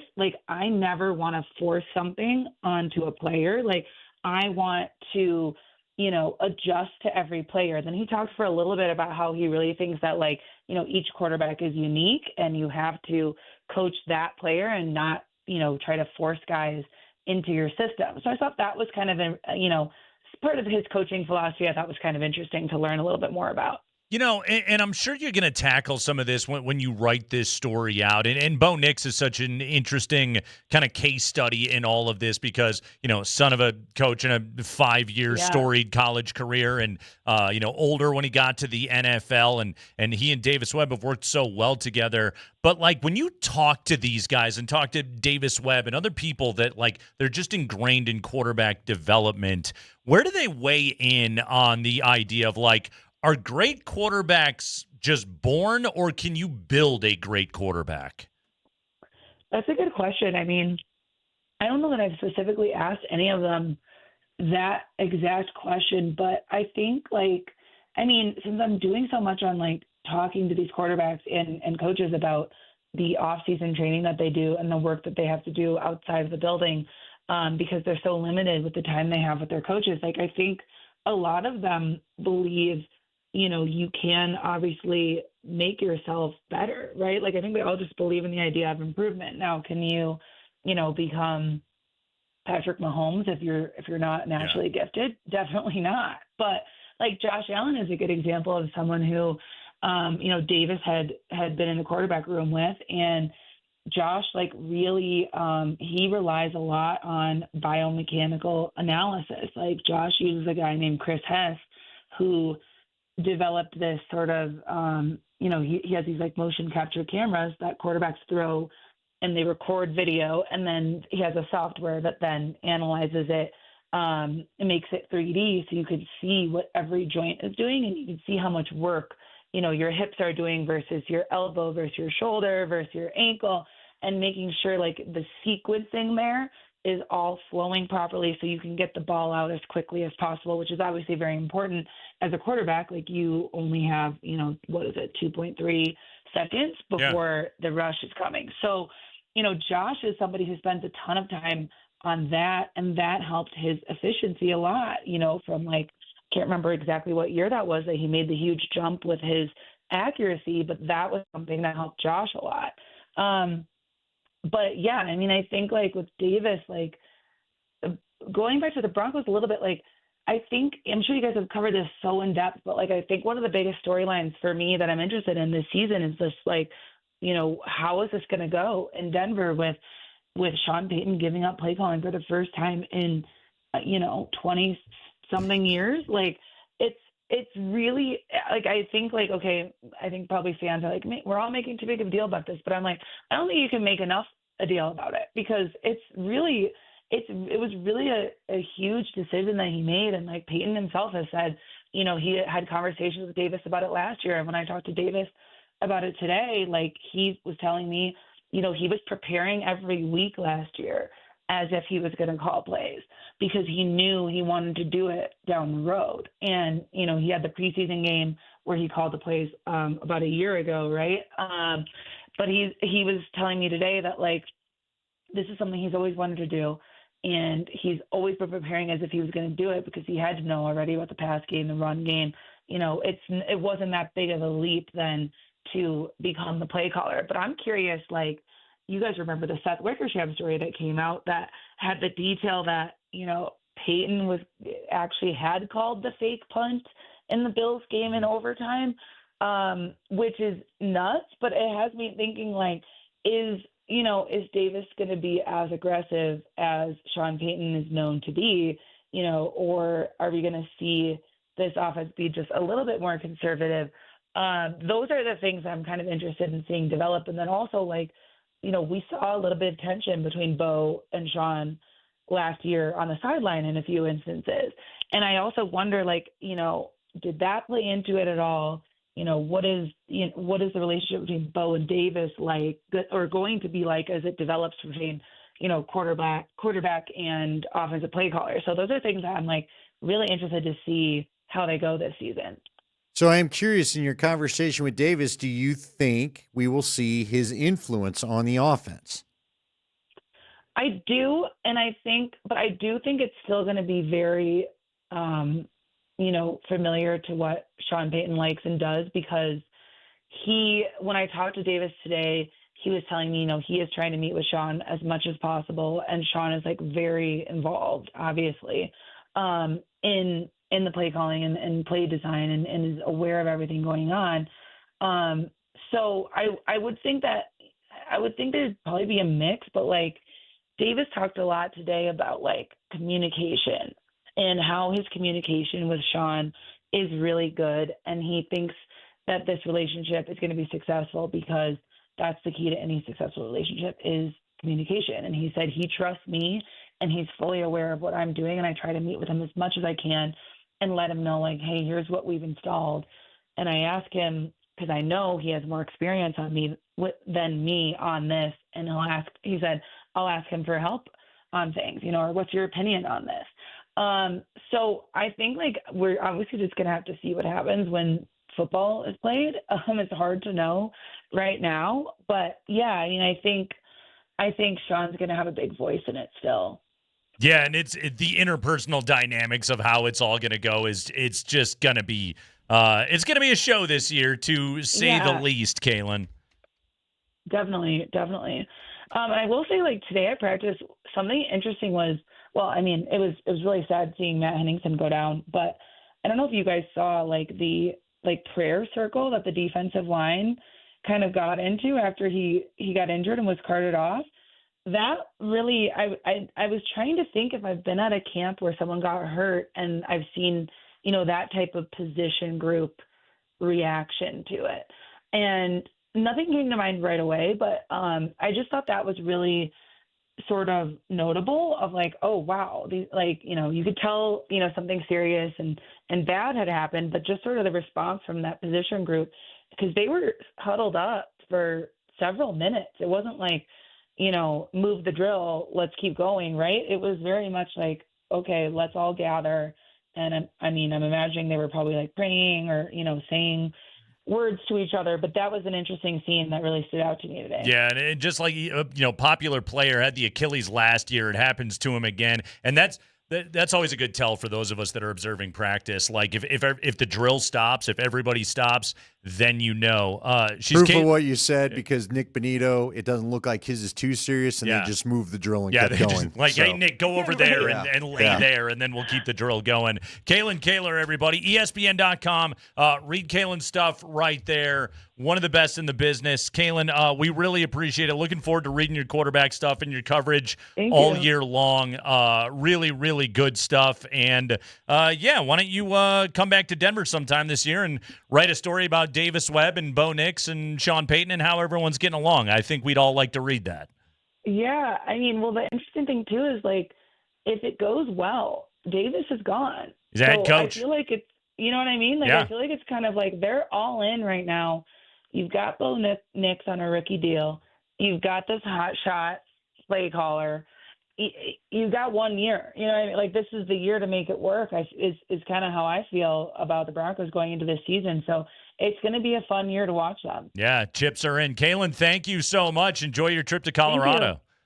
Thanks. All right, Kaylin Kaler of ESPN. We always love to have her on the show. How about that stuff?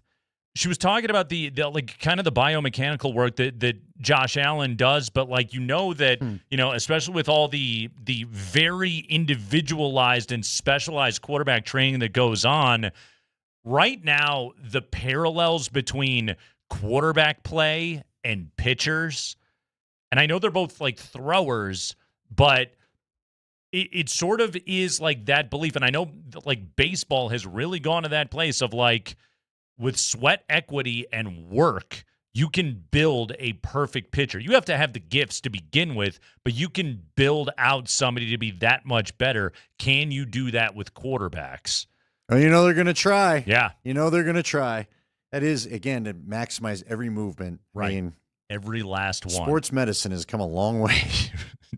Everything has to be in tune and perfect. Great stuff with Kaylin. Always appreciate her joining the show. It is the Kreckman and Lindahl show. We'll take a quick break, and when we come back, what's going on with Peyton Watson? Where are we at in all of this? Some interesting reports, theories bouncing around the internet. We'll touch on that right after this.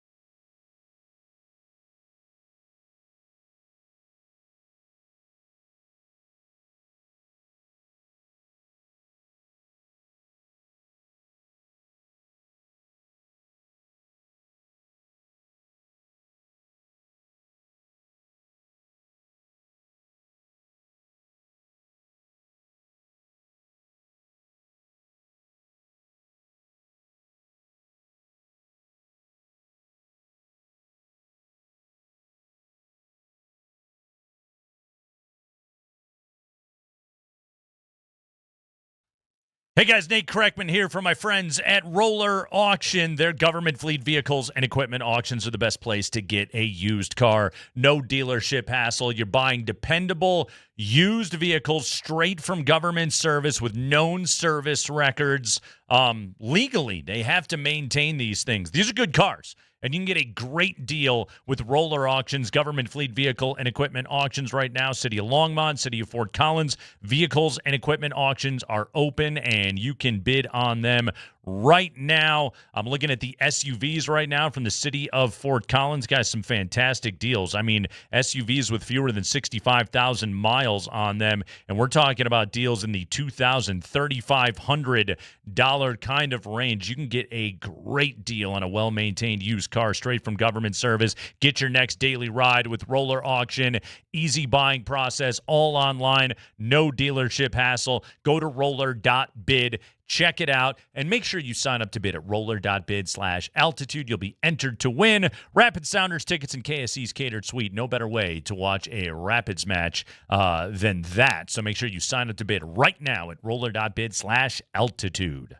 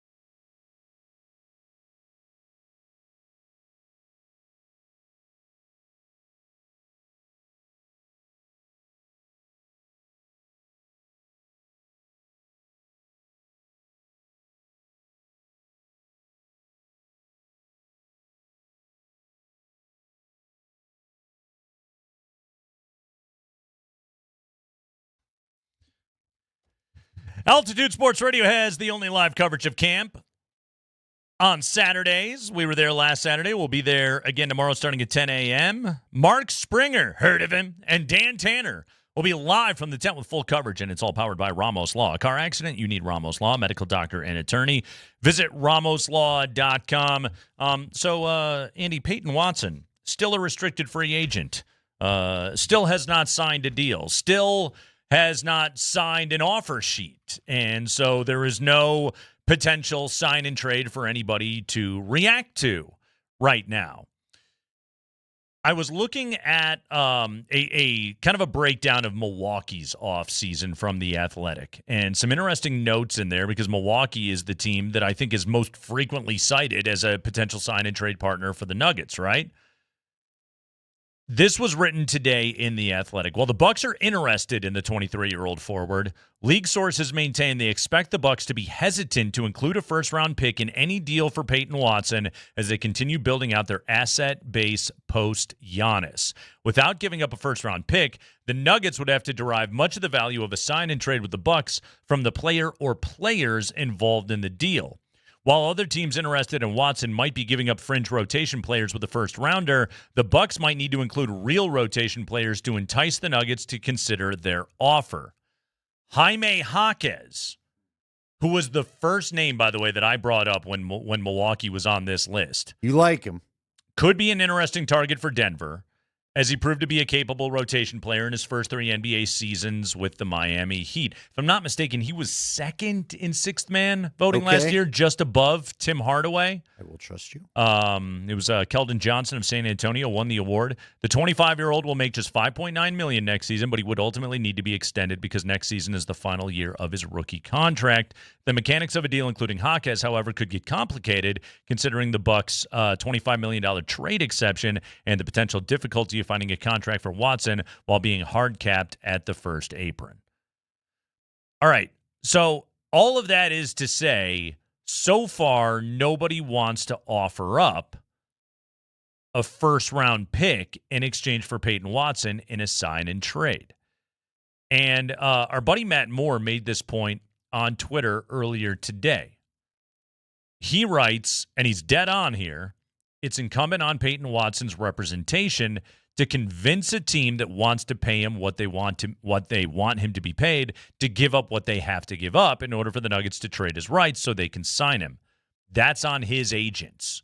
So right now, Clutch Sports has not been able to convince Cleveland, the Clippers, or the Bucks, or somebody else, anybody else, to give Denver a first-round pick and pay Peyton Watson what they want to pay him. And, Andy, the reason why is because that's not a very good deal. Right.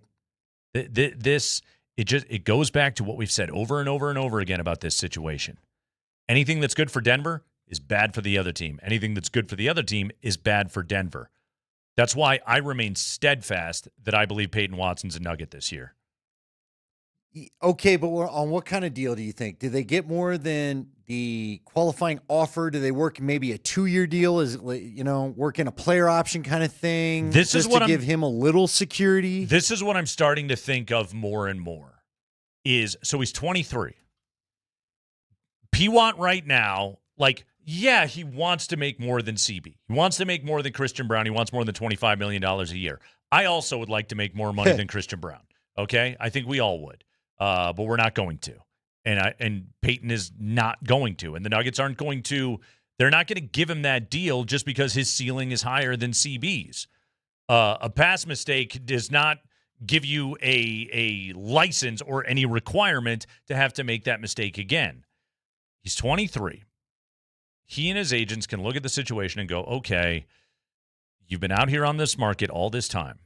Nobody has come swooping in with, a 5-year, $28 million AAV contract for you. You're just not going to get it.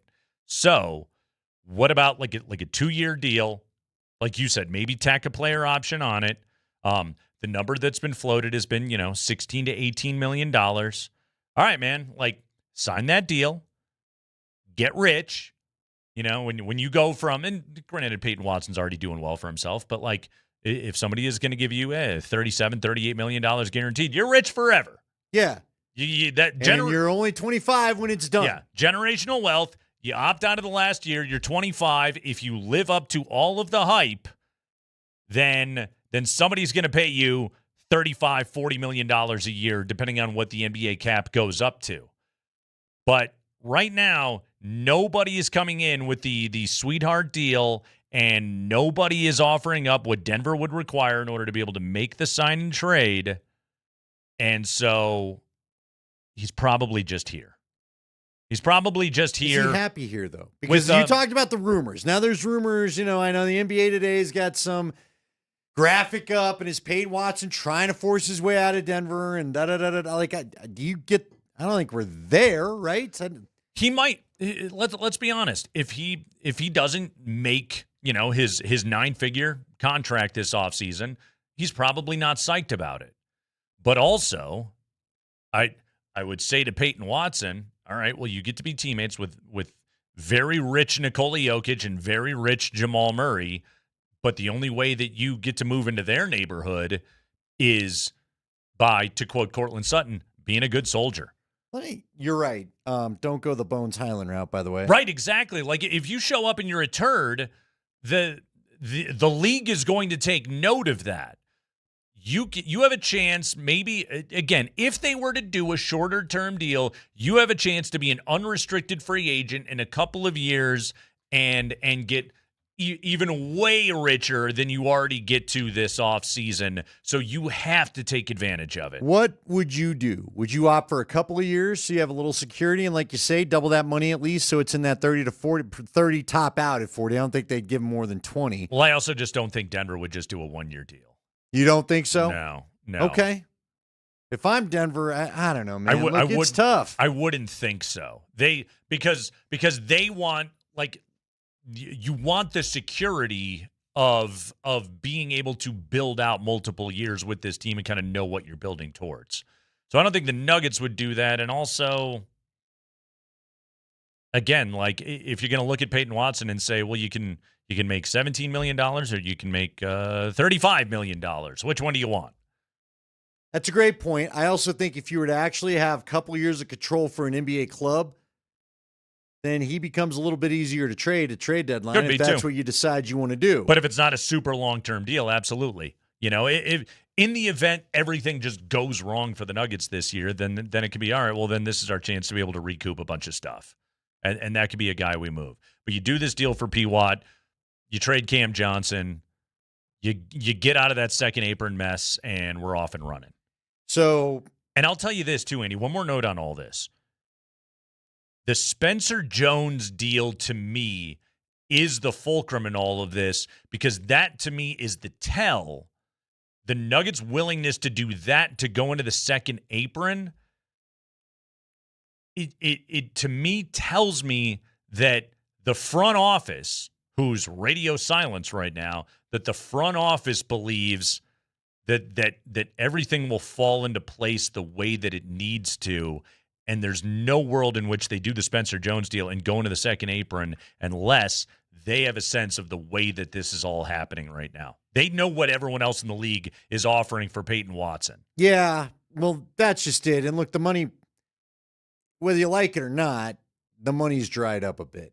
Or at least the money people are willing to spend is dried up a bit. So he's going to have to make the best situation for himself. And that's what gives the Nuggets now a little bit of power. Yeah. Man, it's just what a weird offseason. What a weird offseason. If I were him, I'd fire Clutch Sports, to be honest with you. I know everybody likes the big LeBron thing, but I don't know. Was this really the right move for you? They were involved with the LeBron. The whole league, though, was waiting for the LeBron decision to drop. At least the teams that could afford Peyton Watson were waiting for the LeBron decision to drop. Do you believe Scotty?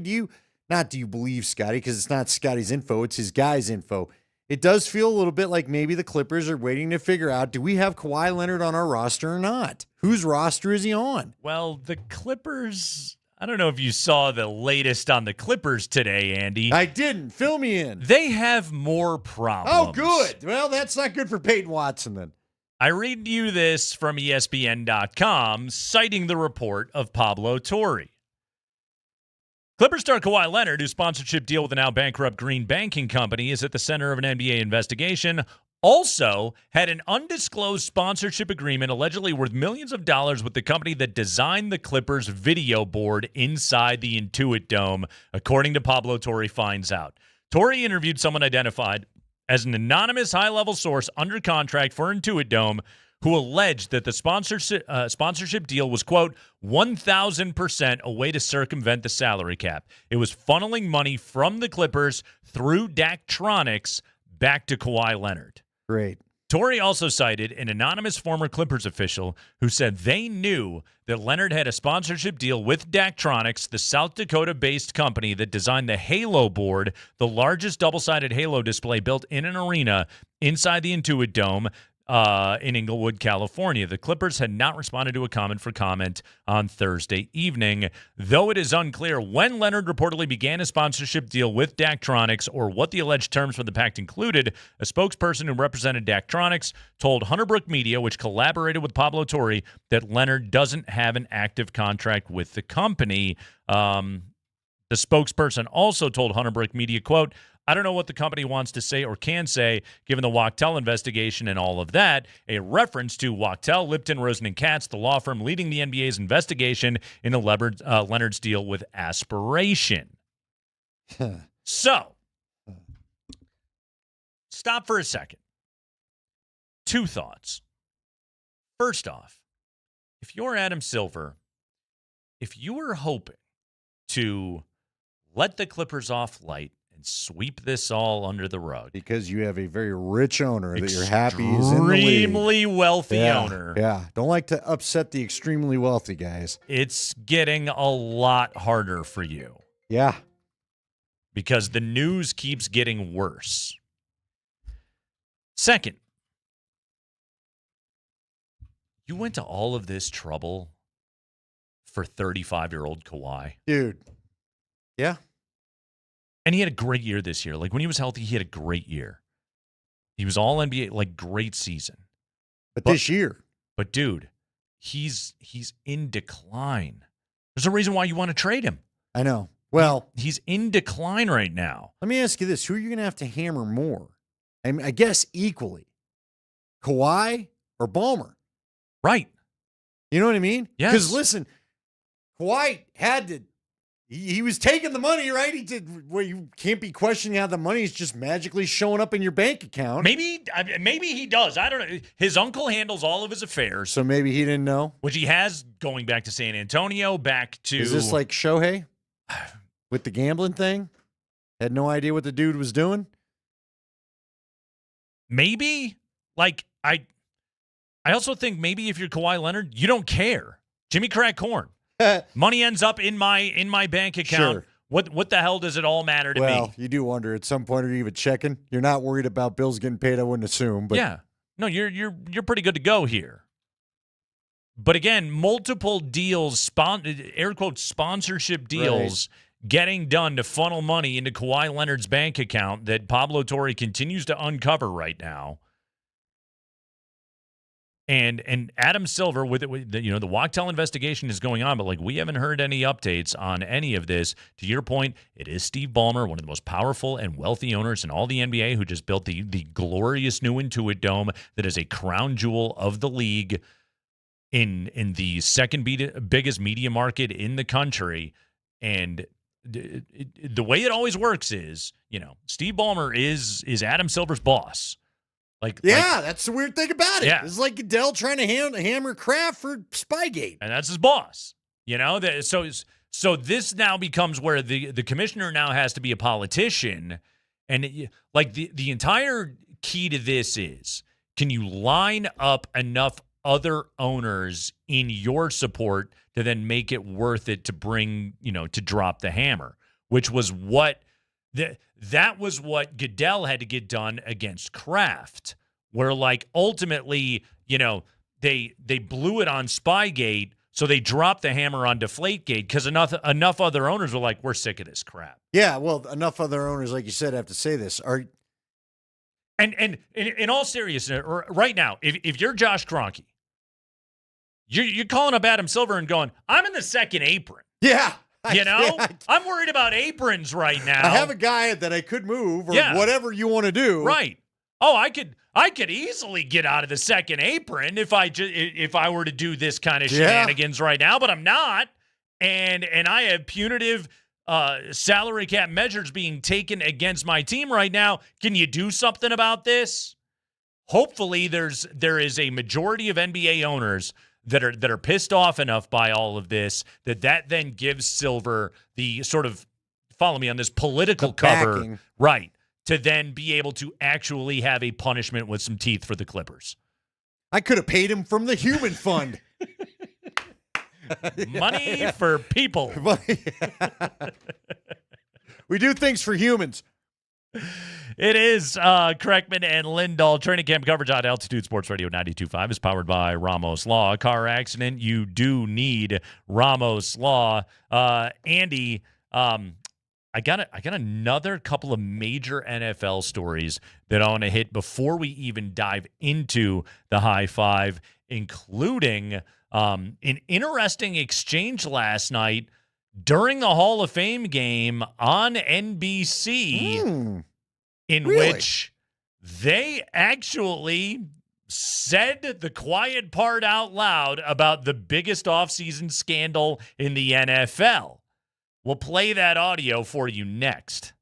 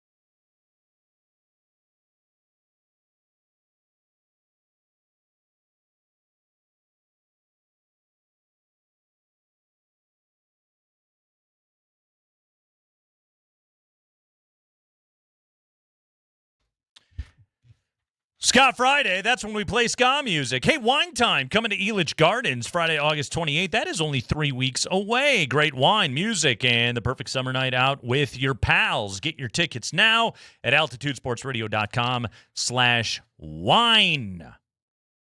All right, so last night, Hall of Fame game. I watched exactly 11 seconds of it last night. I'm not the preseason football enthusiast that Andy is. Hey, man, the Hall of Fame game ain't usually for me. I was shocked when I tuned in. I think it was 17-17 or something. Like, oh, they're actually scoring tonight. Have we seen a bunch that are like 6'3"? Yeah. There have been a couple they just quit because it got too dark or there's whatever. Like lightning there was lightning like 70 miles away. We might as well just call it. It's right? over. Exactly. So last night, NBC televising the game. Tirico and Collinsworth were up in the booth doing their thing. And on the Football Night in America desk, an interesting conversation. And the reason why I say this is interesting is because this doesn't get brought up in this setting unintentionally. NBC, huge league partner, actually addressed the Mike Vrabel, Diana Rossini scandal last night. Now, of course, we're going to play the audio. The notable part is the fact that they addressed it at all, because what was said was actually really nothing. But they did bring it up. They broached the topic. Yes. Which I didn't think anybody was going to do. So here's Maria Taylor talking first with Devin McCourty, and then you'll hear Mike Tomlin weigh in as well. Tomlin's now a desk guy on NBC. But here you go. This is from last night during the Hall of Fame game. Well, this is the third time ever we've had a Super Bowl rematch. Remember, back in April, the Patriots head coach Mike Vrabel said he took accountability for his actions after photos emerged of him and longtime NFL reporter Diana Rossini. He left the team for the final day of the draft to be with his family and begin counseling before returning a couple of days later. But now that camp is open, I'm going to ask you, Devin, what's the impact on this team? I think the thing you got to wonder is, it's going to start week one in Seattle. Like you said, that atmosphere. We were up there, Jason, last year. They look for Mike Vrabel. They look to him when things get tough. Do they still feel the same way? His character's been tested. Will this team follow him wherever he goes? That's going to be tested right away, week one. And I tell you, when games start, winning matters. And so if they get off to a fast start, they got a chance to quiet some of that noise. If they don't, that noise could get extremely loud. Okay, so Tomlin's comment was a complete throwaway. What McCourty said... Andy, do you think that's a factor for the Patriots this year? The respect, or is Mike Vrabel still the North Star for his players that you need an NFL head coach to be? It's a great question, Nate. It's a tough question for me to answer for this reason. How many other guys have dabbled in that situation before? I'm trying to find a polite way to put this without accusing anybody else. You know what I mean? I know exactly what you're saying. So I don't think it matters. I'm not going to say at all, because I don't know what every player's individual feeling about it is, but I don't think it matters much. How about this, Nate? If you're trying to talk to me, if I'm annoyed with you as a player, let's say you're Vrabel and I'm player whoever. Sure. And now you want to get in on me about the integrity and then this and then that, and you start going about the quality of the man, and then maybe I'm not so apt to hear it anymore. Maybe I'm a little apt to slap back with a comment or something if I'm in that kind of frame of mind. You know what I'm saying? I'm not saying it would spill out into the open, right? But that's the kind of stuff where maybe this creates some tension in a locker room. It may change some of that messaging, but again, like this is pro football. The players are most motivated by how am I going to make more money and am I going to win games? You're right. That's and Mike Vrabel, as the head coach of the New England Patriots, has a massive influence on whether or not these guys are going to be able to do that. Like, and this is sort of, getting to what McCourty had to say right there is if the team has a bad year, then Vrabel could potentially lose the locker room. But also, like, any coach that is not winning games can lose the locker room. And that's when players lose respect for you, because that's when players realize, oh, you're not setting me up to be able to handle my professional business and make as much money as I possibly can. You're right. I mean, again, as you put it that way, it probably is a bigger deal outside that locker room than it is the inside the locker room. Right. But also, and another part of all of this is like, what they talked about, the way that they framed the topic, again, I don't think it matters nearly as much as what the NFL should be doing right now, which is looking into the relationship of Vrabel to prominent NFL reporter and whether that influenced dealings that were going on around the league, which Reddit has done a good enough job investigating all of that to figure out that, yes, indeed it did. But then also, is the league asking the bigger question of how is a chummy relationship with an NFL reporter, and this could be Rossini or any of the other ones. Anybody. Exactly. How is that then influencing competitive balance in our league and moves that are getting done and award voting and Hall of Fame and everything else? Like, I don't know if you'll ever be able to stem that, because the NFL is such a monolith. But you do need to think about that, and you do need to look at all of that. Well, and one of the examples we could cite is what happened when Vrabel got fired from the Titans. We revisited that after all this. Rossini went on blast with her platform, called out the Titans, and again, I'm not saying that she influenced every single Titan fan on how to feel about their team, but if I were the Titans owner and now I find out that somebody with a national platform basically called out my organization for not being able to handle you as a coach. Yeah, and turns and then out I find out that you guys had a little something going on. Yeah, it was I'm not real psyched about that. His girlfriend defending him on Twitter. And my season ticket holders are maybe getting a little riled up about it too, because you two you know what I mean? Yeah. These are the things deep behind the scenes that could be going on. And see, this doesn't even have to be male, female. You know what I mean? Like, again, how many other insiders? You could have buddies all over the place. I'll man. get you with concert tickets, or I don't want to accuse anybody of anything, so I'm being a little vague here. But I could think of other examples. What did we say last year after the Raider game when it was like, wow, look at the reporters that are crushing Bo Nix right now, and can't help but notice those are Sean Payton friendly reporters, right? Yeah, that's a great point. Again, Colin Cowherd seemed to have a lot of the news ahead of time. Dan Orlovsky's another guy. Mm-hmm. Peter Schrager on Chase ESPN. Daniel. Mm-hmm. Chase Daniel, who was his backup quarterback. Yeah.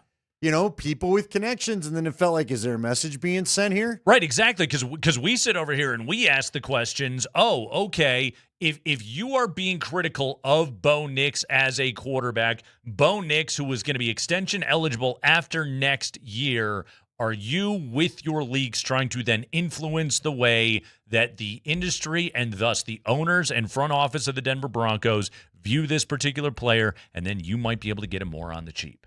Yeah. Yeah. We all know that this is how the business gets done in the league. No, we do. And look, it's going to – will more of it come out? I don't know. I don't know. I don't know how much of this is necessarily going on. It's interesting that this much has been exposed. How about that? I'm not saying that I know of a lot of this because stuff those going two on, couldn't help themselves from cuddling. Well, and you had the guy while they were in Arizona. You had super zoom camera guy. Where were all their? Has anybody, by the way, found the pals? The pals that they were on the outing with, pals? The gal pals and the dude pals. Because they were with groups of friends. Did we ever find those? Thank you, people? Nathaniel Hackett. Okay. They're right out there with the real killers, right, OJ? They're somewhere. We can't seem to find them anywhere. Have any pals showed up at all? No pals.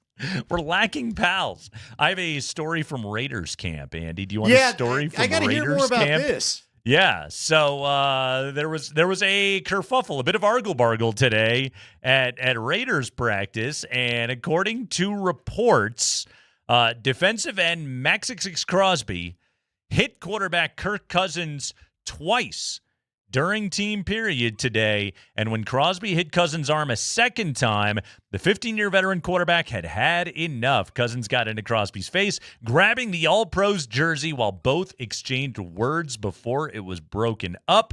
Raiders coach Clint Kubiak said it's a part of camp, but he wants his players to be smart when those situations occur. This is not shocking. Really? Max Crosby's a bag. No, you're absolutely right. But now I kind of wonder what the history there is. Is there something behind it? Is he already annoyed with him? Because do you remember from was it from quarterback? Crosby pissed off all the Chiefs because he kept hitting Mahomes after the play, including one time when the ball had been thrown and Crosby, as he ran past Mahomes, just stuck an elbow in the middle of his chest. This is Crosby's game. This is his move. And I'm willing to bet you he's done it to Cousins before. And Kirk, by the way, Kirk was also featured on that season of quarterback, even though it was happening to Mahomes. Cousins was on there. It was because when the first season was Mahomes, Cousins, and Mariota. Yep. So obviously Kirk watched the show. So he was well aware of it. And I bet you Crosby's done that stuff to him before.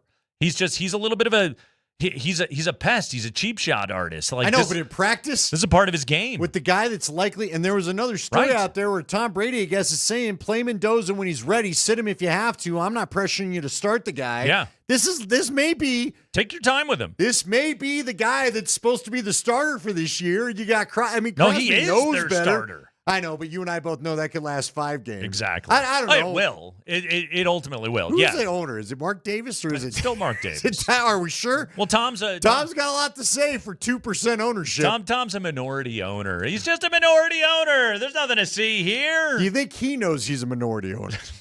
Doesn't he own like 2%? Yes. I mean, you don't have a talking head share. And then he makes his $375 million from Fox Sports. Yeah. And he owns a Fox soccer Sports.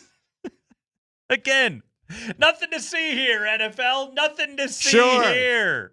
Everything is just on the up and up in this league. He keeps giving all these opinions, and yet he gets to go meet with. Can't wait till the Fox. Is he going to do Does he get to do AFC West games? Yeah. Seriously. Yeah. I know, but should he? They'll put it. Should he? Should he? No. But will he? Of course. Can we get, you know what? If there's one guy, although Sean took his turn too, if there's one guy that walked that $175 million sparkling facility and find a problem, I bet you'd be Brady. Yeah. There's no alkaline water in there. What? You serious? This ice cream. I couldn't get avocado ice cream at one of the 15 food stops. This ice cream is dairy-based, and I will not stand for it. In the trash. Yeah. You think Tom Brady likes a hot banana? By the way, shout out to the amount of construction workers that texted in after you said that. And our guy, Postal Brian, he says, I warm my lunch. Everybody cooks their lunch that way. Yep. That is not a new cooking technique. Somebody said they like to warm their cookies that way. And actual cookies. That like well because not a metaphor. I also do I like a hot car warmed granola bar. That is also you soften it up a little bit. The chocolate chips, they get a little bit melty. Little gooey. It gets a little chewy. That's the topic really. 303-504-0925. What are the best foods for car cooking? 303 to leave on the dash and heat up. For those that missed it, Nate left a banana on his front seat and turned brown while he was at Bronco practice today. And it was delicious. And he ate it anyway. I did. Did you feel a little guilty? Were you fighting it as you came in here? Well, because like I didn't I had a Cliff Bar, a bag of almonds, and a banana. Okay? And I was like, this is all the food that I have. I don't have a ton of time. I'm not going to stop. I just this is my food for the day. So I was like, I might as well try it. And then I took one bite of that banana, and I was like, this is a treat. This is fantastic. And now you're going to make the kids give it a go. Yeah, hot bananas for everybody. Will Abby give it a go? Of course. Yeah. Well, this is. Someone said microwave popcorn. I dare you to try that. Would it pop in the car? Well, find out Monday. Does it leave that burnt kernel smell, though? I don't want that. I'll try and park in the hottest place I can find in the parking it's lot the on whole Monday. Damn lot It's we the whole park in. thing. It's a dirt lot. I'll put the microwave popcorn right under like right at the edge of the windshield at the hottest section and see if I can get a kernel to pop. All right. We'll find out. It's the Kreckman and Lindahl show. The high five is next.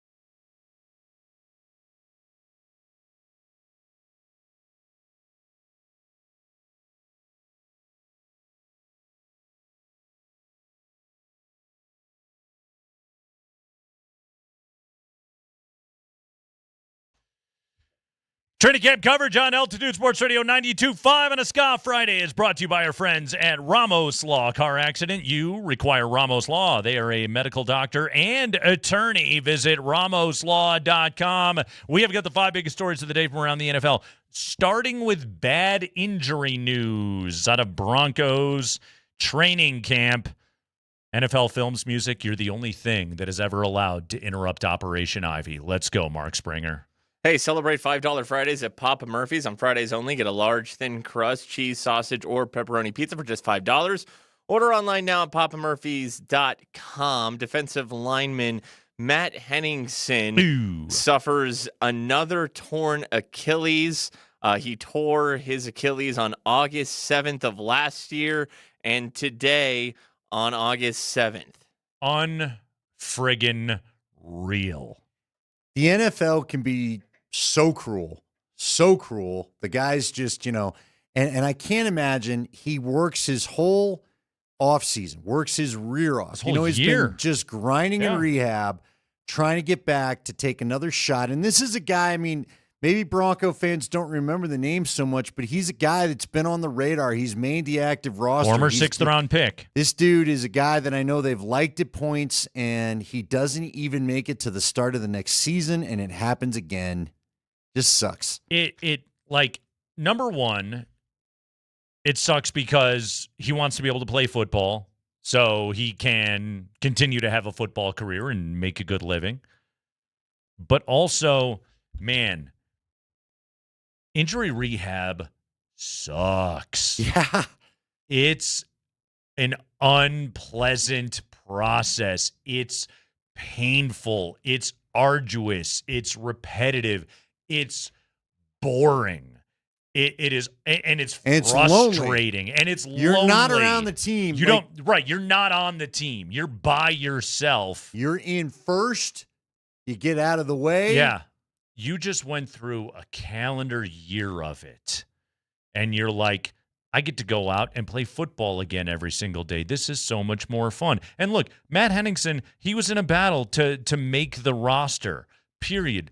But at least he got to go play football every day, which is so much more fun. Also, he had a cool pick 6 during OTAs, if you recall. There was kind of one of the stories of one of those OTA days that we got to go and watch. And now he's right back in that place. I can't imagine the darkness that poor guy feels today. Yeah, I'm sure right now it's just hopefully he's got some people around him, waking up tomorrow. I'm sure he's going to be frustrated. And now I think it's even worse now because he truly knows what's ahead. If you want a diary of what it's like to rehab an injury, read Nate Jackson's book. Yeah. He goes over what he went through and the loneliness. And this is why I speak confidently on the topic, because he talked about just how isolated you are from everything and you're not one of the guys anymore. At least, now who knows?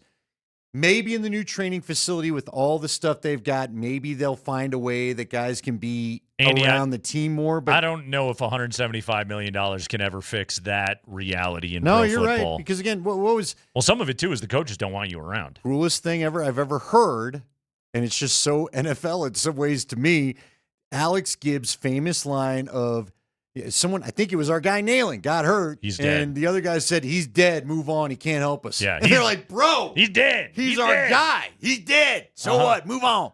Yep. All right. Football coaches are sociopaths, part 375. Go ahead, Spring. High five. More Broncos injury news. I'm going to read this from Mike Kliss, 9news.com. Late in practice, Broncos receiver Marvin Mims was running top speed on a go route while Jarrett Stidham threw the pass in his direction. Mims pulled up and was visibly frustrated as he sat down on a water cooler for a few minutes, clutching the inside of his leg near the hip area. After talking to trainers, Mims eventually got up and walked into the trainer's room as tight end Nate Atkins followed him with his own injury. However, there is hope. Mims' injury is not overly serious. Well, Nate and I both saw it live. I was in the end zone. So were you. Yeah. Marvin Mims had won the rep. It was a go ball. He was past his DB. And then about 10 yards out from the stop spot, he just pulled up, did a double gallop, tried to put weight on the leg, didn't like it, went and sat on a Gatorade cooler. I was watching the ball in the air like a rube. Well, like a play-by-play guy, I'll give you a little credit. You and I are supposed to watch different things. And so when the ball hit the ground, I was like, wait, he was open. What happened? And then I looked at him, and it was like, oh, no, he's hurt. You saw him probably trying to get to the sideline, though, right? And it was not an enjoyable walk for him. So he was holding the leg as he was walking. He was hopping on one leg at points. Took his helmet off and threw it in anger. And then a few minutes later was walked into the facility. And it was weird, too, because he and Atkins went together. They went at the same time with a member of the training staff. I think Atkins was already over there as I saw it. Marvin Mims made it to, seriously, what I remember was a Gatorade cooler. Yeah. Sat down on it, put the leg out a little bit. There was the way he walked off, he walked normally. There wasn't a limp. He wasn't very slow because I was watching like a hawk, as you can imagine. But yeah, this has not been a great first full week of these practices. They've lost a guy a day, it feels like. It's August 7th, so it's we got time. We got to wait till September 14th when they open up against Kansas City. But also, I think there's a real competition for targets in that wide receiver room, and nobody wants to be missing any time. Now, Jalen Waddle can miss time. Courtland Sutton can miss time, and their status remains. The other three, that trio of Mims and Pat Bryant and Troy Franklin, those guys are battling it out for reps. They're battling it out for snaps right now on this offense, and you don't want to be missing any time right now, especially with the kind of camp that Pat Bryant is having. So I understand the frustration on the part of Marvin Mims. Plus, I'm sure it hurt. You don't like having muscle injuries. That sucks. No. And again, He's about to have a highlight from what we were seeing. He was having a great He was camp. about to run under that thing, and it was going to be probably the coolest thing the crowd saw all day, and then it wasn't. He was having a really, really good camp. One other note from Broncos camp today, it was a very uneven day from the offense and Bo Nix until it was 2-minute drill time. And then Bo Nix took him right down the field and capped the drive with a 7-yard touchdown on a fade to Evan Engram in the back of the end zone. The highlight of the drive, Bo Nix stepping up in the pocket, hitting Courtland Sutton for a gain of 27 yards. That took him from the 35 down to the 8. So very good reps today for the first-team offense in the 2-minute drill, which they really needed because they were not having a good day prior to that. It was uneven. There were several kind of broken plays out of the offense today. It was an uneven performance. Once again, the defense was getting the better of them, even without Malcolm Roach out there, even without DJ Jones out there. Without Brandon Jones. Yeah, I was about to say. Brandon Jones was getting a vet. By the way, I kind of chuckled. Brandon Jones was doing some jogging down the side, and Stiddy was giving him a hard time for having a vet day. So that's at least there's some good jocularity going out there with everybody. You know what was wild about today's practice, the way you described it right there, and it was perfectly described. It was clunky till the 2-minute drill, Right. which how many games does that sound like? Seriously, it sounds like Broncos football. Go ahead, Spring. High five. The Chiefs open their preseason, and they're the Broncos' Week 1 opponent. They will open their preseason a week from tomorrow at home against the Rams. Then they are at the Buccaneers. Then they finish hosting the Seahawks. Today, Andy Reid was asked, will Patrick Mahomes play in 8 days against the Rams? Will he play in any of their preseason games? Yeah, listen, there's a pretty good chance I don't play him, and percentages are leading that way. And I don't know if I'll play him the second or third game. I don't know that. So. But percentages probably lean against doing that and letting the other guys. We've got new people in those other positions and behind him that need some work. And so the more reps they get, the better.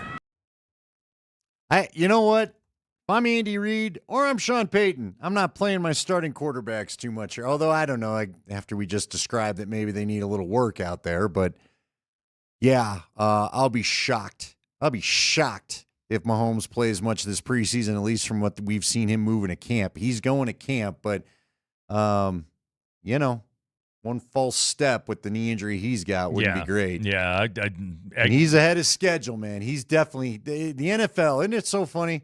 Crazy. The NFL pushing it already. You got guys in the NBA taking 2 years after what the medical research tells you, and these NFL guys, 8 months, I got to get back out there. Justin Fields likely to get a lot of preseason run this year for the Chiefs. Yes, Justin Fields is now Mahomes' backup. What's next, Spring? High five. Hey, Kirk Cousins and Max Crosby got into a little bit of a skirmish today, Nate. They did. A little bit of a what? What? A kerfuffle and argle-bargle, if you will. Argle-bargle, Yes, there you go. I don't know if it went to full Donnybrook or not. No, that involved teammates. Yeah, exactly. When what do you think Crosby's? Because again, reportedly Crosby had Bumped him and hit Cousins a couple of times running by, which you're not supposed to do. But it's Max Crosby, and he's in kind of a he's a real Biff from Back to the Future in that way. He likes to kind of get in there and mess with guys. We know that about him. I'm sure, he's probably messed with Cousins before in the past, and Kirk doesn't really appreciate that. It is just funny, and he is fiery red-ass Kirk Cousins, but still, it's like, dude, you're like 1,000 years old, and that's Max Crosby. This isn't going to go well for you. But also, Cousins knows that the moment that he goes and grabs him, all the offensive line then, they're required to jump in. So it's it's a little bit of a hold me back situation. But I bet Crosby had a good laugh over it. Oh, he did. He got happy firing him up because he's sick that he can't touch the guy. Yeah. He probably. I don't know what Vegas Raider practice looks like, but I'm pretty sure all around the NFL, every fan that shows up, as we've joked about here in Denver, is rooting for the offense. Yes. And so I'm sure Max got a good, like you said, probably got a little joy in his heart getting that guy riled up. Somebody, I couldn't see because it was on the far side of the field, but I think it was 2 days ago, somebody did fall and knock into Bo Nix, and Bo hit the ground. Yeah. You don't see that very often. Now, there wasn't much of a reaction when it happened the other day. It was at the very end of practice after the drills had already ended. But I noticed it. I was like, wow, Bo Nix just fell on the ground. You're not supposed to do that. I don't think he expected it. Wasn't he looking the other way when it happened? Yeah, he kind of got blindsided a yeah, little in bit. a way. I mean, he didn't play. get drilled, but I remember the fall you're talking about. Yeah. But he got right up. He was fine. Yeah, he did. Yeah. It seemed like Bo was cool about it from what we could tell from afar. Well, because the Broncos don't have any of those rebel rousers like Crosby. The Broncos are cooler like that. We talked to Pat Bryant earlier today. Want to bring back that conversation for you and what to look for in the big Broncos, air quotes, scrimmage coming up on Saturday. That's all coming up.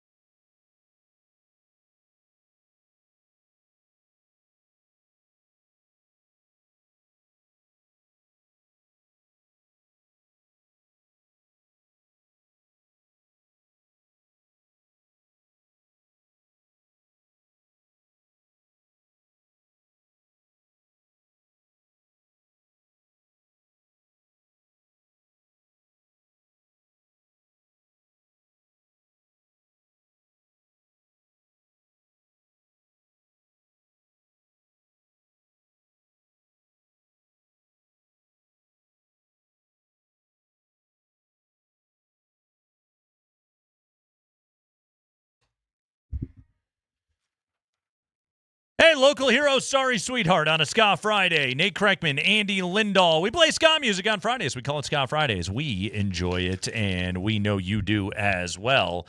Broncos camp today. Really good 2-minute drill out of the offense. They popped after an uneven day, largely on the offensive side of the football. Red Murdoch continues to be one of the stories. Had a forced fumble on Akeem Butler during 7-on-7s, so that was pretty cool to see. Had good back-to-back catches over the middle, by the way, today from both Stiddy and Ellinger for Justin Jolie today, Andy. So if you're looking for hope that maybe there is a world where there is a Broncos tight end that can make plays over the middle, Justin Jolie is giving us glimmers of all of that. And, of course, we had the Marvin Mims injury today as he pulled up on a deep ball from Bo, left the field with the training staff. A lot of frustration on the part of Marvin Mims. This in a world in which we did see Cortland Sutton return to practice today, but Jalen Waddle was doing side work with a sleeve on his left leg and a noticeable limp. By the way, Nick Benito was back at least for the walkthrough portion at the beginning of practice today, out there for team drills. So maybe Benito will go through practice tomorrow. If not, it seems like he'll be back sooner rather than later. So it seems like the Benito thing hopefully is going to be okay. Yeah, I hope so. They just need to quit losing guys on a daily basis. Yeah. You know, at least starters. You know, they haven't really gone through this in the past with Sean. And again, this is the hottest camp they've had to maneuver through. This plenty of days that will hit 100, but remember Monday and Tuesday? Oh, I do. They were delightful. I'm still. Monday was the nicest weather in the history of Denver Broncos training camp. You know what else I also remember is last Friday. Did you have the windows open, sleeping? Friday night. Gus coming through the window. I can't remember. Glorious. Can't rember last glorious Friday night. And not a lot of smoke compared to what we got now. I'll take your word for it. I'll tell you. Yeah. Broncos did. By the way, given the receiver injuries, Broncos signed a receiver today. Kyrie Kyre Duplessis. Duplex. That's what's up. Had a tryout this morning out of the University of Delaware. Indubitably. He indubitably signed with the Broncos because somebody is going to have to run routes in the preseason. Or yeah, and they may not want the starters the way this is going. Yes. You know what I mean? They may need to get all the backups they can. Boy, the fantasy draft next week at this time is going to be pretty saucy. Oh, my God. We are 1 week away from the first preseason. Yeah. Yes. Yes. Okay, for those, if you're new to the Kreckman and Lindahl cinematic universe, welcome to the show. It's great to have you. We love you. Starting next Friday, and for the 3 subsequent Fridays, we will have the preseason fantasy draft here on the show. If you don't know what it is, we draft preseason fantasy football teams and then run the scoring system. And that way we have got something to actually root for during the 3rd and 4th quarters of preseason football. I will admit that when I came up with this bit, it was for very selfish reasons. It was to make me pay attention to the second half of preseason Broncos games. I have a tendency to lose interest and stare at my phone rather than pay attention to the game that I'm supposed to be able to talk about on the radio. And so in order to improve my own discipline of watching the games, basically I needed something to be able to bet on. And in this case, preseason fantasy football, we recommend it for all of you. Lock in. Yeah, it gives you something to root for. It does. Yes. If no other reason, it'll get you to the 4th quarter, baby. Yes. Because you've been waiting for this all year. Only for you to find out, golly, when's the first dang regular season game? Exactly. I Phillip Rivers you twice today. But if you're looking at it today and looking at it and going, oh man, what could I be paying attention to? You could be rooting for Lucas Kroll in a PPR scoring system in the 4th quarter on a Friday. He's always a preseason big machine. One. Yeah, he could be a 1st-round pick. What are we gonna do with our guy? Who's 30? I always keep forgetting his name. Butler. Yeah. Yeah. Is he going anymore? Spring with the youthful joy of a high schooler after his first kiss declared Hakeem Butler his guy a year ago or a week ago. I'm not real sure. So not real sure It's probably good you haven't been out of practice. Let me just put it to you that way. He's going to play. What's that? He's playing in the preseason. Oh, he's going to produce. Yeah. Oh, I'm not so sure. Wait, why not? Because the dude drops about as much as he catches. Oh, he'll have drops, but he's going to get targets. All right. Is he going to get Red Murdoch again? He very well could, which that's the risk that you run. See, I feel like Spring doesn't I feel like we've all seen Spring's girl cheating on him, and he doesn't know. Because he's not been out of practice to see Hakeem Butler do the Hakeem Butler things. Him a week ago. Whew, we had a good I know. time. You did the Saturday show. Are you out there again tomorrow, by the way? Yeah. All right, locked in, my guy. Andy, I don't know if you heard, but Altitude Sports Radio had the only live coverage of training camp last Saturday, and we're back again tomorrow starting at 10 a.m. Mark Springer and Dan Tanner will be live from the tent with full coverage, and it's all powered by Ramos Law. Do you want my binoculars? So I can look at Hakeem Butler. Yeah. Yes. Yeah. Yes. Okay, when we leave, I'll give them to you. Every day Hakeem Butler makes a play, and every day Hakeem Butler doesn't make a play. He giveth and he taketh away. He really does. You know what? If you draft him, you're probably going to end up with 0. Check. He'll just He's got even. big pop ability. Check this out, though. Okay, because we always deem this via the OurLads.com depth charts. Sure. I'm looking at the Broncos depth chart right now via Our Lads. The 3 first-string wide receivers are Cortland Sutton, Jalen Waddle, and Troy Franklin. Marvin Mims, Lil Jordan Humphrey, and Pat Bryant are the second-team wide receivers. Now, right now, I'm going to go out on a limb and say I don't think Mims is playing. Nope. A week from I Friday. don't think Waddle is either. Pat Bryant, I think, will play. But we don't know if he's going to play for long. I'd give him about 10 snaps and call it good. Lil Jordan is absolutely going to be playing. Third-string wide receivers, Hakeem Butler, Dane Key, Michael Bandy. That's your sweet spot right there. Fourth-string wide receivers, Colby Katzis, Cameron Ross, and Joseph Manjack. Colby Katzis has done a couple things, so yeah. Just something to note. Don't forget our guy Pertussis, or Duplessis. I was going to say me. Pertussis. Yeah. Whooping coughs out there, thank God.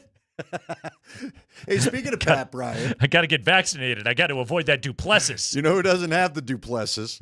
Our guy Pat Bryant. Pat Bryant does not have Duplessis. I guess he has Duplessis now in his wide receiver room, but he looks healthy and he looks productive, and we had a chance to talk to big number 13, Pat Bryant, earlier today. All right, Nate Kreckman, Andy. That was a quick conversation. 1 second there. I was wondering if that was going to happen this time of day. That was. We're going to try it again? That was called Interview He Interruptus. said, nah. He walked off. Let's do the play-by-play of that. All right. Okay. Well, you know when the producer gives you the Yeah, I don't like that sound. I don't like the sound of that. That's there's trying to laugh. There's a spinning blue circle on Mark Springer's computer right Take now. two. We're good. Do you think so? Yeah. Let's find out. Here we go. All right, Nate Kreckman, Andy Lindahl. We are pleased to be joined by Broncos second-year wide receiver number 13, Pat Bryant, out of the University of Illinois. Pat, from where we're standing, you're having a magnificent camp. You're one of the talks of this Broncos training camp. How do you feel about the training camp you're having? I feel pretty good going into year 2. Obviously, still going out there learning. I feel like I've learned a lot from my first year. I feel like I've matured a lot more than other rookies, but at the end of the day, still around a lot of great vets in a great offense, great system, and just going into my second year, I feel a lot more comfortable. Is the back shoulder fade like your specialty? It feels like Bo loves throwing that to you. One thing I always tell Bo, man, you put it in the area, I'm gonna go up and get it, bro. That's just really just been my main focus, man. When the ball is in the air, it's mine. One of the things Sean Payton has talked about with you, talking about areas that you're really excelling, is over the middle and your ability to be able to make the catch and keep your feet underneath you. How much is that an area of focus for you, of being able to make that catch and then get those yards after the grab? I mean, I feel like it's kind of second nature for me, man. Just playing wide receiver, majority of my life, and really just having that confidence in my hand to where, I trust my hands enough to where I don't have to jump, stop my feet or anything. I can catch the ball on the run, continue to run to get as much yak as possible. You know, it's interesting because when you're a second-year guy, but early in your career, if you go through a lot of offensive coordinators, it's not necessarily great. You know this is Sean's offense. How much difference, though, does this feel with Davis running the show? I mean, Sean's a great coach. You know what I'm saying? It's a new age of football. Webb likes explosive. You know what I'm saying? He likes to take shots. He likes a fun offense. You know what I'm saying? Sean does too, but Webb's more of a younger coach, young-minded. He kind of just like us. You know what I'm saying? He Came in same draft class as Evan Ingram, so he kind of understands the game, man. Great coach. A lot of energy in the meeting room, keeps us up. You know, fall camp is a lot of long dog days. He got a lot of jokes, keeps smiles on our faces. So I'm excited to see what Will does this year. Did he speed up the language at all? Because that was something Sean talked about, maybe not having the play calls take so long. Does that happen or not really? It's kind of hard to see during fall camp. You know, Right. obviously we'll see when the season get here, but I feel like Davis will do a great job when his time comes. So you're a young player. Bo Nix is still a young player. He's going into his third year. What have you seen from Bo from your rookie year now to your second year being in this camp? How much has Bo Nix gotten better? A lot, man. Just, I ain't gonna lie, he's perfected the craft, you know what I'm saying, at quarterback. He understands his reads. He, like you said, his third year in the offense, so it's like, it's second nature. He's checking calls when he sees different things. Some he didn't really do much last year, so he's getting a lot more comfortable. And at the end of the day, it kind of helps us understand the offense because we know what he likes, we know what he sees. So at the end of the day, it makes our job easy. What are you working on for the next year? I mean, you had a great rookie year. You really did. A lot of fans were lamenting, as we all were, the fact that you weren't able to really get going in the AFC Championship games. So, you mean a lot to the team, but what are we working on here for the second year? I'm going to say, honestly, just going out there doing my job, you know what I'm saying, understanding my role in this offense, what I got to do, whether it's special teams, you know what I'm saying, offense, blocking, and getting out there, making a huge penalty, whatever it is that I have to do to help make sure the team wins, I'm down for it. So, Pat, you come from the finest college football program in the country at the University of Illinois. But there are 3 Denver Broncos that came out of Illinois. What is it about Illinois football and Brett Bielema and the kind of players that they produce that you think Sean Payton and the Denver Broncos want to have you guys inside their building?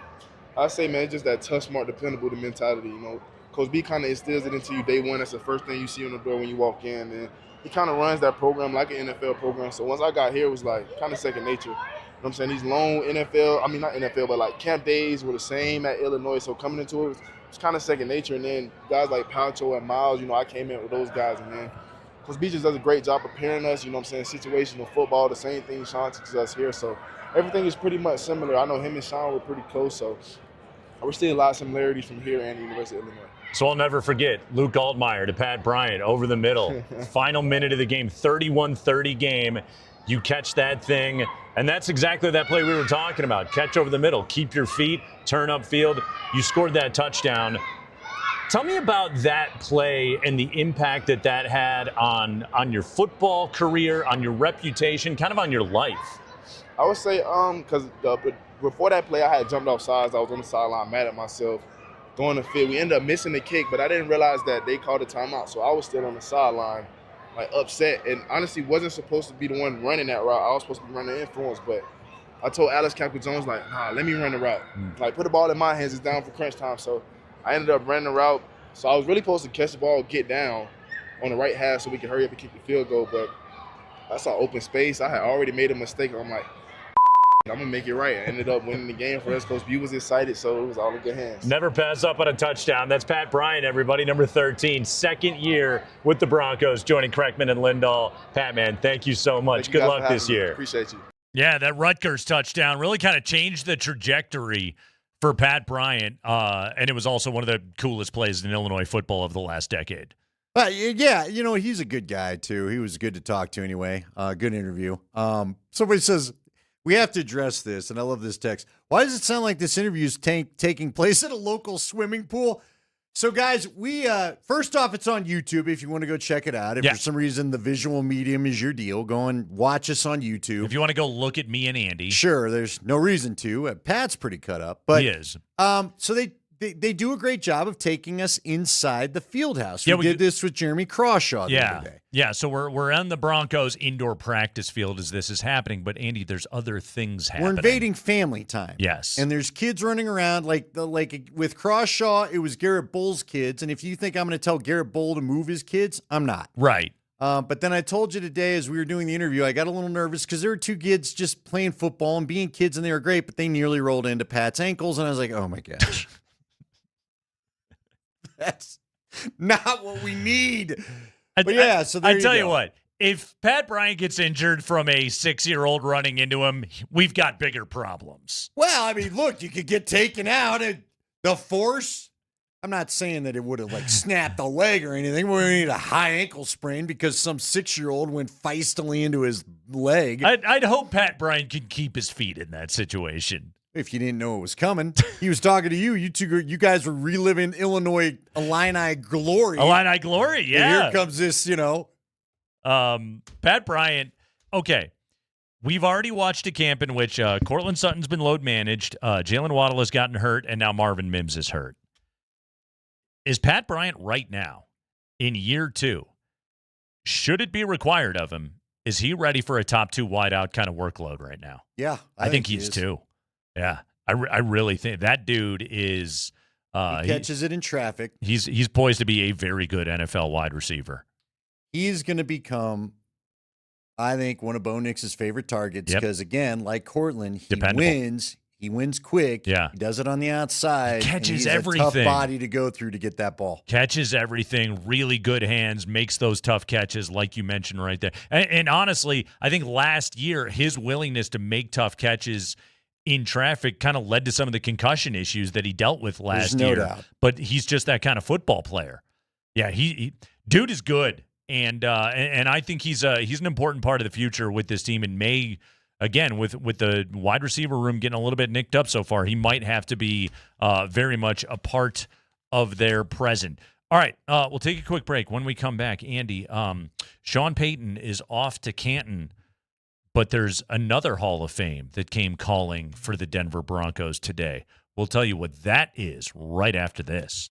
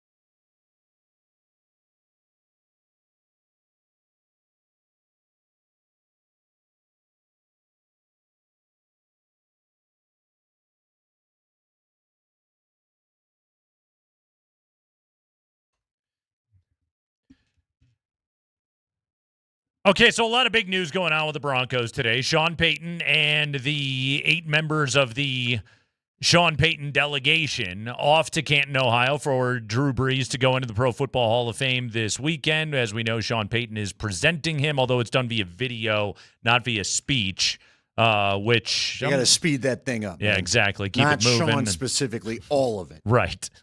Although maybe Spawn.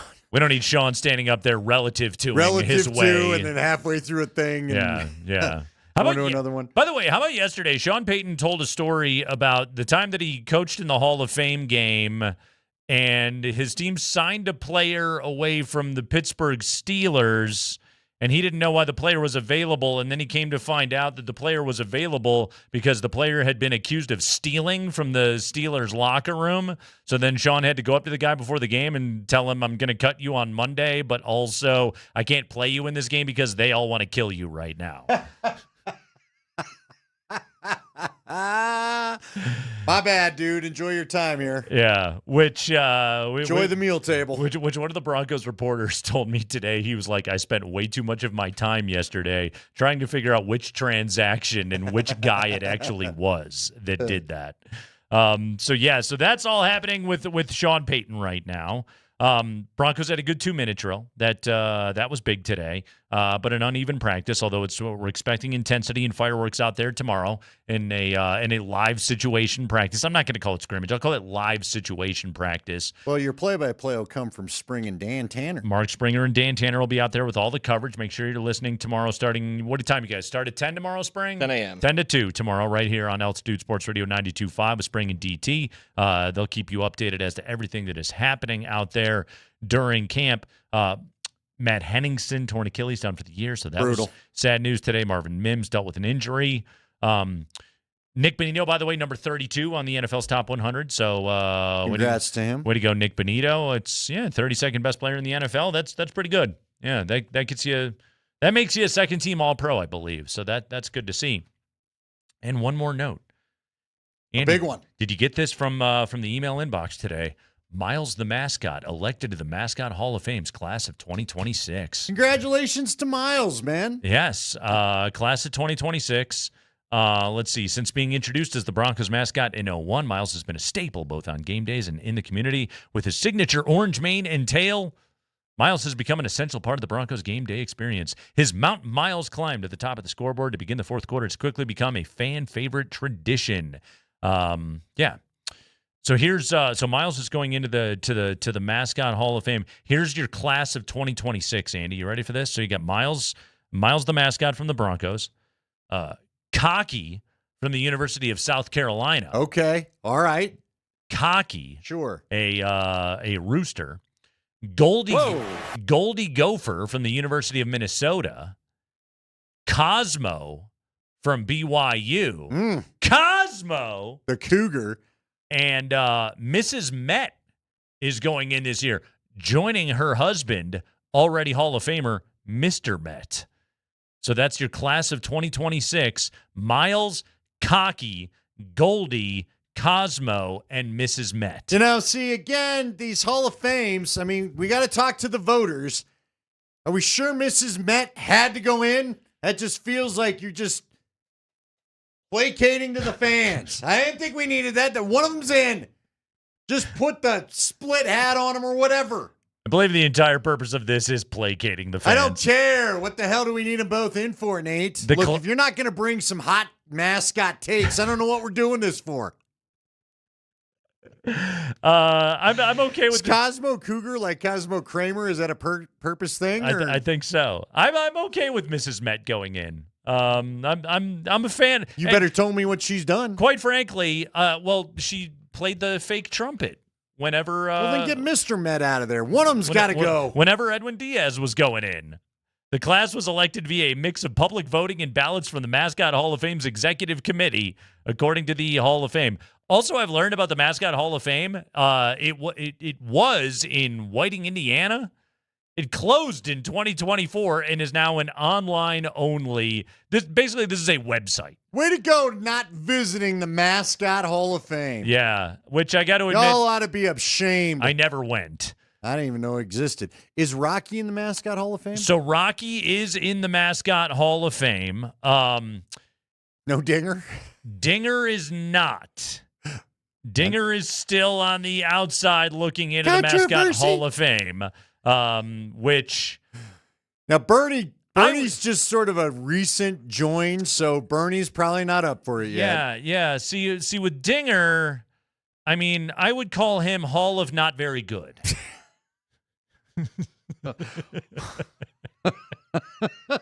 So I can't. Hey, I didn't know Jeff Kingery joined the group here. I can't advocate for Dinger to go into the Hall of Fame. Why are you angry at Dinger? He sucks.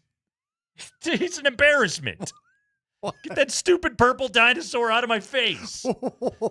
Well, you got a lot of standing behind Mrs. Met, okay, but you got a problem with Dinger? I'll take Mrs. Met any day of the week. In fact, I would take Mrs. Dinger if she existed over actual Dinger.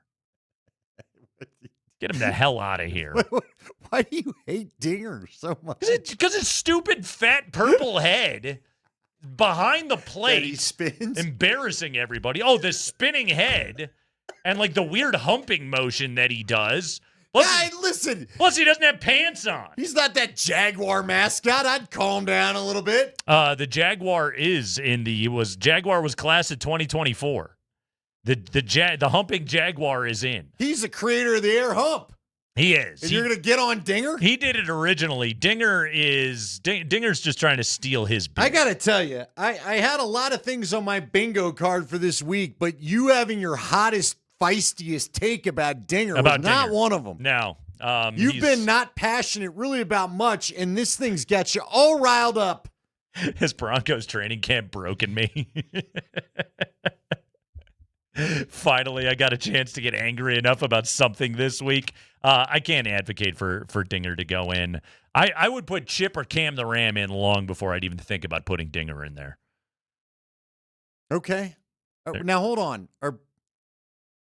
Are both Rams Cam the real and the costume? It's which I've always found confusing because the real Ram, sheep, whatever the hell you want to call him, Cam with the noticeable dangling testicles. Oh, I mean, look.